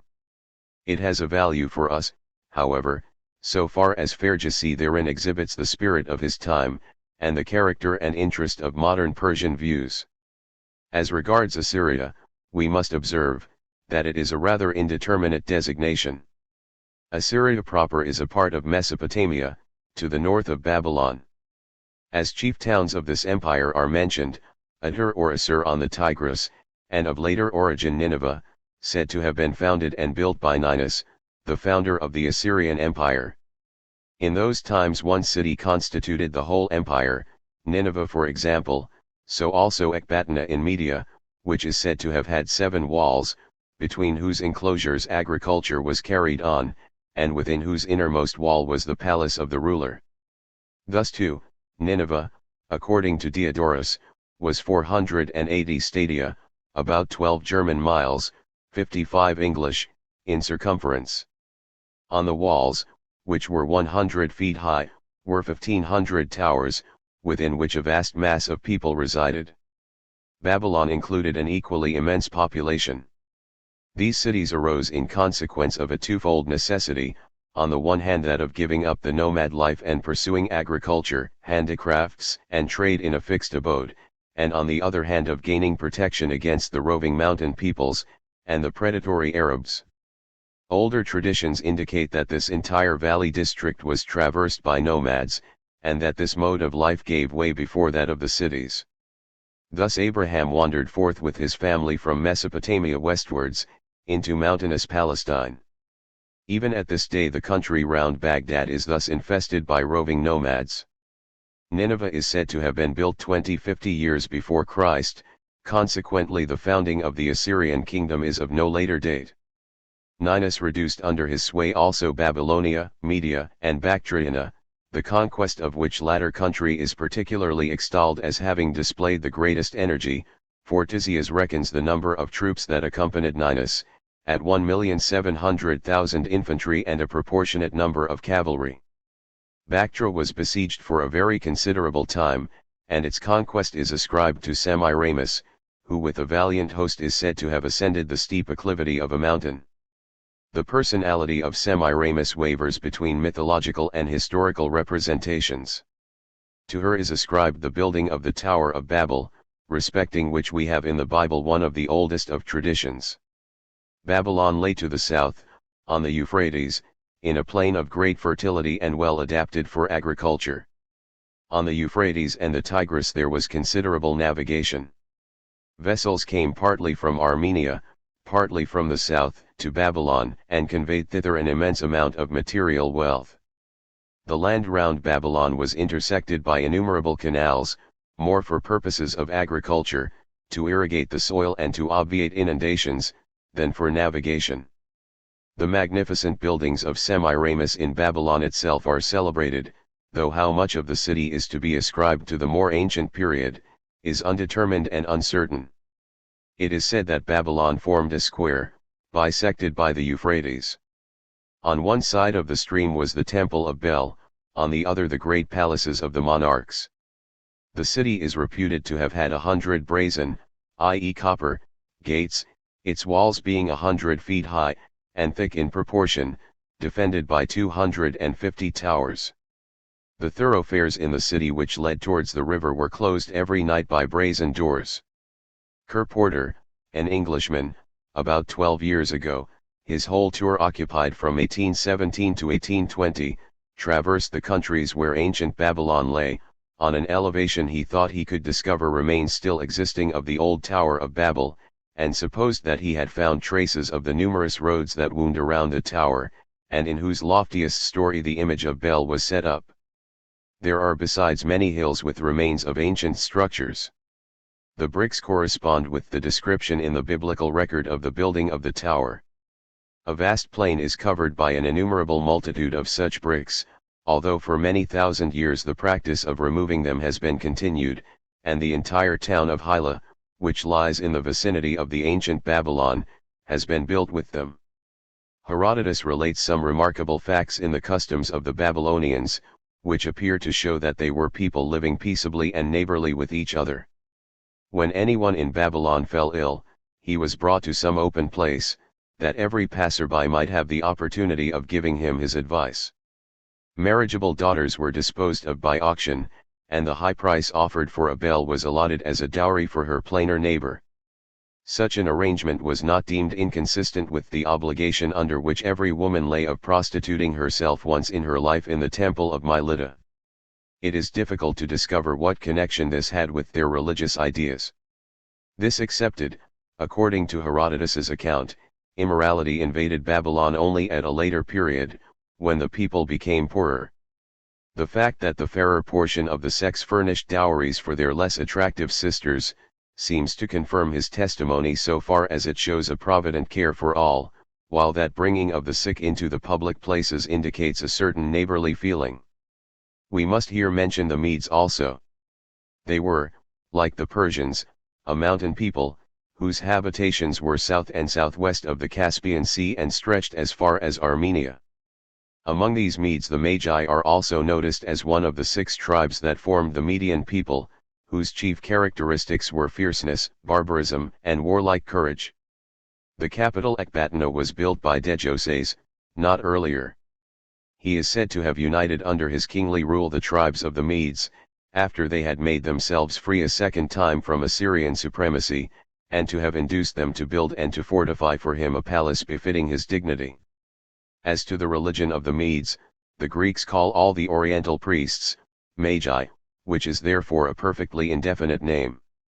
But all the data point to the fact that among the Magi we may look for a comparatively close connection with the Zend religion, but that, although the Magi preserved and extended it, it experienced great modifications in transmission to the various peoples who adopted it.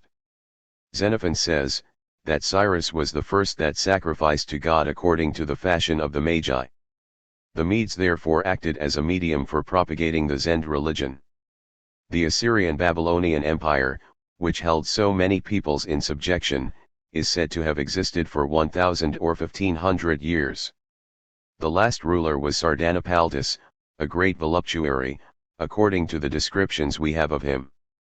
Arbyces, the satrap of Media, excited the other satraps against him, and in combination with them, led the troops which assembled every year at Nineveh to pay the tribute, against Sardanapalus. The latter, although he had gained many victories, was at last compelled to yield before overwhelming force, and to shut himself up in Nineveh, and, when he could not longer offer resistance, to burn himself there with all his treasure. According to some chronologists, this took place 888 years BC, according to others, at the end of the 7th century. After this catastrophe the empire was entirely broken up.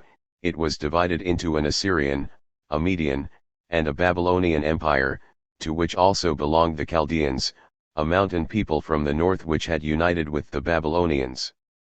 These several empires had in their turn various fortunes, though here we meet with a confusion in the accounts which has never been cleared up.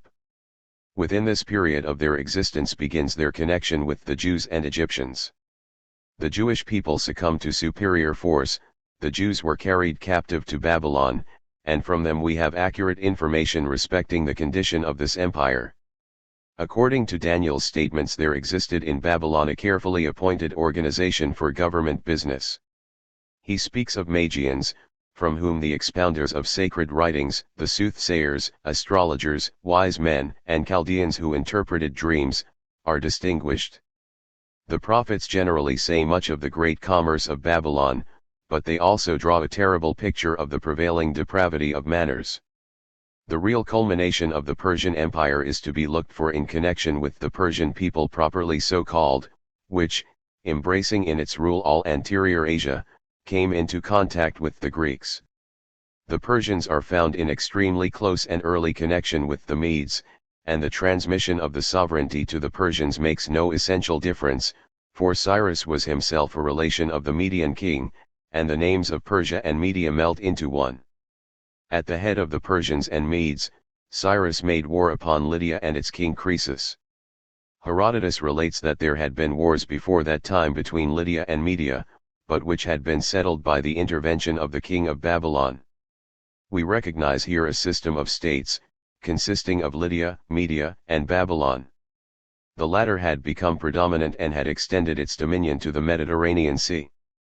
Lydia stretched eastward as far as the Halys, and the border of the western coast of Asia Minor. The fair Greek colonies were subject to it. A high degree of culture was thus already present in the Lydian Empire. Art and poetry were blooming there as cultivated by the Greeks. These colonies also were subjected to Persia. Wise men, such as Bias, and still earlier, Thales, advised them to unite themselves in a firm league, or to quit their cities and possessions, and to seek out for themselves other habitations. Bias meant Sardinia. But such a union could not be realized among cities which were animated by the bitterest jealousy of each other, and who lived in continual quarrel, while in the intoxication of affluence they were not capable of forming the heroic resolve to leave their homes for the sake of freedom. Only when they were on the very point of being subjugated by the Persians, did some cities give up certain for prospective possessions, in their aspiration after the highest good, liberty. Herodotus says of the war against the Lydians, that it made the Persians who were previously poor and barbarous, acquainted for the first time with the luxuries of life and civilization. After the Lydian conquest, Cyrus subjugated Babylon. With it he came into possession of Syria and Palestine, freed the Jews from captivity, and allowed them to rebuild their temple. Lastly, he led an expedition against the Massagetae, engaged with them in the steppes between the Oxus and the Jaxartes, but sustained a defeat, and died the death of a warrior and conqueror. The death of heroes who have formed an epoch in the history of the world, is stamped with the character of their mission. Cyrus thus died in his mission, which was the union of anterior Asia into one sovereignty without an ulterior object. Chapter 3, The Persian Empire and its constituent parts. The Persian Empire is an empire in the modern sense, like that which existed in Germany, and the great imperial realm under the sway of Napoleon, for we find it consisting of a number of states, which are indeed dependent, but which have retained their own individuality, their manners and laws. The general enactments, binding upon all, did not infringe upon their political and social idiosyncrasies, but even protected and maintained them, so that each of the nations that constitute the whole, had its own form of constitution. As light illuminates everything, imparting to each object a peculiar vitality, so the Persian Empire extends over a multitude of nations, and leaves to each one its particular character. Some have even kings of their own, each one its distinct language, arms, way of life, and customs. All this diversity coexists harmoniously under the impartial dominion of light. The Persian Empire comprehends all the three geographical elements, which we classified as distinct. First, the uplands of Persia and Media; next, the valley plains of the Euphrates and Tigris, whose inhabitants are found united in a developed form of civilization, with Egypt, the valley plain of the Nile, where agriculture, industrial arts and sciences flourished, and lastly a third element, viz. the nations who encounter the perils of the sea, the Syrians, the Phoenicians, the inhabitants of the Greek colonies and Greek maritime states in Asia Minor. Persia thus united in itself the three natural principles, while China and India remained foreign to the sea. We find here neither that consolidated totality which China presents, nor that Hindu life, in which an anarchy of caprice is prevalent everywhere. In Persia, the government, though joining all in a central unity, is but a combination of peoples, leaving each of them free. Thereby a stop is put to that barbarism and ferocity with which the nations had been wont to carry on their destructive feuds, and which the Book of Kings and the Book of Samuel sufficiently attest. The lamentations of the prophets and their imprecations upon the state of things before the conquest, show the misery, wickedness, and disorder that prevailed among them, and the happiness which Cyrus diffused over the region of anterior Asia. It was not given to the Asiatics to unite self-dependence, freedom and substantial vigor of mind, with culture, i.e., an interest for diverse pursuits and an acquaintance with the conveniences of life. Military valor among them is consistent only with barbarity of manners. It is not the calm courage of order, and when their mind opens to a sympathy with various interests, it immediately passes into effeminacy, allows its energies to sink, and makes men the slaves of an enervated sensuality.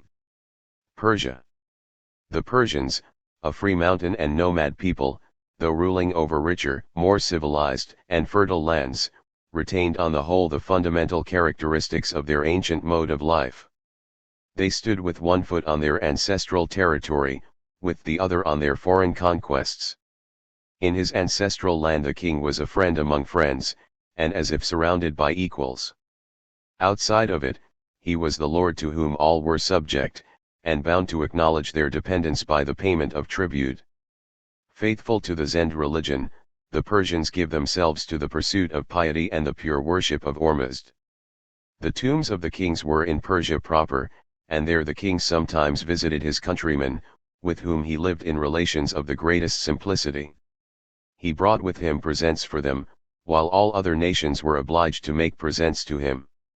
At the court of the monarch there was a division of Persian cavalry which constituted the elite of the whole army, ate at a common table, and were subject to a most perfect discipline in every respect. They made themselves illustrious by their bravery, and even the Greeks awarded a tribute of respect to their valor in the Median wars. When the entire Persian host, to which this division belonged, was to engage in an expedition, a summons was first issued to all the Asiatic populations. When the warriors were assembled, the expedition was undertaken with that character of restlessness, that nomadic disposition which formed the idiosyncrasy of the Persians. Thus they invaded Egypt, Scythia, Thrace, and at last Greece, where their vast power was destined to be shattered. A march of this kind looked almost like an emigration, their families accompanied them. Each people exhibited its national features and warlike accoutrements, and poured forth en masse.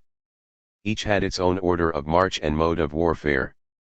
Herodotus sketches for us a brilliant picture of this variety of aspect as it presented itself in the vast march of nations under Xerxes. 2 millions of human beings are said to have accompanied him.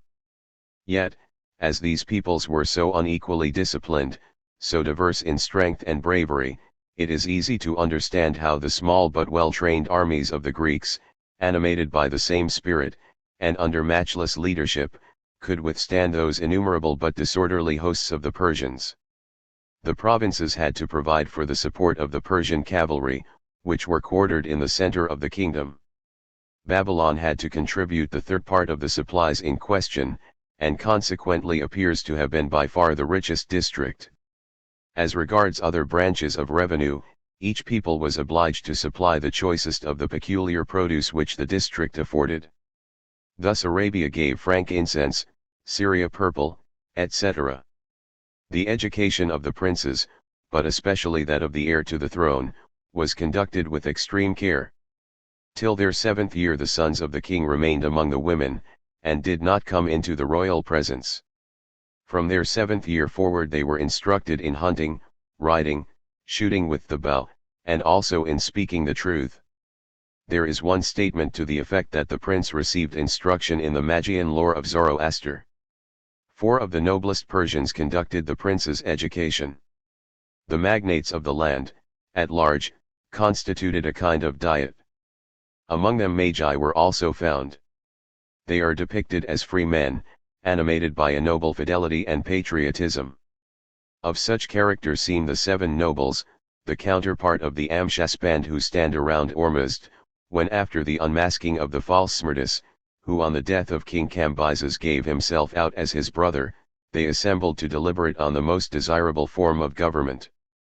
Quite free from passion, and without exhibiting any ambition, they agree that monarchy is the only form of government adapted to the Persian Empire. The sun, and the horse which first salutes them with a neigh, decide the succession in favor of Darius. The magnitude of the Persian dominion occasioned the government of the provinces by viceroys, satraps, and these often acted very arbitrarily to the provinces subjected to their rule, and displayed hatred and envy towards each other, a source of much evil. These satraps were only superior presidents of the provinces, and generally left the subject kings of the countries in possession of regal privileges. All the land and all the water belonged to the great king of the Persians. Land and water were the demands of Darius Hystaspes and Xerxes from the Greeks. But the king was only the abstract sovereign, the enjoyment of the country remained to the nations themselves, whose obligations were comprised in the maintenance of the court and the satraps, and the contribution of the choicest part of their property. Uniform taxes first make their appearance under the government of Darius Hystaspes. On the occasion of a royal progress the districts of the empire visited had to give presents to the king, and from the amount of these gifts we may infer the wealth of the unexhausted provinces. Thus the dominion of the Persians was by no means oppressive, either in secular or religious respects. The Persians, according to Herodotus, had no idols, in fact ridiculed anthropomorphic representations of the gods, but they tolerated every religion, although there may be found expressions of wrath against idolatry. Greek temples were destroyed, and the images of the gods broken in pieces. Syria and the Semitic Western Asia. One element, the coast territory, which also belonged to the Persian Empire, is especially represented by Syria. It was peculiarly important to the Persian Empire, for when continental Persia set out on one of its great expeditions, it was accompanied by Phoenician as well as by Greek navies. The Phoenician coast is but a very narrow border, often only 2 leagues broad, which has the high mountains of Lebanon on the east.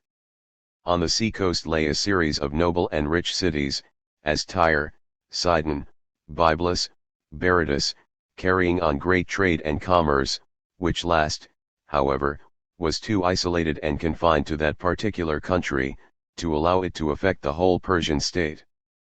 Their commerce lay chiefly in the direction of the Mediterranean Sea, and it reached thence far into the west.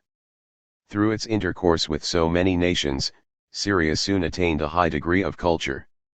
There the most beautiful fabrications in metals and precious stones were prepared, and there the most important discoveries, example of glass and of purple, were made.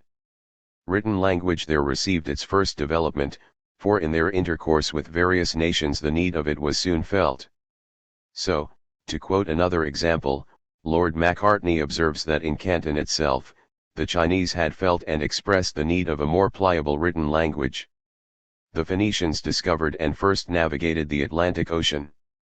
They had settlements in Cyprus and Crete. In the remote island of Thasos, they worked gold mines. In the south and southwest of Spain they opened silver mines. In Africa they founded the colonies of Utica and Carthage. From Gades they sailed far down the African coast, and according to some, even circumnavigated Africa. From Britain they brought in, and from the Baltic, Prussian amber. This opens to us an entirely new principle. Inactivity ceases, as also mere rude valor, in their place appears the activity of industry, and that considerate courage which, while it dares the perils of the deep, rationally bethinks itself of the means of safety. Here everything depends on man's activity, his courage, his intelligence, while the objects aimed at are also pursued in the interest of man.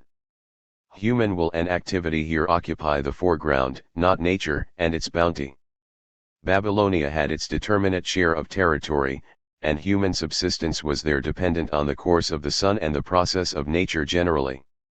But the sailor relies upon himself amid the fluctuations of the waves, and eye and heart must be always open. In like manner the principle of industry involves the very opposite of what is received from nature, for natural objects are worked up for use and ornament. In industry man is an object to himself, and treats nature as something subject to him, on which he impresses the seal of his activity. Intelligence is the valor needed here, and ingenuity is better than mere natural courage. At this point we see the nations freed from the fear of nature and its slavish bondage. If we compare their religious ideas with the above, we shall see in Babylon, in the Syrian tribes, and in Phrygia, first a rude, vulgar, sensual idolatry, a description of which in its principal features is given in the prophets. Nothing indeed more specific than idolatry is mentioned, and this is an indefinite term. The Chinese, the Hindus, the Greeks, practice idolatry, the Catholics, too, adore the images of saints, but in the sphere of thought with which we are at present occupied, it is the powers of nature and of production generally that constitute the object of veneration, and the worship is luxury and pleasure. The prophets give the most terrible pictures of this, though their repulsive character must be partly laid to the account of the hatred of Jews against neighboring peoples. Such representations are particularly ample in the Book of Wisdom. Not only was there a worship of natural objects, but also of the universal power of nature, Astarte, Cybele, Diana of Ephesus.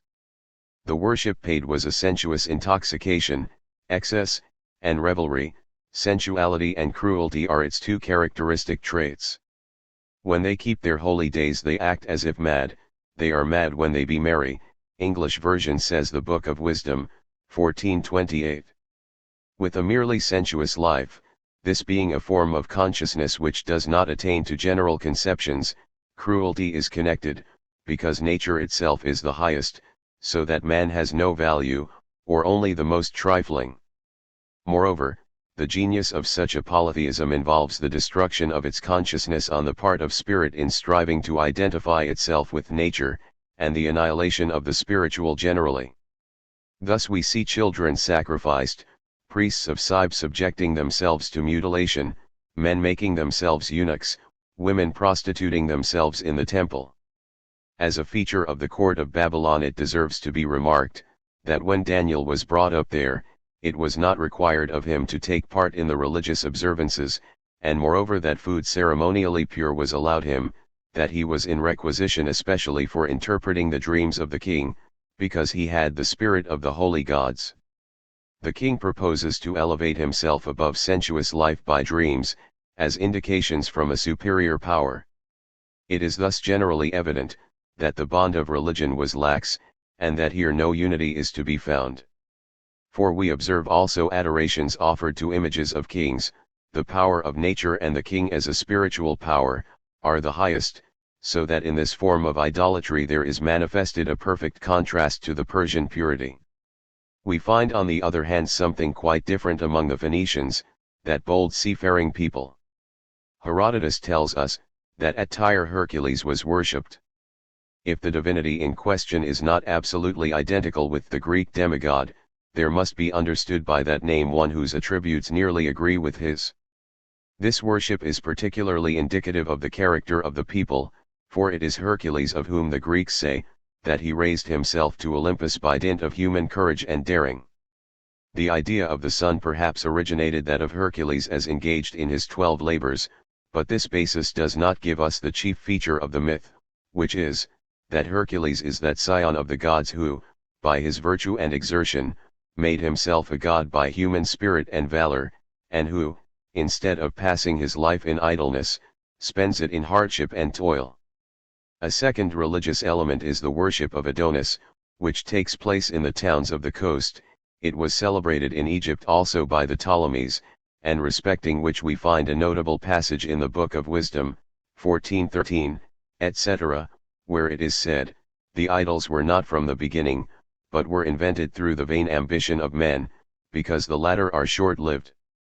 For a father afflicted with untimely mourning, when he had made an image of his child, Adonis, early taken away, honored him as a god, who was a dead man, and delivered to those that were under him ceremonies and sacrifices, nearly.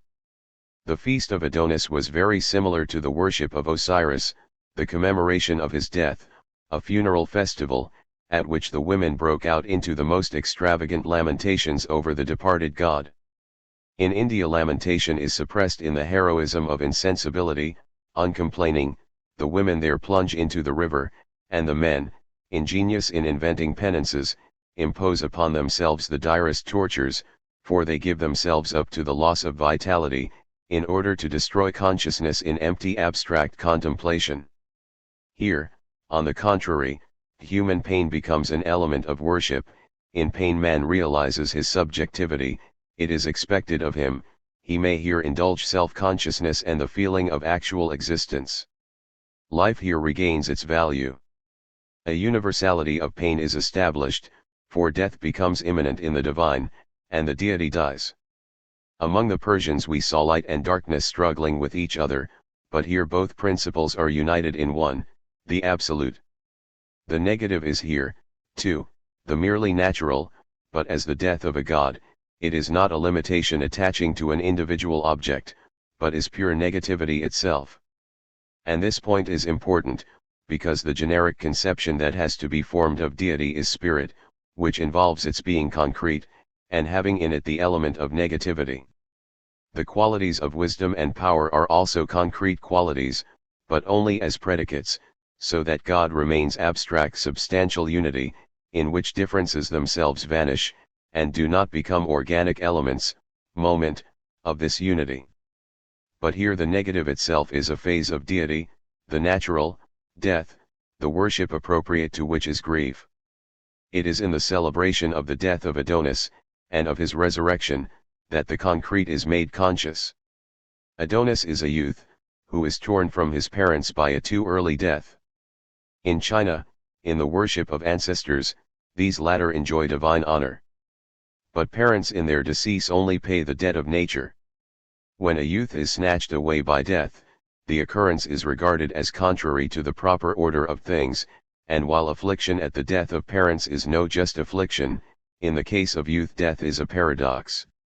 And this is the deeper element in the conception, that in the divinity, negativity, antithesis, is manifested, and that the worship rendered to him involves both elements, the pain felt for the divinity snatched away, and the joy occasioned by his being found again. Judea. The next people belonging to the Persian Empire, in that wide circle of nationalities which it comprises, is the Jewish.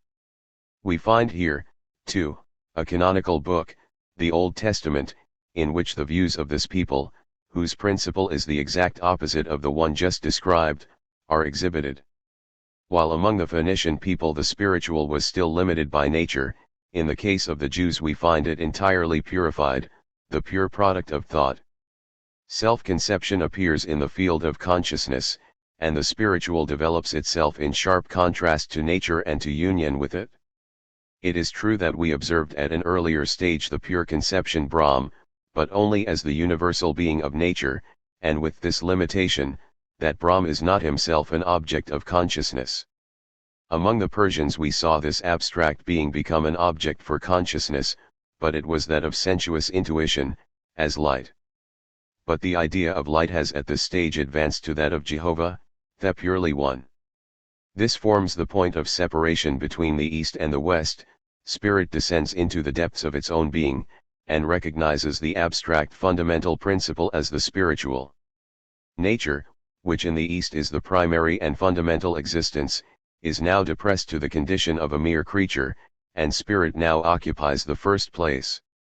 God is known as the creator of all men, as he is of all nature, and as absolute causality generally. But this great principle, as further conditioned, is exclusive unity. This religion must necessarily possess the element of exclusiveness, which consists essentially in this, that only the one people which adopts it, recognizes the one God, and is acknowledged by him. The God of the Jewish people is the God only of Abraham and of his seed. National individuality and a special local worship are involved in such a conception of deity. Before him all other gods are false. Moreover, the distinction between true and false is quite abstract, for as regards the false gods, not a ray of the divine is supposed to shine into them. But every form of spiritual force, and a fortiori every religion is of such a nature, that whatever be its peculiar character, an affirmative element is necessarily contained in it. However erroneous a religion may be, it possesses truth, although in a mutilated phase. In every religion there is a divine presence, a divine relation, and a philosophy of history has to seek out the spiritual element even in the most imperfect forms. But it does not follow that because it is a religion, it is therefore good. We must not fall into the lax conception, that the content is of no importance, but only the form. This latitudinarian tolerance the Jewish religion does not admit, being absolutely exclusive. The spiritual speaks itself here absolutely free of the sensuous, and nature is reduced to something merely external and indivine. This is the true and proper estimate of nature at this stage, for only at a more advanced phase can the idea attain a reconciliation, recognize itself in this its alien form. Its first utterances will be in opposition to nature, for spirit, which had been hitherto dishonored, now first attains its due dignity, while nature resumes its proper position. Nature is conceived as having the ground of its existence in another, as something posited, created, and this idea, that God is the Lord and Creator of nature, leads men to regard God as the exalted one, while the whole of nature is only his robe of glory, and is expended in his service. In contrast with this kind of exaltation, that which the Hindu religion presents is only that of indefinitude. In virtue of the prevailing spirituality the sensuous and immoral are no longer privileged, but disparaged as ungodliness. Only the one, spirit, the non-sensuous is the truth, thought exists free for itself, and true morality and righteousness can now make their appearance, for God is honored by righteousness, and right-doing is walking in the way of the Lord.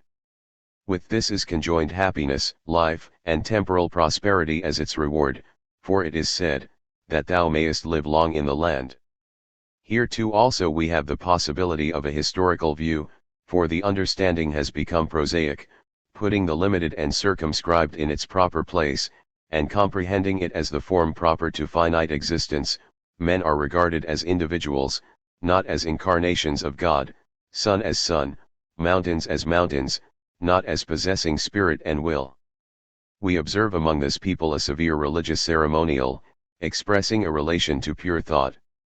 The individual as concrete does not become free, because the absolute itself is not comprehended as concrete spirit, since spirit still appears posited as non-spiritual, destitute of its proper characteristics. It is true that subjective feeling is manifest, the pure heart, repentance, devotion, but the particular concrete individuality has not become objective to itself in the absolute. It therefore remains closely bound to the observance of ceremonies and of the law, the basis of which latter is pure freedom in its abstract form. The Jews possess that which makes them what they are, through the one, consequently the individual has no freedom for itself. Spinoza regards the Code of Moses as having been given by God to the Jews for a punishment, a rod of correction. The individual never comes to the consciousness of independence. On that account we do not find among the Jews any belief in the immortality of the soul, for individuality does not exist in and for itself. But though in Judaism the individual is not respected, the family has inherent value, for the worship of Jehovah is attached to the family, and it is consequently viewed as a substantial existence. But the state is an institution not consonant with the Judaistic principle, and it is alien to the legislation of Moses. In the idea of the Jews, Jehovah is the God of Abraham, of Isaac, and Jacob, who commanded them to depart out of Egypt, and gave them the land of Canaan. The accounts of the patriarchs attract our interest. We see in this history the transition from the patriarchal nomad condition to agriculture. On the whole, the Jewish history exhibits grand features of character, but it is disfigured by an exclusive bearing, sanctioned in its religion, towards the genius of other nations, the destruction of the inhabitants of Canaan being even commanded, by want of culture generally, and by the superstition arising from the idea of the high value of their peculiar nationality. Miracles, too, form a disturbing feature in this history, for as far as concrete consciousness is not free, concrete perception is also not free. Nature is undeified, but not yet understood. The family became a great nation. Through the conquest of Canaan, it took a whole country into possession, and erected a temple for the entire people, in Jerusalem. But properly speaking, no political union existed. In case of national danger, heroes arose, who placed themselves at the head of the armies, though the nation during this period was for the most part in subjection. Later on, kings were chosen, and it was they who first rendered the Jews independent. David even made conquests. Originally the legislation is adapted to a family only, yet in the books of Moses the wish for a king is anticipated. The priests are to choose him, he is not to be a foreigner, not to have horsemen in large numbers, and he is to have few wives. After a short period of glory the kingdom suffered internal disruption and was divided. As there was only one tribe of Levites and one temple, i.e., in Jerusalem, idolatry was immediately introduced. The one God could not be honored in different temples, and there could not be two kingdoms attached to one religion. However spiritual may be the conception of God as objective, the subjective side, the honor rendered to him, is still very limited and unspiritual in character. The two kingdoms, equally infelicitous in foreign and domestic warfare, were at last subjected to the Assyrians and Babylonians. Through Cyrus the Israelites obtained permission to return home and live according to their own laws. Egypt. The Persian Empire is one that has passed away, and we have nothing but melancholy relics of its glory. Its fairest and richest towns, such as Babylon, Susa, Persepolis, are razed to the ground, and only a few ruins mark their ancient site. Even in the more modern great cities of Persia, Isfahan and Shiraz, half of them has become a ruin, and they have not, as is the case with ancient Rome, developed a new life, but have lost their place almost entirely in the remembrance of the surrounding nations. Besides the other lands already enumerated as belonging to the Persian Empire, Egypt claims notice, characteristically the land of ruins, a land which from hoar antiquity has been regarded with wonder, and which in recent times also has attracted the greatest interest. Its ruins, the final result of immense labor, surpass in the gigantic and monstrous, all that antiquity has left us. In Egypt we see united the elements which in the Persian monarchy appeared singly. We found among the Persians the adoration of light, regarded as the essence of universal nature. This principle then develops itself in phases which hold a position of indifference towards each other. The one is the immersion in the sensuous, among the Babylonians and Syrians; the other is the spiritual phase, which is twofold, first as the incipient consciousness of the concrete spirit in the worship of Adonis, and then as pure and abstract thought among the Jews. In the former the concrete is deficient in unity, in the latter the concrete is altogether wanting. The next problem is then, to harmonize these contradictory elements, and this problem presents itself in Egypt. Of the representations which Egyptian antiquity presents us with, one figure must be especially noticed, viz. The Sphinx, in itself a riddle, an ambiguous form, half brute, half human. The Sphinx may be regarded as a symbol of the Egyptian spirit. The human head looking out from the brute body, exhibits spirit as it begins to emerge from the merely natural, to tear itself loose therefrom and already to look more freely around it, without, however, entirely freeing itself from the fetters nature had imposed. The innumerable edifices of the Egyptians are half below the ground, and half rise above it into the air. The whole land is divided into a kingdom of life and a kingdom of death. The colossal statue of Memnon resounds at the first glance of the young morning sun, though it is not yet the free light of spirit with which it vibrates. Written language is still a hieroglyphic, and its basis is only the sensuous image, not the letter itself. Thus the memorials of Egypt themselves give us a multitude of forms and images that express its character.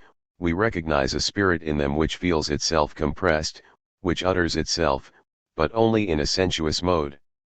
Egypt was always the land of marvels, and has remained so to the present day. It is from the Greeks especially that we get information respecting it, and chiefly from Herodotus. This intelligent historiographer himself visited the country of which he wished to give an account, and at its chief towns made acquaintance with the Egyptian priests. Of all that he saw and heard, he gives an accurate record, but the deeper symbolism of the Egyptian mythology he has refrained from unfolding. This he regards as something sacred, and respecting which he cannot so freely speak as of merely external objects. Besides him Diodorus Siculus is an authority of great importance, and among the Jewish historians, Josephus. In their architecture and hieroglyphics, the thoughts and conceptions of the Egyptians are expressed. A national work in the department of language is wanting, and that not only to us, but to the Egyptians themselves; they could not have any, because they had not advanced to an understanding of themselves. Nor was there any Egyptian history, until at last Ptolemy Philadelphus, he who had the sacred books of the Jews translated into Greek, prompted the high priest Manetho to write an Egyptian history. Of this we have only extracts, list of kings, which however have occasioned the greatest perplexities and contradictory views. To become acquainted with Egypt, we must for the most part have recourse to the notices of the ancients, and the immense monuments that are left us. We find a number of granite walls on which hieroglyphics are graved, and the ancients have given us explanations of some of them, but which are quite insufficient. In recent times attention has especially been recalled to them, and after many efforts something at least of the hieroglyphic writing has been deciphered.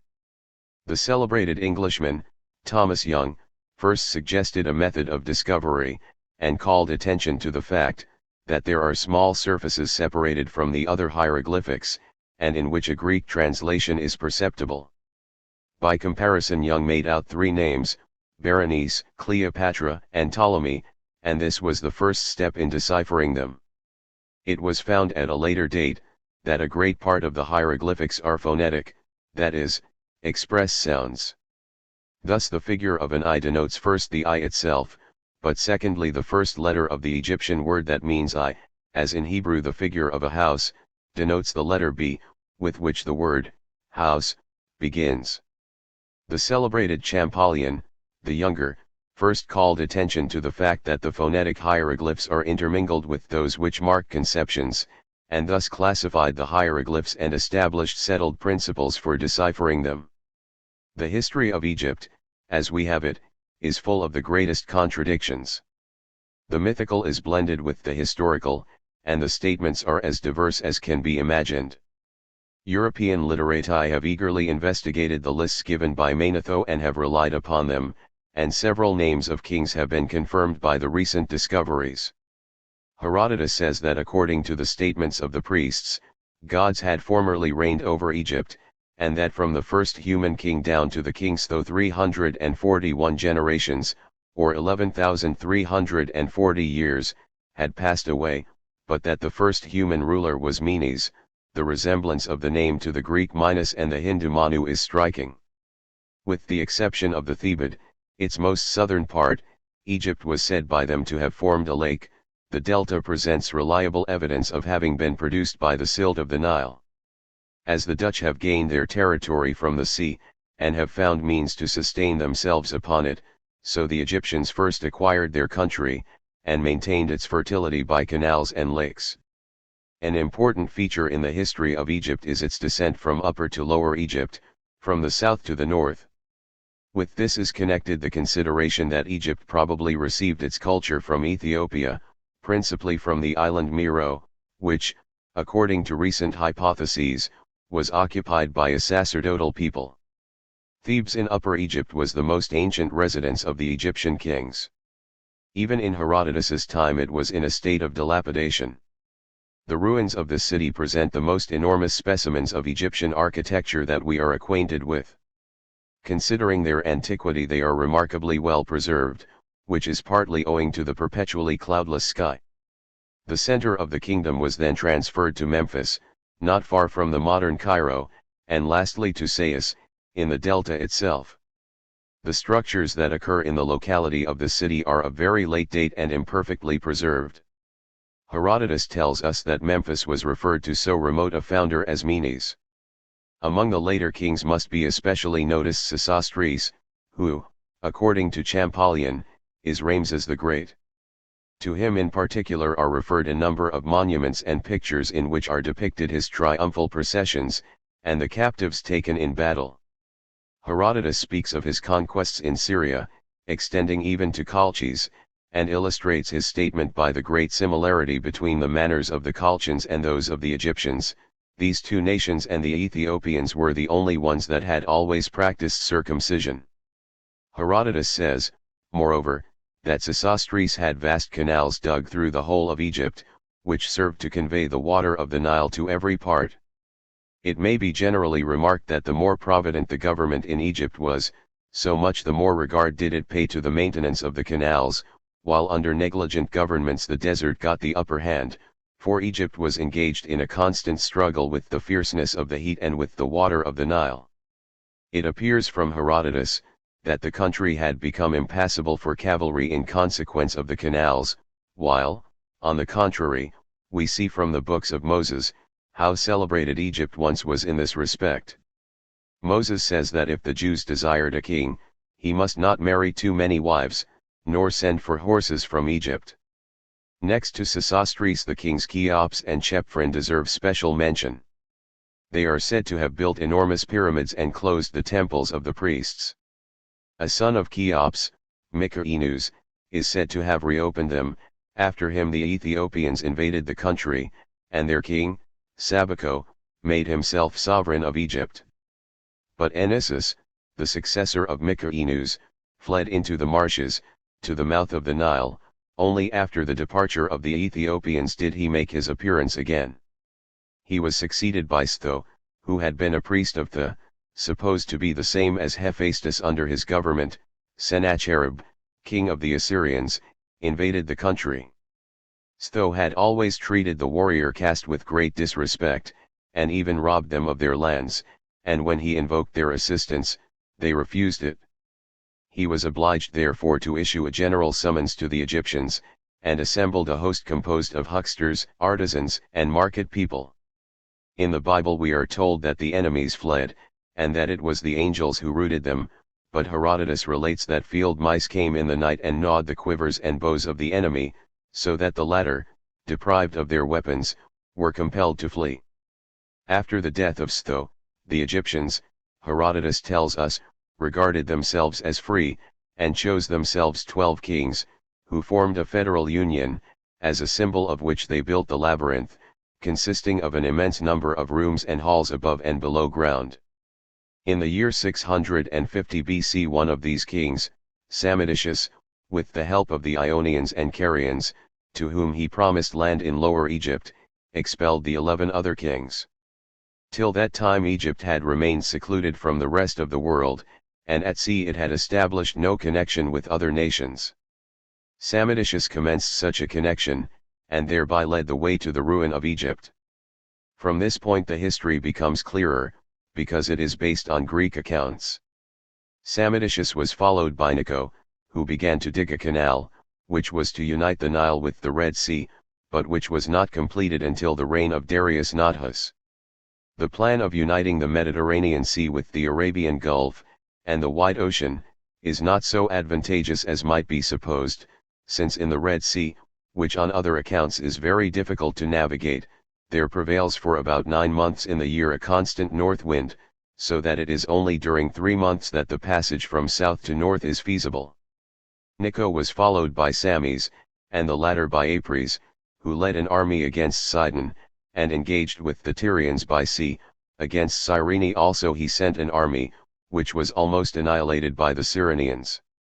The Egyptians rebelled against him, accusing him of wishing to lead them to destruction, but this revolt was probably caused by the favor shown by him to the Carians and Ionians. Amasis placed himself at the head of the rebels, conquered the king, and possessed himself of the throne. By Herodotus he is depicted as a humorous monarch, who, however, did not always maintain the dignity of the throne.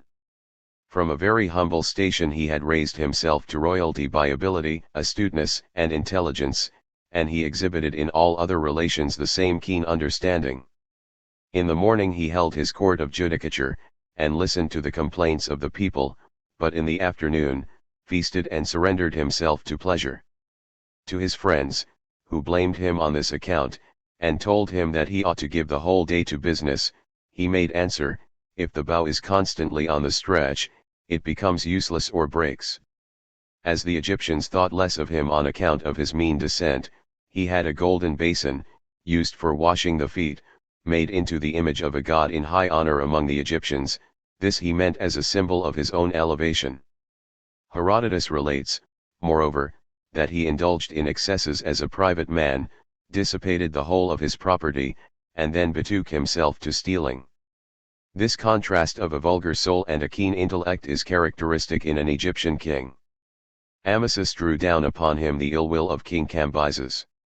Cyrus desired an oculist from the Egyptians, for at that time the Egyptian oculists were very famous, their skill having been called out by the numerous eye diseases prevalent in Egypt. This oculist, to revenge himself for having been sent out of the country, advised Cambyses to ask for the daughter of Amasis in marriage, knowing well that Amasis would either be rendered unhappy by giving her to him, or on the other hand, incur the wrath of Cambyses by refusing. Amasis would not give his daughter to Cambyses, because the latter desired her as an inferior wife, for his lawful spouse must be a Persian, but sent him, under the name of his own daughter, that of Apries, who afterwards discovered her real name to Cambyses.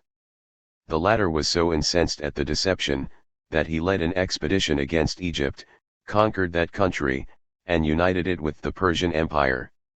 As to the Egyptian spirit, it deserves mention here, that the Eleans in Herodotus's narrative call the Egyptians the wisest of mankind. It also surprises us to find among them, in the vicinity of African stupidity, reflective intelligence, a thoroughly rational organization characterizing all institutions, and most astonishing works of art. The Egyptians were, like the Hindus, divided into castes, and the children always continued the trade and business of their parents. On this account, also, the mechanical and technical in the arts was so much developed here, while the hereditary transmission of occupations did not produce the same disadvantageous results in the character of the Egyptians as in India. Herodotus mentions the 7 following castes: the priests, the warriors, the neatherds, the swineherds, the merchants or trading population generally, the interpreters, who seem only at a later date to have constituted a separate class, and, lastly, the seafaring class. Agriculturists are not named here, probably because agriculture was the occupation of several castes, as, example the warriors, to whom a portion of the land was given. Diodorus and Strabo give a different account of these caste divisions. Only priests, warriors, herdsmen, agriculturists, and artificers are mentioned, to which latter, perhaps, tradesmen also belong. Herodotus says of the priests, that they in particular received arable land, and had it cultivated for rent, for the land generally was in the possession of the priests, warriors, and kings. Joseph was a minister of the king, according to Holy Scripture, and contrived to make him master of all landed property. But the several occupations did not remain so stereotyped as among the Hindus, for we find the Israelites, who were originally herdsmen, employed also as manual laborers, and there was a king, as stated above, who formed an army of manual laborers alone. The castes are not rigidly fixed, but struggle with and come into contact with one another. We often find cases of their being broken up and in a state of rebellion. The warrior caste, at one time discontented on account of their not being released from their abodes in the direction of Nubia, and desperate at not being able to make use of their lands, betake themselves to Meroe, and foreign mercenaries are introduced into the country. Of the mode of life among the Egyptians, Herodotus supplies a very detailed account, giving prominence to everything which appears to him to deviate from Greek manners. Thus the Egyptians had physicians specially devoted to particular diseases, the women were engaged in outdoor occupations, while the men remained at home to weave. In one part of Egypt polygamy prevailed, in another, monogamy.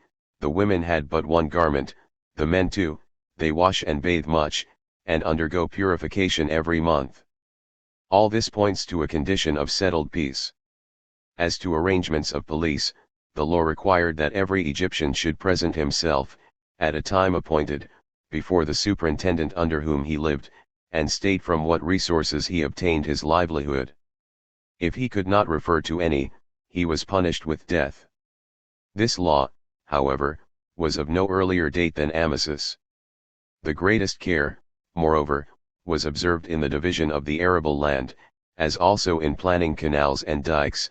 Under Sabaco, the Ethiopian king, says Herodotus, many cities were elevated by dikes. The business of courts of justice was administered with very great care. They consisted of 30 judges nominated by the district, and who chose their own president. Pleadings were conducted in writing, and proceeded as far as the rejoinder. Diodorus thinks this plan very effectual, in obviating the perverting influence of forensic oratory, and of the sympathy of the judges. The latter pronounced sentence silently, and in a hieroglyphical manner. Herodotus says, that they had a symbol of truth on their breasts, and turned it towards that side in whose favor the cause was decided, or adorned the victorious party with it. The king himself had to take part in judicial business every day. Theft, we are told, was forbidden, but the law commanded that thieves should inform against themselves. If they did so, they were not punished, but, on the contrary, were allowed to keep a fourth part of what they had stolen. This perhaps was designed to excite and keep in exercise that cunning for which the Egyptians were so celebrated. The intelligence displayed in their legislative economy, appears characteristic of the Egyptians. This intelligence, which manifests itself in the practical, we also recognize in the productions of art and science. The Egyptians are reported to have divided the year into 12 months, and each month into 30 days. At the end of the year they intercalated 5 additional days, and Herodotus says that their arrangement was better than that of the Greeks.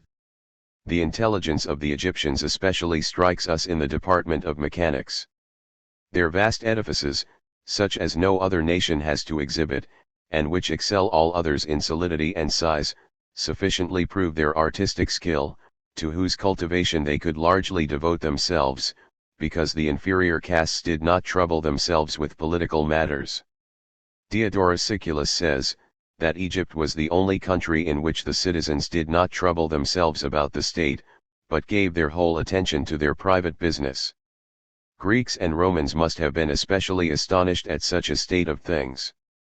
On account of its judicious economy, Egypt was regarded by the ancients as the pattern of a morally regulated condition of things, as an ideal such as Pythagoras realized in a limited select society, and Plato sketched on a larger scale. But in such ideals no account is taken of passion. A plan of society that is to be adopted and acted upon, as an absolutely complete one, in which everything has been considered, and especially the education and habituation to it, necessary to its becoming a second nature, is altogether opposed to the nature of spirit, which makes contemporary life the object on which it acts, itself being the infinite impulse of activity to alter its forms. This impulse also expressed itself in Egypt in a peculiar way. It would appear at first as if a condition of things so regular, so determinate in every particular, contained nothing that had a peculiarity entirely its own. The introduction of a religious element would seem to be an affair of no critical moment, provided the higher necessities of men were satisfied. We should in fact rather expect that it would be introduced in a peaceful way and in accordance with the moral arrangement of things already mentioned. But in contemplating the religion of the Egyptians, we are surprised by the strangest and most wonderful phenomena, and perceive that this calm order of things, bound fast by legislative enactment, is not like that of the Chinese, but that we have here to do with a spirit entirely different, one full of stirring and urgent impulses. We have here the African element, in combination with Oriental massiveness, transplanted to the Mediterranean Sea, that grand locale of the display of nationalities, but in such a manner, that here there is no connection with foreign nations, this mode of stimulating intellect appearing superfluous, for we have here a prodigious urgent striving within the nationality itself, and which within its own circle shoots out into an objective realization of itself in the most monstrous productions. It is that African imprisonment of ideas combined with the infinite impulse of the spirit to realize itself objectively, which we find here. But spirit has still, as it were, an iron band around its forehead, so that it cannot attain to the free consciousness of its existence, but produces this only as the problem, the enigma of its being. The fundamental conception of that which the Egyptians regard as the essence of being, rests on the determinate character of the natural world, in which they live, and more particularly on the determinate physical circle which the Nile and the sun mark out. These two are strictly connected, the position of the sun and that of the Nile, and to the Egyptian this is all in all. The Nile is that which essentially determines the boundaries of the country. Beyond the Nile valley begins the desert. On the north, Egypt is shut in by the sea, and on the south by torrid heat. The first Arab leader that conquered Egypt, writes to the Caliph Omar, Egypt is first a vast sea of dust, then a sea of fresh water, lastly, it is a great sea of flowers. It never rains there, towards the end of July dew falls, and then the Nile begins to overflow its banks, and Egypt resembles a sea of islands.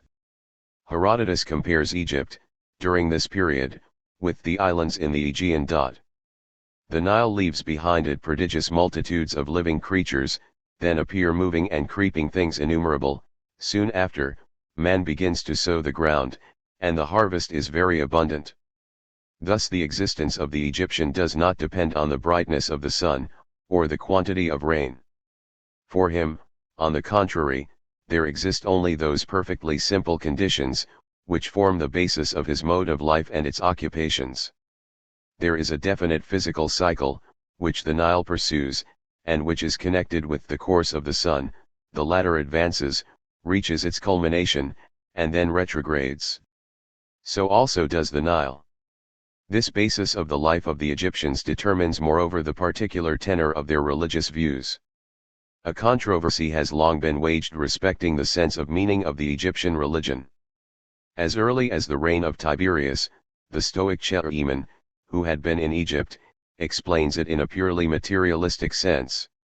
The New Platonists take a directly opposite view, regarding all as symbols of a spiritual meaning, and thus making this religion a pure idealism. Each of these representations is one-sided. Natural and spiritual powers are regarded as most intimately united. The free spiritual import, however, has not been developed at this stage of thought, but in such a way, that the extremes of the antithesis were united in the harshest contrast. We have spoken of the Nile, of the sun, and of the vegetation depending upon them. This limited view of nature gives the principle of the religion, and its subject matter is primarily a history. The Nile and the sun constitute the divinities, conceived under human forms, and the course of nature and the mythological history is the same. In the winter solstice the power of the sun has reached its minimum, and must be born anew. Thus also Osiris appears as born, but he is killed by Typhon, his brother and enemy, the burning wind of the desert. Isis, the earth, from whom the aid of the sun and of the Nile has been withdrawn, yearns after him. She gathers the scattered bones of Osiris, and raises her lamentation for him, and all Egypt bewails with her the death of Osiris, in a song which Herodotus calls Mainauros. Mainauros he reports to have been the only son of the first king of the Egyptians, and to have died prematurely, this song being also the Linus song of the Greeks, and the only song which the Egyptians have. Here again pain is regarded as something divine, and the same honor is assigned to it here as among the Phoenicians. Hermes then embalms Osiris, and his grave is shown in various places. Osiris is now judge of the dead, and lord of the kingdom of the shades. These are the leading ideas. Osiris, the sun, the Nile, this triplicity of being is united in one knot. The sun is the symbol, in which Osiris and the history of that god are recognized, and the Nile is likewise such a symbol. The concrete Egyptian imagination also ascribes to Osiris and Isis the introduction of agriculture, the invention of the plough, the hoe, etc., for Osiris gives not only the useful itself, the fertility of the earth, but, moreover, the means of making use of it. He also gives men laws, a civil order and a religious ritual. He thus places in men's hands the means of labor, and secures its result. Osiris is also the symbol of the seed which is placed in the earth, and then springs up, as also of the course of life. Thus we find this heterogeneous duality, the phenomena of nature and the spiritual, woven together into one knot.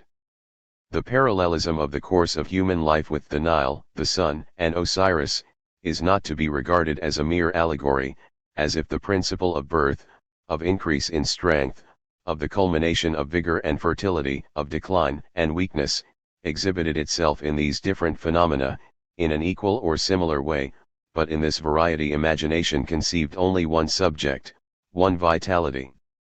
This unity is, however, quite abstract. The heterogeneous element shows itself therein as pressing and urging, and in a confusion which sharply contrasts with Greek perspicuity. Osiris represents the Nile and the sun. Sun and Nile are, on the other hand, symbols of human life. Each one is signification and symbol at the same time. The symbol is changed into signification, and this latter becomes symbol of that symbol, which itself then becomes signification.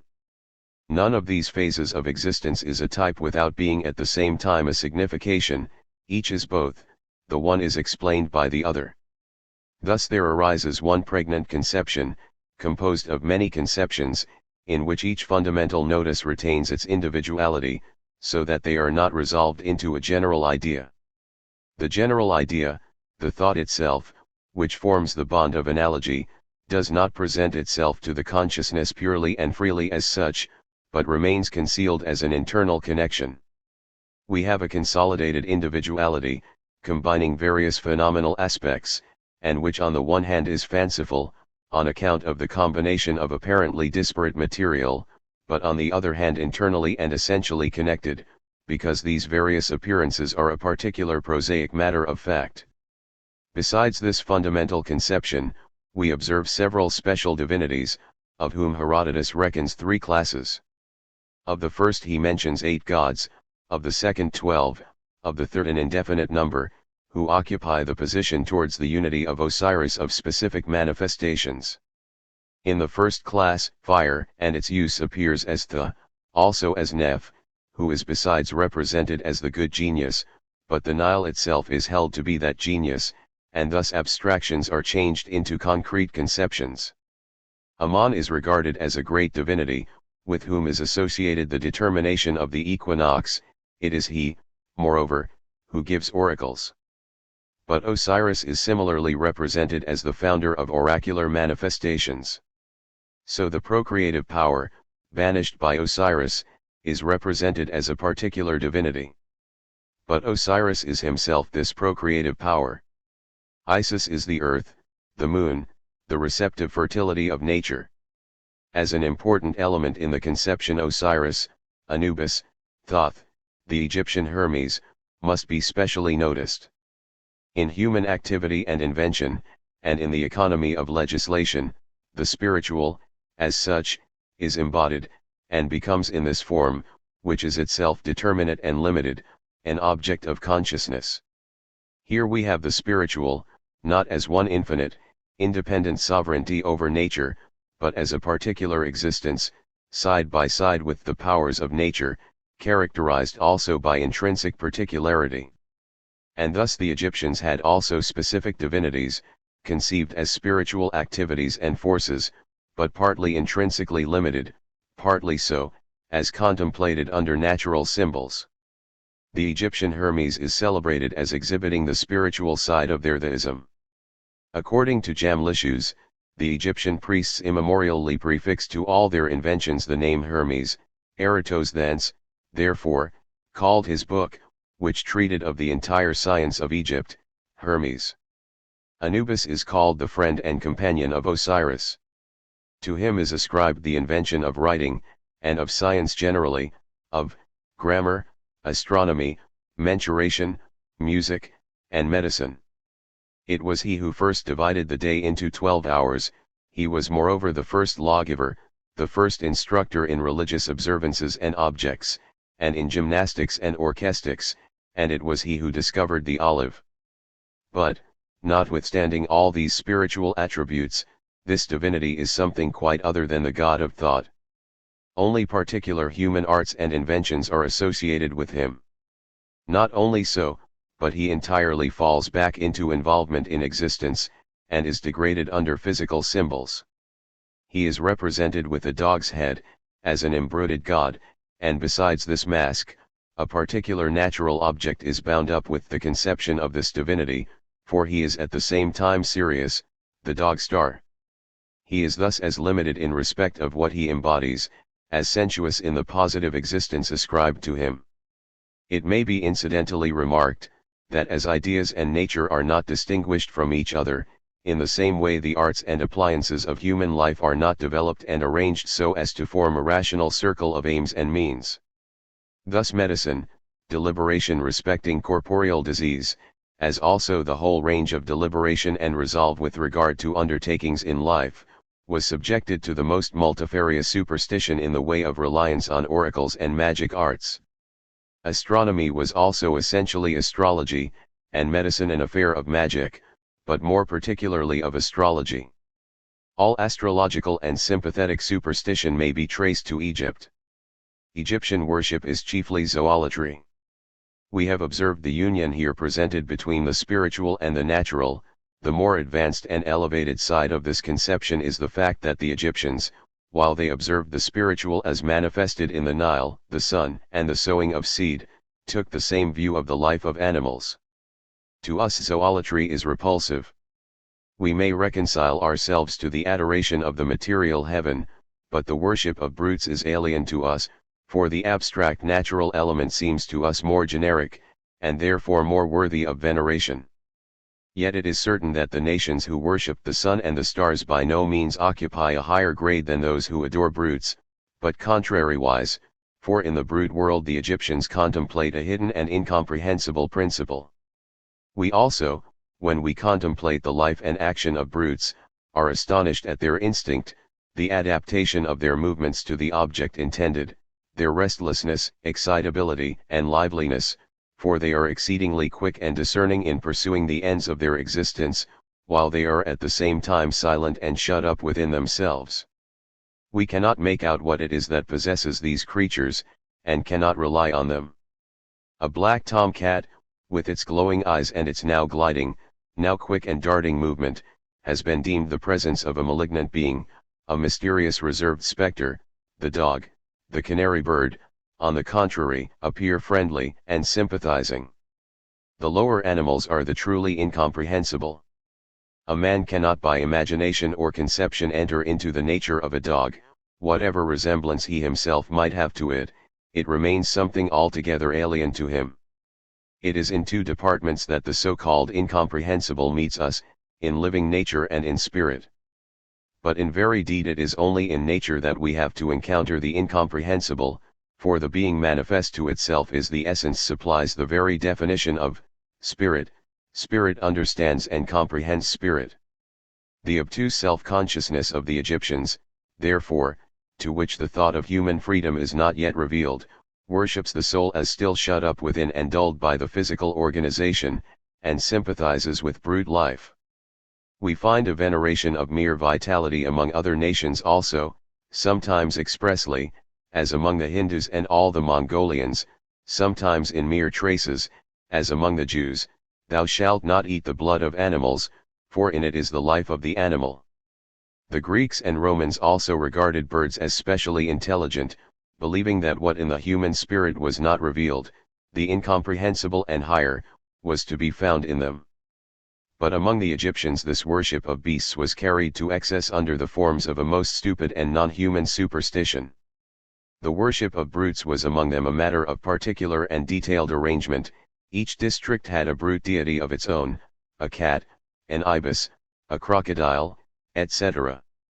Great establishments were provided for them, beautiful mates were assigned them, and, like human beings, they were embalmed after death. The bulls were buried, but with their horns protruding above their graves.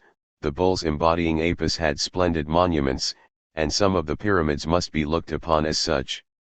In one of those that have been opened, there was found in the most central apartment a beautiful alabaster coffin, and on closer examination it was found that the bones enclosed were those of the ox. This reverence for brutes was often carried to the most absurd excess of severity. If a man killed one designedly, he was punished with death, but even the undesigned killing of some animals might entail death. It is related, that once when a Roman in Alexandria killed a cat, an insurrection ensued, in which the Egyptians murdered the aggressor. They would let human beings perish by famine, rather than allow the sacred animals to be killed, or the provision made for them trenched upon. Still more than mere vitality, the universal vis vitas of productive nature was venerated in a phallus worship, which the Greeks also adopted into the rites paid by them to Dionysus. With this worship the greatest excesses were connected. The brute form is, on the other hand, turned into a symbol. It is also partly degraded to a mere hieroglyphical sign. I refer here to the innumerable figures on the Egyptian monuments of sparrowhawks or falcons, dung beetles, scarabaei, etc. It is not known what ideas such figures symbolized, and we can scarcely think that a satisfactory view of this very obscure subject is attainable. The dung beetle is said to be the symbol of generation, of the sun and its course, the ibis, that of the Nile's overflowing, birds of the hawk tribe, of prophecy, of the year, of pity. The strangeness of these combinations results from the circumstance that we have not, as in our idea of poetical invention, a general conception embodied in an image, but, conversely, we begin with a concept in the sphere of sense, and imagination conducts us into the same sphere again. But we observe the conception liberating itself from the direct animal form, and the continued contemplation of it, and that which was only surmised and aimed at in that form, advancing to comprehensibility and conceivableness. The hidden meaning, the spiritual, emerges as a human face from the brood. The multiform sphinxes, with lions' bodies and virgins' heads, or as male sphinxes, alpha nu delta rho omicron sigma phi iota gamma gamma epsilon, with beards, are evidence supporting the view that the meaning of the spiritual is the problem which the Egyptians proposed to themselves, as the enigma generally is not the utterance of something unknown, but is the challenge to discover it, implying a wish to be revealed. But conversely, the human form is also disfigured by a brood face, with the view of giving it a specific and definite expression. The refined art of Greece is able to attain a specific expression through the spiritual character given to an image in the form of beauty, and does not need to deform the human face in order to be understood. The Egyptians appended an explanation to the human forms, even of the gods, by means of heads and masks of brutes. Anubis example has a dog's head, Isis, a lion's head with bull's horns, etc. The priests, also, in performing their functions, are masked as falcons, jackals, bulls, etc., in the same way the surgeon, who has taken out the bowels of the dead, represented as fleeing, for he has laid sacrilegious hands on an object once hallowed by life, so also the embalmers and the scribes. The sparrowhawk, with a human head and outspread wings, denotes the soul flying through material space, in order to animate a new body. The Egyptian imagination also created new forms, combinations of different animals, serpents with bulls and rams' heads, bodies of lions with rams' heads, etc. We thus see Egypt intellectually confined by a narrow, involved, close view of nature, but breaking through this, impelling it to self-contradiction, and proposing to itself the problem which that contradiction implies.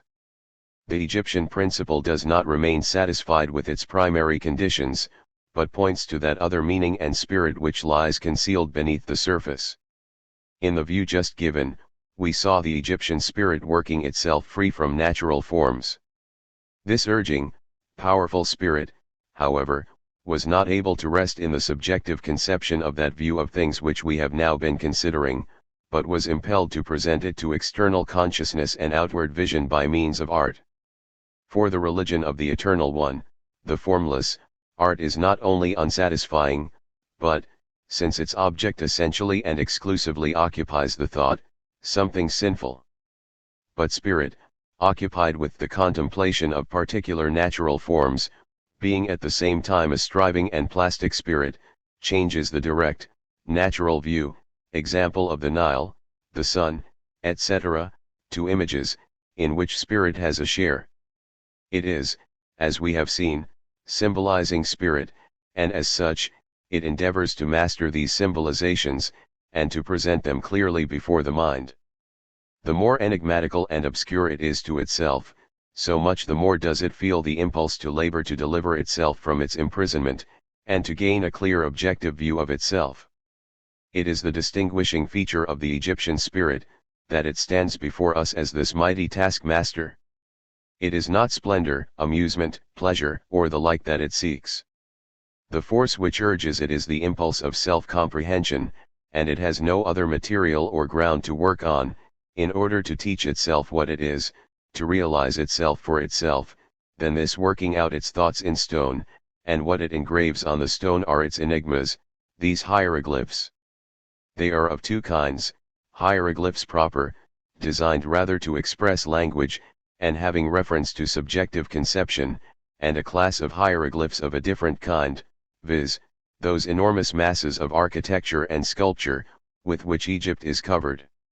While among other nations history consists of a series of events, as, example that of the Romans, who century after century, lived only with a view to conquest, and accomplished the subjugation of the world, the Egyptians raised an empire equally mighty, of achievements in works of art, whose ruins prove their indestructibility, and which are greater and more worthy of astonishment than all other works of ancient or modern time. Of these works I will mention no others than those devoted to the dead, and which especially attract our attention.